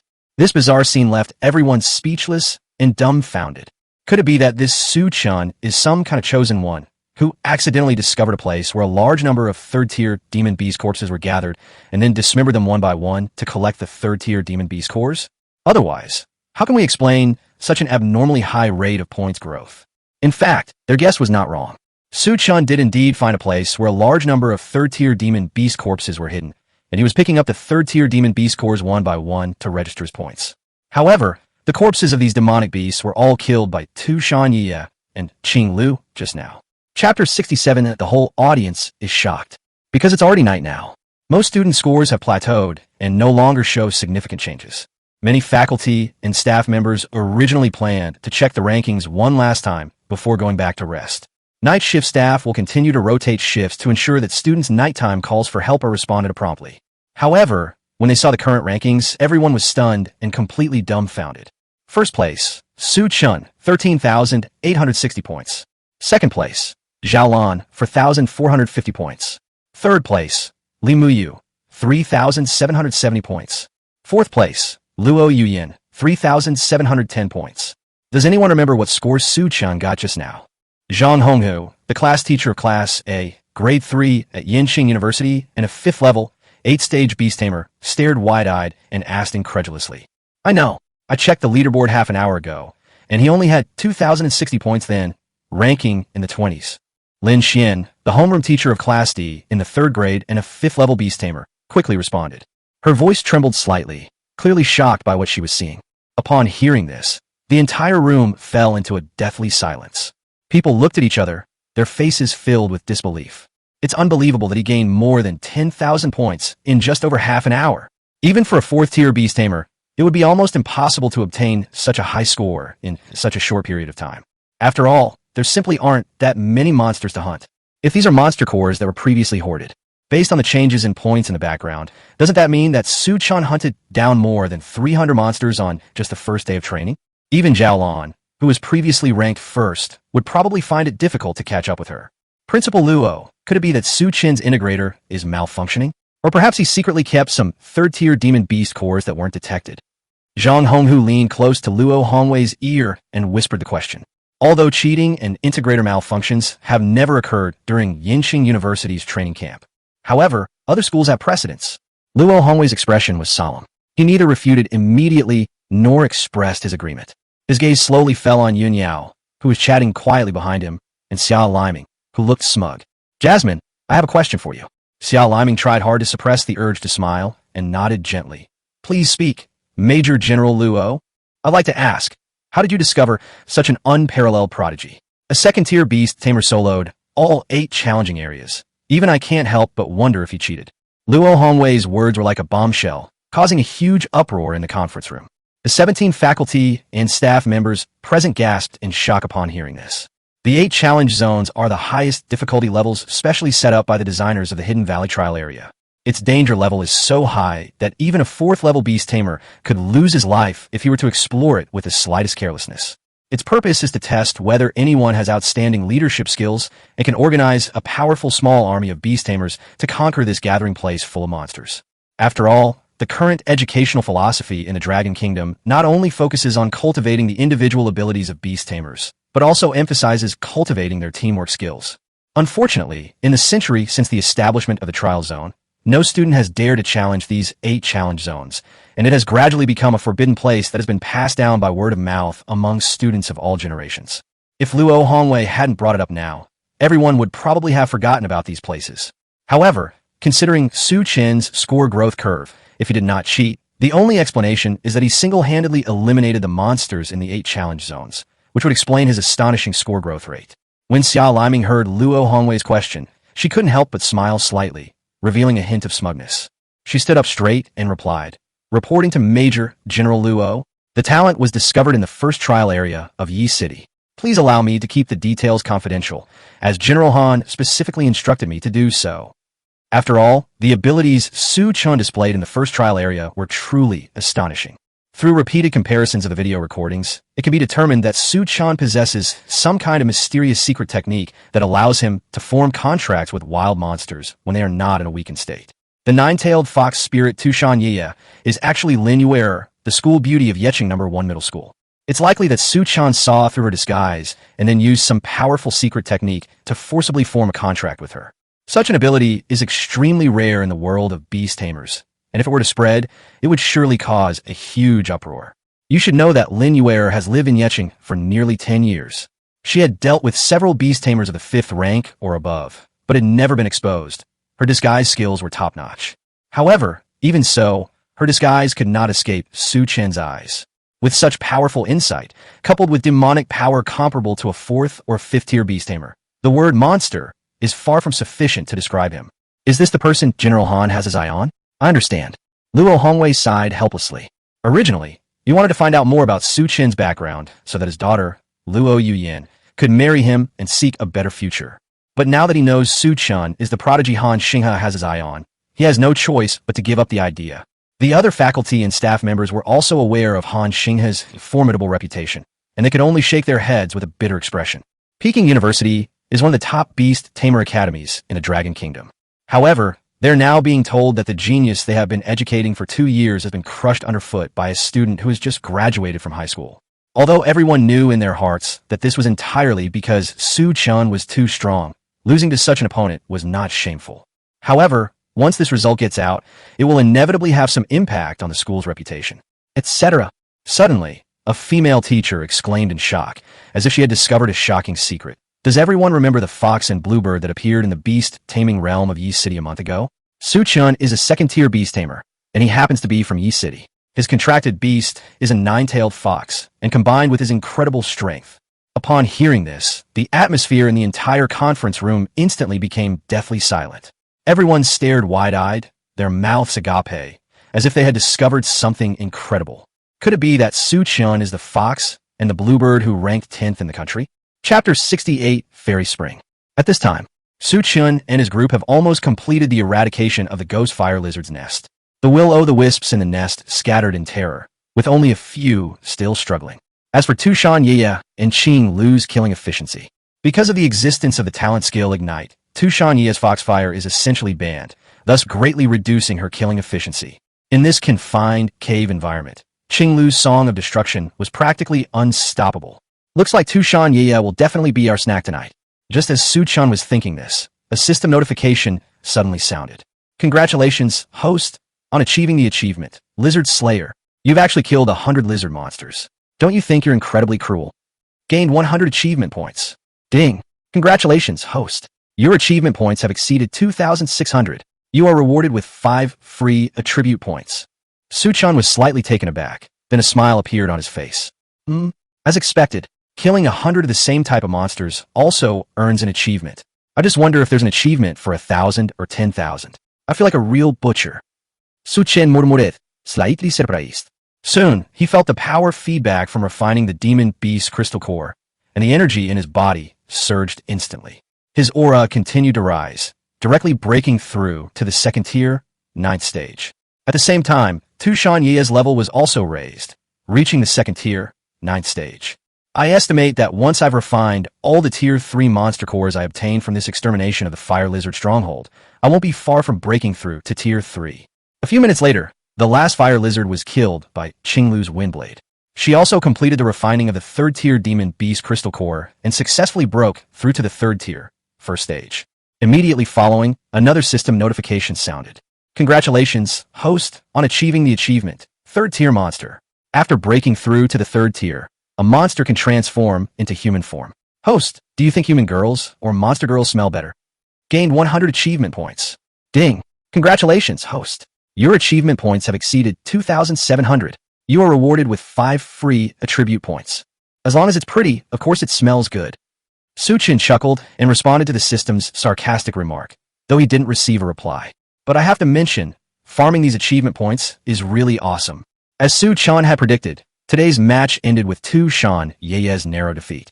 Admittedly, in this desolate environment, having 9 fluffy tails to act as a warm blanket and a pillow is quite comfortable. A man's happiness is sometimes so simple and unpretentious. The next morning, sunlight streamed slowly into the cave through the gaps in the leaves. Chen slowly woke up and gently withdrew his right hand from under the little fox's delicate body beside him. Then, he slowly sat up, lazily stretched his arms, and yawned widely. Looking at Tushan Ye, who was already awake and had her teeth clenched, she was clearly waking up. Chen gently pinched her cheek and smiled. Good morning, yeah, the weather is really nice today. Tushan Ye's pretty face turned frosty, and she said with some resentment, I absolutely cannot lose today. Seeing this, Chen chuckled nonchalantly and teased. What's there to lose? Aren't lollipops delicious? I'll buy you some next time. Upon hearing the words, lollipop, Tushan Ye's originally fair and delicate face instantly turned green.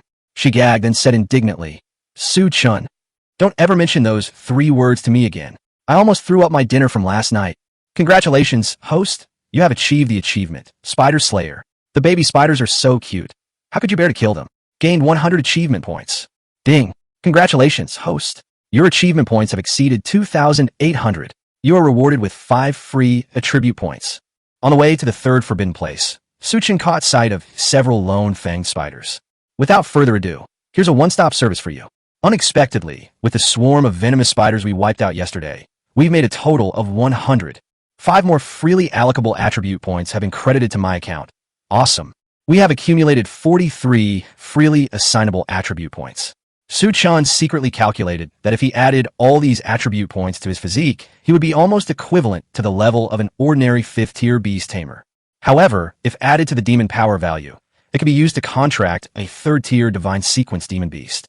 Thinking about this, Chen couldn't help but feel a little tempted. I wonder if I'll ever meet another beautiful female monster from the divine era. Chen murmured softly, "System sister, is there a skill that can search for divine generation monsters?" "No." The system responded very decisively. Chen sighed helplessly, realizing that he might have been a little too greedy. Given how rare the divine generation monsters are, it's already incredibly lucky that he was able to encounter Tushan Ye and Qing Lu in succession. Do you want to encounter another divine era monster? Moreover, it must be a divine era monster that is transformed into a beautiful woman. Dreaming. The third forbidden place is called Fairy Spring, where no leader monster resides. At first glance, the name sounds harmonious and beautiful, like a fairyland in a fairy tale. However, the fairies in the monster world are not so kind. They kill almost without blinking an eye. Once you are hit by their mind control, your demonic power will be drained and you'll be used as fertilizer in the garden. Especially in this place where a large number of fairies gather, the power of mental illusions can continue to accumulate.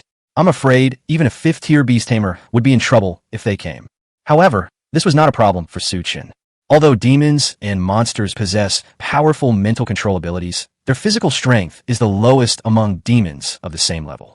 Qing Lu parted her lips slightly, muttering incantations, and a powerful energy surge emanated from her body. The Song of Destruction. Immediately afterwards, she unleashed her innate skill, lingering echoes, amplifying the range of Song of Destruction, making it cover the entire fairy spring. At the same time, Tushan Ye used the mirror flower water moon technique to conceal their aura and figures, as if they had never appeared there at all. The fairy couldn't find the source of the attack, so she naturally couldn't use mind control. They could only watch helplessly as the Song of Destruction, like a persistent, insidious disease, relentlessly eroded their spiritual world. In just 10 minutes, most of the fairies in the fairy spring were dead. Those fairies who barely survived were mostly on the verge of death and could be killed easily. Congratulations, host, on achieving the achievement, Fairy Slayer. Fairies are rare humanoid monsters, and they're quite cute. Host, would you like to have a bold idea? Gained 100 achievement points. Ding. Congratulations, host. Your achievement points have exceeded 2,900. You are rewarded with 5 free attribute points. With this, the third forbidden site, the Fairy Spring, has been completely eradicated. Chapter 69 Mirage. The third day. The fourth forbidden area, Giant Bear Plains, was successfully cleared after half an hour. Congratulations, host, you have achieved the achievement, Bear Slayer. Do you know the correct way to cook bear paws? Gained 100 achievement points. Ding. Congratulations, host. Your achievement points have exceeded 3,000. You are rewarded with 5 free attribute points. Day 4. The fifth forbidden area, Butterfly Pool, took 20 minutes to completely wipe out the butterfly spirit monsters. Congratulations, host, on achieving the achievement, Butterfly Demon Slayer. I've heard that beautiful butterfly spirits can fetch a good price on some black markets. Are you sure you don't want to get into this business? Gained 100 achievement points. Ding. Congratulations, host. Your achievement points have exceeded 3,100. You are rewarded with 5 free attribute points. Day 5. The sixth forbidden place, Thunder Wolf Cave, is too narrow and there is nowhere to hide. The Thunder Wolves were easily wiped out in less than 10 minutes. Unfortunately, there are only about 50 or 60 Thunder Wolves here. I already got the Wolfbuster achievement in the first trial area, so I didn't get any achievement points for killing it. However, Chen also successfully broke through to the third stage today, officially becoming a third stage beast tamer. Congratulations, host, on achieving the breakthrough to Tier 3. Becoming a Tier 3 Beast Master puts you ahead of 99% of people. Gained 100 achievement points. Ding. Congratulations, host. Your achievement points have exceeded 3,200. Roar. Skill, Monster Breeding Technique, Volume 1. Beast Breeding Technique, Volume 1. After mastering this skill, the speed at which contracted beasts refine crystal cores will be greatly increased. Chen had barely learned this move when Tushan Ye and Qing Lu immediately upgraded to it. They have reached the first stage of the third tier and the second stage of the third tier respectively. Day 6. The seventh forbidden place, the Sea of Death Flowers, took Chen nearly 3 hours to finally conquer. The reason it took so long was that the monsters here were all death flower spirits with a sequence number of 194.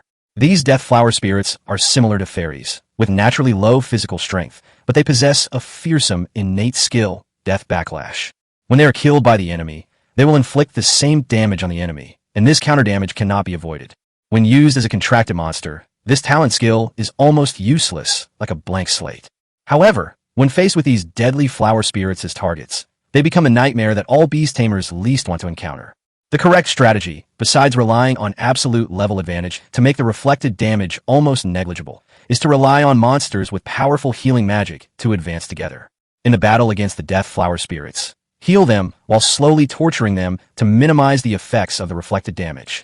But Chen is no ordinary person. He's an absolute cheat code. How could he possibly choose such a complicated method? Without hesitation, he brandished his silver dagger, swiftly slaying the death flower spirit like lightning. The moment he was hit by the recoil, he immediately consumed one attribute point and added it to his physique value, instantly recovering from his injuries. The counter damage was completely useless to him. Of course, it still hurt a lot. After slaying each death flower spirit, one needs to rest for a while. Physical pain can be repaired with attribute points, but mental pain is not so easy to bear. Fortunately, there are only 30 death flower remedies. Chen completed the task of clearing out this forbidden land using only 30 freely allocated attribute points. This scene amazed both Tushan Yaya and Qing Lu. Yaya, don't you think Chen is actually quite handsome? Judging from his performance today, he was really handsome, so I'll reluctantly serve him tonight. What do you mean you're doing it reluctantly? Isn't it because you lost to me in kills that you have to work overtime tonight? System notification. The bond value of the nine-tailed fox Tushan Yaya has changed. 70-75. System notification. The bond value between Qinglu and Qinglu has changed from 60 to 70. Chen's performance this week has been nothing short of amazing. His points skyrocketed, leaving everyone else in the dust, and he directly broke through the massive 100,000. Zhao Lan, who is in second place, currently only has a little over 20,000 points. The gap of 5 times is far beyond his reach, and he has completely lost the desire to surpass him. Moreover, including Chen, only 4 people broke through 10,000 points, and the others didn't even reach 10,000 points. No one can rival Chen. The combined scores of the top 3 barely reached half of Chen's total points. That's outrageous. It completely stunned all the teachers watching from backstage. Of course, it must be said that the students of Yinqing University are indeed exceptionally talented, and none of them are just filling a position. After a week, not a single person called for help, nor did anyone lose their eligibility. From this perspective, it's likely that most students aren't incapable of killing monsters, but rather simply can't find any trace of them. At this moment, Chen was heading towards the last forbidden place in the Jinquan area. They dealt with all the monsters they encountered along the way. Unfortunately, he did not achieve anything. Outside of the forbidden areas, there are many kinds of monsters, and there are only 1 or 2 of each kind, so it is indeed difficult to collect 100 of them. Isn't the taboo spot in the Jinquan area called Black River? Why would it have such a strange name? Could be a black river located in the mountains. Just as Chen was lost in thought, Tushan Yaya and Qing Lu's exclamations interrupted his thoughts. Chen, look, what's that? Following their gaze, a group of dark-style castles appeared in the sky not far away. These castles stretch for hundreds of meters, and from a distance, they resemble an ancient western town. It looked as if it was floating in the air and not touching the ground. Chen frowned slightly. This thing clearly looks like a mirage. But for some reason, even though it was known to be an illusion, it still gave people a feeling of unease. What exactly is that thing? A mirage? But it doesn't quite look like one. It's more like a city floating in the air. I feel like something's not quite right. Maybe we should just leave now. Just then, Chen suddenly noticed that there were 5 or 6 students not far below, looking up and staring intently at the so-called mirage in the sky. Chen recognized one of them. It was Luo Yuyin, the daughter of the president of Peking University. However, the next second, in the blink of an eye, the students, including Luo Yuyin, vanished from their spot. Vanished without a trace. It was as if their very existence was an illusion. Chapter 70, Demon Emperor's Domain.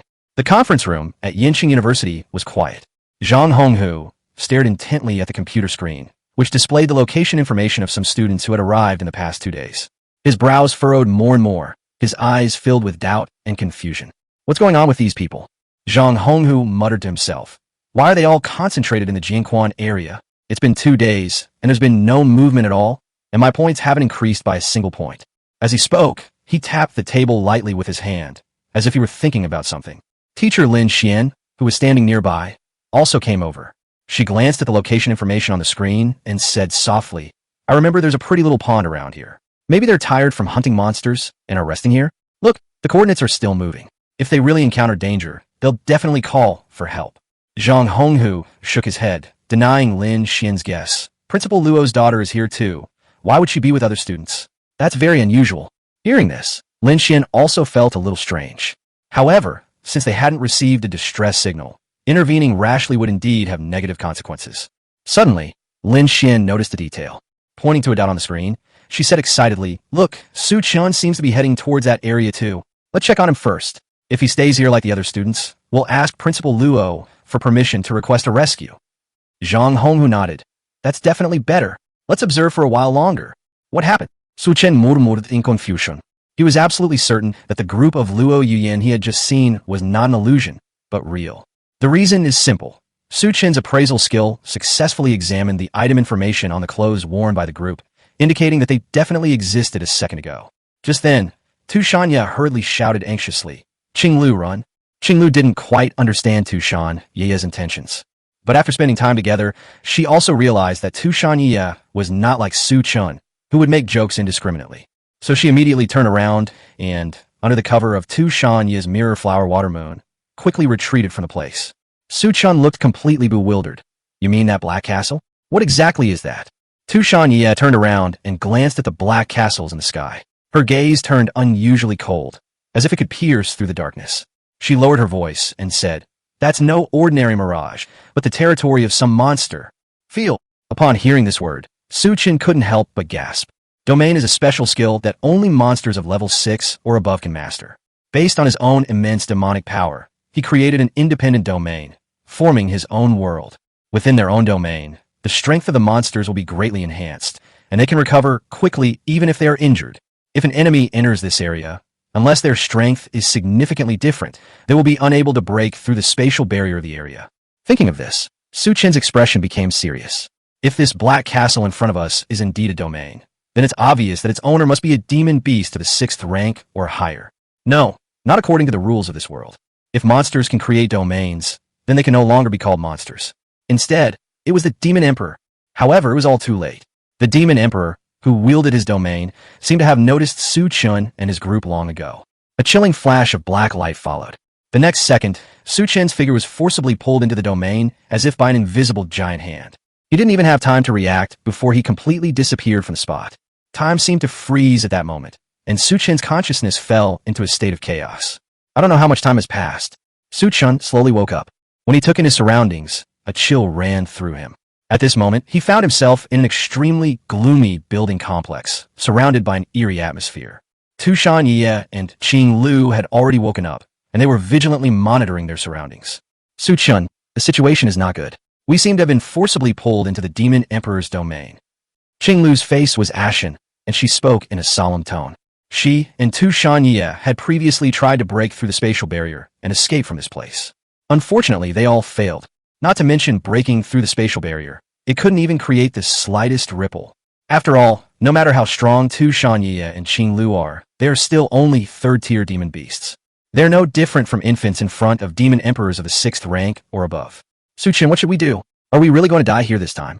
Tu Shan Ye said in a somewhat panicked manner. Don't panic. It's all right. Su Chen took a deep breath, trying to calm himself down. He looked down at his right hand and found that the integrator had disappeared. Other items, including kidneys, were still on his person. A terrible thought began to take root in his mind. This demon emperor seemed to know that the integrator had a distress signal function, which is why he retrieved it. If that's the case, then this demon emperor has probably been lurking here for many years and knows everything about the training camp for students from Peking University. But what exactly is its purpose in doing this? Is the intention to weaken humanity's fighting power by annihilating new forces? That's overly cautious. However, if the purpose is to eliminate new forces, why am I still alive? Could it be because Tu Shan Ye and Qing Lu are divine-level demon beasts that the Demon Emperor has taken a liking to them? Su Chen opened the attribute panel. Name, Su Chen. Level, Tier 3, Stage 1. Physique, 78.9/78.9. Demon Power, 72.5/79.0. Skills, Beast Taming, Force Contract, Insight, Undying Body, Combat Techniques, Demon Arrow, Beast Tamer's Cultivation Secrets, Volume 1, Appraisal Technique, Crisis Perception, Demon Beast Breeding Techniques, Volume 1. Achievement Points, 920/3270. Contracted Beasts, Nine-Tailed Fox, Azure Phoenix. Remaining free attribute points, 33. A 6th Order Demon Emperor, one who can even create a domain space, probably has a demon power value of no less than 100 points. It would be quite difficult to escape the domain through a forced contract. The worst possible solution would be to risk the demonic power going berserk by forming a contract with the Demon Emperor and then breaking the contract. System, is there any way to break this deadlock? No. Host, please pray for your own good fortune and don't let this system suffer along with you. Chapter 71, The True Ancestor of Vampires. System, is there really nothing you can do? Su Chen's face darkened. Could it be that I, the protagonist with a system, am going to die here? However, the only thing to be thankful for now is, according to Tu Shan Ye, they woke up half an hour earlier than Su Chun and had been constantly attacking the spatial barrier. The Demon Emperor possessed an exceptionally keen perception of the situation within his own domain, making him virtually omniscient. However, the 6th-tier demonic beast has yet to appear and attack them, which suggests there may be another reason. Perhaps we should see what the situation is before making any decisions. Let's go. Staying here and getting anxious won't solve anything. Su Chen forced himself to stay alert and said. Tu Shan Ye and Qing Lu followed closely behind him, cautiously observing their surroundings. The place was completely empty. There was no trace of humans, nor any sign of monsters. Only a strange, eerie wind roamed around. Before long, Su Chan arrived at the most luxurious place in the domain, or more precisely, the Black Castle where demonic power was most concentrated. The castle soars into the clouds, its imposing presence giving off an irresistible sense of oppression. Since the Demon Emperor didn't make a move immediately, there was no way to escape from here. So, go and meet it and see what it really wants. Crunch, crunch, dash. With a dull thud as the door opened, Su Chan cautiously led Tu Shan Ye and Qing Lu inside. Upon entering the castle, a swarm of black bats emerged from the darkness. An eerie green will-o'-the-wisps flickered on the surrounding walls, casting distorted and bizarre murals on them. In the center of the hall stood a huge stone coffin, its lid covered with ancient and intricate runes, radiating powerful demonic energy. It gave you the feeling of being in a first-person perspective of a horror game. Su Chun, isn't it a bit too risky for us to come straight here like this? Tu Shan Ye swallowed hard, her voice trembling as she asked. Suppressing his inner fear, Su Chan forced a smile and said, half-jokingly, yeah, you look so cute when you're scared. Stop messing around, okay? Tu Shan Ye looked at Su Chen speechlessly and complained helplessly. At a time like this, you still have the mind to say these things. But at the same time, Su Chen's joke eased the tense atmosphere a little. Following the red carpet covered in black ash from the Black Castle to its end, a spacious hall came into view. The layout of this hall is somewhat like the imperial court in a period drama, only more dilapidated and gloomy. In the very center of the hall stood a huge throne, upon which sat a blonde woman wearing a veil. Although her face is not clearly visible, judging from her curvaceous figure, this woman is definitely quite beautiful. She sat there quietly, like a beautiful porcelain doll, completely still. Of course, she is not human, but the Demon Emperor. Name, Yi Long. Race sequence, number 030 vampire. Level, rank 8, stage 10. Physical strength, 462.5/462.5. Demon power, 244.8/244.8. Talent skill, Dark Moon.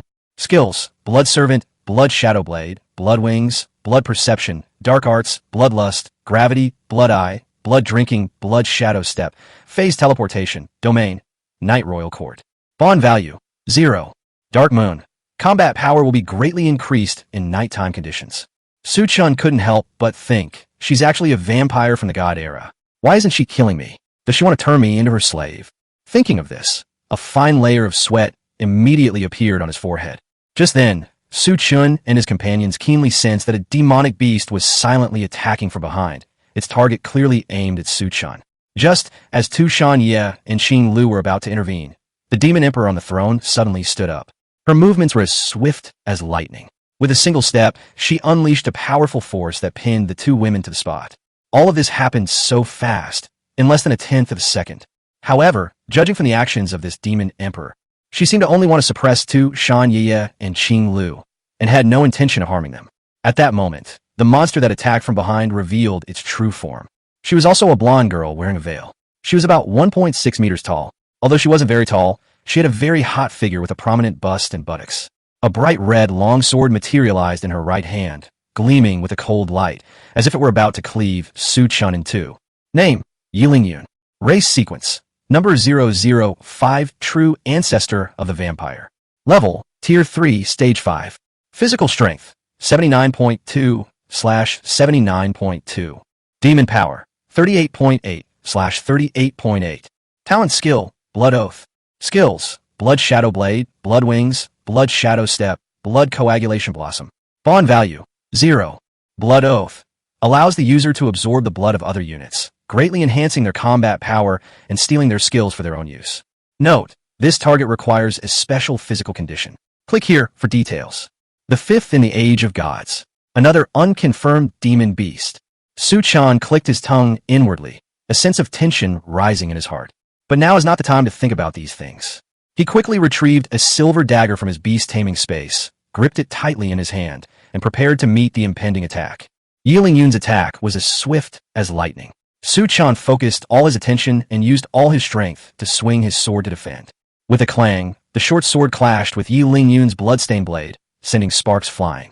Yiling Yun's expression, hidden beneath her veil, froze slightly, clearly surprised that Su Chen had managed to block her attack. It was truly beyond her expectations that a third-tier beast tamer could possess such strength. That's interesting. Yiling Yun's clear, cool voice rang out, seemingly carrying a hint of appreciation. At the same time, she waved her right hand, and another blood-red blade materialized in her hand. However, this time she did not launch an attack immediately, but stood quietly in place, carefully observing Su Chen's every move. Tushan Yeye and Qing Lu were extremely anxious. Unfortunately, an 8th-tier demonic beast is a dimensional reduction attack on a 3rd-tier demonic beast, and this suppression is impossible to break through. They could only watch helplessly as Su Chen faced Yiling Yun's attacks alone. Seeing that Yiling Yun's attacks had slowed down, Su Chen finally had a chance to check Yiling Yun's information. Her physical attributes were similar to his, but due to the difference in skills and the fact that the area was currently in darkness, the difference was more significant.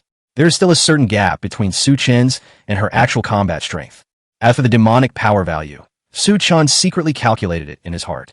If I put all 33 of my attribute points into my demon power, I can just enough to form a contract with her. Chapter 72 Rescue. Su Chen quickly glanced at the 8th-tier demon emperor out of the corner of his eye. He discovered that, apart from suppressing Tushan Yeye and Qing Lu, this demon emperor seemed to have no intention of intervening in the battle. Its gaze held a scrutinizing quality, as if observing Su Chen's every move and assessing his strength. What are they doing? Are they trying to test my strength? Su Chen muttered to himself. However, he quickly came to terms with it. This 8th-tier demon emperor, in terms of both race and attitude, has intricate connections with Yiling Yun before them. Even if Su Chen's current demonic power were doubled, he still wouldn't be able to form a contract. But if we can force Yiling Yun into a contract, we'll most likely be able to use her as a hostage and leave here safely. Thinking of this, Su Chen took a deep breath, gripped the silver dagger in his hand tightly, and stared intently at Yiling Yun's every move. The next second, Yiling Yun struck like lightning. The blood-red blade in her hand drew a beautiful yet deadly arc in the air, carrying a sharp killing intent, and slashed fiercely towards Su Chen's neck. Su Chen was not to be outdone, and he also brandished his silver dagger, slashing out at an astonishing speed. The two, possessing physical abilities 8 times that of an average adult, clashed instantly with their swords, one white and one red. In an instant, a deafening boom resounded. The force of this clash was so immense that the ground of the black castle cracked inch by inch, like a spider web. With a crash, 2 deep craters were blasted into the ground. The will-o'-the-wisps on the surrounding walls flickered as if startled, as if they might go out at any moment. Su Chen suddenly took 10 steps back, and a little blood seeped from the tiger's mouth. Yiling Yun was also thrown away. She staggered a few steps before she could barely regain her balance. This time, the 2 sides were evenly matched. However, Yiling Yun only took a breath before continuing her attack on Su Chen without hesitation. This time, she was even faster than before, like a ghost. Her figure left afterimages in the air, dazzling the eye. Even more surprisingly, a pair of blood-red wings sprouted from her back. Her imposing aura was overwhelming, inspiring fear in everyone. Seeing this, Su Chen knew that the time had come. He pretended to resist, waving his silver dagger in the air, trying to block Yiling Yun's attack. It was as if they were waiting for the final moment to erupt. 10 meters, 8 meters, 5 meters, 3 meters, 1 meter. Yi Lingyun and Su Chen were getting closer and closer. The blood-red blade in her hand gleamed with a cold light. Its target aimed directly at Su Chen's right arm. The indestructible, golden body. Su Chen's gaze sharpened, and he immediately seized this fleeting opportunity to unleash his ultimate move. A loud clang was heard. The moment the blood blade made contact with Su Chen's right arm skin, it made a crisp impact sound, and then it was as if it was blocked by an invisible force, unable to move forward even an inch. How is that possible? Yi Lingyun's face was filled with astonishment. She stared wide-eyed at the scene before her in disbelief. My understanding has been completely refreshed once again. Little girl, please take care of me from now on. Su Chen's lips curled up slightly, revealing a smug smile. As he spoke, he quickly grabbed Yi Lingyun's wrist, preparing to cast a force contract. However, just as he was about to succeed, he suddenly felt his hand loosen, and the wrist he was holding disappeared without a trace, like smoke. To be precise, Yi Lingyun vanished without a trace in the blink of an eye. He appeared instantly beside Yi Yulong. Clearly, it was Yi Yulong who saved Yi Lingyun. Sister Long, what's wrong? Yi Lingyun was somewhat confused.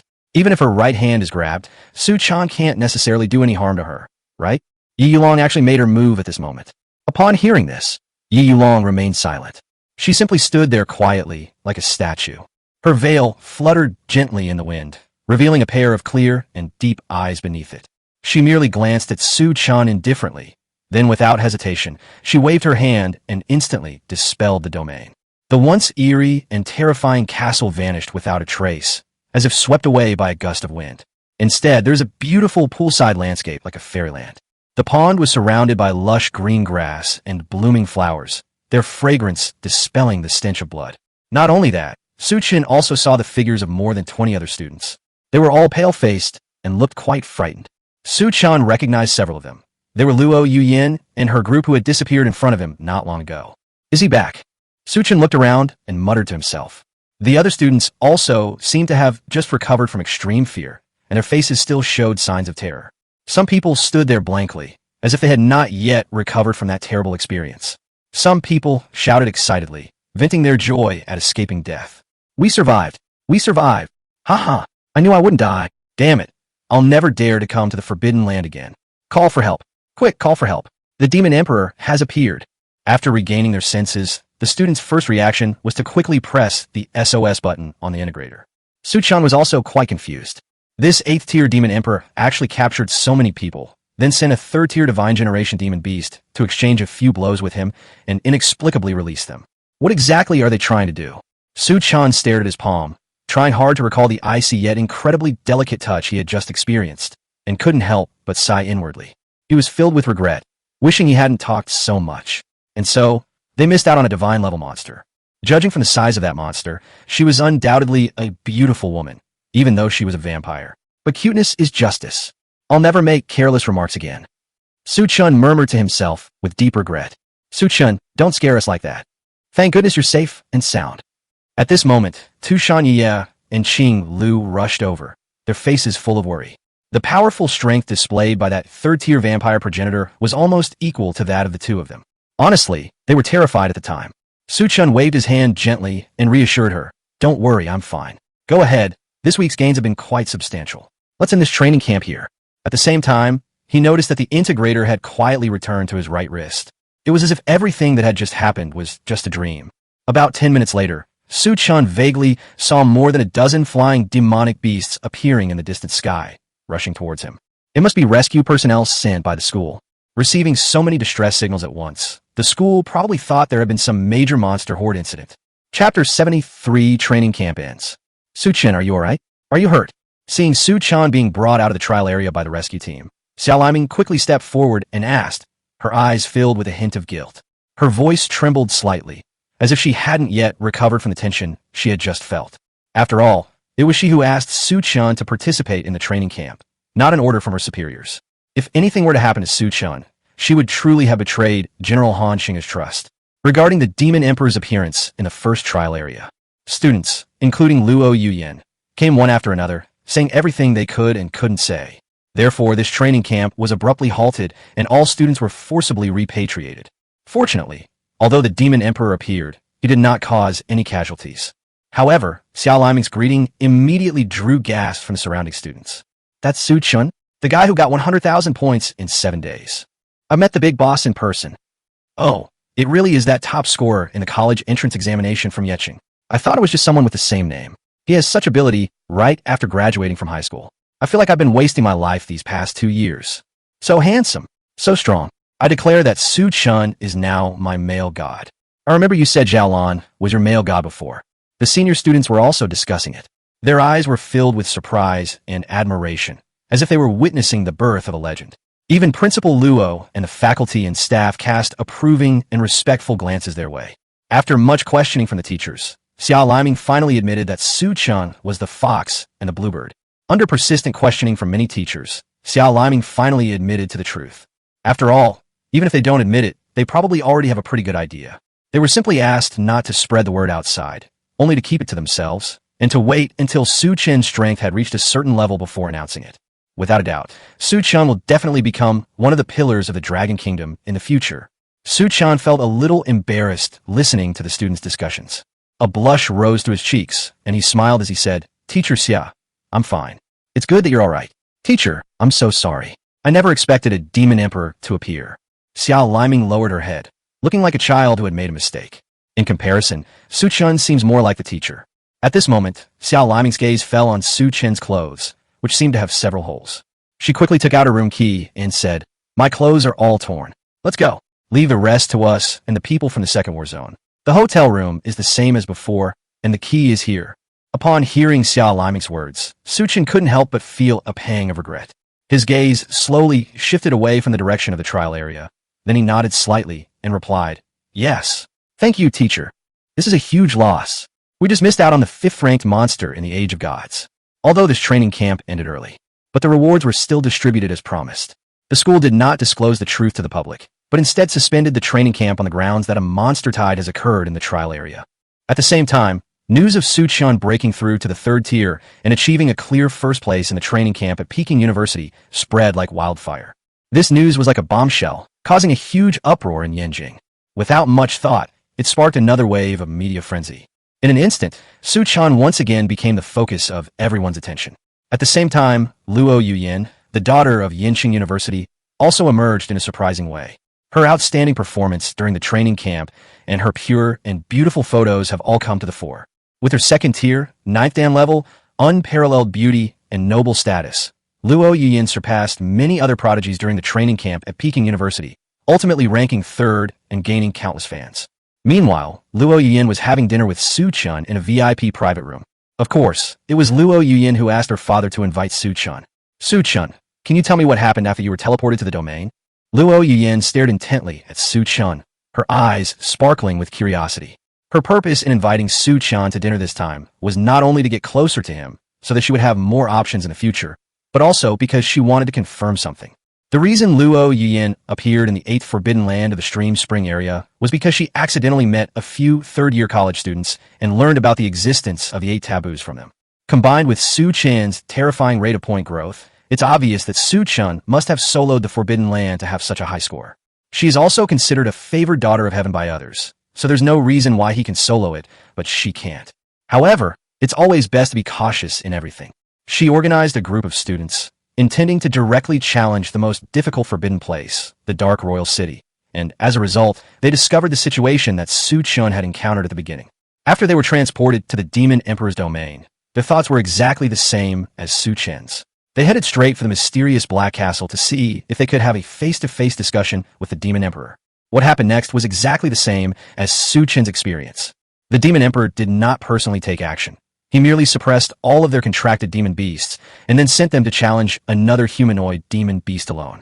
Without the assistance of a contracted demon beast, it's simply a pipe dream for a human of the same level to defeat Yi Yunling. Therefore, unsurprisingly, all 5 of them were defeated and eventually imprisoned in the domain's dungeon. Here, they can also see a dozen other students who have encountered the exact same situation. Everyone was sent to this place after being defeated by the humanoid monsters that appeared.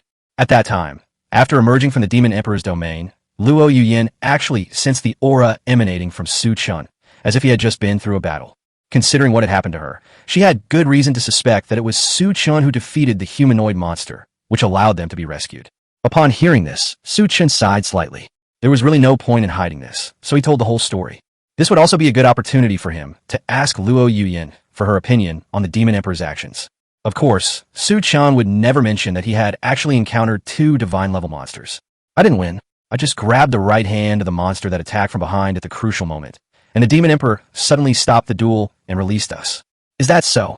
Luo Yuyin fell into deep thought. Judging from the current situation, it seems that the Demon Emperor did not have any malicious intent to harm anyone.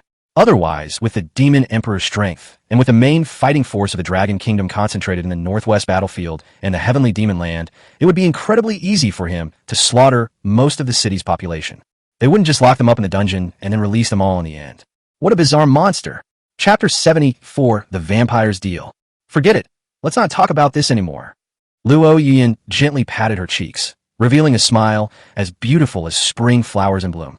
By the way, Su Chen, there's something I want to ask you. Su Chen put down the chicken leg he had just picked up and looked at Luo Yuyin. What is it? Luo Yuyin stood up, slowly turned around, and a bewitching light flashed in her eyes. She said softly, 6 months from now, may I invite you to participate in the Dragon Kingdom's Beast Tamer Prodigy Tournament? Su Chen said nonchalantly, it's possible, but only if you can keep up with my leveling speed. I heard that in this Heavenly Pride tournament, the 2 Beast Tamers must be at the same major level, right? Upon hearing this, Luo Yuyin smiled gently. This Su Chen is really arrogant. The difference in their levels is only a small one. Even if Su Chen's talent is strong, it is impossible for him to break through to the 4th level in just half a year, right? You agreed, so why be so roundabout? It's kinda cute. I thought Su Chen was a clueless straight man. Although Zhao Lan is exceptionally talented, she is still far inferior to Su Chen. If I had to choose, Su Chen would definitely be better. Okay, it's settled then. Well, I got back to the hotel I had stayed at. It was already 9 p.m. The scenery in the wild is beautiful, but I still feel that a soft bed would be better. Okay, I decided. I'll go to the mall tomorrow and buy a soft bed to put in my beast taming space. I also need to prepare several sets of clean clothes. Su Chen pondered this in his mind while taking out his room key and opening the door. However, in the next second, he suddenly froze. His gaze was fixed on the sofa in the room, his eyes filled with astonishment. Tu Shanye and Qing Lu also sensed the danger. They jumped out of the beast taming space and quickly stood in front of Su Chen. What do you want to do? This is human society. You should think twice before you make a move. On the sofa in the hotel room, 2 people were sitting, or rather, 2 demonic beasts. These 2 demonic beasts are the same 2 vampire demonic beasts we saw in the Demon Emperor's domain at noon today. However, this time they did not wear veils, but instead revealed their pure and beautiful faces without any concealment, which made people fall in love with them. Yi Yulong stretched out her jade hand and gently waved it, and the hotel room door seemed to be gently closed by an invisible hand, making a soft click sound. At the same time, a barrier, like a transparent curtain, instantly enveloped the hotel room, isolating it from everything outside. Within this barrier, time seemed to stand still, and no one could perceive what was happening here. Immediately afterwards, Yi Yulong parted her red lips slightly, her voice clear and crisp like a silver bell, yet carrying an irresistible majesty. Human, your name is Su Chen, right? How about we make a deal? Trade. Su Chen frowned slightly, pondering to himself. However, he quickly stopped Tu Shanye and Qing Lu, who wanted to take him away from this place, and sat down on the sofa with his arms around their waists. If Yi Yulong really wanted to kill him, she wouldn't need to go to such lengths. Yes. Yi Yulong nodded. So, are you going to answer or not? Upon hearing this, Su Chen and his group were filled with questions. They couldn't help but wonder if they had accidentally fast-forwarded through a section, causing them to jump straight into the final negotiation stage before even hearing the details of the deal. After a few breaths, Su Chen asked, "May I ask what the details of the transaction are?" Yi Yulong gently shook her head, her eyes becoming even sharper. You still have a choice. If you listen to what I have to say, you must accept it. Otherwise, I will kill you. Upon hearing this, Su Chen almost coughed up blood. He cursed inwardly. What kind of tyrannical treaty is this? Asking if you want to take the deal without even mentioning the details, and then insisting you take it just because you did. Are you trying to defy the heavens, sister? Then I must decline. Su Chen forced himself to remain calm and put his arm around the waist of Tu Shanye and Qing Lu beside him. I have an obligation to protect them. I will never do anything I am not sure of. Seeing this, Yi Yulong said nothing more. She slowly stood up, took Yi Lingyun's hand, and turned to leave. However, this time, Yi Lingyun grabbed her hand. Sister Yulong, let's take the gamble. I have high hopes for this person. Halfway through her sentence, a slight blush rose to her cheeks, and she lowered her head shyly. Looking at Yi Lingyun's reaction, Yi Yulong hesitated for a moment, but finally sighed helplessly and sat back down. Her gaze fell on Su Chen, a complex emotion in her eyes, and she slowly said, Su Chen, let me be frank. Help us kill a demonic beast, and you can ask for anything. Su Chen was even more confused. Killing a demon beast is a piece of cake for an 8th-order demon emperor like you, isn't it? If even you can't complete the task, what's the point of asking him, a 3rd-tier beast tamer, for help? Yi Long seemed to see through Su Chen's thoughts, frowned slightly, and continued to explain, the target is the golden rock puppet. Now you should understand why. Upon hearing this, Su Chen nodded, revealing an I see expression. Golden Rock Golem, sequence number 100, is an extremely special monster with the innate skill, Golden Barrier. This barrier can generate a large-scale barrier around itself, and only humans and demonic beasts of the same level can enter it. Creatures of a higher or lower rank will be kept outside the barrier, and will be unable to enter, unless one reaches the 10th rank and crushes all rules of the world with supreme power. The Golden Rock Golem is an unsolvable opponent when facing enemies of vastly different levels.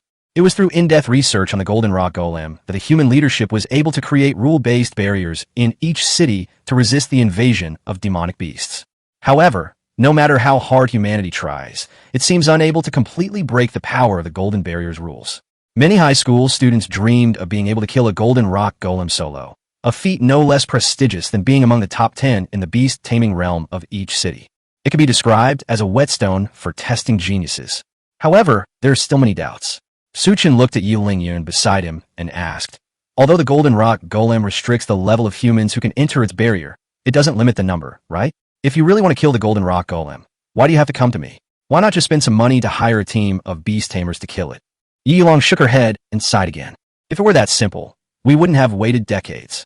The reason we need to get rid of that Golden Rock Golem is ultimately because it has taken over our clan's treasure, the Blood Soul Pearl, and because it absorbed the Blood Soul Pearl's blood essence. Its innate skills have changed slightly. Within his golden barrier, beast tamers will be unable to summon contracted beasts, and no beast can enter the barrier.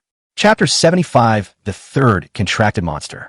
Upon hearing this, Su Chen, Tu Shan Yiye, and Qing Lu finally realized what was going on.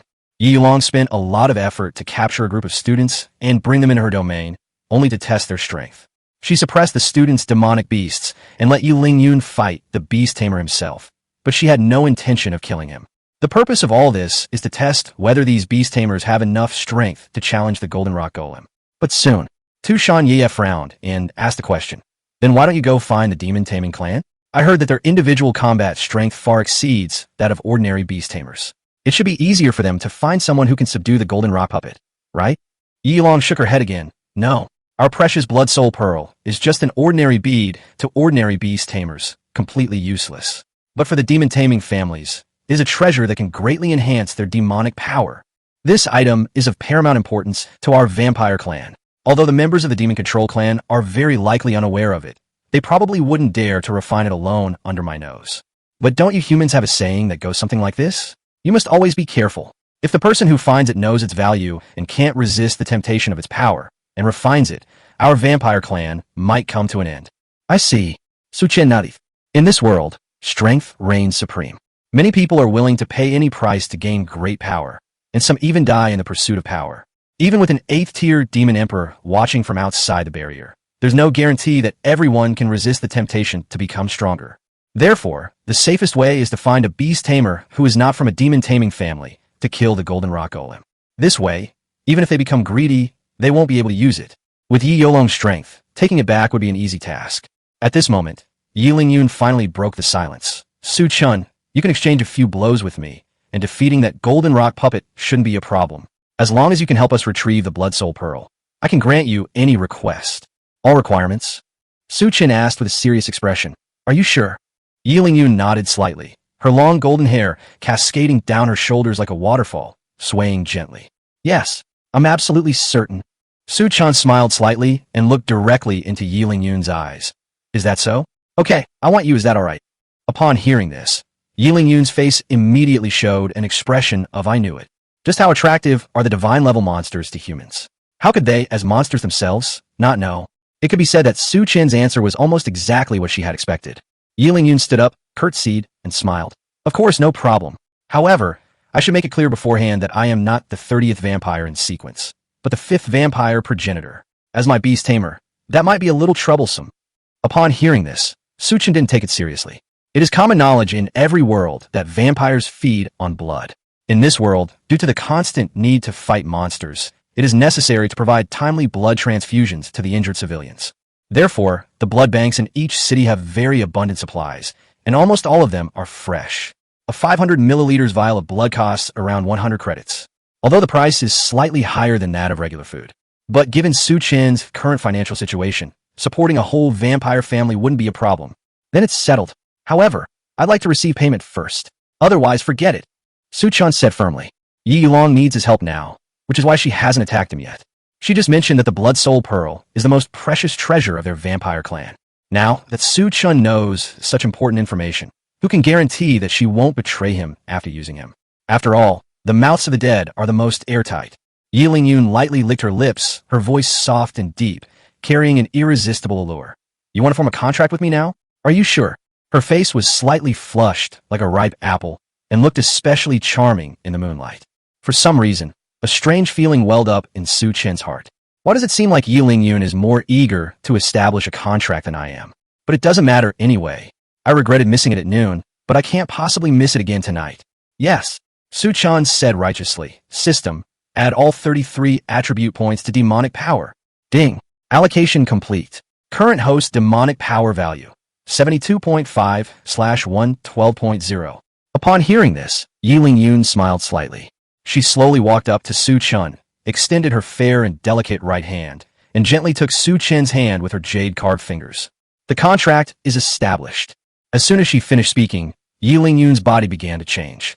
Her figure gradually blurred, transforming into countless dazzling rays of light, dancing gracefully like colorful butterflies. These lights intertwined, forming countless threads of power that slowly merged into Chen's body. Before long, a bat pattern gradually appeared on Chen's right wrist. Contract complete. Congratulations, host, on achieving the Divine Heiress Sequence, Part 3. Congratulations on contracting your third Divine Heiress Sequence monster. And it's also a top-tier beauty. Does a host know the idiom, draining the pond to catch all the fish? Achievement points earned 200. Ding. Congratulations, host. Your achievement points have exceeded 3,300. You are rewarded with 5 free attribute points. Ding. Congratulations, host. Your achievement points have exceeded 3,400. Reward, skill, intermediate fighting technique. Intermediate fighting skills. Possesses extremely strong, close combat abilities. Yi Yulong stood quietly to the side, her gaze fixed on Chen and Yi Lingyun. Her expression was cold and aloof, like an iceberg, making her unapproachable. However, upon closer inspection, one can see a subtle smile appearing on her usually aloof face. Her eyes revealed a sense of satisfaction and relief, somewhat like a mother-in-law who was happy that her daughter had finally found a reliable home. Even if Chen doesn't bring this up, if someone can handle the Blood Soul Pearl in the future, Yi Lingyun will take the initiative to ask if she wants to form a contract with her. Because her power can only be activated by consuming the blood of the strong. Chen successfully contracted 3 Divine Heiress Sequence beasts at the 3rd tier, 1st stage level, without causing his demonic power to go berserk. This is enough to prove his talent and strength. Presumably, it will be the best choice as food for Yi Lingyun. Chapter 76, Chen in passive position. Before long, Yi Lingyun was summoned by Chen. For some reason, her face, which was originally cold and frosty, suddenly blossomed with a lively expression, like spring flowers in bloom. Like a young girl in the throes of new love, she was filled with joy. Hehe, Master Chen. Yi Lingyun called out softly, licking her lips repeatedly, a sight that stirred tenderness in one's heart. However, Chen inexplicably felt a chill run down his spine. He muttered to himself, feeling as if he had overlooked something important. Tushan Ye and Qing Lu breathed a sigh of relief when they saw that the crisis was completely over. However, Yi Lingyun's next words brought a knowing smile to their faces. Senior sisters, it's getting late. You should go back to your beast-taming space and rest. My master and I have some very important matters to discuss tonight. Okay, you two talk, I'll rest first. Tushan Ye responded with a smile, then turned around with Qing Lu and eagerly returned to the beast-taming space. As a new junior, Yi Lingyun clearly didn't understand Chen's character. However, it doesn't matter, since vampires are nocturnal creatures, and the night is perfect for them. It's such a wonderful thing that someone is here to keep Chen company tonight in their place. At this moment, Yi Yulong also stood up, gently smoothed her skirt, and released the restriction of her domain. Well then, Chen, you should get some rest tonight. Also, take care of everything you need to do here. I'll come pick you up at 9 o'clock tomorrow morning. Having said that, she took a step and vanished without a trace, as if she had never existed. In the hotel room, only Su Chen and Yi Lingyun, one human and one demon, remained standing facing each other. Su Chen had no idea that happiness would come so suddenly. He asked with a grin, "Want to take a shower first? I'm all sweaty and smelly. I doubt you'd like that." Yi Lingyun nodded slightly, a hint of shyness flickering in her eyes. "Of course. Let me scrub your back. Also, I'm hungry." System notification. The bond value of the vampire progenitor, Yi Lingyun, has changed. 0:30. The next day, as dawn broke, the 6 o'clock bell rang quietly. Su Chen collapsed onto the hotel bed like a lump of mud, his eyes surrounded by dark circles, and his legs trembling uncontrollably. This time, he regretted it. He regretted it completely. Tu Shanyeya is the kind of demon beast who fights back with all her might, but is helpless against Su Chen and can only compromise in the end. Qing Lu, on the other hand, sees doing those kinds of things as a task, and the monsters simply close their eyes and it's over naturally. And Yi Lingyun was actually the most proactive one, and damn it, it actually takes at least 4 hours at a time. Of course, these are not the most crucial issues.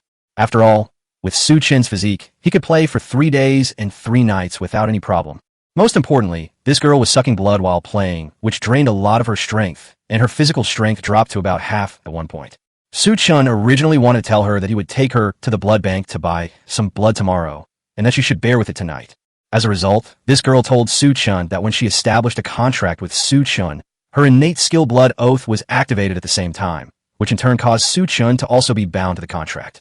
From then on, she could only drink Su Chen's blood and would gain a huge boost in power. She even gained a slight control over a bit of Su Chen's demon arrow.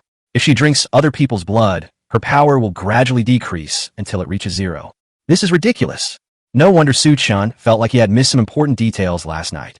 Seeing Su Chen wake up, Yi Lingyun, who was getting ready at the dressing table, smiled sweetly and said in a coquettish voice, "Master, I'm hungry."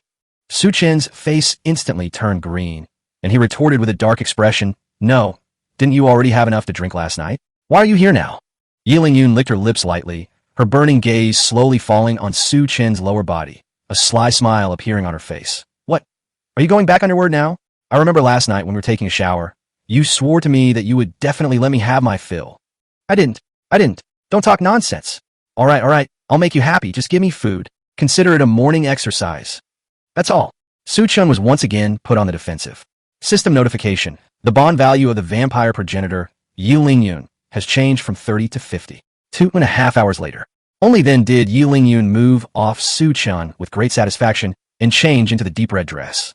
As for Su Chen, he was fortunate to have used one free attribute point to enhance his physique, instantly restoring him to his peak condition. Otherwise, he would have felt like he had been drained dry. This was a real miscalculation. Who could have imagined that they would contract with such a monster? No wonder Yi Lingyun had that expression when Su Chen said he wanted to form a contract with her. So they really thought he was food? "Good morning, Su Chen. Should we go get breakfast?"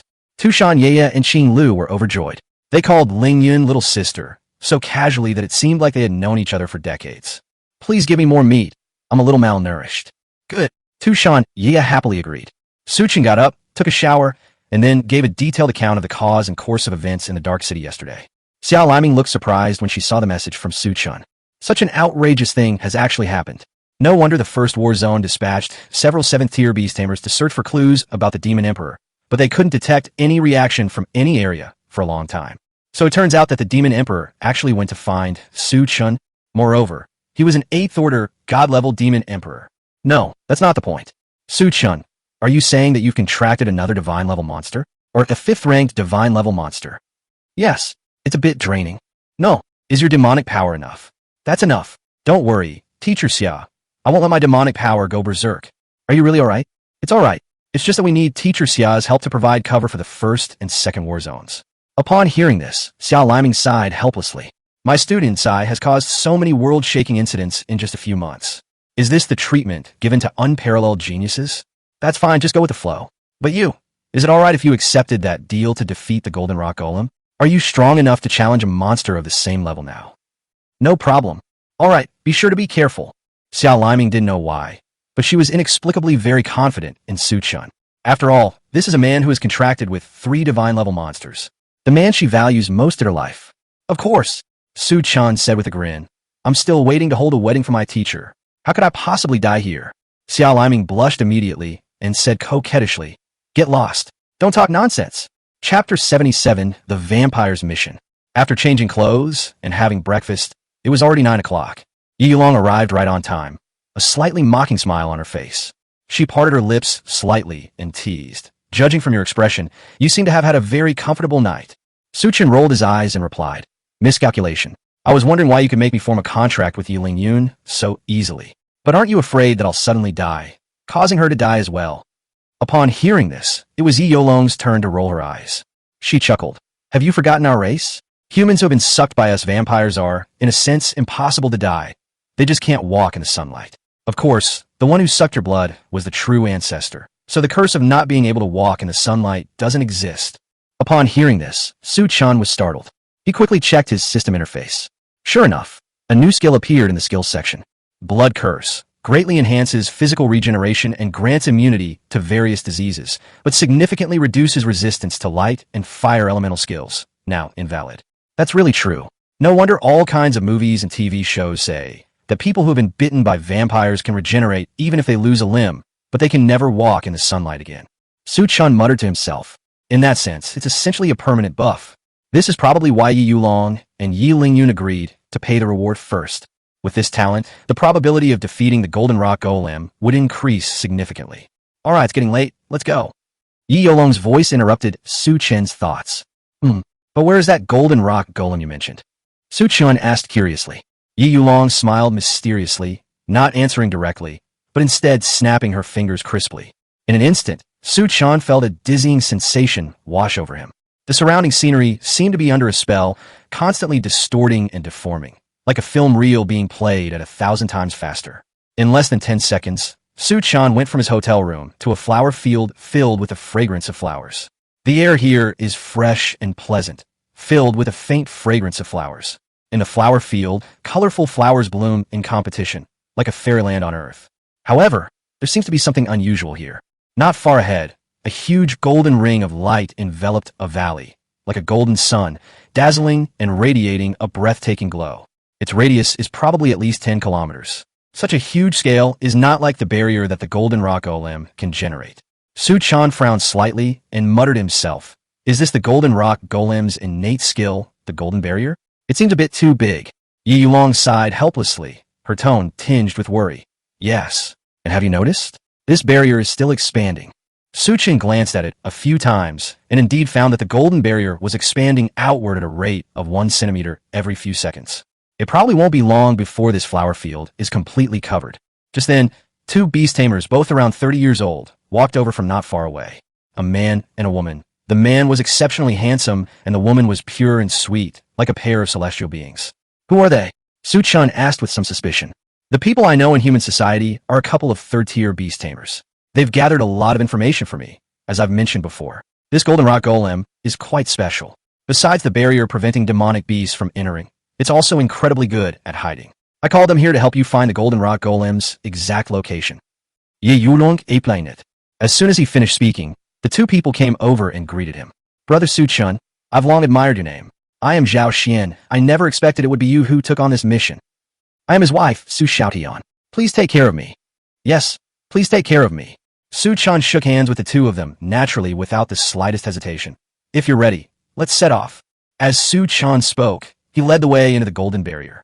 Seeing this, Zhao Xian and Su Xiaotian exchanged a glance and followed. As soon as he entered the Golden Barrier, Su Chen felt an extremely strange power surging over him like a tidal wave. This feeling was so peculiar that it was hard to describe. It was as if he had climbed to a high plateau. A heavy pressure came over him, making him feel suffocated. Within the beast-taming space, Yi Lingyun's voice echoed. This is the power of the Blood Soul Pearl. It can either strip away or bestow life force. Su Chen was startled and couldn't help but gasp. Is it that terrifying? Yi Lingyun continued to explain. It's not a big problem.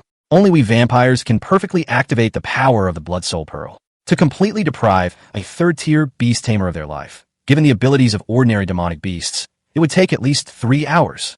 Upon hearing this, Su Chen nearly coughed up blood. This isn't scary. No wonder Yi Yulong specifically sought out 2 beast tamers who could use search skills. So it turns out they were worried Su Chen wouldn't have enough time. Just then, Zhao Xian's voice came from behind. Su Chen, we found the location of the golden rock golem. Come with us. Su Chen responded and was about to follow. However, as soon as he finished speaking, the originally flat ground suddenly began to tremble violently, like a startled beast. The ground became uneven, like waves, constantly surging, as if to swallow them up. What's going on? Su Chen asked in astonishment. Yi Lingyun quickly explained, as I just said, the blood soul bead can grant life, and the golden rock golem is skilled in earth magic. It's likely that it used the power of the blood soul bead to give life to the earth. However, as I said before, the golden rock golem cannot fully control the power of the blood soul bead. This change in terrain can only hinder you and can hardly cause you any harm. Is that so? So this ground is alive. But there shouldn't be any major problems. I see. Upon hearing this, Su Chen already had a solution in mind. He took a deep breath, gathered all his strength in his right leg, and then stomped down hard. Boom! A loud bang was heard.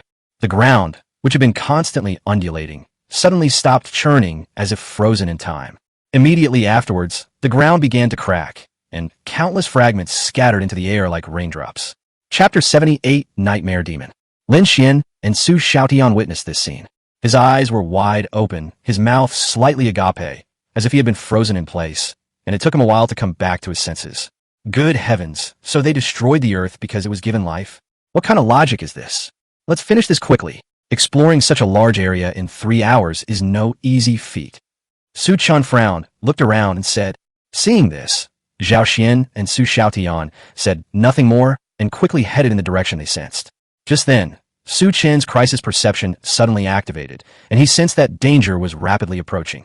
Immediately afterwards, a system interface for a demon beast suddenly appeared in front of him, even though there was no one in front of him. However, the system interface appeared for only a moment before disappearing without a trace, as if it were just a brief illusion. Su Chen was stunned, a chill running through him.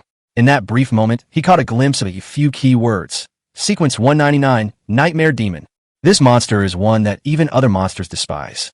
Its appearance will inevitably lead to a siege and attack from both humans and monsters. Should I be seeing things? Wasn't it said that those things were wiped out long ago? How come there are still some left? Su Chen muttered to himself, tried to convince himself. In the end, he shook his head, trying to calm himself down. Now is not the time to think about these things. The most important thing is to complete the task that Yi Yulong asked for. Time passed by, second by second. 10 minutes later, Su Chen crushed the living ground as he walked, and finally arrived at the location where he had first sensed the golden rock golem, following Zhao Xian and his wife. However, the scene before him greatly disappointed him. They escaped already? They really know how to run away. Su Chen said with some regret, a hint of disappointment on his face. Zhao Xian quickly reassured them. Don't be afraid. The golden rock golem moves very slowly. It probably can't escape very far. As he spoke, he took Su Xiaotian's hand tightly, and the two of them simultaneously released powerful demonic energy. Demon Soul Compass. In an instant, a phantom resembling a compass appeared before the two of them. The spoon on the compass spun rapidly, making a crisp sound. About 10 seconds later, the spoon pointed northeast and tilted slightly downwards, indicating the distance to the target. At this moment, Zhao Xian shouted loudly, Su Chen is less than 500 meters to the northeast. I see. Su Chen nodded. Taking another step, crushing the ground that had been given life, it then gave chase. With their ability to sense danger and their ability to see through things, plus the fact that they already knew the exact location and approximate distance, they were able to gain a sense of security. Su Chen felt right at home and soon discovered a rock monster whose entire body was infused with gold. The golden rock golem. This monster was 5 or 6 meters tall, resembling a small building, and exuded a chilling aura.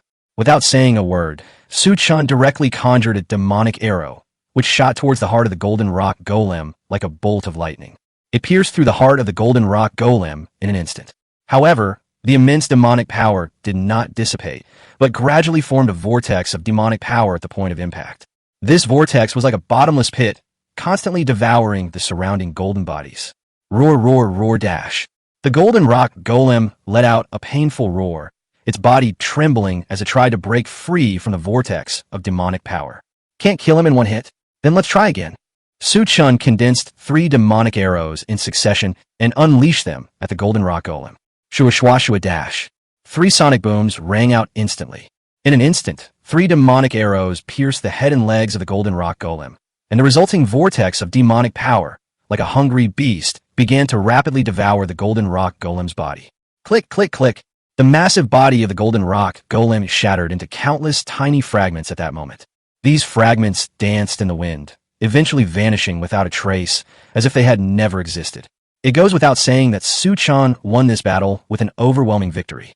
He thought that the female monsters in the beast taming space would praise him for his incredible bravery and then look at him with infatuation, hoping that Chen would take the initiative tonight. However, what followed was 3 warning sounds as clear as nightingales singing in a valley. Careful, there's been a sneak attack. Chen behind you. Chen's sense of danger was activated at that moment, and his body reacted instinctively, even earlier than the girl's warnings. All of this happened in the blink of an eye, as if time itself had frozen in that moment.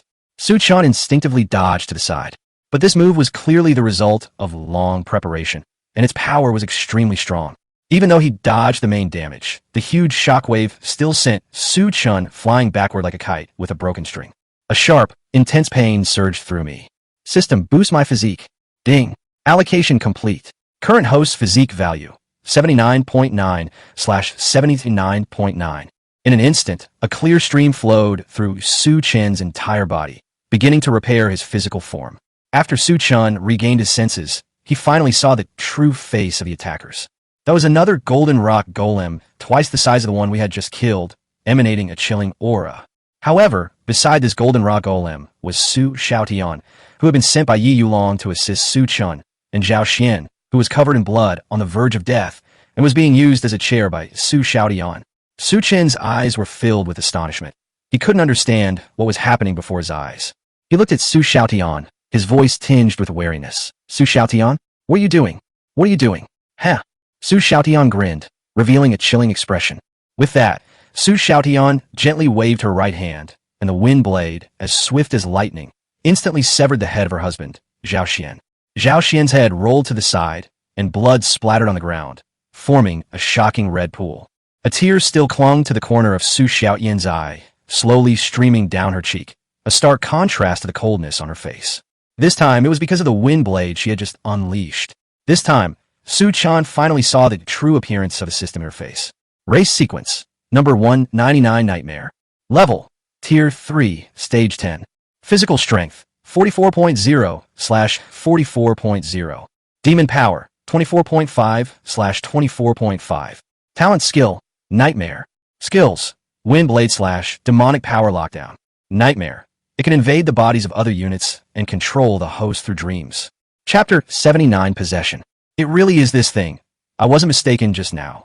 Chen's brows furrowed instantly, a hint of shock in his eyes.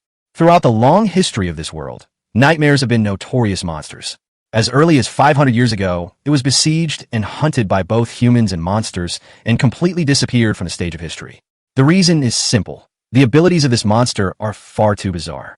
This kind of monster can not only possess and control humans, but also control other monsters. Even more terrifying is that, under control, they can acquire all of the original host's memories, leaving no secrets undiscovered. Furthermore, they can even use the host body to continuously differentiate and expand. Killing it would be extremely difficult. The host must be killed first, and the misty body must be destroyed in one fell swoop, while the nightmare demon is still trying to possess others.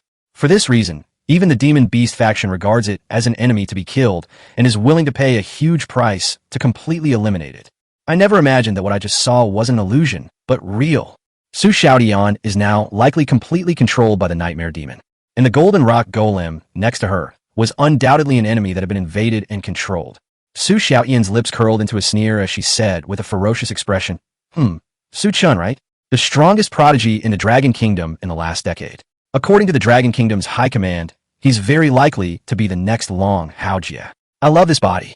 As long as we lie dormant for a few more decades, we nightmare demons can reappear in the world and rule the universe once more. Ha ha ha. She clapped her hands, and a spatial barrier instantly spread out from around her, like a transparent film, enveloping Chen. Demonic power sealed. Its effect is similar to Chen's silent words, which can restrict the opponent from using sorcery. However, due to the vast difference in demonic power between herself and Chen, the effect of this demonic power seal was almost negligible. It could probably only slow down the rate of demonic power condensation and could not achieve true silence at all. Chen is Gauge instantly darkened. It seems that this was all a prearranged scheme, and the other party was clearly well prepared. Chen was a little confused from the beginning. Yilong once told him that almost no one knew about the Blood Soul Pearl, and that the golden rock puppet was known for its stupidity and dullness. However, the fact that this golden rock golem could use the Blood Soul bead so skillfully at this moment was truly unbelievable. So it turns out it was all because the Nightmare Demon was behind it all. By constantly possessing physical bodies and accumulating experience, one might somehow learn how to use the Blood Soul bead. Immediately afterwards, the golden rock golem beside Su Xiaotian swung its fist, which was even larger than Su Chen himself, and smashed towards Su Chen like a small mountain with a sharp whistling sound. Rock smash fist. Ling Yun, I'll definitely get my hands on some interest from you later. Su Chen smacked his lips, inwardly groaning. However, he seemed to have noticed something from Su Xiaotian's actions. Perhaps certain preconditions are required for this nightmare demon to possess and seize a body. Otherwise, it would have had no reason to attack Su Chen. After all, if Su Chen were to possess another body after being injured, what if he lost an arm or a leg? Wouldn't that be like tying his own hands in the sand? Since that's the case, Su Chen's gaze sharpened. He cleared his mind of all distractions and focused intently. The diagram of intermediate combat techniques gradually became clear in his mind. A mere third-tier nightmare demon? Aren't you overestimating yourself? As the enormous fist drew ever closer, a hint of disdain flashed in Su Chen's eyes. The next second, Su Chen moved. His figure moved like lightning, appearing beside the golden rock golem in the blink of an eye. A loud boom was heard. The golden rock golem was completely unprepared for Su Chen's speed and had no time to react. And just like that, it was kicked away by Su Chen. Its massive 10-meter-tall body flew more than 20 meters away like a cannonball before crashing heavily to the ground with a deafening roar. A huge crater suddenly appeared on the ground, and smoke and dust filled the air. All of this happened in the blink of an eye. With Su Xiaotian's weak physique, she was completely unable to react to what was happening. She stared wide-eyed at the scene before her, her face filled with astonishment, unable to believe her eyes. How is that possible? Who are you? Are you from the demon-controlling clan? But the demon-controlling clan only excels in demonic power, not physical combat. Damn it, you think we didn't make any preparations? As the words fell, a misty body gradually emerged from the golden rock golem's body. The body gradually solidified, eventually revealing itself as a nightmare demon of the 3rd tier, 10th level. Immediately afterwards, it burrowed into the ground, and a skeleton ghost of the monster with sequence number 144 emerged from the ground. It held a rusty, gray-brown greatsword. A faint gray mist swirled around the blade, emanating a nauseating stench. Clearly, if one were to come into contact with this fog, something bad would inevitably happen. However, in the face of absolute power, all these fancy tricks are useless. The next second, the skeleton ghost only felt a blur before its eyes, and a huge shoe print was imprinted firmly on its face like Mount Tai crushing an egg. In an instant, he kicked his entire head off his body. The rest of his body, dragged by the enormous impact, flew 100 meters away like a kite with a broken string, leaving a deep ditch more than 10 meters long on the ground. Take this. Su Xiaotian then launched an attack from behind Su Chen. An invisible wind blade condensed on her right wrist and flashed behind Su Chen in the blink of an eye. This strike, imbued with all of Su Xiaotian's power, is sure to defeat the enemy in one fell swoop. However, she was fast, but Su Chen was even faster. Su Chen's current physical strength is equivalent to that of an ordinary 4th-tier, 5th-stage demon beast. Su Xiaotian, possessed by the Nightmare Demon, was just an ordinary 3rd-tier beast tamer. It's a piece of cake to deal with. Su Xiaotian didn't even see how Su Chen made his move before she felt a sharp pain in her chest. Puff dash.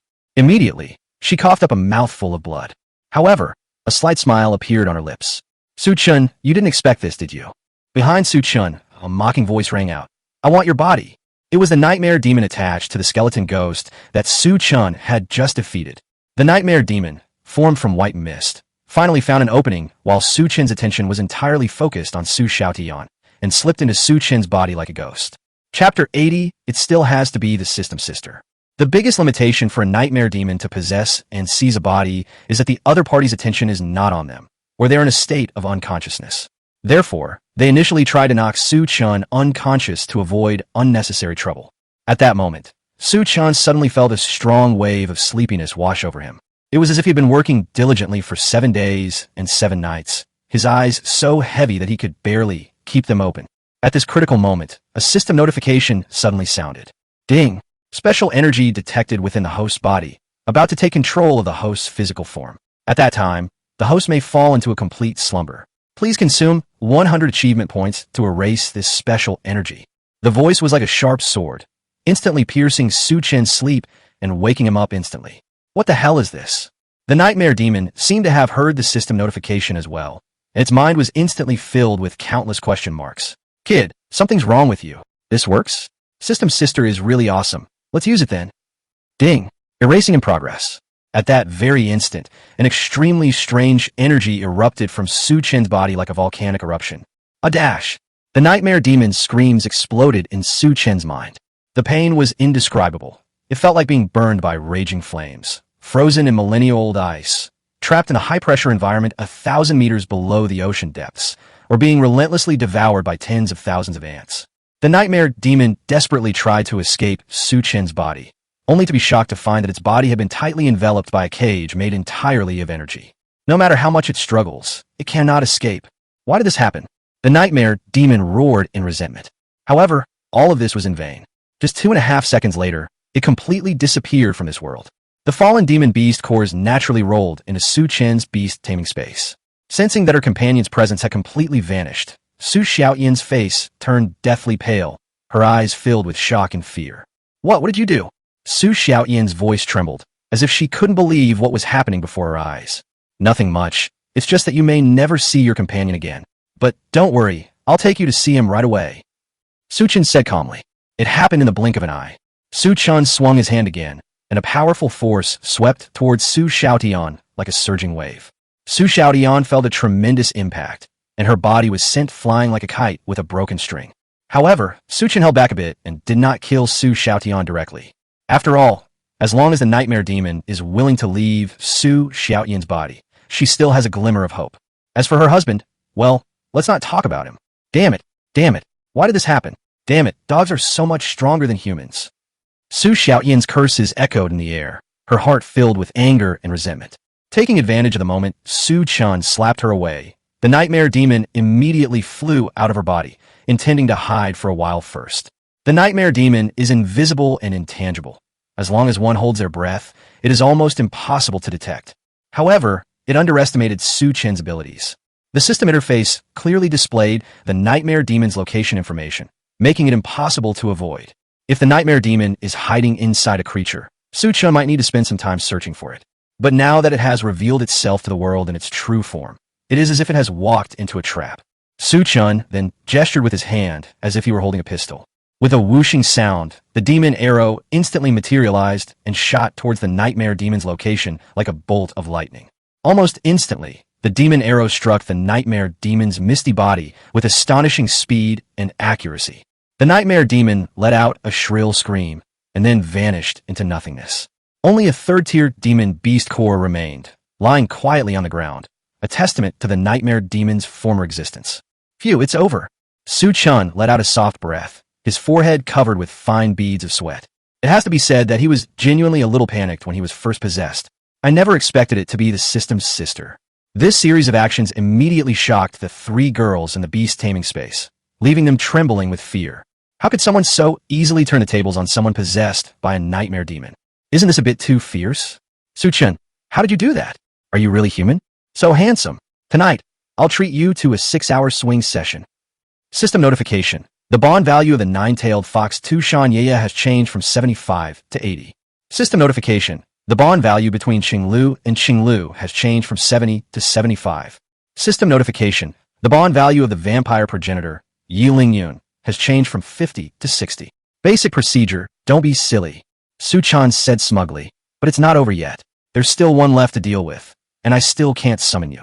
The fact that the golden barrier still exists suggests that there must be other golden rock golems still alive. However, this doesn't matter. After annihilating the nightmare demon, some of its residual power seems to have remained in Su Chen's body.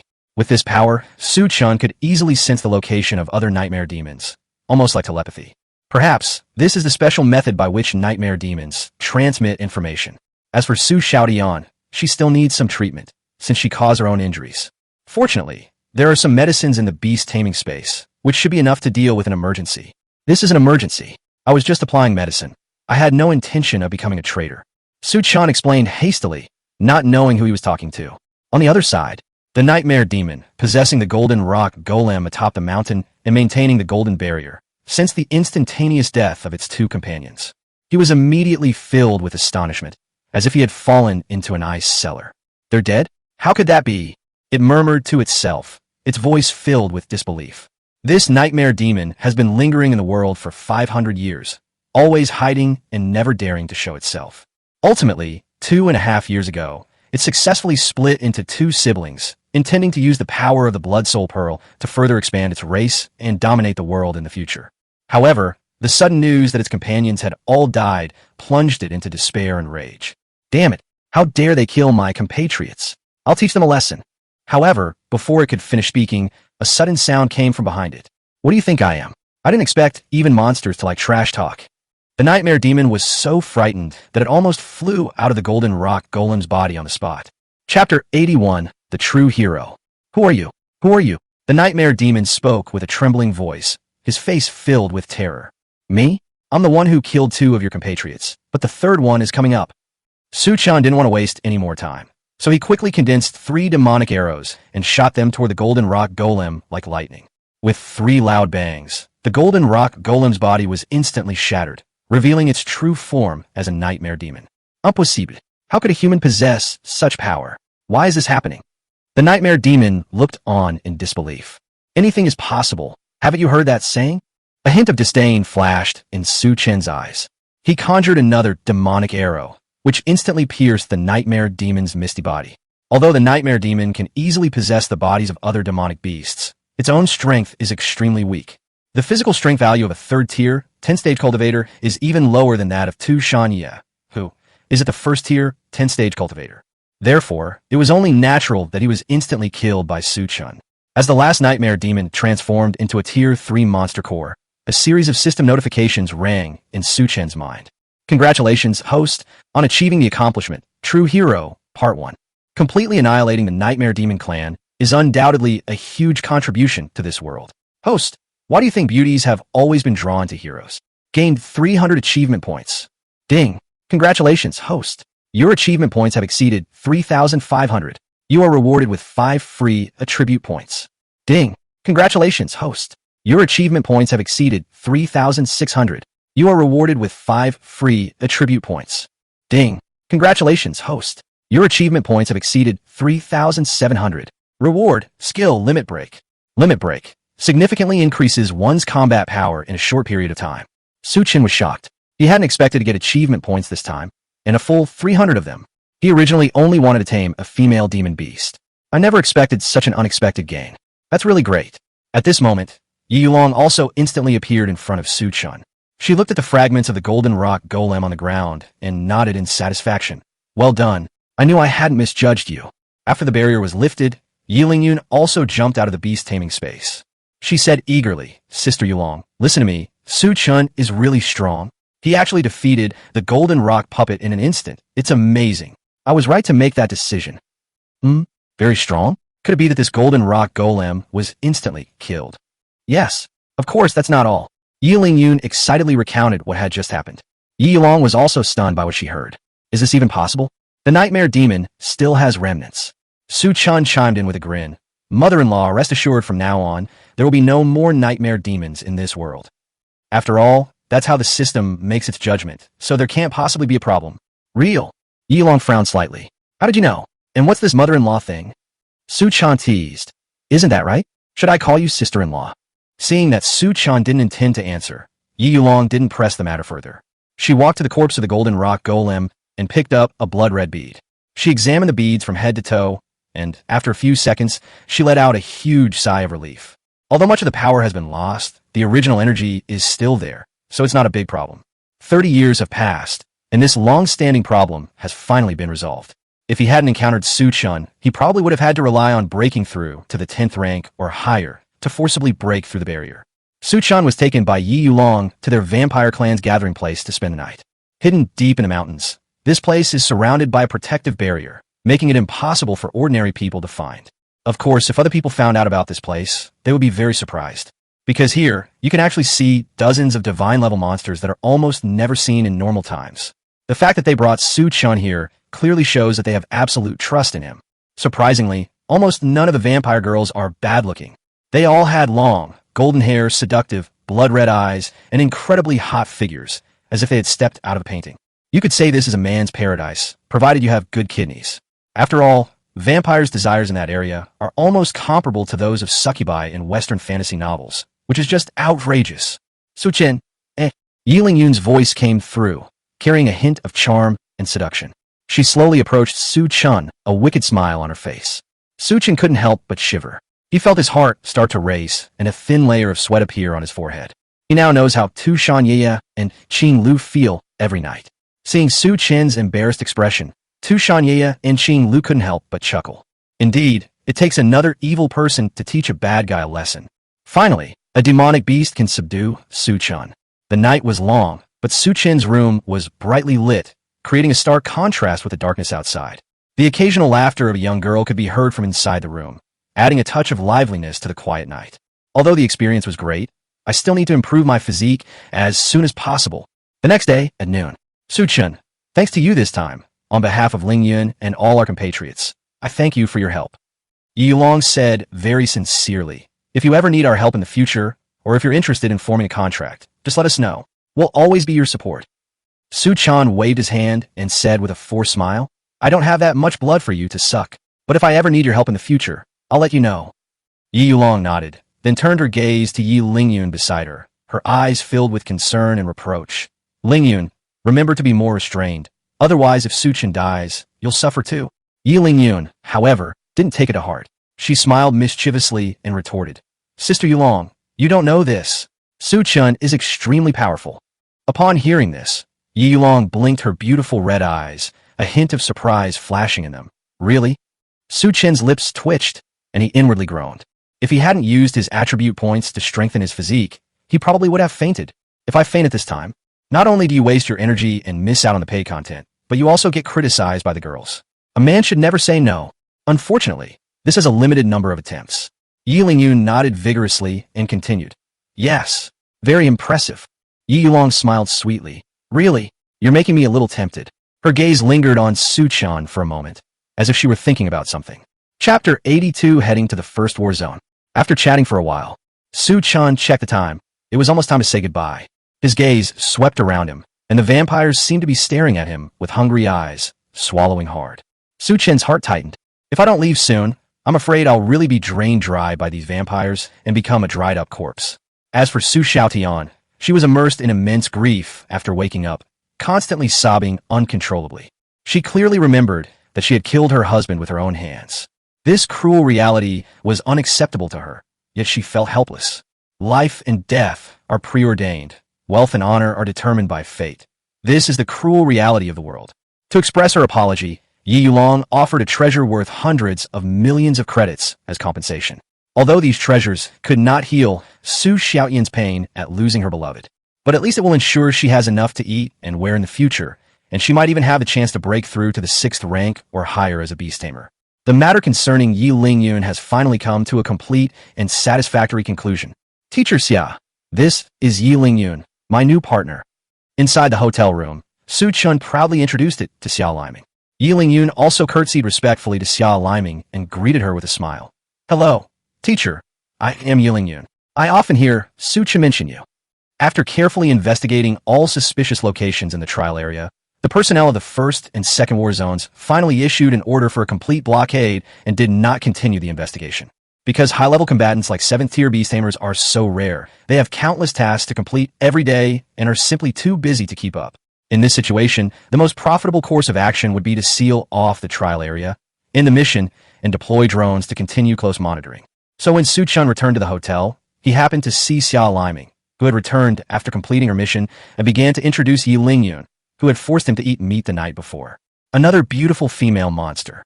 Xia Liming's focus seemed a little off, and she replied in a slightly disappointed tone.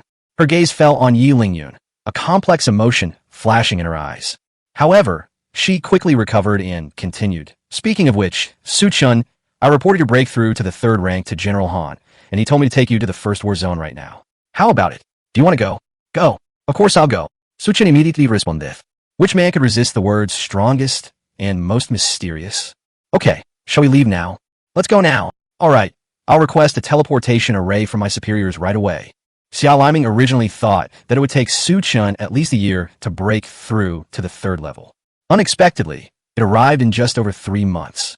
Moreover, his strength far surpasses that of other third-tier beast tamers, having contracted 3 divine generation beasts, each with extraordinary power. This upgrade speed is simply astonishing. Even novels wouldn't dare to write something like this. That's outrageous.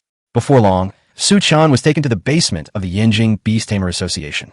In the center of the basement was a teleportation array radiating powerful energy fluctuations, its surface covered with incredibly complex patterns. With the assistance of the Beast Tamer Association staff, the teleportation array slowly began to activate. The terrifying energy violently impacted the surrounding air, creating visible ripples. A blue and white intersecting spatial vortex suddenly opened up above the spatial magic array. Is this the teleportation array? Chen was somewhat taken aback. Why does it look so familiar? Before time travel, this is what the portal to a dungeon in a well-known open-world mobile game looks like, right? This is a bit of a crossover. Let's go. Once we're inside, we'll reach the first war zone. Xiao Liming tugged at Chen's hand and smiled. Chen nodded, took a deep breath, and stepped into the spatial teleportation array with Xiao Liming. With a flash of dazzling light, their figures vanished instantly. Aside from that, I didn't feel anything special, just like when I first traveled to this world. However, Chen noticed some subtle changes in the scene before him. Although the overall layout is that of a futuristic, high-tech room, but it's obvious that it's much wider than the previous basement. We've already reached the first war zone? That was fast. Yeah, pretty impressive, right? Xiao Liming said proudly. This is a product jointly developed by our first war zone and 8th war zone. Every major city's Beastmaster Association has set it up. Let's go. General Han wants to see you. Chen followed Xiao Liming and encountered all sorts of beast tamers along the way. Each beast tamer exuded an extremely powerful aura. Even though Chen's strength is now no less than that of a 4th-tier demon beast, he still felt a strong sense of shock. Is this the first war zone? It's terrifying. 10 minutes later, Chen and Xiao Liming arrived at Han Xinghe's office. Excellent. Truly impressive. Han Xinghe stood up and circled Chen several times, examining him carefully as if he were a rare antique. A satisfied smile spread across his face. The more he looked at him, the more he liked him, and he even had an impulse to take him as his godson. It's worth noting that even Long Haojia, currently the strongest beast tamer in the Dragon Kingdom, spent nearly half a year breaking through from a 2nd-tier beast tamer to a 3rd-tier one. But Chen only took a little over 3 months. Such talent is truly astonishing. Han Xinghe sighed inwardly, as if he could see a future superstar rising. General Han, shall we get down to business first?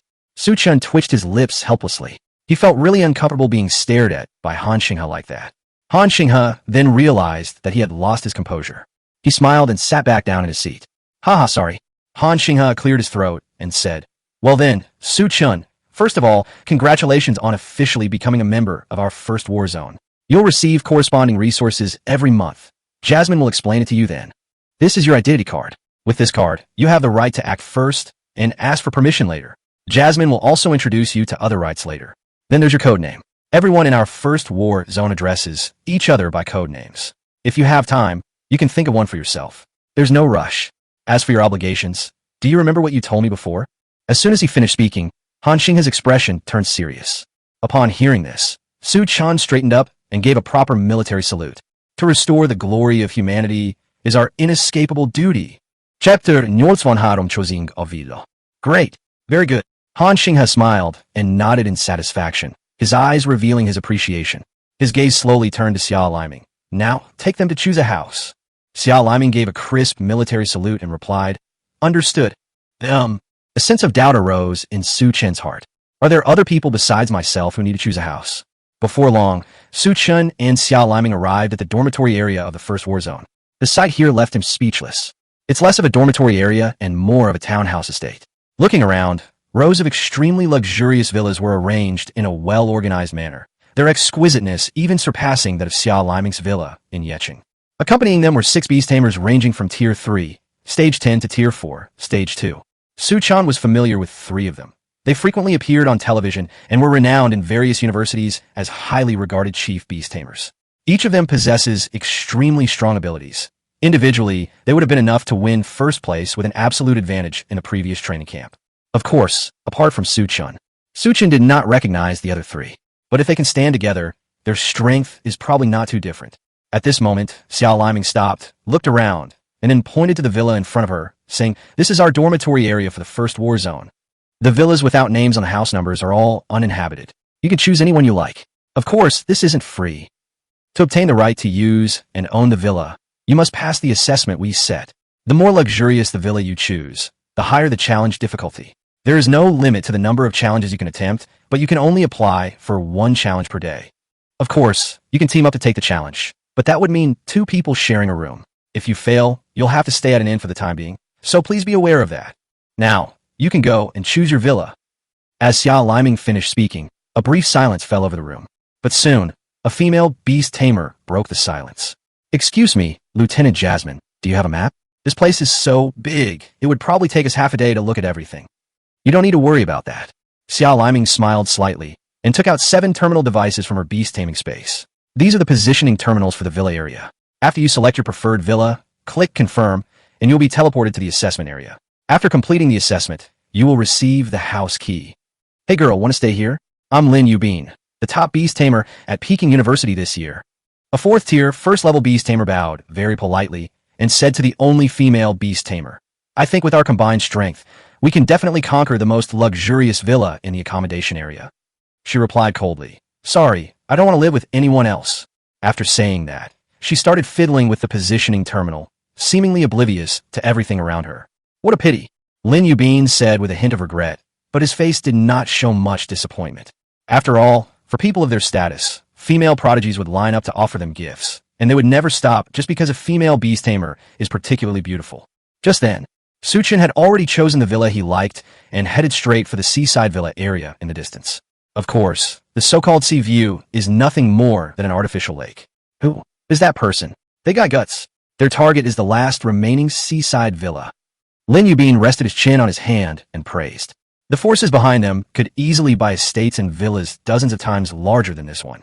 The reason why I still want to win a villa through challenges in the First War Zone is not only because it is something that all newcomers must go through, but also because it makes it easier to follow orders. The main reason is that the villa area has a specific spiritual barrier built on the dragon vein. Living in such an environment allows the monster cores devoured by the contracted monsters to be refined more quickly, with an efficiency roughly equivalent to the amount of exercise required to kill about 30 monsters of the same level each day. It can also enhance the nourishing effect of rare and precious materials, making it easier to increase physical strength and demonic power. The larger the villa, the more dragon vein resources it possesses, and the faster it can be upgraded. With enough rare and precious materials and monster cores, you can level up just by lying here. The seaside villa area has a total of 35 villas, of which 34 are currently occupied, and the largest one is still unoccupied. But it is said that in the more than 30 years since this villa was built, no newcomer from the First War Zone has been able to successfully challenge it. Even among the renowned predecessors, only a handful have ever cleared the level, and each of those who have cleared it is a peerless genius among the most outstanding talents in the Dragon Kingdom. Although Lin Yubin is very confident in his abilities, he is by no means arrogant. To rashly attempt to overcome such a challenge is simply asking for trouble. However, when he saw that person, a sense of curiosity welled up in his heart. That person seems to be Chen, right? He's the beast tamer who was reported a couple of days ago for being the first in the training camp among his graduating class at the age of 18 in Yanjing. Is he Chen? Lin Yubin was somewhat taken aback. His gaze was fixed on Chen, trying to find some signs in his appearance that matched the rumors.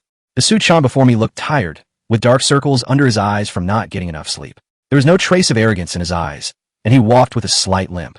This is completely different from the image of the peerless genius that Lin Yubin had imagined. He doesn't look like a peerless genius at all. I noticed it from the very beginning. It really is Chen. He's been hailed by major media outlets as a beast tamer who is very likely to become the next Long Haojia. Another beast tamer at the 3rd rank, 10th level, echoed this sentiment, his eyes filled with admiration. The only female beast tamer also cast a curious glance at Chen after learning his identity. However, aside from his slightly tired appearance and composed demeanor, she didn't notice much else that made him stand out. So he's Chen. I thought he was just some nobody. She gently licked her red lips and murmured, I wonder how many of my attacks such an unparalleled beauty can withstand? I'm really curious. Chapter 84, An Insurmountable Test. This female beast tamer is named Ji Xuan. She is the eldest daughter of the Ji family, the #1 beast tamer family in Shanghai, and has an extremely noble status. Because of her good looks, a score of over 9 out of 10, Ji Xuan became the object of pursuit for many males of the same age from other factions starting around the age of 10. They fawned over her in every way, trying to win a smile from her. However, This excessive attention and pursuit only made Ji Shuyuan increasingly disgusted with this sycophantic behavior. Her mind gradually became twisted. She wouldn't even glance at men who tried to flatter her, her face full of disgust. However, this has ironically given her the title of Ice Queen, which is absurd. Conversely, those arrogant men who ignored her could pique her interest. This wasn't because she actually liked them, but because she enjoyed a kind of pleasure called hunting. She greatly enjoyed using her unparalleled talent and captivating beauty to seduce renowned male geniuses. Of course, she wouldn't seduce married men, as that would make her seem cheap. When they finally fall at her feet, she ruthlessly throws them away, enjoying this unique pleasure. As early as when they first gathered, Ji Shuyuan began to carefully count the number of times the other prodigies looked at her. First, there's Lin Yubin, who practically had "I want to seduce you" written all over his face. The other 4 people also looked her over several times, but Su Chen stood out from the crowd. He chatted with Lieutenant Xia Liming the whole time, seemingly unaware of Ji Shuyuan's presence, which made Ji Shuyuan feel ignored. At first, Ji Shuyuan thought Su Chen was just an ordinary passerby, so she didn't pay him any attention. After all, Su Chen's appearance doesn't give off the air of a peerless genius. However, when she learned that he was the recently rising peerless genius, a strong desire to conquer him welled up within her. If I could win over such a prodigy and then dump him, what would he do? Just thinking about it is exciting. Su Chen is going to challenge that villa that's known as the most difficult, right? I'll go check it out too. This kind of unparalleled genius must have never tasted defeat in his life, right? When the time comes, I can arrange a listening and comforting package for him. Let him feel my gentleness and care, and winning him over will be a piece of cake, won't it? That's the thought in my mind. Ji Shuyuan stopped thinking about it and followed closely behind. The others were puzzled when they saw Ji Shuyuan also heading towards the seaside villa area. However, there's still plenty of time on the first day, so taking a few more glances is a good option. Su Chen did not hear the other 6 people's discussion. After walking for about half an hour, we finally arrived at the seaside villa area. The air here is fresh and pleasant, and the sea breeze gently blows by, bringing a hint of saltiness. Each villa stands like a work of art on this land, with its unique and exquisite design. These villas all occupy more than 2,000 square meters, making them veritable estates. In front of the main entrance of each villa, there is an exquisite nameplate with the individual's code name engraved on it. However, the most luxurious manor, which is the most exclusive and covers an area of over 3,000 square meters, has no sign on its door. This must be the villa. It's huge. Su Chen's lips curled into a slight smile. Then, I've chosen you. He turned on the location terminal, entered the address information, and pressed the confirmation button. In an instant, a powerful spatial teleportation fluctuation suddenly emanated, just like being teleported to the trial area during the college entrance examination. Su Chen's figure gradually blurred in the fluctuations and eventually disappeared from the spot. He went in. That's incredibly reckless. Just how confident is he in his abilities? Ji Shuyuan and 6 other beast tamers also arrived at the place one after another. They witnessed Su Chen's actions and showed surprise and doubt on their faces. After selecting a villa, others will think carefully, deliberate repeatedly, and make full preparations before starting the assessment, so as not to miss the opportunity that comes once a day. But you just start like this? Is he a complete novice who doesn't know the rules? Or is he so confident in his abilities that he's reached this level? After entering the assessment room, Su Chen discovered that the layout here was exactly the same as that of the beast taming realm, both being circular arenas with black as the main color scheme. However, unlike the beast taming realm, this place appears more dilapidated and gloomy, almost comparable to the Dark Knight Royal City domain castle of Night Demon. Even though I know I won't die if I fail the test. But this desolate atmosphere still evokes an indescribable feeling of unease. Su Chen took a deep breath and slowly walked to the center of the arena. At the same time, he summoned Yi Lingyun to see how strong she was when she went all out. However, the challenger failed to appear, and the entire arena fell into a deathly silence. Since this was just a virtual assessment and did not involve life or death, and the opponent was a monster simulated by AI, Su Chen's insight and crisis perception skills could not be triggered. Yi Lingyun tilted her adorable little head and asked in confusion, "Are we just going to wait like this?" Su Chen looked around, but it seemed he didn't have any good solutions. Teacher Xia Liming once said that the assessment system here is exactly the same as that in the beast taming realm. The simulated virtual monsters have an extremely high level of intelligence, no different from those in reality. Perhaps this virtual monster wasn't observing his actions. It was because he was afraid of him, afraid that he would be killed, that he hesitated to show himself. Since that's the case, Su Chen made a decisive move and shouted, "Yeah, Xiaoqing, you two come out here and raze this place to the ground. I won't be looking for you two again for the next week. Upon hearing that I could finally get a good night's sleep for the next week, Tu Shanyi and Qing Lu immediately jumped out of the beast taming space without the slightest hesitation. The demon fox's fire, Shonik Boom, thunderous drumbeat, various wide area damage skills began to bombard the virtual arena. If we were to use game classes as an analogy, Tu Shanyi and Qing Lu would both be mages, while Yi Lingyun would be more like an assassin. Large-scale attacks should be left to the specialized monsters. Finally, in that instant, Su Chun, with his keen senses, detected a figure appearing in the smoke. Of course, Yi Lingyun also sensed the movement at the same time. She took a step forward, and spiderweb patterns instantly appeared on the ground as she charged toward the dark figure with terrifying speed. Clang dash. Ugh dash. It was accompanied by a whooshing sound and a shrill wail. That black figure was instantly killed. Immediately following were two system notification sounds with completely different tones that exploded in Su Chen's mind. Chapter 85 is all. Congratulations on passing the assessment trial. You will acquire ownership of Villa number 10086. The process is currently being completed synchronously through the mental link. Deasu Chen, hello. I will serve as your AI butler, responsible for managing all matters within your manor villa. Simply call out to Xiao Jiu to activate the AI service. You can choose to stay here and continue training or return to the real world. Congratulations, host, on achieving the milestone of your own home.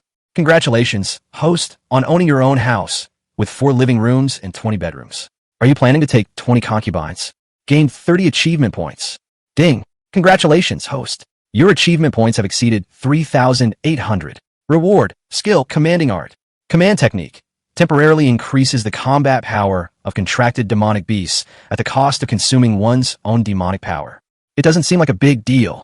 Su Chen's lips curled up slightly as he affectionately patted the heads of the 3 demonic beasts and muttered to himself. Before this, Xiao Liming had repeatedly warned him, making the assessment sound extremely difficult. Originally, Su Chan was looking forward to seeing just how amazing Yi Lingyun's strength was when she was at full power. However, Yi Lingyun easily killed her opponent as soon as she caught a glimpse of him. Su Chan could only say, that's it. Are they just too strong? Or is the assessment too easy? Meanwhile, on the other side, Xiao Liming ran all the way back to Han Xing's office. As soon as she entered, before she could even catch her breath, Xiao Liming exclaimed impatiently, General Han, just as you predicted, as you foresaw, Su Chan decisively chose the villa with the highest difficulty to challenge. Han Xinghe, sitting at his desk, appeared remarkably calm and composed. He leisurely picked up the teapot and brewed himself a steaming cup of fragrant tea. He gently picked up his teacup, took a small sip, and said, as expected, after all, he's the guy who dared to talk about restoring humanity's glory. He certainly won't compromise on something like this. Hearing this, Xiao Liming nodded in agreement. General Han, how many times do you think Su Chen will need to pass the test? Xiao Liming was very confident in Su Chen's strength. But the test at that seaside villa was the most difficult test in the past 30 years, and no one had ever passed it. You should know that those who can come to the first war zone are already 1 in a million exceptional talents. Even so, no one could pass through, which shows how difficult it was. The monster being tested is a shelled ninja, number 91 of the God Era. It is swift in action, adept at spotting weaknesses, and its level is always 1 major level higher than the challengers. Su Chen's current level is only Tier 3, Stage 1, while his test subject, the Shell Ninja, has already reached Tier 4, Stage 5. According to these challenge rules, if Su Chen's level is between the 6th stage of the 3rd tier and the 10th stage of the 3rd tier, then the level of the challenger he faces will be the 10th stage of the 4th tier, and so on. This rule is undoubtedly extremely unfriendly to Su Chen, who has just broken through to the 3rd stage. Moreover, the Shell Ninjas are renowned for their unpredictable first-meeting kill techniques. However, Xiao Liming still has great faith in Su Chen's potential for growth. I'm afraid that within a month, he will be able to successfully conquer that villa assessment that no newcomer has been able to break through. Han Xinghe smiled slightly, as if he had already seen through Xiao Liming's thoughts. He said softly, I agree with you. I also think Su Chen should be able to clear the game in about a month. Hearing Han Xinghe's affirmative words, Xiao Liming breathed a slight sigh of relief. His judgment has always been incredibly accurate. Since he has made such a statement, things will surely turn out as he says. However, at that moment, a sudden broadcast came from Han Xinghe's walkie-talkie. Old Han, this Su Chen is indeed really powerful. So, I'll personally decide to triple the resources you secured for him before. Even a 10th tier Demon Emperor couldn't stop me. Han Xinghe narrowed his eyes, a look of doubt and confusion on his face. He quickly asked, Old Wei, what are you saying? Huh, Old Han. Didn't you see the message in the group chat? That newbie you brought in, Chen, actually passed the test for the seaside villa on the very first day? That mansion that has been vacant for 30 years now belongs to Chen. Chen did not choose to continue training. After all, the training here still only involves summoning an identical virtual monster, which is instantly killed with a single strike, so it's hardly training at all. Instead of wasting time here, we might as well go check out the beast taming realm in the 3rd tier. The other 6 beast tamers withdrew less than a minute after Chen began the challenge, all with expressions that said, "I knew it." However, Chen did not turn away with a wry smile as they expected. Instead, he strode forward and continued straight to the gate of the manor villa. What are they trying to do? They probably wanted to reminisce a bit, since they lost in less than a minute on the first day. Haha, keep it up. Just as I expected, even the peerless genius Chen couldn't possibly pass this test. Ji Xuan revealed a subtle smile, thinking to herself, "It seems I should make a move." In this situation, an unintentional charge with the ball should have the biggest impact on him. With this thought in mind, she immediately took a step forward. However, after taking just this one step, she froze on the spot. The others were the same, their mouths agape in astonishment. Chen said something, but it was unclear what. The next second, the villa's gate swung open with a loud thud. Then, without hesitation, he walked in and disappeared behind the door. The group looked at each other, unsure how to react. What the hell is this? Did he pass the test? Otherwise, how could he have entered the villa? Impossible. Absolutely impossible. He must have some relative working in the accommodation management department. So even though he didn't pass the test, he was able to get into the villa. This is the first war zone, the strongest war zone in the Dragon Kingdom. Relatives and connections simply won't work here. No way. This Chen is really that strong? He really cleared the test that no newcomer had ever cleared before in just 1 minute. Ji Xuan was completely astonished. But soon, that look of astonishment was replaced by a hint of joy. Chen is such a peerless genius. The thought of making him kneel at her feet is incredibly exciting. Looks like I need to study Chen's preferences more thoroughly. I'm determined to win him over. Chapter 86: The Focus of Attention. As soon as Chen entered the manor, he released the female monsters from the beast taming space. We began exploring this 3-story villa, which covers an area of over 3,000 square meters and has a building area of approximately 500 square meters. The villa is fully equipped with 4 living rooms, 6 bathrooms, and 20 rooms. However, it only has the most basic interior decoration, and you can hire someone to decorate it according to your own preferences. The only drawback is the lack of daily necessities here. However, Chen had already stored most of his daily necessities in his beast taming space. Now that there's another girl involved, just in case, we still need to buy a few more as backup. In particular, the only way Chen could resist each night was to tear Yiling Yun's high silk to shreds, greatly increasing his consumption. Of course, in addition to the villa area, the first war zone also has all kinds of shopping malls and supermarkets. The goods here are abundant and more complete than in major cities. Moreover, the prices are very affordable, all sold at cost price, and the quality is top-notch. After all, this place is meant to provide services to the elite beast tamers of the first war zone, so there can be no carelessness. Chen, can we really use these rooms? Looking at the clean and tidy room in front of her, Yiling Yun couldn't help but swallow. This is a world of difference compared to where she used to live. Chen nodded. Of course. You can choose your rooms according to your own preferences. After staying in the beast taming space for a long time, you need to come out for some fresh air. However, when I go out on business, you'll have to come with me. Okay, I want this one. Without hesitation, Yiling Yun pointed to the room closest to the end of the corridor on the 3rd floor. I think this room is perfect for me. Chen readily agreed. No problem, whatever you like. Yeah, and Xiaoqing. You can also choose your favorite rooms and see if there's anything we're missing. We'll go eat together later and buy some supplies. Ugh, my face wash and conditioner are almost gone. Speaking of which, wouldn't it be too conspicuous for us to just walk around in your human stronghold like this? Don't worry, the first war zone is very inclusive. Chen waved his hand and explained, "You made a contract with me, so you're essentially one of us. There's no need to worry about these things. Besides, you're all so beautiful. Those young merchants are probably eager for you to show up." So, Qinglu breathed a sigh of relief. Looking at it this way, it seems pretty good.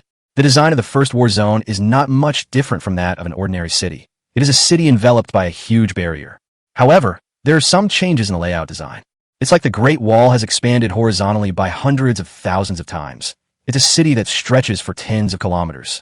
It is divided into 3 areas. The Vanguard Zone, located near the outer edge of the Dragon Kingdom, is equipped with a variety of amazing heavy weapons. Once a monster attacks, this place will instantly become a battlefield, serving as the first line of defense against external enemies. The area closest to the Dragon Kingdom is a bustling commercial and logistics district, with a wide variety of shopping malls offering everything to meet the diverse needs of beast tamers. Suchun was located in the middle of the Vanguard Zone and the Logistics Zone, which was a residential area. Not only were there beast tamers from the First War Zone, but also merchants from the Logistics Zone, beast tamers responsible for guarding the area, and some civilians responsible for logistics work. They all chose to settle here. As for Qinglu, as Suchun's contracted demon beast, she had already been registered in the First War Zone. Thanks to Qinglu's flying ability, Suchun and his two companions arrived at the commercial street in less than 10 minutes. At this moment, Suchun was unaware that he had become the focus of everyone's attention. Whenever he passed through a crowd, it would spark a heated discussion. Really? He passed the test on his first try, a test that hasn't been passed by a newcomer in over 30 years. Yes, and it's said to have only taken 1 minute. Wow, that's impressive. Speaking of which, what exactly is Suchun's background and power? I heard the First War Zone investigated for ages, but still couldn't figure it out. What are you thinking? If his background wasn't clean, how could the First War Zone have let him in? The reason he's saying this is probably to cover up the powerful Su family behind Suchun. To be honest, I have a little known fact, I don't know if you believe it or not, but after what happened today, I'm completely convinced. What rumors? The rumor is that Suchun comes from an ancient beast tamer family in the Dragon Kingdom. This family has been showing signs of rising to prominence since before the monsters descended to Earth 1,000 years ago, and almost no one knows about it. Their status is probably comparable to, or even surpasses, that of the Ji family in Shanghai and the Long family in Beijing. These words were spoken. The vendors present were almost entirely in an uproar. That does seem to be true. Otherwise, there's no way to explain why Suchun possesses such terrifying strength. It's human nature to love gossip and watching the excitement, and the name Suchun has appeared on the trending search list multiple times in the past few months. People were filled with curiosity about his background and identity, and various speculations and rumors spread rapidly like wildfire. Some rumors, after being embellished, have become increasingly outrageous, leaving people speechless. At this moment, Suchun was having barbecue with the girls at a street food stall. Of course, Tushan Ye still used the ability of Mirror Flower Water Moon to disguise the group. After all, being stared at and talked about all the way was quite uncomfortable. Many enthusiastic female fans even came to his door asking for autographs, which made Suchun feel both helpless and somewhat embarrassed. That's absolutely outrageous. As expected, there are always girls eyeing my handsome appearance. It's unbelievable that at first only the female demons were attracted by my charm, but now even human girls are falling for me and can't extricate themselves. Is being too handsome a sin? When Suchun uttered these smug words, Tushan Ye and Qinglu, who were standing to the side, couldn't help but roll their eyes. Although they are demonic beasts, they have all been enemies of humans in the past. But they were also monsters who had seen many human men, and they could tell whether someone was handsome or not as long as they weren't blind. How dare you, Suchun, call yourself handsome? As for Yi Lingyun, she maintained her adorable pose with her hand supporting her chin, gazing at Suchun with watery eyes. Occasionally, she would gently lick her luscious lips with her tongue, revealing a rosy smile as beautiful as spring flowers in bloom. That's right, Master, you are the most handsome man in the world. Judging from this situation, Suchun's kidneys and blood-making system are likely to face another severe test tonight. Just then, Suchun overheard the conversation between two vendors drinking at the next table, and the focus of their discussion seems to be themselves. Chapter 87 Sweet Maid. Speaking of which, do you know anything about Suchun, the newcomer in the First War Zone? Suchun? I know him. He's that new beast tamer who conquered the last house in the seaside villa area this afternoon, right? I've been seeing him trending on social media every day lately. It's good that you know. Let me tell you, the power behind Suchun is far beyond your imagination. Rumor has it that he comes from the reclusive Su family, one of the legendary families that existed even before the descent of the demon beasts. Remember those dozens of nameless beast tamers who often appeared in our history? They were clearly very powerful, but they kept a low profile, and until their deaths, all we knew were their code names, never their real names. Obviously, they were all peerless geniuses from this family who, for the sake of training, hid their identities and climbed to the top. That's incredible. No wonder Suchun is so strong. He's been hiding his identity for 18 years and has finally emerged from seclusion. Yes, but every time a hero is born, the world is always plunged into a bloodbath, so we have to be prepared in advance. Suchun was completely dumbfounded after hearing the conversation between the two. His eyes widened, and he muttered to himself, "What the hell? Aren't I an orphan with no parents? The system has already certified my achievements, so how could such a powerful background suddenly appear?" However, This conversation successfully piqued the great interest of the three girls. Their eyes were fixed on Su Chen, and they seemed a little confused about his background. It possesses the ability to forcibly contract with other demonic beasts. Its demonic power is astonishingly high, and it can even grant demonic beasts the ability to learn skills and rapidly refine the energy of rare and precious materials. Even though they are not human, they still possess basic common sense. Su Chen's ability is practically a walking bug. It's impossible not to be curious. Just then, a crisp system notification sounded in Su Chen's mind again. Congratulations, host, on achieving the milestone. Widespread fame, Part 1. Over 1% of humanity worldwide remembers your name. Why not use this fame to pick up girls? Gain 50 achievement points. This works. Su Chen's heart was instantly overwhelmed with joy. Judging from the name of this achievement, it seems there's more to come. Perhaps there really will be a chance to be interviewed by a TV station. At that time, won't the level of attention just skyrocket? When Su Chen returned to the villa after purchasing various supplies, 5 or 6 middle-aged women were found cleaning outside the villa. This was the order he gave to Little Dove before he left, instructing it to find someone to clean the place thoroughly, inside and out. These middle-aged women, dressed in simple work clothes, moved with practiced skill and seriousness. Holding a broom, mop, and rag, they carefully swept every corner outside the villa. Judging from this, the villa must have been thoroughly cleaned. When they saw Su Chen, they simply greeted him lightly and continued working without saying anything more. The scene in anime where a beautiful girl around 18 years old wears a maid outfit to clean for you and then respectfully says, "Master, you're back," is probably just something you can only dream about. After all, in this world, any ordinary young woman other than a beast tamer, if she were pretty, would have been married off to a beast tamer long ago. They have no worries about food and drink, so they don't need to go out to work at all.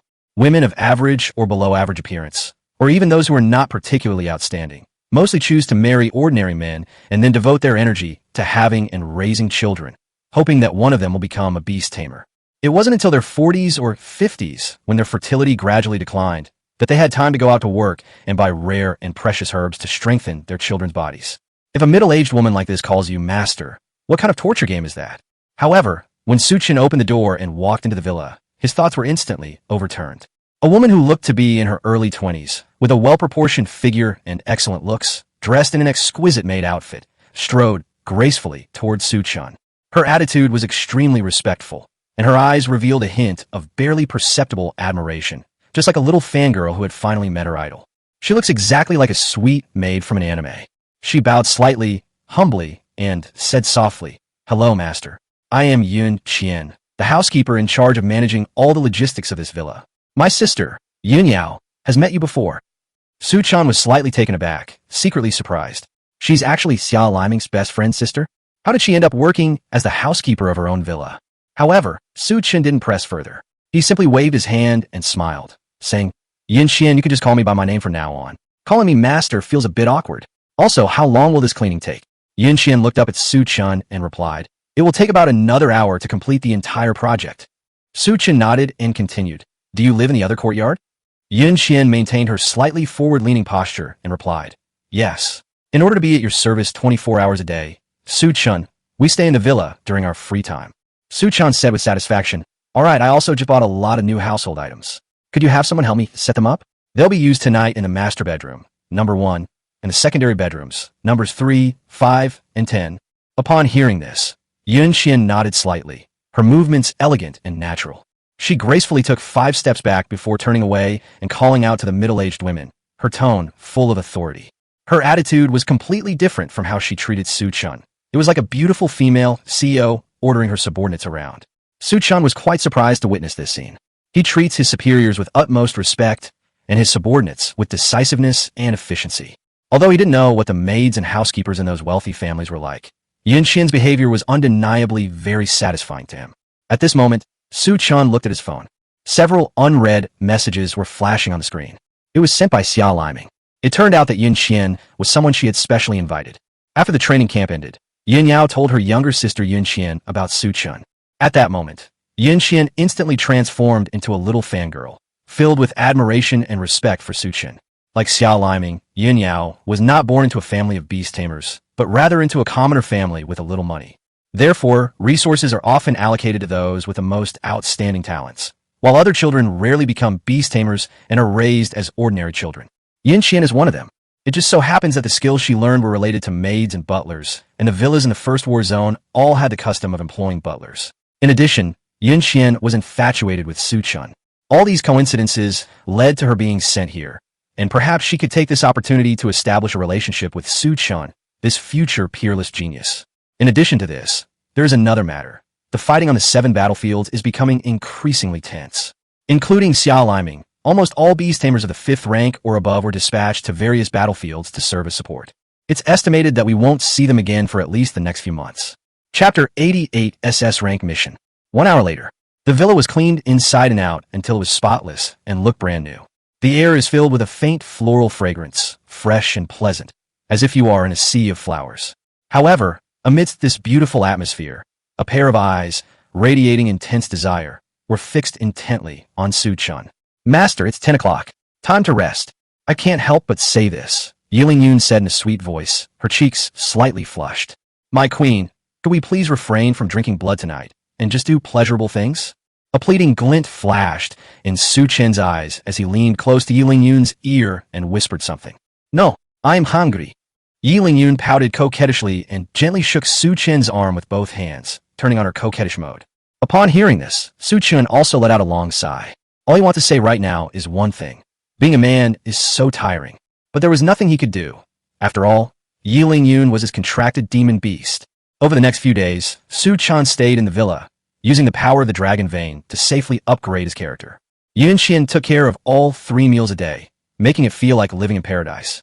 However, with the end of August fast approaching, the monthly tasks for the Beastmaster Association are still not completed. Su Chen then decided to use the remaining time to do some tasks and earn some achievement points. After all, the dragon vein only plays a supporting role in upgrading. No matter how fast you improve, it won't be as fast as earning achievement points. The First War Zone also has a Beastmaster Association, and there are no restrictions on which city the monthly missions must take place in.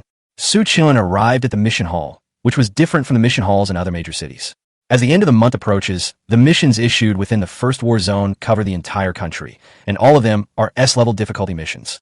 Of course, not all tasks below a rank are accepted. Only tasks of S rank and above are issued here. In addition, if you are a Beastmaster belonging to the First War Zone, you can also get a new currency called contribution points by completing tasks here. Based on the average market price, 1 contribution point is equivalent to more than 100,000 credit points, and can also be exchanged for various rare and precious materials that are simply not available on the market. Therefore, almost all the top players in the First War Zone would gather here to receive missions during their free time when they were not working. Just then, an S-rank mission suddenly appeared above the mission hall. However, in the next second, the entire interface flashed a dazzling red light, and the difficulty level was directly upgraded to SS level. The once quiet hall erupted in uproar the moment the task icon lit up again. Has the mission to exterminate the monsters in Bashu failed again? How many times has this happened? The difficulty has indeed increased. I really don't understand what the Beast Tamer Association is thinking. They have to set up all those rules and regulations. The number of monsters in the Bashu region is enormous. They have to sacrifice some promising talents before allowing high-level beast tamers to get involved.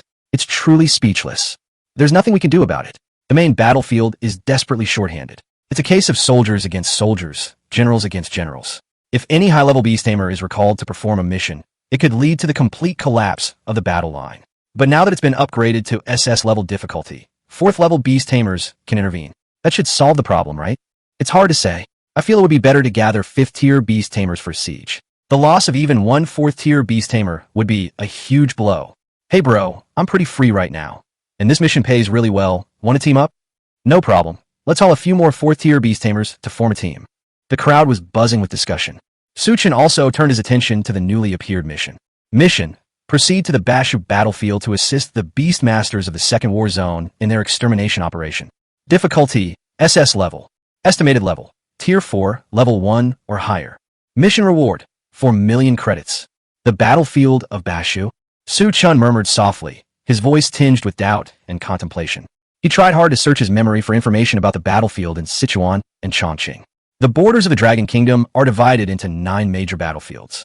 Among them, the Northwest Battlefield was undoubtedly the main battlefield of the Dragon Kingdom, and also the largest battlefield in the entire Asian region. The monsters that appear here are almost all-powerful beings of the 6th rank or above. Every battle is like a meat grinder, and the battlefield stretching for thousands of kilometers is full of bloodshed and slaughter. In addition to the Northwest battlefield, there were also the Amling battlefield, the Goryeo battlefield, the South China Sea battlefield, the Plateau battlefield, the Southern Region battlefield, and the Basha battlefield. These battlefields each have their own unique characteristics and dangers. The remaining two battlefields, the Balongjiang battlefield and the Grassland battlefield, were concluded decades ago, both ending in victory for the Dragon Kingdom. The situation on the battlefield in Sichuan and Chongqing was different. The monsters that appear here are generally of level 3 or higher, and their average level is lower compared to other battlefields. Moreover, there are no high-level demon beast leaders stationed here. However, the reason why the battlefield in Bashu has not been completely eradicated to this day is that after the monsters descended, an extremely strange miasma appeared and shrouded the land of Bashu. This miasma is not highly poisonous, nor does it pose any other particularly great danger. However, it possesses a peculiar ability. It can significantly weaken the attack power of monsters and the power of human magic. Moreover, the higher one's demonic power, the greater the weakening effect. For example, a 10th tier demonic beast should have destructive power comparable to a large nuclear bomb. However, under the influence of this miasma, its power is directly weakened to the level of an ordinary missile, and the shock wave will only extend for a few hundred meters at most. The battlefield in Sichuan and Chongqing stretched for thousands of kilometers, crisscrossed by ravines, and the idea was to rely on this weakened power to completely annihilate it. Although it is theoretically feasible, it is too time-consuming, and high-level beast tamers simply do not have that much time to spend on it. Considering the average demonic power of third-tier demonic beasts, the influence of the miasma is relatively small. Therefore, this battlefield was handed over to the third-tier beast tamers of the Dragon Kingdom, who steadily and surely reclaimed the lost territory. With this in mind, Su Chan resolutely accepted the mission. The land of Bashu is said to have many kinds of monsters, so I should be able to farm a lot of achievements there, right? In addition, more than a dozen fourth-tier beast tamers also took on this task.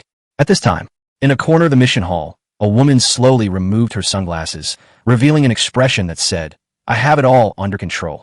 It was Ji Shuiyuan. This Su Chun, despite only being at the third tier, first stage, dared to accept a mission that had been upgraded to the fourth tier, first stage, an SS-level difficulty mission. He is indeed extraordinary. Only someone like him is worth conquering.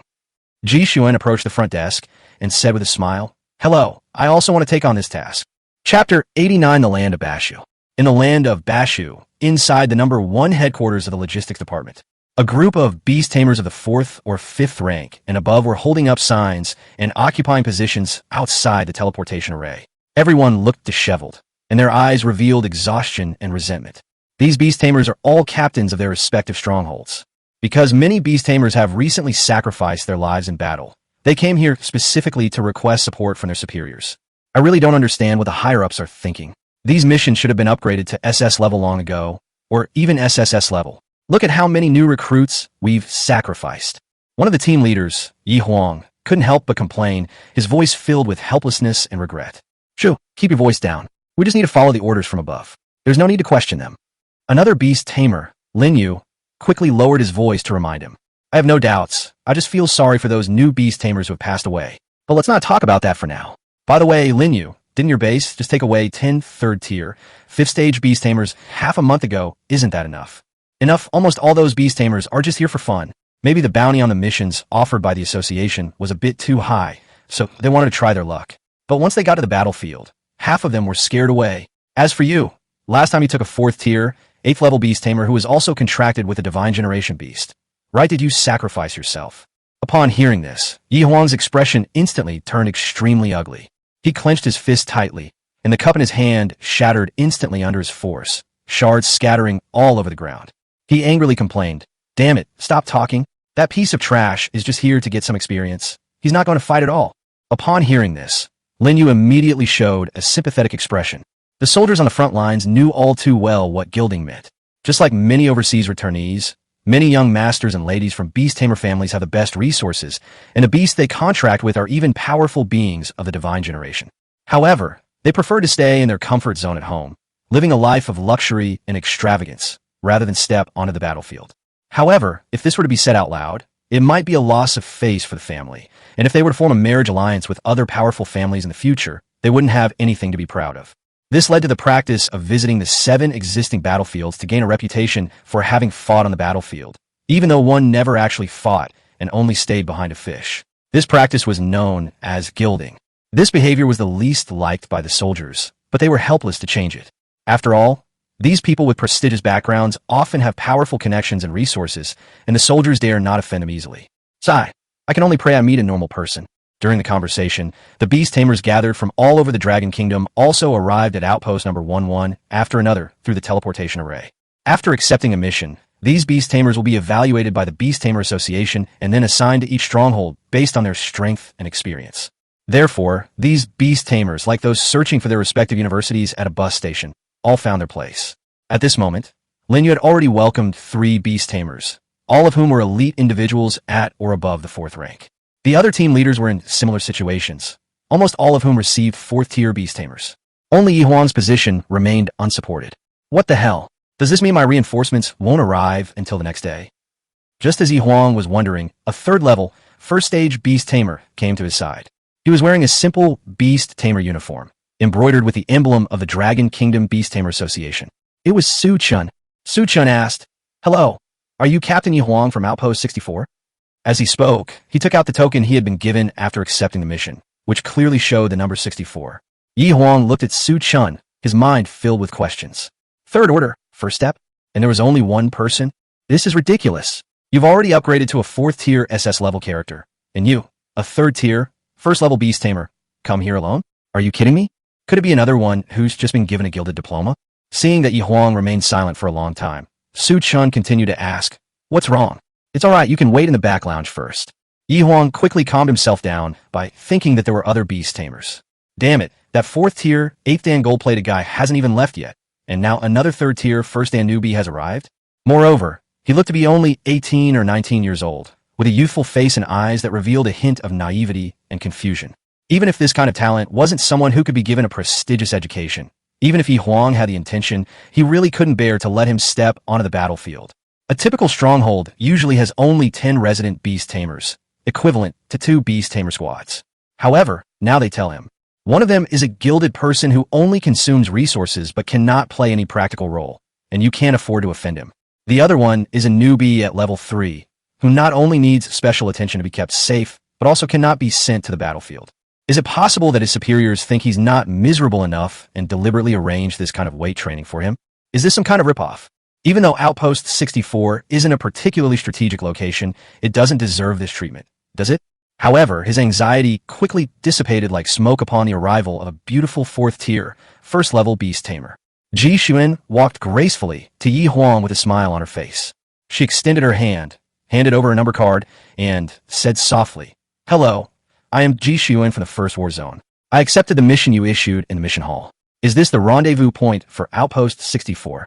I am Yi Huang, a Beastmaster from the 2nd War Zone, rank 44, level 10. I am the captain of Outpost 64. On behalf of all the Beastmasters at Outpost 64, I warmly welcome you." It seemed to be because he had seen a beautiful woman he hadn't seen in a long time, and she was a beast tamer from the 1st War Zone. Yi Huang, who is currently 25 years old and still single, has even started to have difficulty speaking. After all, on the front lines of the battlefield, where life and death are a daily concern, there is simply no time to think about finding a beautiful wife. Moreover, due to information interference on the battlefield, mobile phones had no network signal at all, and even watching a live stream of beautiful women during free time became a luxury. Naturally, he didn't recognize Su Chen. Ji Xuan smiled slightly. "Then that's correct. So, are we going back to the base now, or do we have to continue waiting here?"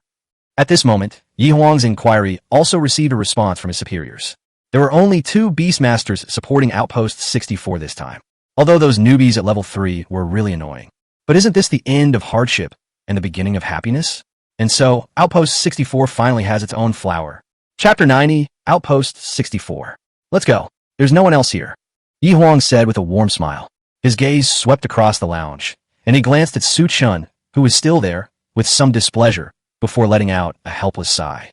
Yi Huang muttered to himself, regardless of whether Su Chen was a gilded talent or not, since he was the beast tamer assigned to him by his superiors, he couldn't just leave him here unattended. He took a deep breath, raised his voice, and called out toward the lounge. "Hey, you there, is your name Su Chen? Let's go." As Yi Huang called out, many beast tamers turned their gazes in that direction. Even Shui Yang, the person in charge of Outpost number 1, looked at him with envy. This left Yi Huang somewhat bewildered. He scratched his head, puzzled. Did I say something wrong? He came to the Sichuan Chongqing battlefield 6 months ago. There is no internet here, only radio communication. Therefore, he knew nothing about what had happened in the past 6 months, and naturally did not know what the name Su Chen meant in the Beast Tamer circle. Of course, it wasn't just Yi Huang. The other team leaders, including Lin Yu, were also unfamiliar with the name Su Chen. They looked at each other blankly, clearly having no clue about Su Chen's identity. Shui Yang, the person in charge of Outpost Number 1, naturally knew about Su Chen's reputation and strength because he needed to ensure logistical support and maintain close contact with the outside world. The first war zone assessed Su Chen's strength as reaching the supreme 4th tier, 7 stars. This means that Su Chen's strength surpasses 70% of all 4th tier beast tamers in the Dragon Kingdom, and he also possesses the potential to reach the supreme level. It should be noted that in the Dragon Kingdom, there has only been one beast tamer in the past 100 years who has been able to obtain the supreme level potential rating, and that is the strongest beast tamer in the Dragon Kingdom, Long Haojia.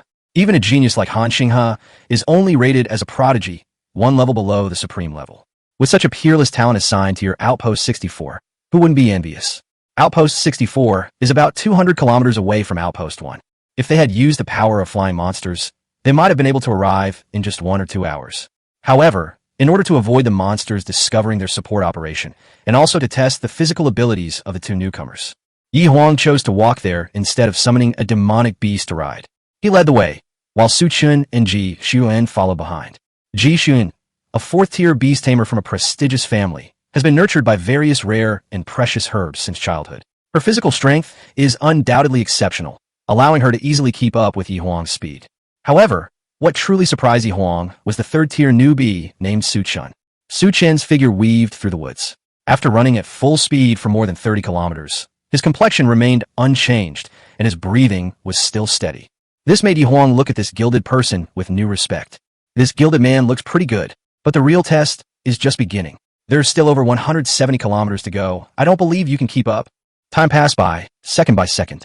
2 hours later, Ji Xuan's forehead was covered with fine beads of sweat, and he was panting heavily, as if each breath required all his strength. Despite consuming all sorts of rare and precious herbs since childhood, her physical strength has reached an astonishing 71 points. However, she still lacked systematic training, and the rate at which her physical strength was depleted far exceeded her expectations during the long run and the complex forest terrain. As for Yi Huang himself, his breathing gradually became disordered. Despite his high physique of 94 points and frequent exposure to such complex battlefields, the long hours of high-speed running still left him feeling somewhat fatigued. He glanced at Su Chen, secretly surprised. Is this Su Chen really a 3rd-tier beast tamer? This kind of speed would be a bit too much for even a regular 4th-tier beast tamer. Yet he, a 3rd-tier beast tamer, didn't even break a sweat and kept up the pace the whole time.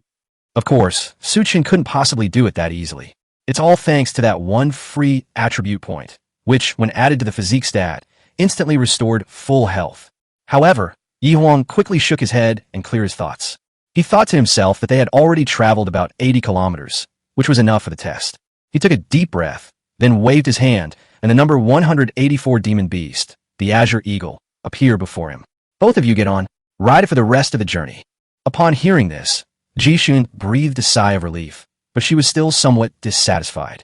She glanced at Yi Huang speechlessly, muttering to herself, "What's going on here?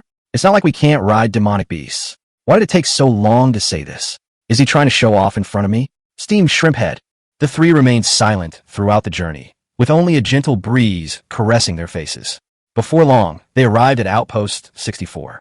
The moment the 6 beast tamers stationed at the stronghold saw Ji Xuan, they immediately became excited and surrounded her. One of them, in particular, a blond man with slicked back hair who looked like a spirited young man, rushed forward eagerly. With a confident smile, he introduced himself. "Beautiful lady, I am Chu Xiaoa from the Chu family, the 3rd largest beast tamer family in Hansheng, a 4th tier, 8th level beast tamer. If you didn't know me before, you do now. As my teammate, let me show you around the stronghold." Ji Xuan coldly replied, "No need. I'm a little tired and want to rest." After saying that, she walked straight towards the room inside the stronghold. Chu Xiaohua was momentarily embarrassed. He had already revealed his identity, yet this girl wasn't interested at all? Is he trying to play hard to get? However, since everyone else says they are very tired, it would be pointless for me to follow suit. As a result, everyone's eyes fell on Su Chen, who was standing to the side, and they instantly had the same thought as Yi Huang back then. Yi Huang also sighed, shook his head helplessly, and then briefly introduced Su Chen's situation. Instantly, the enthusiasm on everyone's faces vanished. So, it turns out, Another gilded person has arrived? Or is he just a third-tier, first-level gilded person? This is ridiculous. This is a battlefield. The mission could very well fail, completely due to the lack of even one person's strength. They also have to spare energy to protect these young masters from aristocratic families. It's impossible not to feel uncomfortable. Chapter 91, Shuyan Cave. Thinking of this, everyone at Outpost 64 wore a faint look of disdain. Chen couldn't help but wonder why these people treated him so differently from how they treated Ji Shuyan. Is it simply because he's not a beautiful woman? That's outrageous. However, Chen always held these warriors who stuck to their posts and protected the Dragon Kingdom in deep respect. Without their selfless sacrifice and silent dedication, those monsters would probably have already swept through the remaining 7 battlefields, and the people of the Dragon Kingdom would have been plunged into endless suffering. So Chen took the initiative to step forward and greet each soldier warmly. He smiled, his eyes revealing genuine emotion. He took out various rare and precious materials from his beast taming space, handed them to them, and explained their effects in detail. Hello, sir. I'm Chen. This is a Tianhe cucumber, which can significantly improve your physique and enhance your combat abilities. Dude, this is Green Arrow. Taking it will enhance your demonic power and give you the opportunity to form a contract with a more powerful demonic beast. Brother, you've worked hard guarding the border. This is a white spirit feather, which can improve both physical strength and demonic power. I hope it's a way to express my respect for you. Seeing the rare and precious materials that Chen brought, the soldiers did not refuse them too much, and their faces showed expressions of, "You're quite sensible." After all, even those who were gilded were beast tamers of the Dragon Kingdom. Despite their deep contempt and disgust for such people, protecting their safety remains their duty. The fact that they were able to obtain some rare and precious materials also lessened their sense of alienation to some extent. However, when Chen walked up to Chu Xiaohe, the situation was different. Chu Xiaohe simply snorted coldly and turned back to his room. He arrived here more than half a month ago, so he had naturally heard of Chen's name. However, his understanding of Chen was limited to his status as a top scorer in the college entrance examination. He knew nothing about Chen's achievements during the training camp at Yenqing University or the news from the First War Zone. This so-called top scorer in the college entrance examination was able to break through to the third-level beast tamer in just a few months. Such an amazing breakthrough speed must have been achieved by using that thing. This is simply self-destructive. And so, under the onslaught of gifts, Chen managed to barely integrate into Outpost 64. At least, no one deliberately tripped me up in any aspect. At dinner, the group was chatting and laughing. However, when a message came through Yi Huang's radio communication, the atmosphere instantly froze.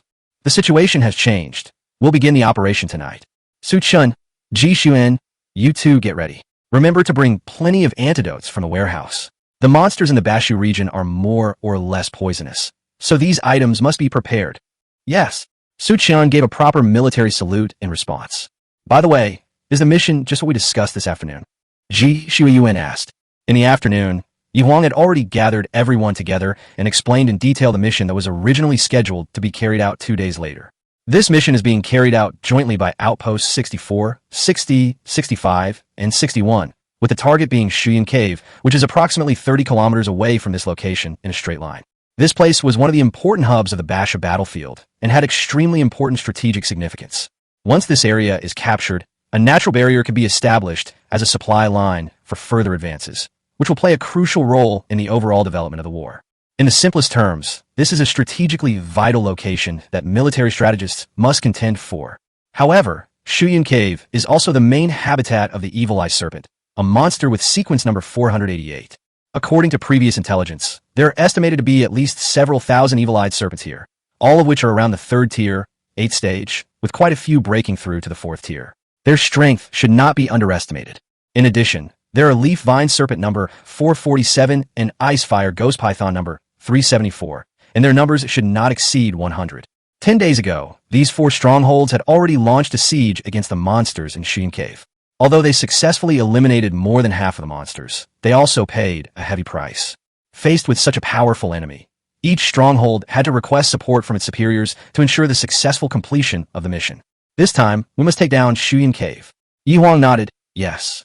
The mission details remain unchanged. Everyone, hurry up and finish your meal, and be sure to gather here before 9 o'clock. Yes, everyone responded in unison, and at the same time sped up their eating of the jerky. However, at that moment, Chu Xiaohe suddenly stood up, which seemed abrupt. Without the slightest hesitation, he walked straight into the house. At the same time, he waved his hand, signaling the others to ignore him. His meaning couldn't be clearer. He didn't intend to participate in the operation. Yi Huang did not show much surprise at this. After all, it's really asking too much of these gilded individuals to participate in an operation with such a high mortality rate. However, this is also good. As a 4th tier, 8th level beast tamer, Xu Xiao's ability to guard the stronghold can be considered as relieving them of a worry. Immediately afterwards, everyone's attention turned to Su Chen again. Su Chen, are you staying too? Su Chen was stunned when he heard this. He came here just to participate in a mission, didn't he? And if he stays, how will he earn achievement points? Why would anyone ask that? I'm definitely going to participate in the mission. That's good. At least you still have some backbone. Hurry up and eat. Although Yi Huang still showed a hint of disdain on his lips, deep down he couldn't help but feel more respect for Su Chen. Whether Su Chen is truly a gilded person or not, at least he has the courage to carry out missions. This alone puts him ahead of many people who have only received a gilded diploma. Oh, right, there's one more thing I need to remind everyone. From the moment we entered the Bashu region, we entered an area covered by illusions. Although you might not feel much difference, your combat strength has actually been affected to some extent and is lower than before. Please pay attention to this, and don't be blindly confident. Yi Huang said with a serious expression. Before long, everyone was ready. Yi Huang extinguished all the fires in the stronghold, put on night vision goggles, donned a gray-brown night walking uniform, and led his group towards Shuyun Cave, located northeast of stronghold number 64. Chapter 92 Annihilation Operation. At 8:50 p.m., the night was as dark as ink, dotted with countless stars. Su Chen and his group of 9, dressed in night clothes and wearing night vision goggles, arrived silently at the outer area of Shuyun Cave. The night vision goggles developed by the Dragon Kingdom government not only have night vision capabilities, but also the long-distance focusing capabilities of a telescope. With the help of night vision goggles, one could see dozens of thick, purple snakes coiling busily around the Shuyun Cave. These snakes are larger than a person, which makes people feel terrified. If this were on Earth in my previous life, facing a threat of this scale, a nation's military would probably have to mobilize its entire force. The Shuyun Cave before us is like a huge underground park, about 300 meters wide and 500 meters high. Its scale is beyond imagination. At first, Su Chen wondered how a cave could contain thousands of such enormous monsters. Now that he has witnessed it with his own eyes, he realizes how superficial his thoughts were. Yi Huang stared at the message on the communicator and said in a low voice, "The people from the other 3 strongholds have all arrived. So, let's begin the operation." "Yes." The crowd responded in unison, summoning their contracted beasts and charging towards Shuyun Cave. In an instant, the auras of various powerful demonic beasts spread out. The average demon power value of a 4th-tier beast tamer is around 70 points. Those elites from various beast taming families, who have been nourished by rare and precious materials since childhood, often have a demon power value of over 80 points.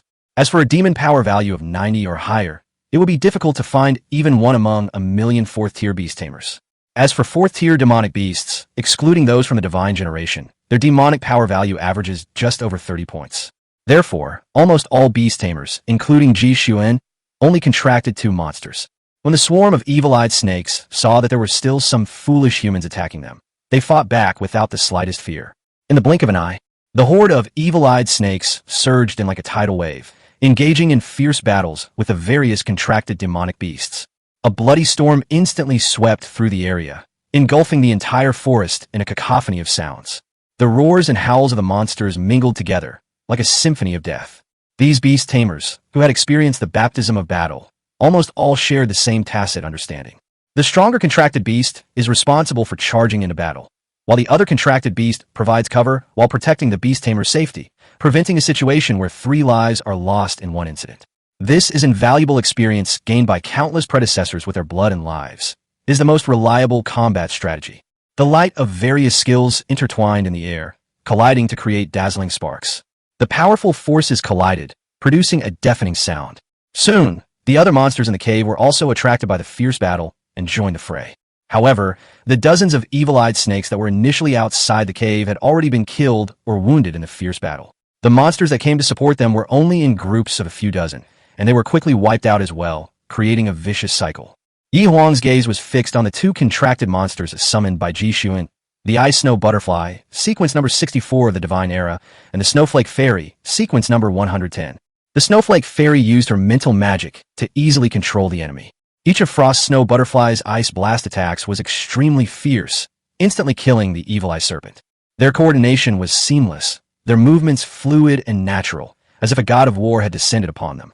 Is this the peerless prodigy from the First War Zone? He's truly formidable. Yi Huang couldn't help but exclaim in admiration, while glancing at Su Chen, who hadn't made a move yet, and shaking his head helplessly.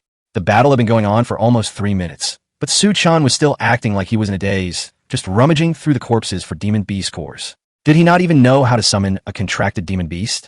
He's utterly useless. Just then, something unexpected happened. How was that possible?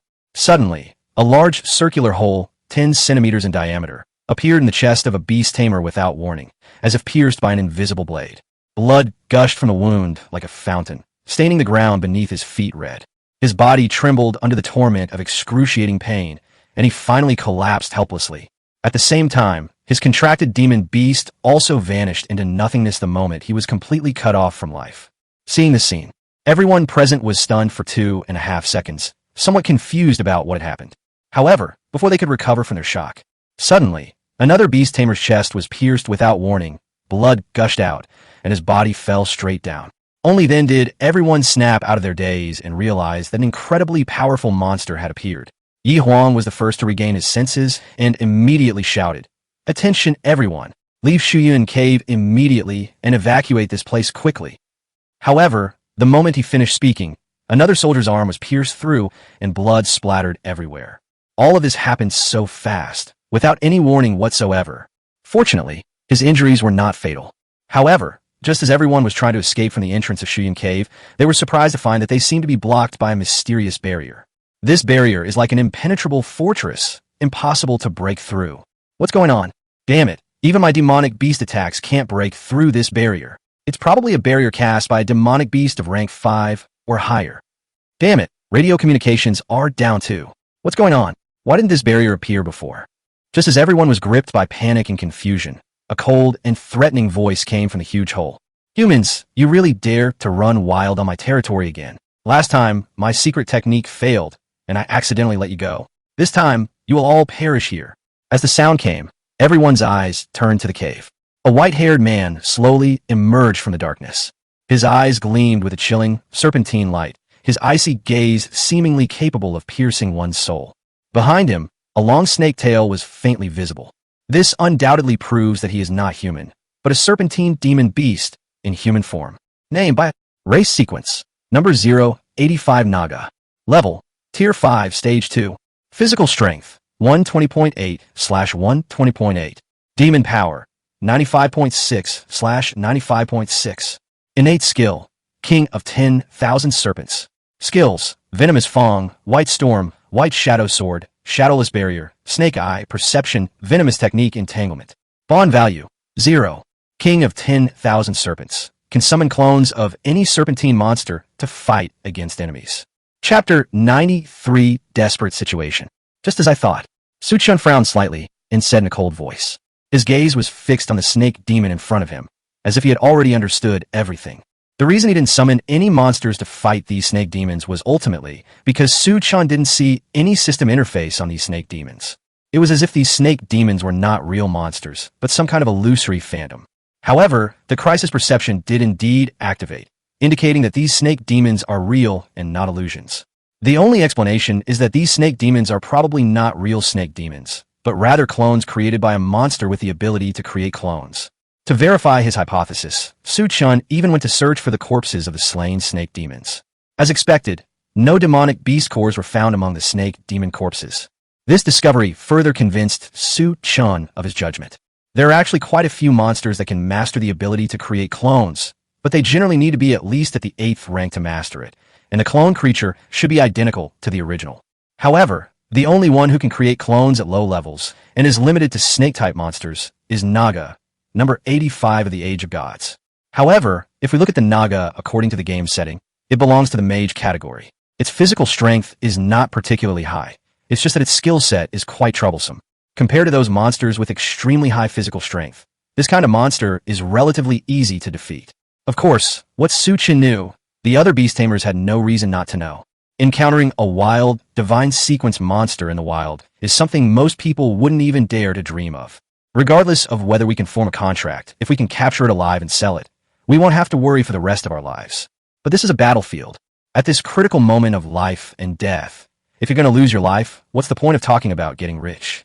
Yi Huang immediately gave the order, go. If we don't eliminate that Naga, we'll never be able to kill all the snake demons in our lifetime. As soon as Yi Huang finished speaking, the other beast tamers immediately ordered their contracted beasts to pounce on Naga. Oomph! Overestimating yourself. Naga roared and swung his slender arm violently. In an instant, a terrifying white storm, like a raging torrent, surged and spread out from him. All the contracted demonic beasts were instantly blasted away, tumbling through the air in a sorry state. Fortunately, the damage from this attack wasn't too high, and the contracted monsters didn't suffer much harm. After landing, they quickly regrouped and pounced on the Naga again. In an instant, a battle belonging to the 4th-tier high-level players broke out.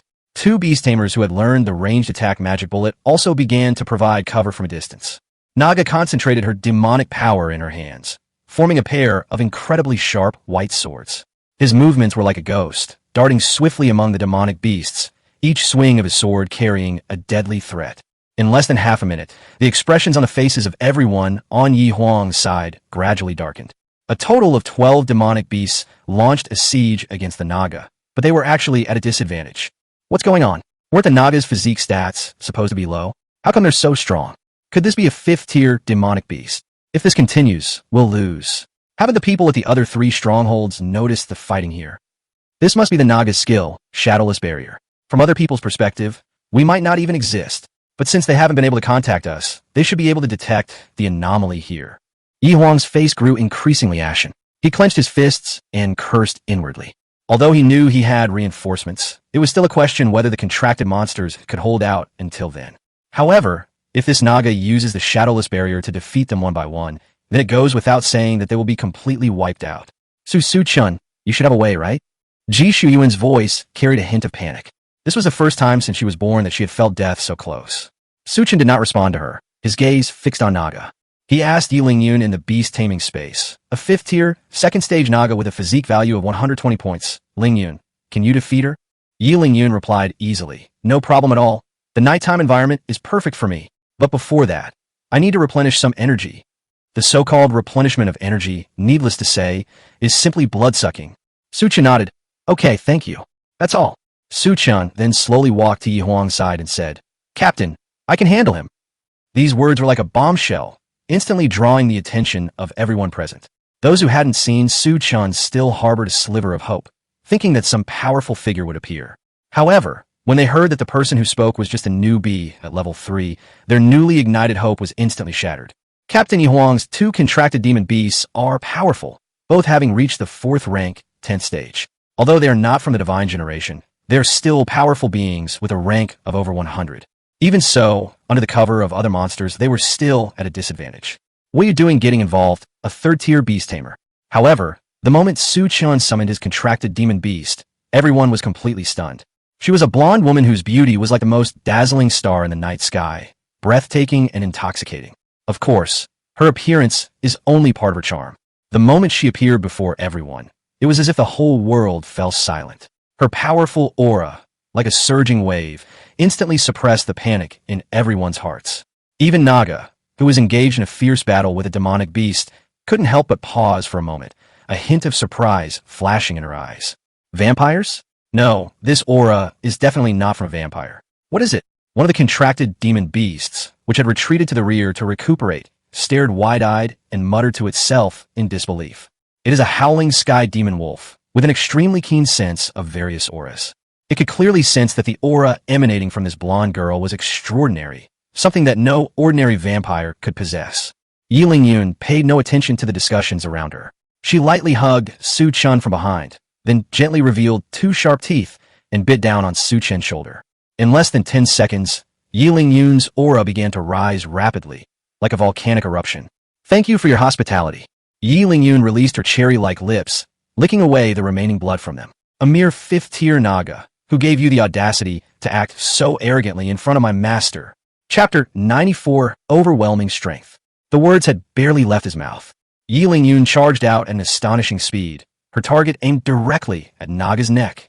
Naga had barely come to her senses and hadn't even had time to react when a blood blade, formed from fresh blood, appeared before her eyes like a ghost. Sizzle dash. With a piercing sound of flesh being torn apart, a third of Naga's neck was instantly severed. blood gushed out, splattering into the air and forming a scarlet rain. If Naga hadn't reacted quickly and dodged to the side in time, his entire head would probably have been ripped off. However, Yiling Yun's attacks did not stop there. After delivering her first strike, she immediately followed up with a back kick, slamming it into Naga's chest. The force of the kick was like a tidal wave, and Naga's body was sent flying like a kite with a broken string. He slammed heavily onto the invisible barrier he had set up, producing a dull thud. A huge spider pattern suddenly appeared on the barrier. At that moment, the entire venue fell into dead silence. All the beast tamers and their contracted beasts stared in disbelief at the scene before them. They even rubbed their eyes involuntarily, wondering if they were dreaming. The Naga, who could not be suppressed by the magic attacks of 12 fourth-tier demonic beasts and 2 beast tamers, was actually subdued by a third-tier demonic beast. Just who exactly is this Su Chen? At this moment, Su Chen felt as if all his strength had been drained from his body, as if he had fought for 7 days and 7 nights, and he was extremely exhausted. It was as if every muscle was protesting and every bone was groaning. So Ling Yun really does eat at night. This is the real way to use power to suck blood. Looking at Yiling Yun's attribute interface, her physique value had undergone a tremendous change. Physical strength, 150.5/150.5. Impossible? Absolutely not. This kind of power, could it be the true ancestor? Naga's voice was filled with fear and despair, and her body trembled uncontrollably. That was the true progenitor of vampires. In the world of vampires, the true ancestors are supreme beings, and even vampires ranked 30th in the Age of Gods must bow down to them. How did they end up here? We must escape. All my subjects, heed my command. Attack! Do not let these humans leave this place alive. As Naga's shout faded, a violent tremor suddenly shook the ground. Immediately afterwards, hundreds of snake-like monsters surged out of the Shuyun cave like a tidal wave. It's like a painting of hell, sending chills down your spine. Naga herself, looking panicked, dispelled the shadowless barrier and fled into the distance at top speed. Trying to run? Do you think you can escape? Yiling Yun took a step forward, her blood wings unfurled, and she instantly caught up with the Naga who was trying to escape. A bloody slash severed both of his legs on the spot, rendering him unable to move. Well, Naga collapsed to the ground in agony, letting out a piercing scream. He tried to struggle to his feet, but the excruciating pain in his legs prevented him from moving. What are you standing there for? Come and save me. Hearing the Naga's cries, a group of evil-eyed snakes gathered in other directions. They formed a defensive line with their own bodies, trying to withstand Yiling Yun's offensive with their physical strength. However, Yiling Yun's strength was too great. Her attacks were like a storm, instantly defeating these evil-eyed snakes. Race sequence, number 488, Evil-Eyed Serpent. Level, Tier 3, Stage 8. Physical strength, 66.8/66.8. Demon power, 30.2/30.2. Talent skill, Evil Eye. Skills, Venomous Fang, Entangling Roots, Deadly Poison. Evil Eye. All units within its gaze will have their movement abilities restricted to a certain extent. The effect depends on the demonic power of both parties. It seems to be a real demon beast. Well then, Xiaoqing, I'll leave the cleanup to you. As Su Chen finished speaking, a 9-tailed fox the size of a small car and a giant blue bird with a wingspan of over 10 meters instantly appeared in the air. His entire body exuded a chilling aura, as if he could devour the heavens and earth. The next second, the demon fox fire instantly spread across the world, the towering flames like a volcanic eruption, almost turning the surrounding forest to ashes. Countless sonic booms erupted from the mouth of the giant blue bird, like thunderbolts, instantly crashing into the horde of monsters and sending the giant snake, which was over 5 meters long, flying more than 10 meters away. The blood blade in Yiling Yun's hand flashed rapidly in the night sky. Each swing carried deadly power. All the attacking demonic beasts were easily cleaved in two by the blood blade, and blood splattered everywhere, staining the entire battlefield red. The seemingly hopeless situation crumbled instantly with the help of these 3 demonic beasts. Could this be the 7th 9-tailed fox from the Age of Gods? The demon beast that destroyed the Sakura Kingdom 300 years ago? What is that giant bluebird? I don't know, but judging from the pressure it exudes, it's probably a demonic beast from the Age of Gods. Are you kidding me? 3 contracted demonic beasts, and all of them are from the god Era? For a moment, all the beast tamers were stunned and exclaimed in shock. The beast tamer, whose arm had been pierced, seemed to have forgotten his own pain and could only shout incoherently. Yi Huang felt a burning pain on his face. He had just been secretly thinking that Su Chen was nothing special and not someone to be entrusted with important responsibilities. Unexpectedly, Chen instantly threw out 3 divine era sequence beasts. In the blink of an eye, the battle situation had undergone a complete reversal. That's outrageous. Everyone attacked together and surround Chen's contracted monster to begin the battle. Yi Huang immediately issued the order. Yes, sir. Everyone echoed in agreement. Hey, stop messing around. I still want to farm achievement points. Chen was speechless. It's important to understand that the kill count for achievements is based solely on who delivers the final blow and has nothing to do with assists. Even if you defeat a monster to the point of near death, if someone else takes advantage of the situation and gains the kill, the achievement will not be credited to you. Yun didn't need to worry too much. In her eyes, these demonic beasts were nothing more than easy targets that could be dealt with a single strike, and no one could compete with her for the last blow. However, Tu Shanye and Qing Lu do not have such powerful enhancement skills as Blood Oath, and their levels are only Tier 3, Tier 1, and Tier 2. Facing these 3rd and 4th tier monsters, coupled with the weakening effect of the miasma, they were helpless. They often only managed to severely injure the monsters with a single move, but it's difficult to kill them completely, and then it's easy for others to snatch the last blow. This is truly frustrating. That's right, the art of governance. Chen suddenly remembered the skill that the system had given him after he acquired the villa. It seems to enhance the combat power of contracted monsters. Chapter 95, Conquering Shuyun Cave. With this thought in mind, Chen did not hesitate for long. He directly used the domination technique on Tu Shanye and Qing Lu. In an instant, an extremely dense power flowed out of his arm like a surging torrent, transforming into countless shimmering threads of power that merged into the bodies of Tu Shanye and Qing Lu. The 2 women were taken aback at first, then their faces lit up with surprise.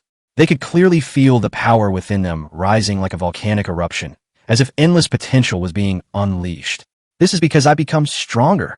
Tu Shanye stared wide-eyed at her hands in disbelief. She could feel the demonic fox fire burning fiercely within her body, the flames becoming even hotter and purer, as if they could incinerate everything in the world. Just how many trump cards is this master hiding? Honestly, Qing Lu smiled helplessly, but in her heart she was filled with admiration for Chen. Her signature move, Thunderous Drum, originally required a sonic boom to activate, but now it can be used directly, and its power has been greatly enhanced. The power boost brought by the art of domination is far more than a simple increase in physical strength and demonic power. It is a special ability akin to evolution. With such immense power, no one could possibly take Chen's head anymore. Their attacks became exceptionally fierce. Even fully healed enemies were as fragile as paper in front of them, instantly killed. Is he that strong? No wonder he's expending so much energy. The excessive depletion of his demonic power left Chen's face as pale as paper, and his forehead covered with large beads of sweat. Within 2.5 minutes, Chen heard the system's notification in his mind. Congratulations, host, on achieving the achievement, Snake Slayer. It is said that the more venomous a snake is, the more delicious its meat is. Would you like to verify this idea? Gained 100 achievement points. Ding! Congratulations, host. Your achievement points have exceeded 3,900. Reward, skill, telepathy. Sound transmission technique. Allows communication with a specific person at a distance. Note, the specific target is an object that has had some level of contact with the host or the host's contracted monster. Yun also successfully broke through the defenses of various snake-like monsters and captured Naga alive. Her master, Chen, naturally looked down on trash like Naga, but she also understood that wild divine sequence monsters had extremely high value. However, wild divine sequence monsters are very valuable. Using that money to buy some supplements for Chen to improve his health would be good for everyone. With the participation of Tu Shanye and Qing Lu and the capture of their leader Naga, the battle lines of the demon beasts quickly collapsed. The snakes panicked and scattered in all directions. Some died, some fled, and the entire battlefield was completely wiped out in just 10 minutes. As the serpentine demons gradually died out, the invisible barrier constructed using their demonic power as a medium also gradually dissipated. What came into view was the scene of the beast tamers from the other 3 strongholds staring at each other. What's going on? What happened? Why are you only arriving now? We've already killed hundreds of monsters. Brothers, wake up. Yi Huang walked up to the other 3 stronghold captains and patted them on the shoulder with a meaningful expression. You guys were probably fighting against the monsters' clones the whole time. The group began cleaning up the battlefield, clearing away the debris and bloodstains scattered on the ground. The MVP of this operation is obvious. Yi Huang glanced at Chen with a complicated expression, his heart filled with endless emotions. He secretly rejoiced that the Naga had attacked their squad first. Otherwise, the consequences would have been unimaginable. Without Chen's presence, they would probably have been wiped out long ago. With his level of a third-tier beast tamer, Chen easily captured a fifth-tier divine beast and successfully wiped out the beast army of Shuyun Cave. That's absolutely outrageous. The term perilous prodigy seems insufficient to fully describe his power. At this moment, Ji Shuyuan also arrived in front of Chen, who was surrounded by 3 female demon beasts. A faint smile appeared on her face as she said softly, Chen, thank you so much for saving me this time. Chen waved his hand and said calmly, it's nothing. I only killed those demonic beasts for my own sake. He was right. He acted for his own achievement points. Otherwise, why would they go to such lengths to prevent others from stealing their kills? However, these words had a different meaning to Ji Shuyuan. She looked at Chen with affection and said softly, no matter what, it's a fact that you saved me. If there's anything I can help you with, just let me know. I'm willing to do anything for you. After saying that, she didn't forget to give Chen a flirtatious wink, her eyes full of allure. If it were any other man, he would probably have been captivated by Ji Shuyuan's beauty and tenderness, and willingly fallen into her gentle trap. However, Chen remained unmoved. For some reason, he just couldn't muster any interest in Ji Shuyuan. She had a bitchy, sleazy vibe that made him really not want to have much contact with her. So Chen simply replied, okay, I'll come find you when I think of something. It's a deal. As soon as she finished speaking, Ji Shuyuan jogged away from Chen, leaving him with only a youthful and lively silhouette. If this scene were placed at the end of many movies, it would surely leave the audience with endless imagination and suspense, making them unable to resist guessing what might happen next. At the same time, after successfully recaptured Shuyun Cave, a crucial strategic hub, Yi Huang dared not slacken his efforts in the slightest. He immediately contacted other outposts and issued orders for all forces to reinforce the area that night and jointly defend this crucial location. Since everyone's basic living supplies were properly stored in the beast taming space, any location could be transformed into a temporary outpost as long as a relatively safe place was found. At this moment, Chen slowly stood up and tried to take a few steps forward, but ultimately he was too exhausted to continue and fell into a deep sleep. Tonight's exertion was indeed a bit too much. The 3 female demon beasts smiled knowingly as they looked at Chen, who was fast asleep, and each placed him on their lap as a pillow. At that moment, time seemed to stand still, and the whole world became exceptionally peaceful and serene. Perhaps their good fortune lies in encountering such a beast tamer. System notification. The bond value of the 9-tailed fox Chen has changed. 80-85. System notification. The bond value between Qinglu and Qinglu has changed from 75 to 80. System notification. The bond value of the vampire progenitor, Yi Lingyun, has changed. 60-75. Chapter 96 Monster Egg. After a night of reorganization, the Shuyun Cave stronghold was finally officially established. The SS-level difficulty mission that Chen received could actually be submitted. He could have easily withdrawn from the battlefield and returned to a peaceful daily life. However, Chen hadn't accumulated enough achievement points yet, so how could he leave so easily? Seeing Chen's resolute decision to stay, Yi Huang was moved to tears. These are true heroes of the Dragon Kingdom. The saying, heroes emerge from among the young, is indeed true. Chen, here are 642 demon beast cores, including 541 third-tier demon beast cores and 101 fourth-tier demon beast cores. All the demon beast cores from last night are here. After in-depth discussions, we from several strongholds unanimously agree that all the demon beast cores should belong to you. On one hand, you are indeed the hero who killed the most enemies. On the other hand, it's also to thank you for saving our lives. In addition, the Naga monster you captured yesterday has been escorted back to the Dragon Kingdom for auction. All the proceeds from the auction will naturally be yours. At this point, on behalf of Outpost 64 and all my comrades who fought on the Sichuan Chongqing battlefield, I would like to express my heartfelt gratitude to you once again. I also apologize for looking down on you at the beginning. Chen, you are our benefactor, Yi Huang said with a sincere expression, showing no sign of hypocrisy. Chen nodded slightly. His body did not seem to have fully recovered from yesterday's fierce battle. His eyes looked tired but still firm. It's nothing, I just did what I was supposed to do. As a citizen of China, protecting my country is my responsibility and mission. That's really ambitious, Yi Huang said with a look of satisfaction. Next, we plan to stay at the Shuyun Cave stronghold for a while before continuing our exploration. What do you think? Chen nodded. You're the captain, so I'll follow your orders. Yi Huang gave a wry smile. He knew in his heart that his position as captain was somewhat awkward. But he changed the subject and asked with concern, are you hungry now? Would you like some snake meat soup? Thank you very much. I've never eaten snake meat before.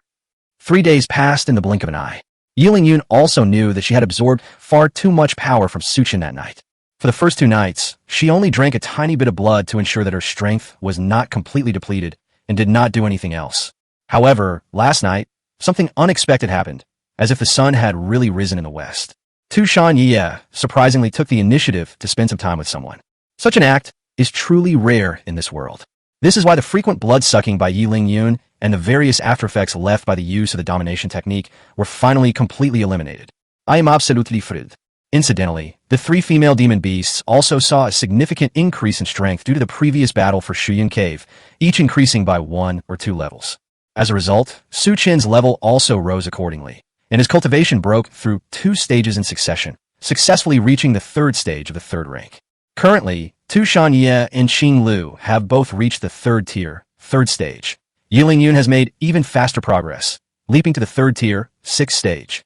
Although Su Chen was the lowest-ranked member of the action team, no one dared to underestimate him. As for Ji Xun, for some reason, these past few mornings, whenever she first saw Su Chen, she always revealed an extremely resentful expression. Su Chen was deeply puzzled by this. I didn't do anything to wrong her. I haven't left the house much in the last 3 days. I don't understand what she's thinking. This morning, the initial exploration of the subsequent battlefield at Shuyun Cave finally came to a preliminary conclusion. To everyone's utter surprise, they discovered a mysterious place here, which contained an astonishing number of monster eggs, roughly estimated to be no less than 5,000. It shocked everyone present.